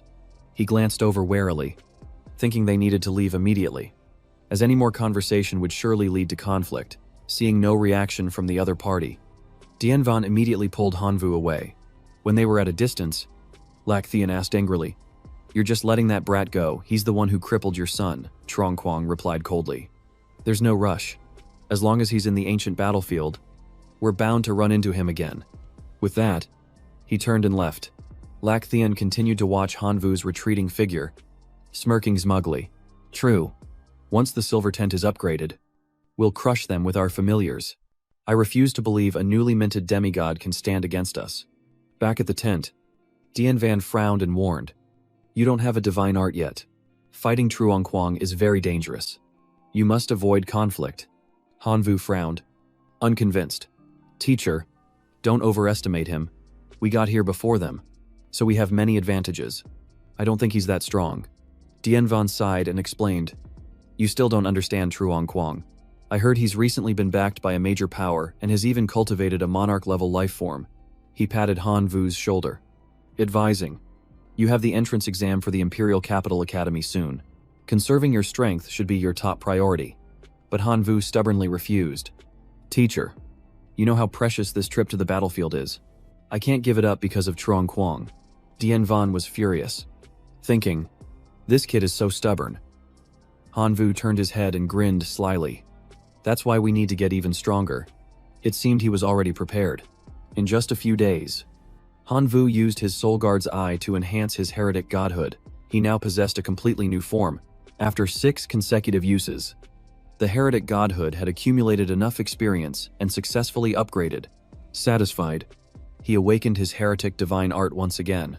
Before him were 2 choices: the Blade of Heresy, a summoned weapon that could convert between physical and magical damage, and could also fuse with rare weapons, or the Dual Guns of Heresy, which could switch range damage between physical and magical, and fused well with gun-type weapons. Holding the sword in his hand, Han Vu frowned. Why can I only choose one, he wondered. Should I go the way of the warrior or the gunslinger? Or perhaps both paths had their own unique potential for growth. After a moment of thought, Han Vu smiled.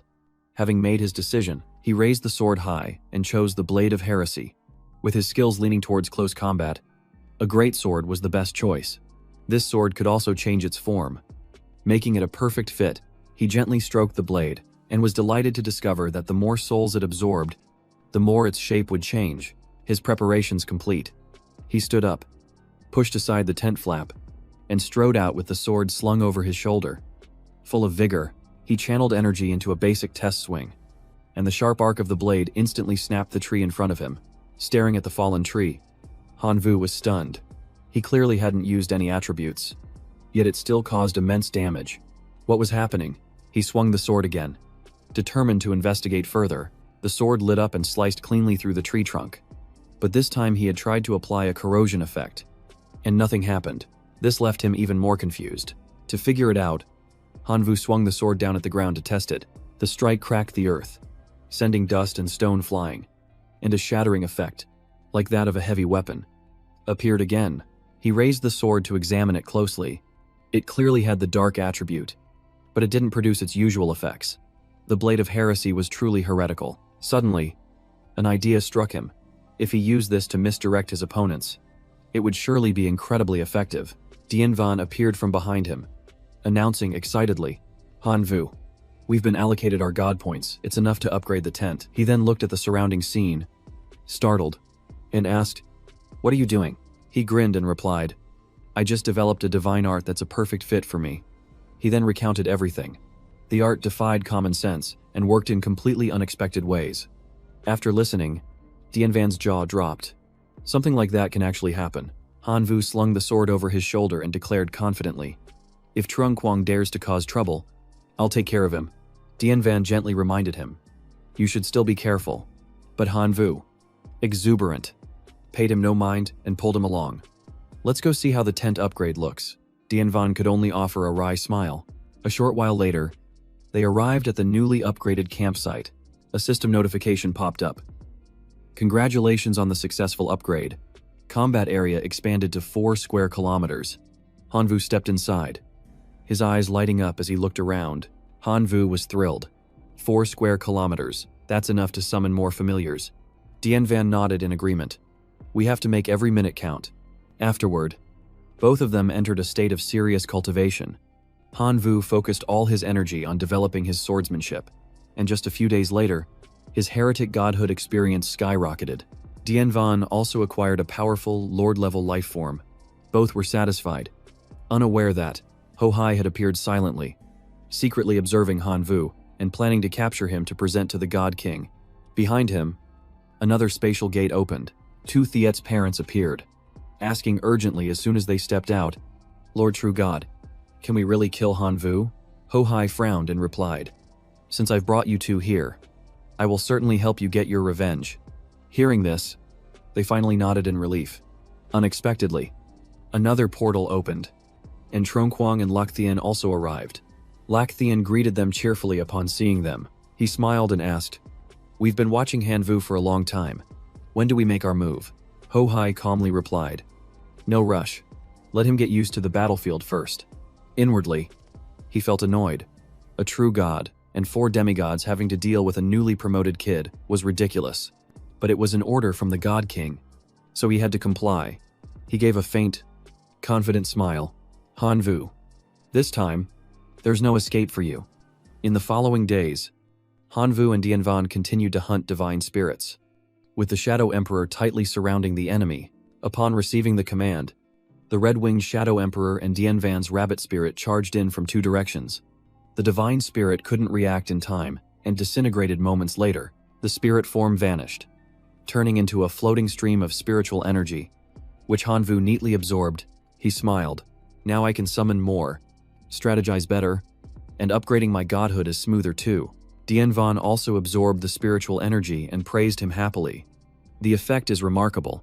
You've gained 3 divine arts in just a few days. Suddenly, the wind picked up, carrying 2 figures with it. Hanvu narrowed his eyes and greeted them. So, you two have arrived as well. The moment Tuthiet's parents saw him, they gritted their teeth in furious hatred. Without another word, Hanvu immediately launched himself forward, thinking, they're definitely here for revenge. I'll strike first to gain the upper hand. Tuthiet's father drew a green sword from thin air, gripping the hilt tightly, ready for battle.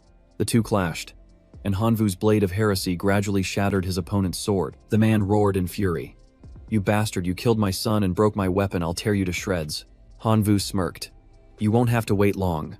I'll send you both to join your son right now. Then, he transformed. Pointed wings and purple skin appeared as his monarch-level life form emerged. The other two were shocked.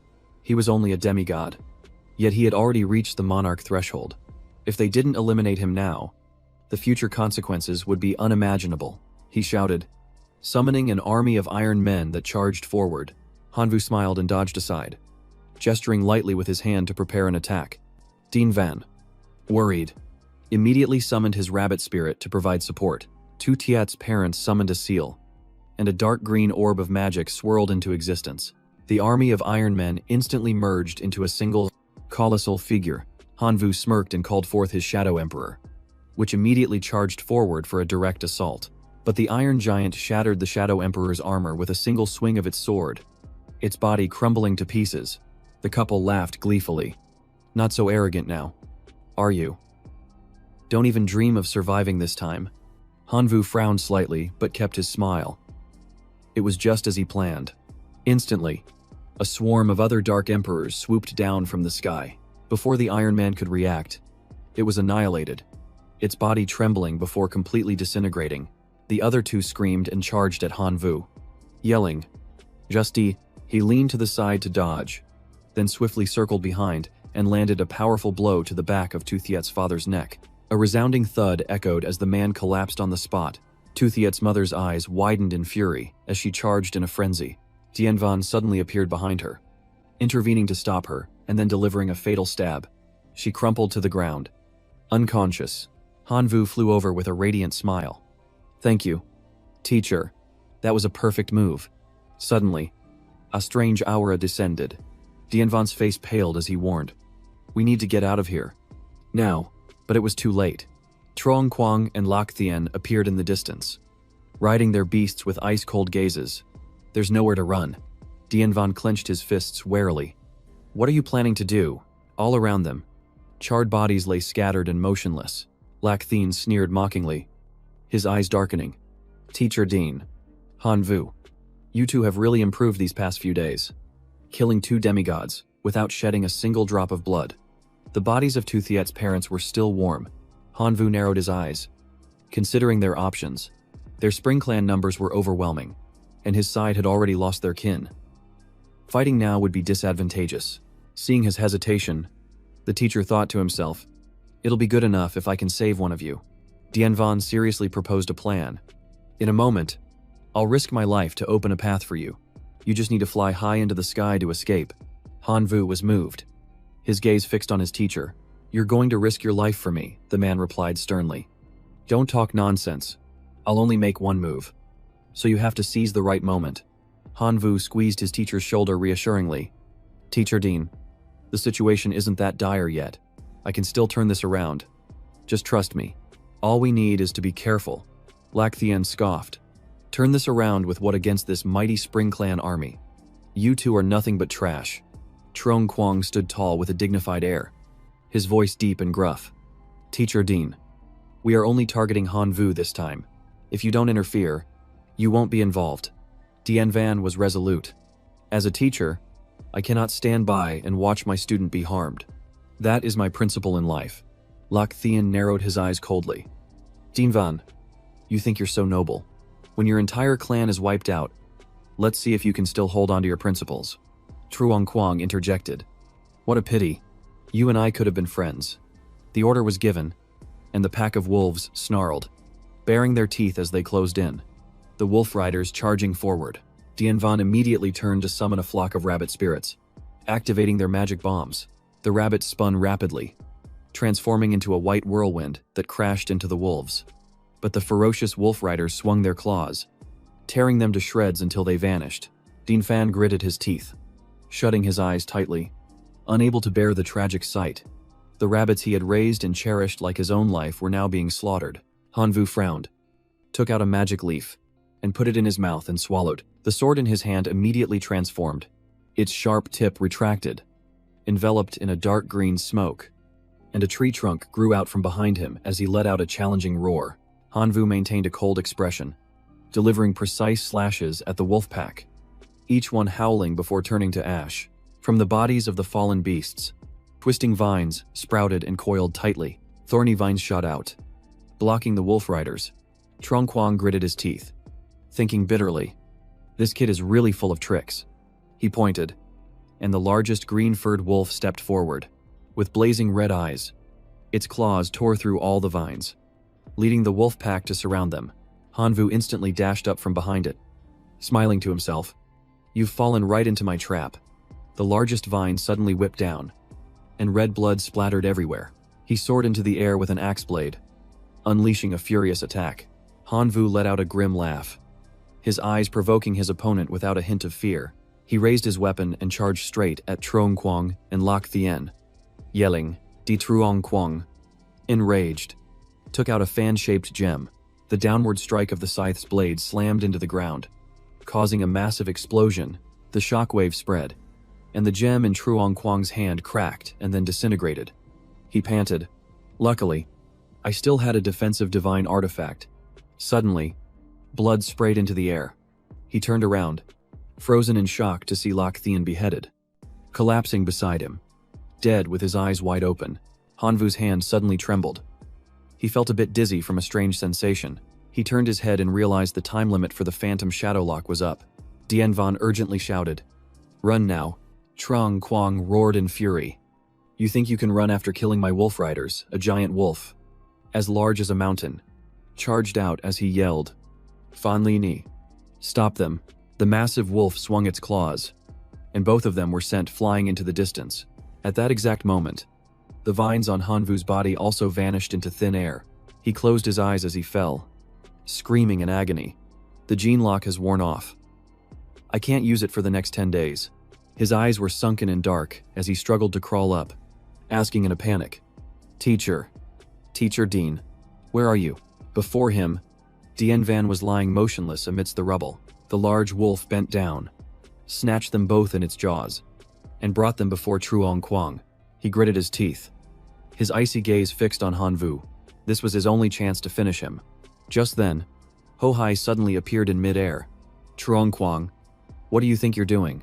I told you to capture him alive. Sweat poured down his face as Truong Quang hurriedly explained. Lord True God, I misunderstood. I was just about to bring him to you. Ho Hai's lips curled into a cold smile.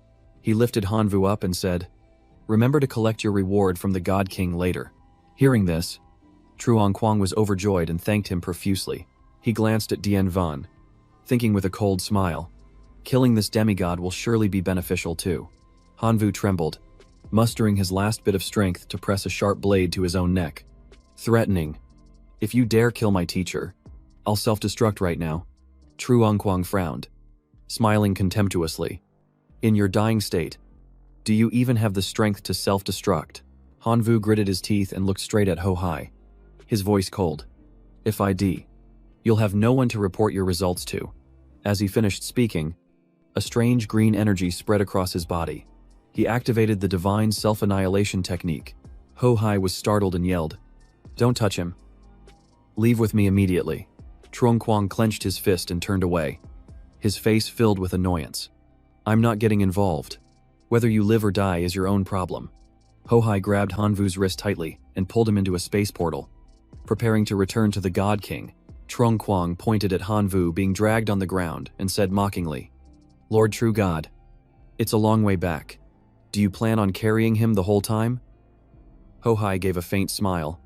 Don't worry. I've already sealed all of his power. After saying that, he threw Hanvu into the widening, swirling black portal. The moment he was pulled in, the vortex closed and vanished completely. Not long after, a purple portal appeared in the sky, dropping him onto the ground before shutting. Hohai let out a grim laugh. Welcome to my divine domain. You'll be well taken care of here. Hanvu, aching all over, struggled to sit up. Before him stood a towering beast with a tiger's head and a human's body. Startled, Hanvu immediately turned, intending to use magic, but his entire body suddenly froze. He was shocked to find that all his skills had been sealed. He couldn't even muster a shred of power. No wonder he dared to lock me in here. Suddenly, a bowl of water was offered to him, leaving him surprised and confused. The kin held out the bowl of water. Hanvu shook his head, refusing. He was wary, thinking, so they're the Tiger Clan. It's best to stay on guard. He said coldly, I'm not drinking. The Tiger Kin said nothing, simply grabbed him by the collar and poured the water straight into his mouth. Hanvu struggled and thrashed about, yelling, I said I'm not drinking. Hohai appeared in midair, frowning as he reminded him, Honyan can't hear, nor can he speak. I'm not going to harm you, so just cooperate. Hanvu wiped his mouth in annoyance. So he's both mute and deaf. He's really taken precautions, hasn't he? Suddenly, the source of mutation appeared above his head. It asked cheerfully, Host, need some help? Hanvu was pleasantly surprised. You weren't sealed, it giggled. I just need to absorb divinity. Once I'm done evolving, I'll help you recover and get out of here. Hanvu pursed his lips and thought, that's right. I still have divinity. My only choice now is to take this gamble. It eagerly asked, so, I'll start absorbing now. He quickly communicated telepathically. Don't speak. Just do it quickly. If we get caught, we're done for. He recalled Truong Kwang's words, Lord, True God. In 3 days, you will meet the God King. You will surely be rewarded. Hanvu gritted his teeth and screamed inwardly. Only 3 days left, can you make it in time? The mutation's aura was beginning to change color. The energy within his body began to surge violently. Hanvu sat in the middle of the divine domain, looking up as he awaited the coming transformation. The source of mutation reported happily, Host, the evolution was a success. You are now a level 3 gene warrior of the Divine River Civilization. Hanvu asked calmly, what are the benefits? It explained. Your new ability is gene combination. You can combine multiple types of genes without destroying the original one. Hanvu was still confused. How do I use this? A beastly hand suddenly offered a steamed bun to him, though a bit surprised. Hanvu still nodded with a forced smile. The situation was stable for now. At least he had food. Suddenly, he grabbed the Tigerkin's hand. As if an idea had just struck him, Hanvu turned its palm over, examining every detail. Ignoring its confusion, he smirked slyly. Just as I predicted, even though I'm sealed, my body is already on par with a hero-level life form. The Tigerkin suddenly let out a loud roar, immediately calling its pack for backup. A white tiger and his subordinate menacingly approached, his voice a warning. Watch yourself. Hanvu calmly grabbed his hand, quickly examining every muscle fiber. Excited inside. Attention physique. Perfect for an experiment, he shouted. Activate gene combination. A change appeared on the orange tiger's head. The activated spiritual power caused a pair of complete ears to gradually sprout. Meanwhile, the white tiger lost both of his arms. He bewilderedly tried to touch his head, while Hokam was stunned to hear strange sounds around him, thinking it was an illusion. But it was clearly real. Hanvu smiled and explained, Thanks for the water and buns. Consider these arms a return gift. Hokam suddenly knelt before him, showing his loyalty. This scene gave Hanvu an idea if this clan could become his followers. He could convert more of them, lead them to attack the center of the divine realm, and then escape. The armless white tiger roared in anger. Give them back to me. Hanvu glanced over, coldly turned, and kicked him hard in the stomach. Seeing the surrounding subordinates closing in, he shouted, "Ho-Cam, come here." Although he didn't understand what was happening, Ho-Cam obediently held out his hand. Hanvu channeled his power to activate the transformation, simultaneously parrying and fighting back. As Ho-Cam was reborn into a transcendent life form, an old green tiger roared, pointed directly at him, and yelled, "He is an evil god, an offense to the deities. Capture him alive now." Hanvu chuckled, offering no reply. Ho-Cam stood in front, roaring threateningly, "Whoever dares to touch my god shall die," before unleashing his power on the tiger horde. The rest were no match for him and were crushed in an instant. After wiping them all out, Ho-Cam knelt in submission, begging Hanvu to accept him as a follower. Hanvu placed a hand on his shoulder and stated his condition. "All right, but you must help me escape this place. First, tell me where the center of the divine realm is." Ho-Cam hesitated slightly, only knowing that the center was guarded by masters. He wasn't concerned, just nodding. "We'll figure it out after we find it." Just then, a powerful aura swept past. A sharp sword appeared, along with a booming voice. These two seem interesting. A large tiger stepped out and ordered his subordinates to capture them alive. The gang of tigers immediately charged forward, intending to corner Hanvu and Ho-Cam, but the two managed to split up, skillfully dodging the attacks. The enemy's weapons were destroyed. Blood was spilled, and bodies collapsed onto the sand. One of them was so terrified that he dropped to his knees, begging for his life. The rest also stammered out pleas, vowing to submit completely. He summoned the light of faith, his voice stern. "As my followers, you must obey my commands. Defy me, and no one will be spared." They all shouted in unison, "We obey." Hanvu thought to himself, "I'm short on manpower right now, so taking them in for now is fine." He began recruiting more followers, expanding his influence, and probing deeper into the Tiger Sea Divine Realm. Tracking the core of the Divine Realm, Ho-Cam reported, "My lord, the Divine Realm's core is hidden in the Forbidden Land outside the Tigerkin Royal City. It's protected by dozens of kings and hundreds of lords. Any stranger discovered will be killed instantly." Hanvu frowned. "With that many, we'll definitely be spotted if we break in. Unless, go catch some birds and moles. It's time for more gene combination." The scene shifts to the Tigerkin Royal City. With Hanvu flying in, leading his gene-spliced creations, he had secretly arranged to splice mole and bird genes into the tigers, allowing them to fly and burrow for an easy, undetected approach. Ho-Cam carried him to the location and reported, "The divine core is below. At the top of the tower, 3 tigerkin are guarding a glowing stone." Hanvu quickly assessed the situation. Those 3 are at least king-level life forms.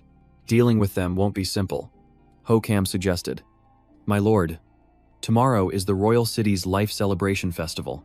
The king will be presenting offerings, so the guardians of the Forbidden Land will probably leave their posts." Since he hadn't fully recovered his strength, he nodded in agreement. "All right, we'll adapt to the situation tomorrow." Time passed quickly, and the festival arrived. Hanvu observed from a high vantage point. His eyes glowed as he activated his divine eye to get a better look. There's still 1 guard left, but getting rid of 2 opponents is good enough. Hanvu pointed and commanded, "Jump down, aim for the divine core, and destroy it." Immediately after, he leaped onto Ho-Cam's back to approach the target area, but it was daytime, and with a large group flying, the tiger guard quickly spotted strange shadows on the ground. He immediately looked up and shouted an alarm. "Intruders in the Forbidden Land, eliminate them." Beams of light from his eyes sliced off several pairs of wings. To avoid widespread casualties, Hanvu commanded them to veer left and dodge. Ho-Cam immediately carried him closer, right above the stone. He instructed, "Keep him busy while I find the divine core." The two then split up. With Ho-Cam engaging the tiger guard, Hanvu felt power flowing into his hands and rejoiced inwardly. It's time for the mole genes to shine. The guard was still roaring. "Stop right there." He didn't bother to reply, placing his hand on the ground next to the stone to sense the core's location. Ho-Cam was giving his all to hold back the enemy, and Hanvu grew anxious. He needed to act fast, fearing his side couldn't hold out much longer. The mole genes formed a path that burrowed deep into the rock. Suddenly, he flinched as a realization flashed in his mind. Found it, Hanvu immediately pulled his hand back, clenched his fist, and stepped forward as the light around his hand transformed into black claws. He stood straight, swung his hand in a powerful slash, and a torrent of black energy tore through the air, rushing downward. That power pierced straight through the ground. colliding violently with the nucleus of the divine realm. The green stone only cracked slightly. Hanvu clenched his fist. I've already assimilated the tiger's claws. So why is it still ineffective? The entire Tigerkin royal city suddenly began to shake violently. Ho-Hai noticed the disturbance, opened a portal to the divine realm, and yelled, "What do you think you're doing?" He was horrified. How did this guy find his way here? The nucleus of the divine realm is actually fluctuating. Hanvu was stunned for a moment, then burst into a delighted laugh as if he had figured something out. Ho-Hai looked at him, his eyes a storm of unreadable emotions. As the black energy sliced through the stone, Hanvu was still smiling. "I didn't expect you to lend me a hand." Ho-Hai instantly understood and roared in fury. "Impossible, he used my power." As the stone exploded, Hanvu silently calculated that escaping now would teleport him to Ho-Hai's location. "I'm still sealed, so I can't face him head on. It's better to find a hiding place first." He climbed onto Ho-Kam's back and smiled. "You've worked hard. Thanks for buying me time." He suddenly remembered that today was the day the Tigerkin offered a divine artifact. "I'll grab it first and figure things out later." Having a divine artifact will make escaping easier. The scene changes to the offering ceremony for the Wind Blossom shoes. A divine artifact with 3 effects: wind treading, swift movement, and the wind walking art. The accompanying divine art allows the user to summon a wind eagle that gives absolute obedience, its strength dependent on the amount of divine power channeled by its master. Taking advantage of the Tiger King's distraction, Hanvu rushed forward and snatched the shoes. Enraging him, the king roared, "You reckless thief, if you don't return them, I'll tear you to shreds." He glanced at them contemptuously, bit his finger, and dripped blood onto the shoes. "Let's see what you can do." The shoes immediately began to glow, radiating a brilliant golden aura. Hanvu floated in midair, then turned to leave. Ho-Hai gave chase at top speed, eager to see how he would escape. Hanvu gritted his teeth. He couldn't fight back, so his only option was to run. The sky suddenly flashed. Thunder boomed, and a bolt of lightning streaked across the air. Hanvu gave a faint smile. The coordinates of the Blood Crystal Arena are truly overpowered. It can teleport you back from anywhere. The system displayed a notification successor. You have received a challenge from the demigod Hoa Fong. Do you accept refusing 3 times or losing will result in the loss of your successor status? Hanvu immediately refused. "I'm sealed and can't use my abilities. I need to think of another way." The system chimed again, this time with a challenge from Bak Bang. He snapped in frustration. "Decline." It wasn't over. Another challenge appeared, this time from Amda. Hanvu was exasperated. Is this ever going to end? Forcing someone into a corner after just 3 times? He gritted his teeth. "Fine. I'll take the gamble." The arena was instantly bathed in a gloomy red and black light. A girl appeared, her voice clear and confident. "I am Amda. What is your title?" He looked at her and scoffed.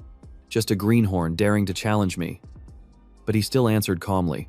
"Huangta." Amda gave a mischievous grin and unleashed a swarm of red bats, saying, "Huangta, die." This made Hanvu laugh. Just my type of opponent. One who likes to play the numbers game. She chuckled. "Scared. Are you? This is my true power. If you don't want your clan to be drained dry by my bats, give up now and save us both some time." Seeing a good opportunity, Hanvu activated the wind-walking shoes, vanished, and reappeared behind his opponent with a faint smile. "You're the one who should be withdrawing from this match." He glided around to get behind Amda. She spun around and kicked him hard. Hanvu was sent flying into a wall, leaving a deep crater. She boasted, "I've trained in close combat for years. Trying to get near me is just asking for trouble." He immediately recalculated. Sneak attacks are useless, so the only option left is to target the swarm of bats around her. The swarm of bats rushed in to bite and tear at him. Their sheer numbers were a real nuisance. Hanvu activated Gene Combination, countering by biting back at one of the now transformed bats. Amda was horrified. Is he really insane?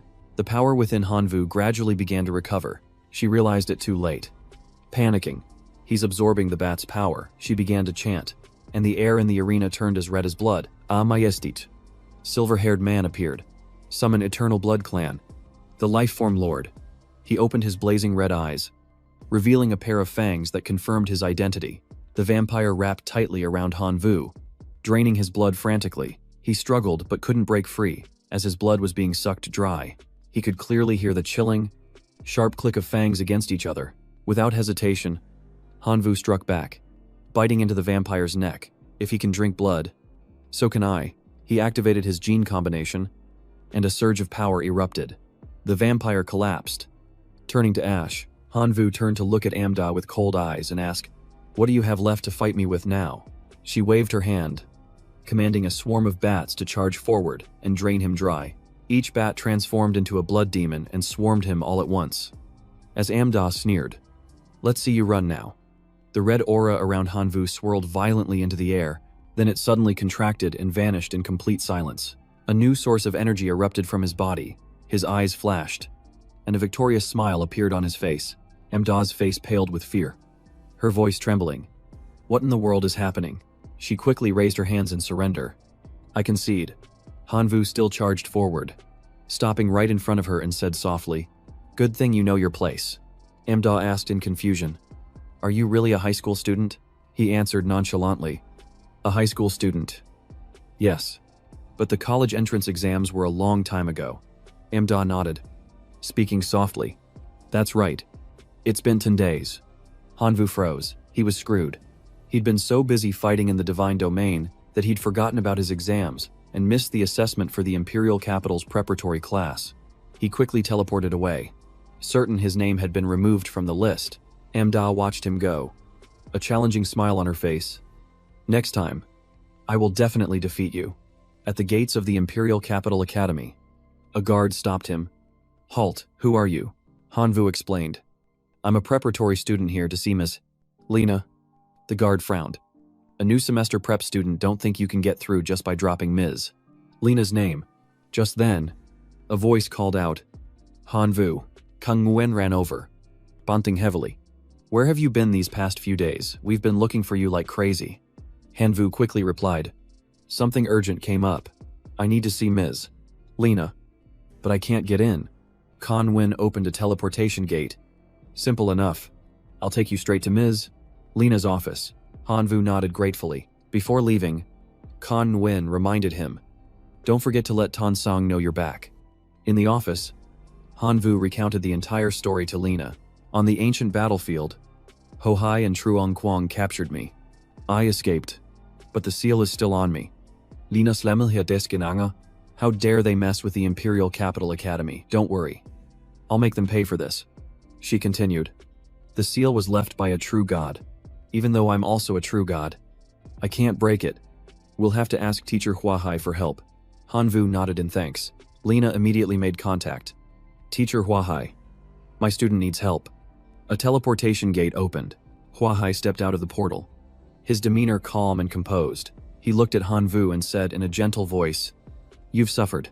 He praised him, saying it was a miracle he could return despite his divine domain authority being sealed, and promised to speak with the Academy's headmaster to demand justice. Lena interjected, "And help him get back into the Academy. He missed his final exam." Huahai's voice turned serious. "The Academy has its rules. Even if your abilities are outstanding, you cannot be considered if you didn't participate in the assessment. But rest assured, you are the student I trust the most. I will do everything in my power to help you." Hanvu bowed his head in gratitude. He patted his shoulder. "We're family. No need for formalities. First, I'll restore your access to the divine domain. We'll deal with the rest later." Hanvu was surprised to feel the connection return. Lena smiled. That spell cost the teacher 300 million divine power points. Huahai just gave a faint smile. "Hurry back to your divine domain. I'm sure there's much waiting for you."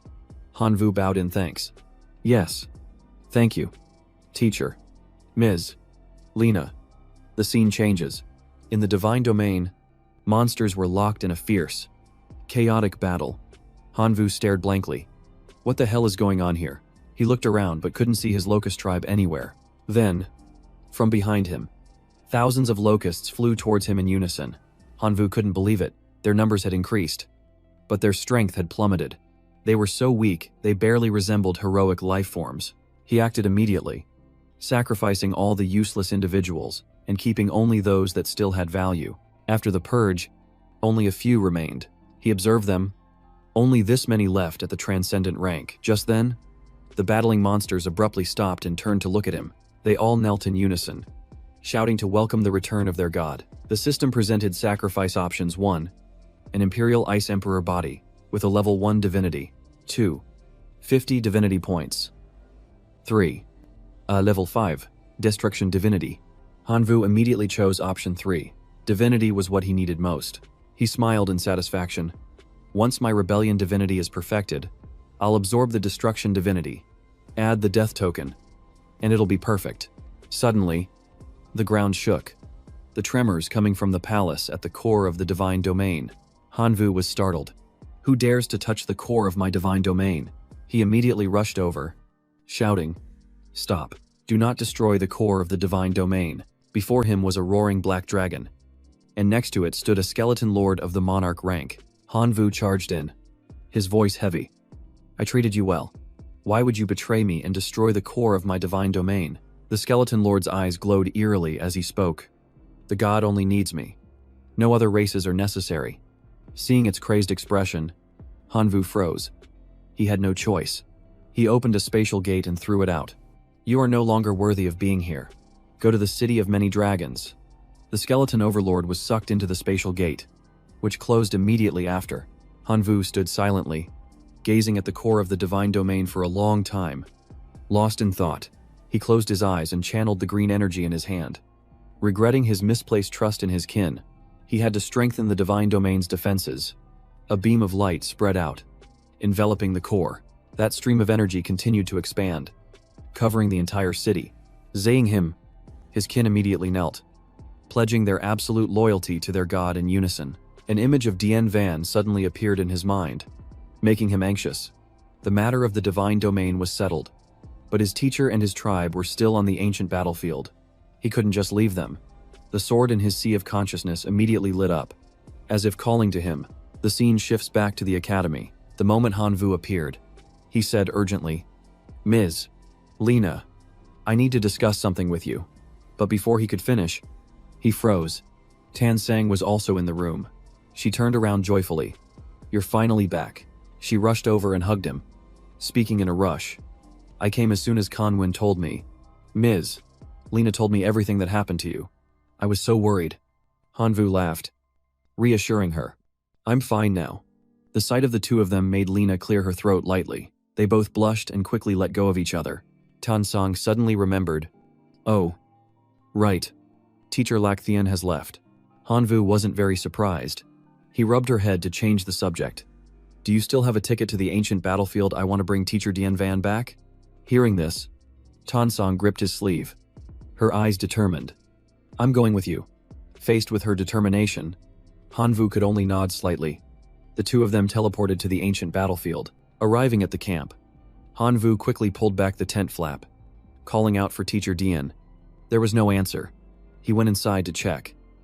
There were no supplies left, only fragments of divinity. No one could survive here for long. He immediately summoned his locust swarm, ordering them to spread out and find any trace of Dien Van. At the same time, a massive pillar of light shot up from a distance. He recognized it instantly. It was the resonance of the iron-cutting sword style. He immediately ran towards it. Tan Sang also pointed. The energy is coming from underground. The two quickly reached the location, and Hanvu ordered his locust swarm to investigate. The swarm of locusts poured down, entering the deep, dark hole. When everything fell silent, Hanvu and Tan Sang cautiously approached the edge of the pit. After confirming it was safe, they slowly descended.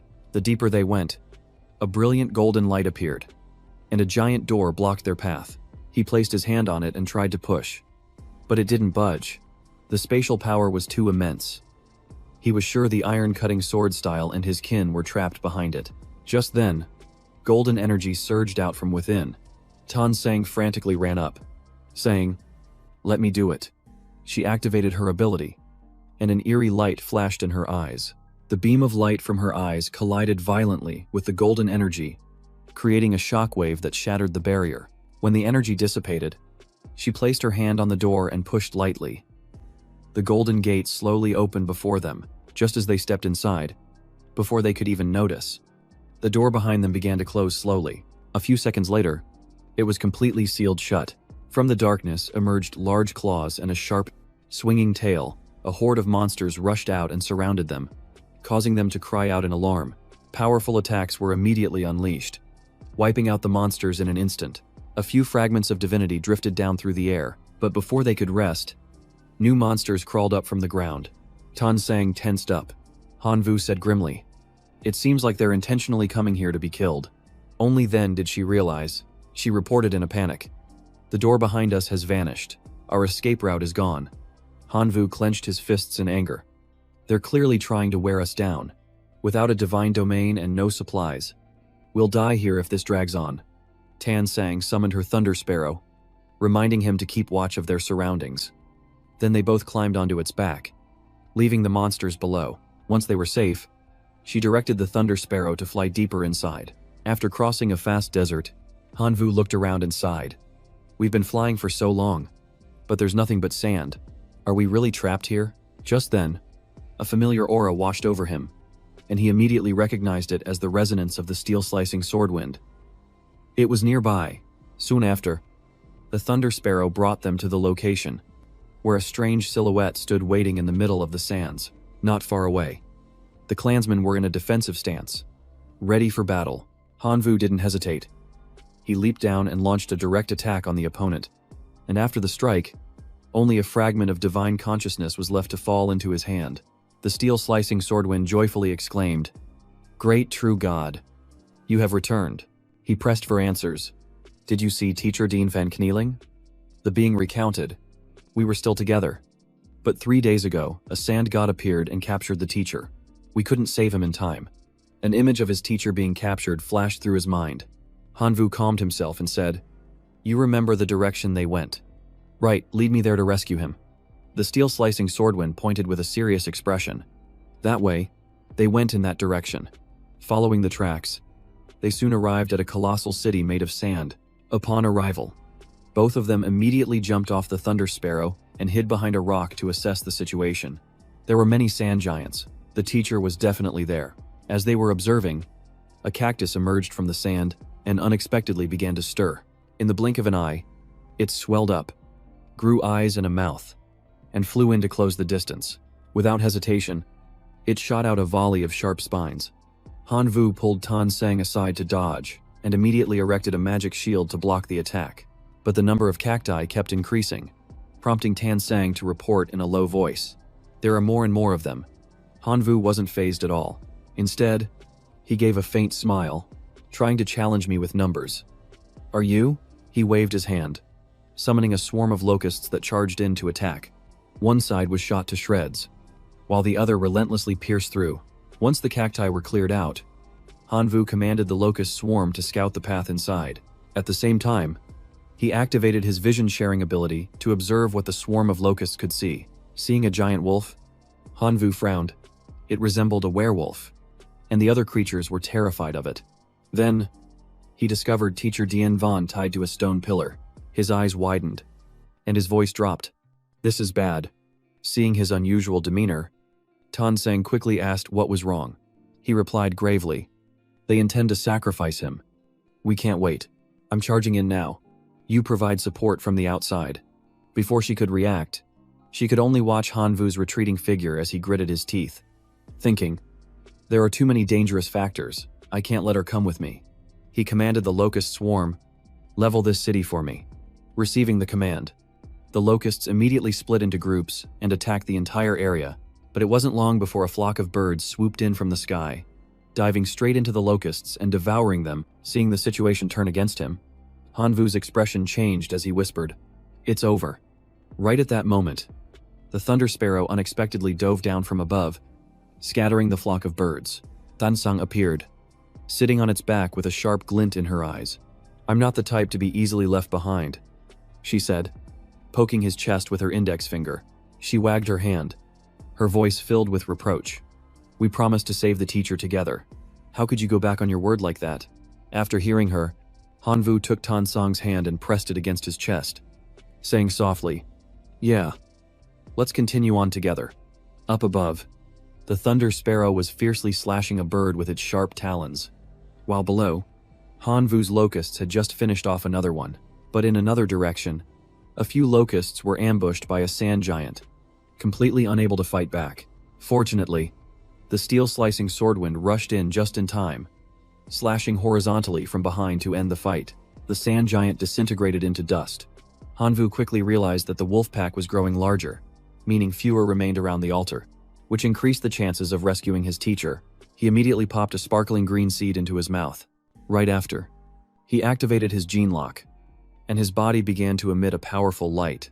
Now, Hanvu had transformed into the ultimate monarch life form, activating his Black Dragon King transformation and life drain field. He immediately charged towards the altar, calling out, "Teacher, I'm here." He leaped straight into the wolf pack as thorny vines shot up and swelled into a protective wall, completely blocking the attacks from the demonic beasts. Without stopping, he controlled his phantom shadow slash and commanded the vines to attack, quickly crushing the wolf pack. After clearing the battlefield, Hanvu descended, retracted the vines, and then unleashed a powerful slash that shattered the chains binding Dianvan, freed from his bonds. The teacher was still in disbelief, uttering, "Is this a dream?" He wrapped his tail around his teacher, his voice steady. "It was a nightmare, and I've come to pull you out of it." With that said, Hanvu flew straight towards Tensang, reached out his hand to pull her along, and said, "He's safe now. Let's retreat." The two held hands as he flapped his wings, escaping the dangerous city.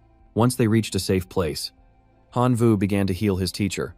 Tansang asked after him with concern, but Dean Van just smiled reassuringly.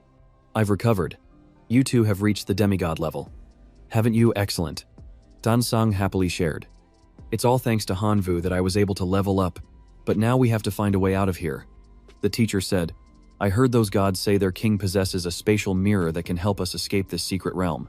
The teacher believed it was the only way out. Hanvu Vorit. They've activated the highest level red aura.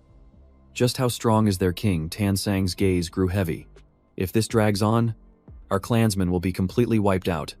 Dean Fan didn't answer, but quietly took out a bag. He explained softly, "My clansmen have all been killed. All that's left is this divine vocation, and these fragments. Perhaps they'll be of some help to you two." Hanvu took the bag and then waved his hand, causing a series of divine vocation fragments to appear. He said, "We've also collected a few. Now, let's work together to find a way out of here." Tan Sang placed a hand on his shoulder, reminding him, "With so many fragments, we still can't assemble a complete divine vocation. We can't sell them, and our current mythic level isn't high enough to absorb them." Hanvu suggested, "Let me try fusing them." No sooner had he spoken than he got to work. The fragments converged in midair, creating a scene so beautiful that Tan Sang's eyes widened in astonishment. In just a moment, a level 5 divine vocation had formed in the palm of Hanvu's hand. Dianvan was stunned. A level 5 divine vocation actually appeared. "It's miraculous." Hanvu smiled and said, "I'll quickly fuse the divine vocations that suit me, and then go find that mirror." All three of them cheered. All right. 2 days later, the three of them returned to the Sand City, with their clansmen following behind them. As soon as they arrived, a sand giant burst forth, its colossal form an intimidating presence. But Tan Sang was unfazed. She leaped high into the air with a radiant smile. "Time to test out my new divine vocation," she declared, drawing her staff. Divine Vocation Spear of the Thunder Peak. 3 fire phoenixes immediately appeared, soaring through the air. Below them, black smoke slowly coalesced into a humanoid figure. Hanvu reminded her, "Don't throw the Spear of the Thunder Peak just yet. The divine giant has regenerative abilities, so a direct hit will be useless." Tan Sang asked worriedly, "What do we do now?" Hanvu replied, "Let me strike first. I need to add some ingredients for my rebellious divine art." He commanded his technique. "All right, release it." The entire volley of spears shot forward in unison. They pierced through the smoke body, creating a large hole from which a torrent of water gushed down onto the sand. The smoke figure dissipated along with it, and his spell gradually faded. Next came a pack of gray wolves with blazing red eyes. Growling menacingly, they charged forward in unison, and Dianvan immediately stepped up to intercept them. He created a series of sharp spikes that impaled the wolves, flinging them high into the air. Tan Sang took the opportunity to launch an attack from a distance. Her thunder bombardment rained down, with lightning striking and exploding amidst the spikes. Flashes of red light flickered for a moment before disappearing. She turned to him and smiled lightly. "Thanks to the new divine vocation you made, we don't have to be afraid of them anymore." Suddenly, A loud noise echoed as sand and black smoke swirled together, forming a giant humanoid creature. It was none other than the great Emperor Mahayat. Unmistakable, both scared and curious. Tansong asked in a low voice, "What in the world is that thing?" Mahayat looked down from above at the three people standing in the sand. As the swarm of birds and insects in the sky began to hurl rocks at them, Hanvu immediately transformed to shield his teacher, and Tan sang, shouting, "Get behind me." Quickly, he drew his weapons. Ready for battle. Activating Empowered Body. The Art of Rebellion. The Rebellion Sword. And the Soul-Reaping Scythe. Great Emperor Mahayat didn't say a word, directly launching his weapon towards Hanvu. The impact sent him stumbling backward. The two exchanged blows, their powers clashing like giant dragons dueling in midair. Tansang called out worriedly, "Hanvu." He remained calm, redirecting the flying sand towards himself. Mahayat laughed sinisterly. No human has ever been able to block this attack. But he suddenly swung his tail, sweeping it directly at him. Hanvu gritted his teeth to block the attack. His movement space completely sealed off by wasps and rocks. His eyes darted around, searching for an opening, and then he immediately counterattacked with a phantom shadow lunge. He faltered for a moment, surprised that his attack had been dodged. The two continued to charge at each other, but this time, Hanvu unleashed an even stronger force than before. Mahayat couldn't block in time. His body was slashed open, the blade cutting him in two. Even though he was decapitated, his body continued to writhe as if in defiance. One of his legs even tried to attack Tansong. All three realized it at the same time. It can't see charge. 3 attacks were launched simultaneously. Dianvan's spikes, Hanvu's blade, and Tansang's lightning. Mahayat panicked as his body parts disintegrated one by one, until his entire form vanished completely. Hanvu and Tansong were overjoyed. It's finally over. But in the distance, a few wolves remained. Hanvu warned, "Don't let your guard down. They haven't left yet." The moment he glared at them, 2 of the wolves turned and fled without looking back. Dianvan asked if they should give chase, but Hanvu shook his head, saying to forget it. There were too many to catch anyway. Suddenly, Hanvu collapsed in pain.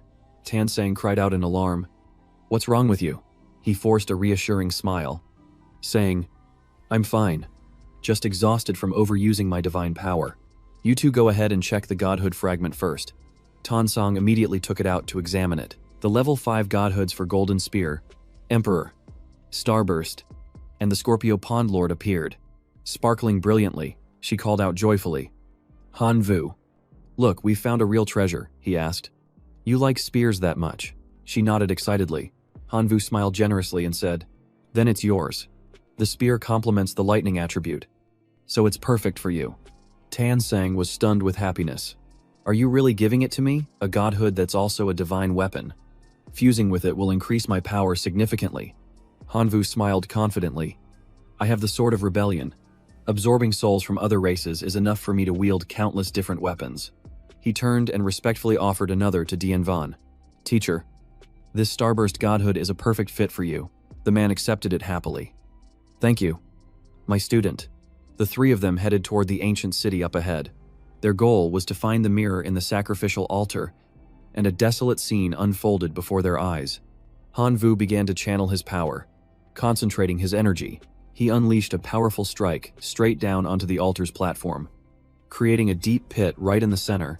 They prepared to enter, and soon found the ancient mirror amidst the rubble. Hanvu commanded his swarm of insects to move forward and scout the path. Everyone watched intently as a small butterfly flew straight through the mirror, completely unharmed. Tansong cried out worriedly, "There's something strange about this mirror," Hanvu reassured her.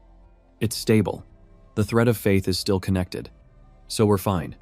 Before stepping onto the mirror's surface, the 3 of them jumped in together. It was time to return to the real world, just as they'd hoped. They arrived back at the academy, finally safe and sound. A cold voice rang out. "Hanvu, I sense your presence. Come to my office immediately. We have something to discuss." He scratched his head and smiled, bidding farewell to Dianvan. "Ms. Lena seems to be in a hurry." His teacher called after him, "Go on. Then, I'm going to get some rest myself." The scene changes to Hanvu sitting in Lena's office. She informed him that the investigation into his kidnapping by the true god Hohai was complete. and the true martial god Vuong had sent an apology along with a special gift. Hearing this, he couldn't hide his curiosity. A gift from the true god Vuong was certainly something to look forward to. Hanvu observed the 2 golden cards closely. Isn't this the thing that bankrupt God King spent 100 billion divine power on to build a mutant beast farm before it all collapsed? He burst out laughing. Amused. Now that's generous. Gifting an entire divine domain. But when he looked at the other card, Hanvu's expression suddenly turned serious. Seeing this, Tan Sang asked worriedly, "What's wrong?" On the card was an image of a man lying motionless, and above him floated a fragment of purple divine aura. He wondered, "This is..." Lena frowned. "That's Ho-Hai. The true god Vuong said he had to be dealt with severely for imprisoning you on his own authority." Hanvu frowned and sighed softly. After a lifetime of dedication to the God King, all he gets in the end is a simple apology. How bitter. He contemplated the card. Could this really be Ho-Hai's divine domain? Lena warned in a serious tone. "A complete true god's corpse is extremely valuable. You absolutely must not waste it." Hanvu quickly replied, "Yes, ma'am. I was just thinking." Tan Sang nudged him and whispered, "That true god's corpse. Can you refine it?" Hanvu turned to Lena, asking for her advice on how to use the corpse without wasting it. She lightly tapped his forehead. "You little rascal. Trying to use this trick to get special lessons from your teacher again. Are you?" she suggested. "The best method is to refine it into a clone of an equal level. If you're willing to invest in it, that clone can also grow stronger alongside you." Hanvu nodded eagerly again and again.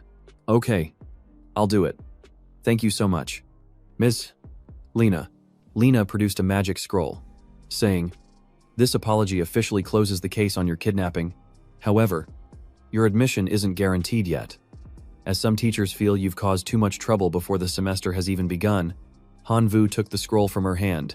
He clenched it tightly, his eyes shining brightly. "Don't worry, ma'am. I'll prove with my own strength that everyone who opposed me was wrong." Lena stroked his hair and smiled softly. "I believe in you. Now go and refine your clone. I'll be waiting for your good news." Hanvu and Tan Sang arrived at an old, dilapidated building. She asked worriedly, "Are you really planning to live here?" He was optimistic. "Since I was rejected from the dorms, I had to find another place. It'll be fine as long as I can successfully refine the clone." Tan Sang ruffled his hair. "All right, I'll be waiting." He promised he wouldn't keep her waiting long. The scroll was unfurled, and Hanvu's soul was immediately pulled into a magical space. He reached out to a ball of light before him, where a person identical to Hanvu floated with his eyes closed. He extended his hand and began the refinement process. When the process was complete, the figure bowed his head to acknowledge his new master, signifying his loyalty. Hanvu gave him a name. "From now on, you will be called Hanvan. I am proficient in both scholarly and martial arts. So now, show me your strength." Han Van, true god level, possessed the divine talent wind, forest, fire, and mountain. His physique doubled with each level up. His skills included windwalk, forest protection, fire attack, and mountain collapse. He had 42 divinity points and the martial path godhood, with a series of skills unlocking and divine might progress at 40%. Hanvu was astonished. Truly a true god. 42 points of divinity, and so many incredible skills. He raised his hand to transfer techniques to Han Van. "Let me help you fuse the godhood and skills." Han Van tensed as he absorbed the power. The skills immediately fused, creating the divine martial stone, the martial god's shield bash, and the ability to summon Chaos Saint Fallen Butterfly Emissary. 2 saints materialized in a flash. They were of the Elder Elemental race, Emperor-level lifeforms, with wind, forest, fire, and earth skills all at level 5, and Chaos Strike at level 6. Their divine fusion art could create the Tiger Martial True God state. Hanvu commanded excitedly, "Quick, use the Tiger Martial True God trait on me." Without a word, Hanvan immediately cast the ability. Hanvu laughed in delight. "The trait is activated. I've comprehended 3 new skills, Pulverizing Claw and Piercing Claw Strike." He shouted excitedly. "Hit me." Hanvan transformed into a gigantic monster, and the two of them clashed in a fierce battle. After a few exchanges, Hanvu ordered him to stop. Hanvan immediately retracted his attack.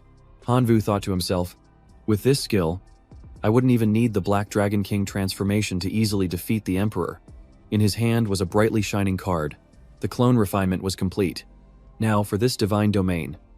Even though its core is destroyed, it still has value. He thought about the monsters within, especially the Tigerkin. They could still provide a decent amount of faith power. Hanvu held up a green card and commanded, "Transform into Hohai. Enter the divine domain and subjugate the followers." Han Van immediately transformed as requested. He landed on the ground, creating a violent tremor. In the form of Hohai, Han Van appeared amidst a thick cloud of black smoke. Han Vu appeared as an illusion, asking worriedly, "Are you okay?" Han Van replied succinctly, "I'm fine." A fox spirit and two of his subordinates approached from a distance, his voice filled with caution. "Who's there?" Han Van glanced at them coldly, not deigning to answer. The fox spirit stared for a moment, then roared, "The true god has returned. It took me so much effort to win over the Tigerkin. I can't let him ruin everything." He immediately ordered his men to seize him. The two henchmen didn't hesitate, lunging forward to attack Han Van together. Han Vu's angry shout sent a chill down their spines. "You dare call him a false god? He is your one true god." The fox spirit roared. "False gods are masters of deception. You absolutely cannot believe his words." Hearing this, his two subordinates regained their morale and charged forward again. Han Vu quickly reminded his clone, "Don't engage them directly. Summon the Chaos Saint." Han Van immediately obeyed the command without a moment's hesitation. He summoned the projected cyclone, its massive shadow looming over the entire sky. Seeing this, the fox spirit's face turned pale. The ground trembled violently as the projected cyclone began to unleash its power. The two subordinates dropped to their knees, prostrating themselves on the ground and begging the divine being for their lives. Han Vu glared and commanded, "Go find the Tigerkin king who stole my faith.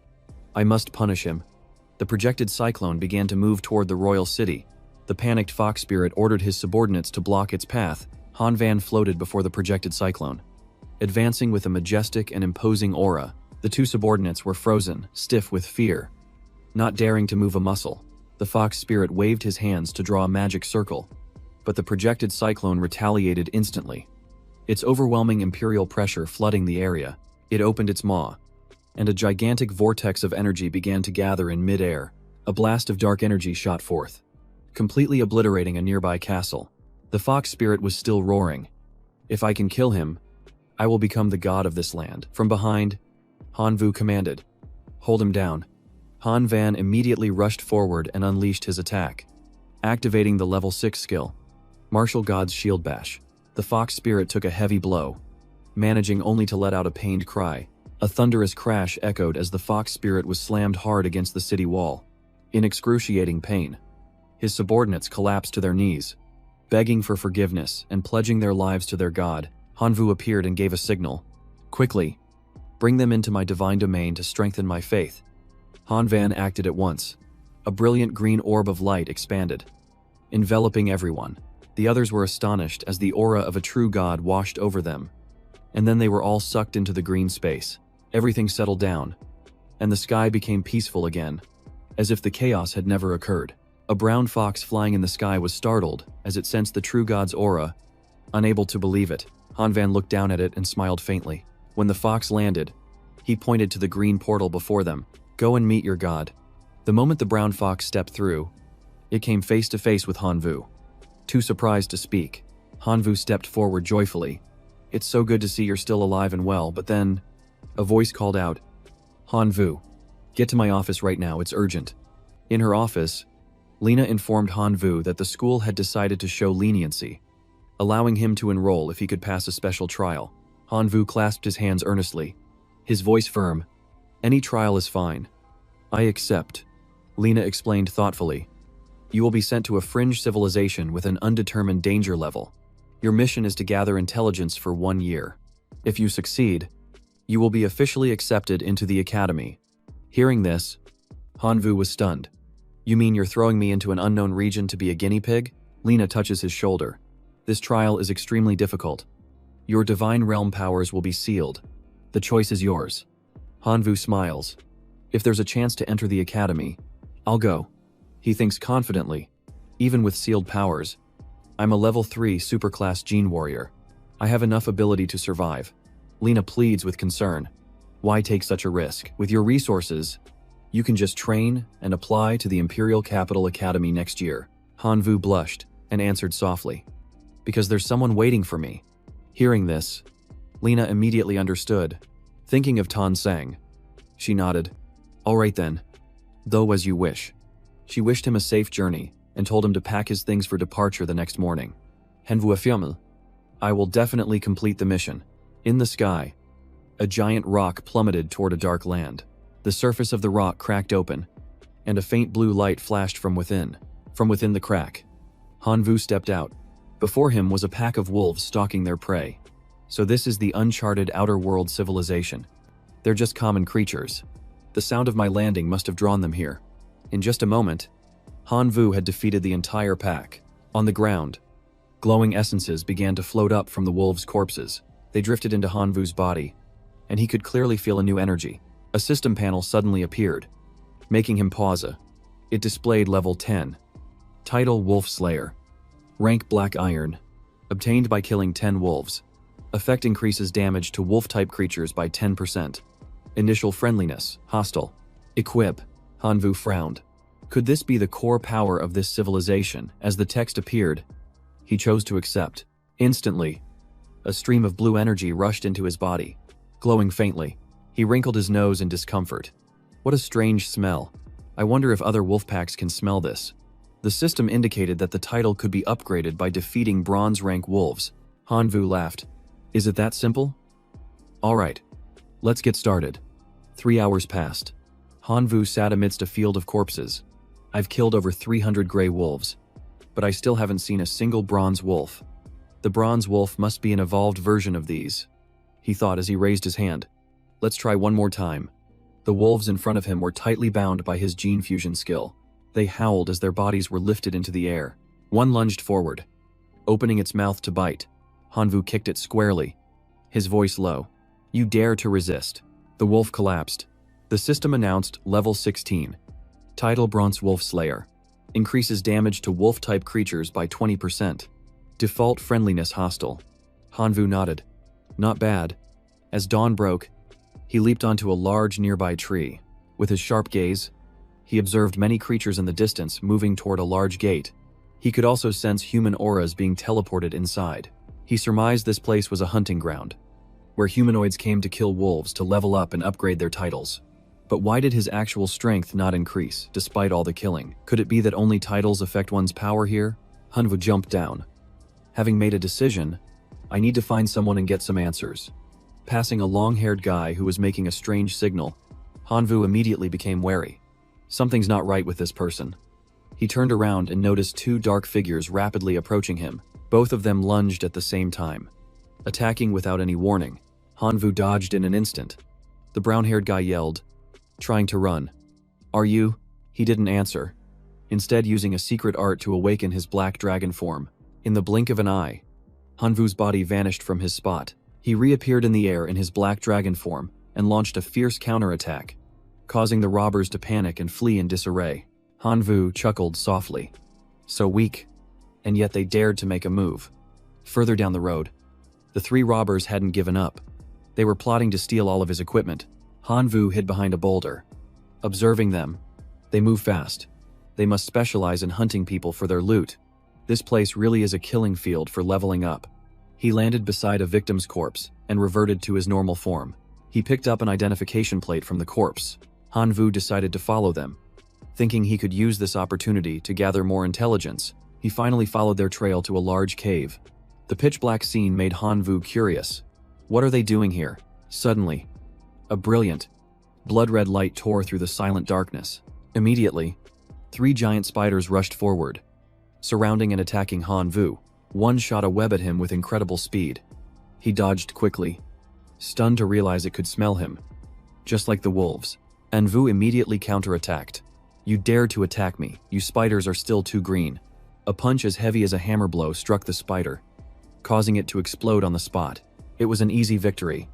Hanvu opened the system and saw a new title, Black Iron Spider Slayer.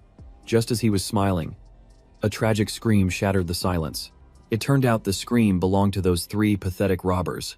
Hanvu thought quickly. They can't die yet. Not until I find some other meat shields. Taking the opportunity, he decided to test his new power and conveniently wiped out the remaining spiders. The system responded instantly. The Spider Slayer title had been upgraded to bronze rank. Hanvu nodded in satisfaction. Pretty effective. But right after that, the fire in his hand went out as if it had never been there. The system explained that the skill had a 1-minute cooldown. Hanvu was annoyed. It's on cooldown already. Suddenly, a spider tried to launch a sneak attack from behind. He reacted with incredible speed, throwing a fatal punch that sent it back to its maker. The system popped up again. The title was upgraded to silver rank, and he had unlocked the wolf spider summon. Hanvu was satisfied. Not bad at all. He looked at the cocoons hanging from the walls and thought to himself, even if I save them, I can't reveal my identity. It's too dangerous. Hanvu immediately used his fire to burn away all the thick spider webs. The cocoons fell to the ground with thuds, kicking up clouds of dust. The 3 robbers woke up one by one and pulled off the webs. The short guy immediately noticed a wolf man stirring nearby. Without hesitation, he swung his blade and killed the man, muttering, "This guy's gear is great. Kill him, and it's all mine." The brown-haired guy pointed into the distance and warned, "There are many others trapped here." Hanvu was secretly furious. Such wicked hearts. They need to be taught a lesson. He suddenly appeared, terrifying the white-haired man, who was yelled at before he could even react. "Shut up." A flame from Hanvu's hand shot towards the white-haired man like a shooting star. The brown-haired guy and the short guy immediately split up and fled in opposite directions. But when the short guy turned his head, he saw his accomplice fall. He was utterly terrified. Just then, Hanvu appeared right in front of him and warned coldly, "Do you want a more painful death than they had?" He trembled uncontrollably. Stammering his assent, Hanvu asked him directly, "What the hell is this place?" Not daring to hide anything, the man confessed that this was the title civilization realm, where you get titles for everything, from black iron to diamond. He explained that this walled area was a place to upgrade those titles. Hanvu asked harshly about the rules. The man explained that you just need to kill creatures like wolf spiders to upgrade, and reaching level 100 qualifies you to rank up. Hanvu frowned in thought. If I can get a diamond title, I might be able to complete the mission, but I'm only at level 40-something right now. It's still a long way off. The short guy suddenly added that killing monsters wasn't the best way.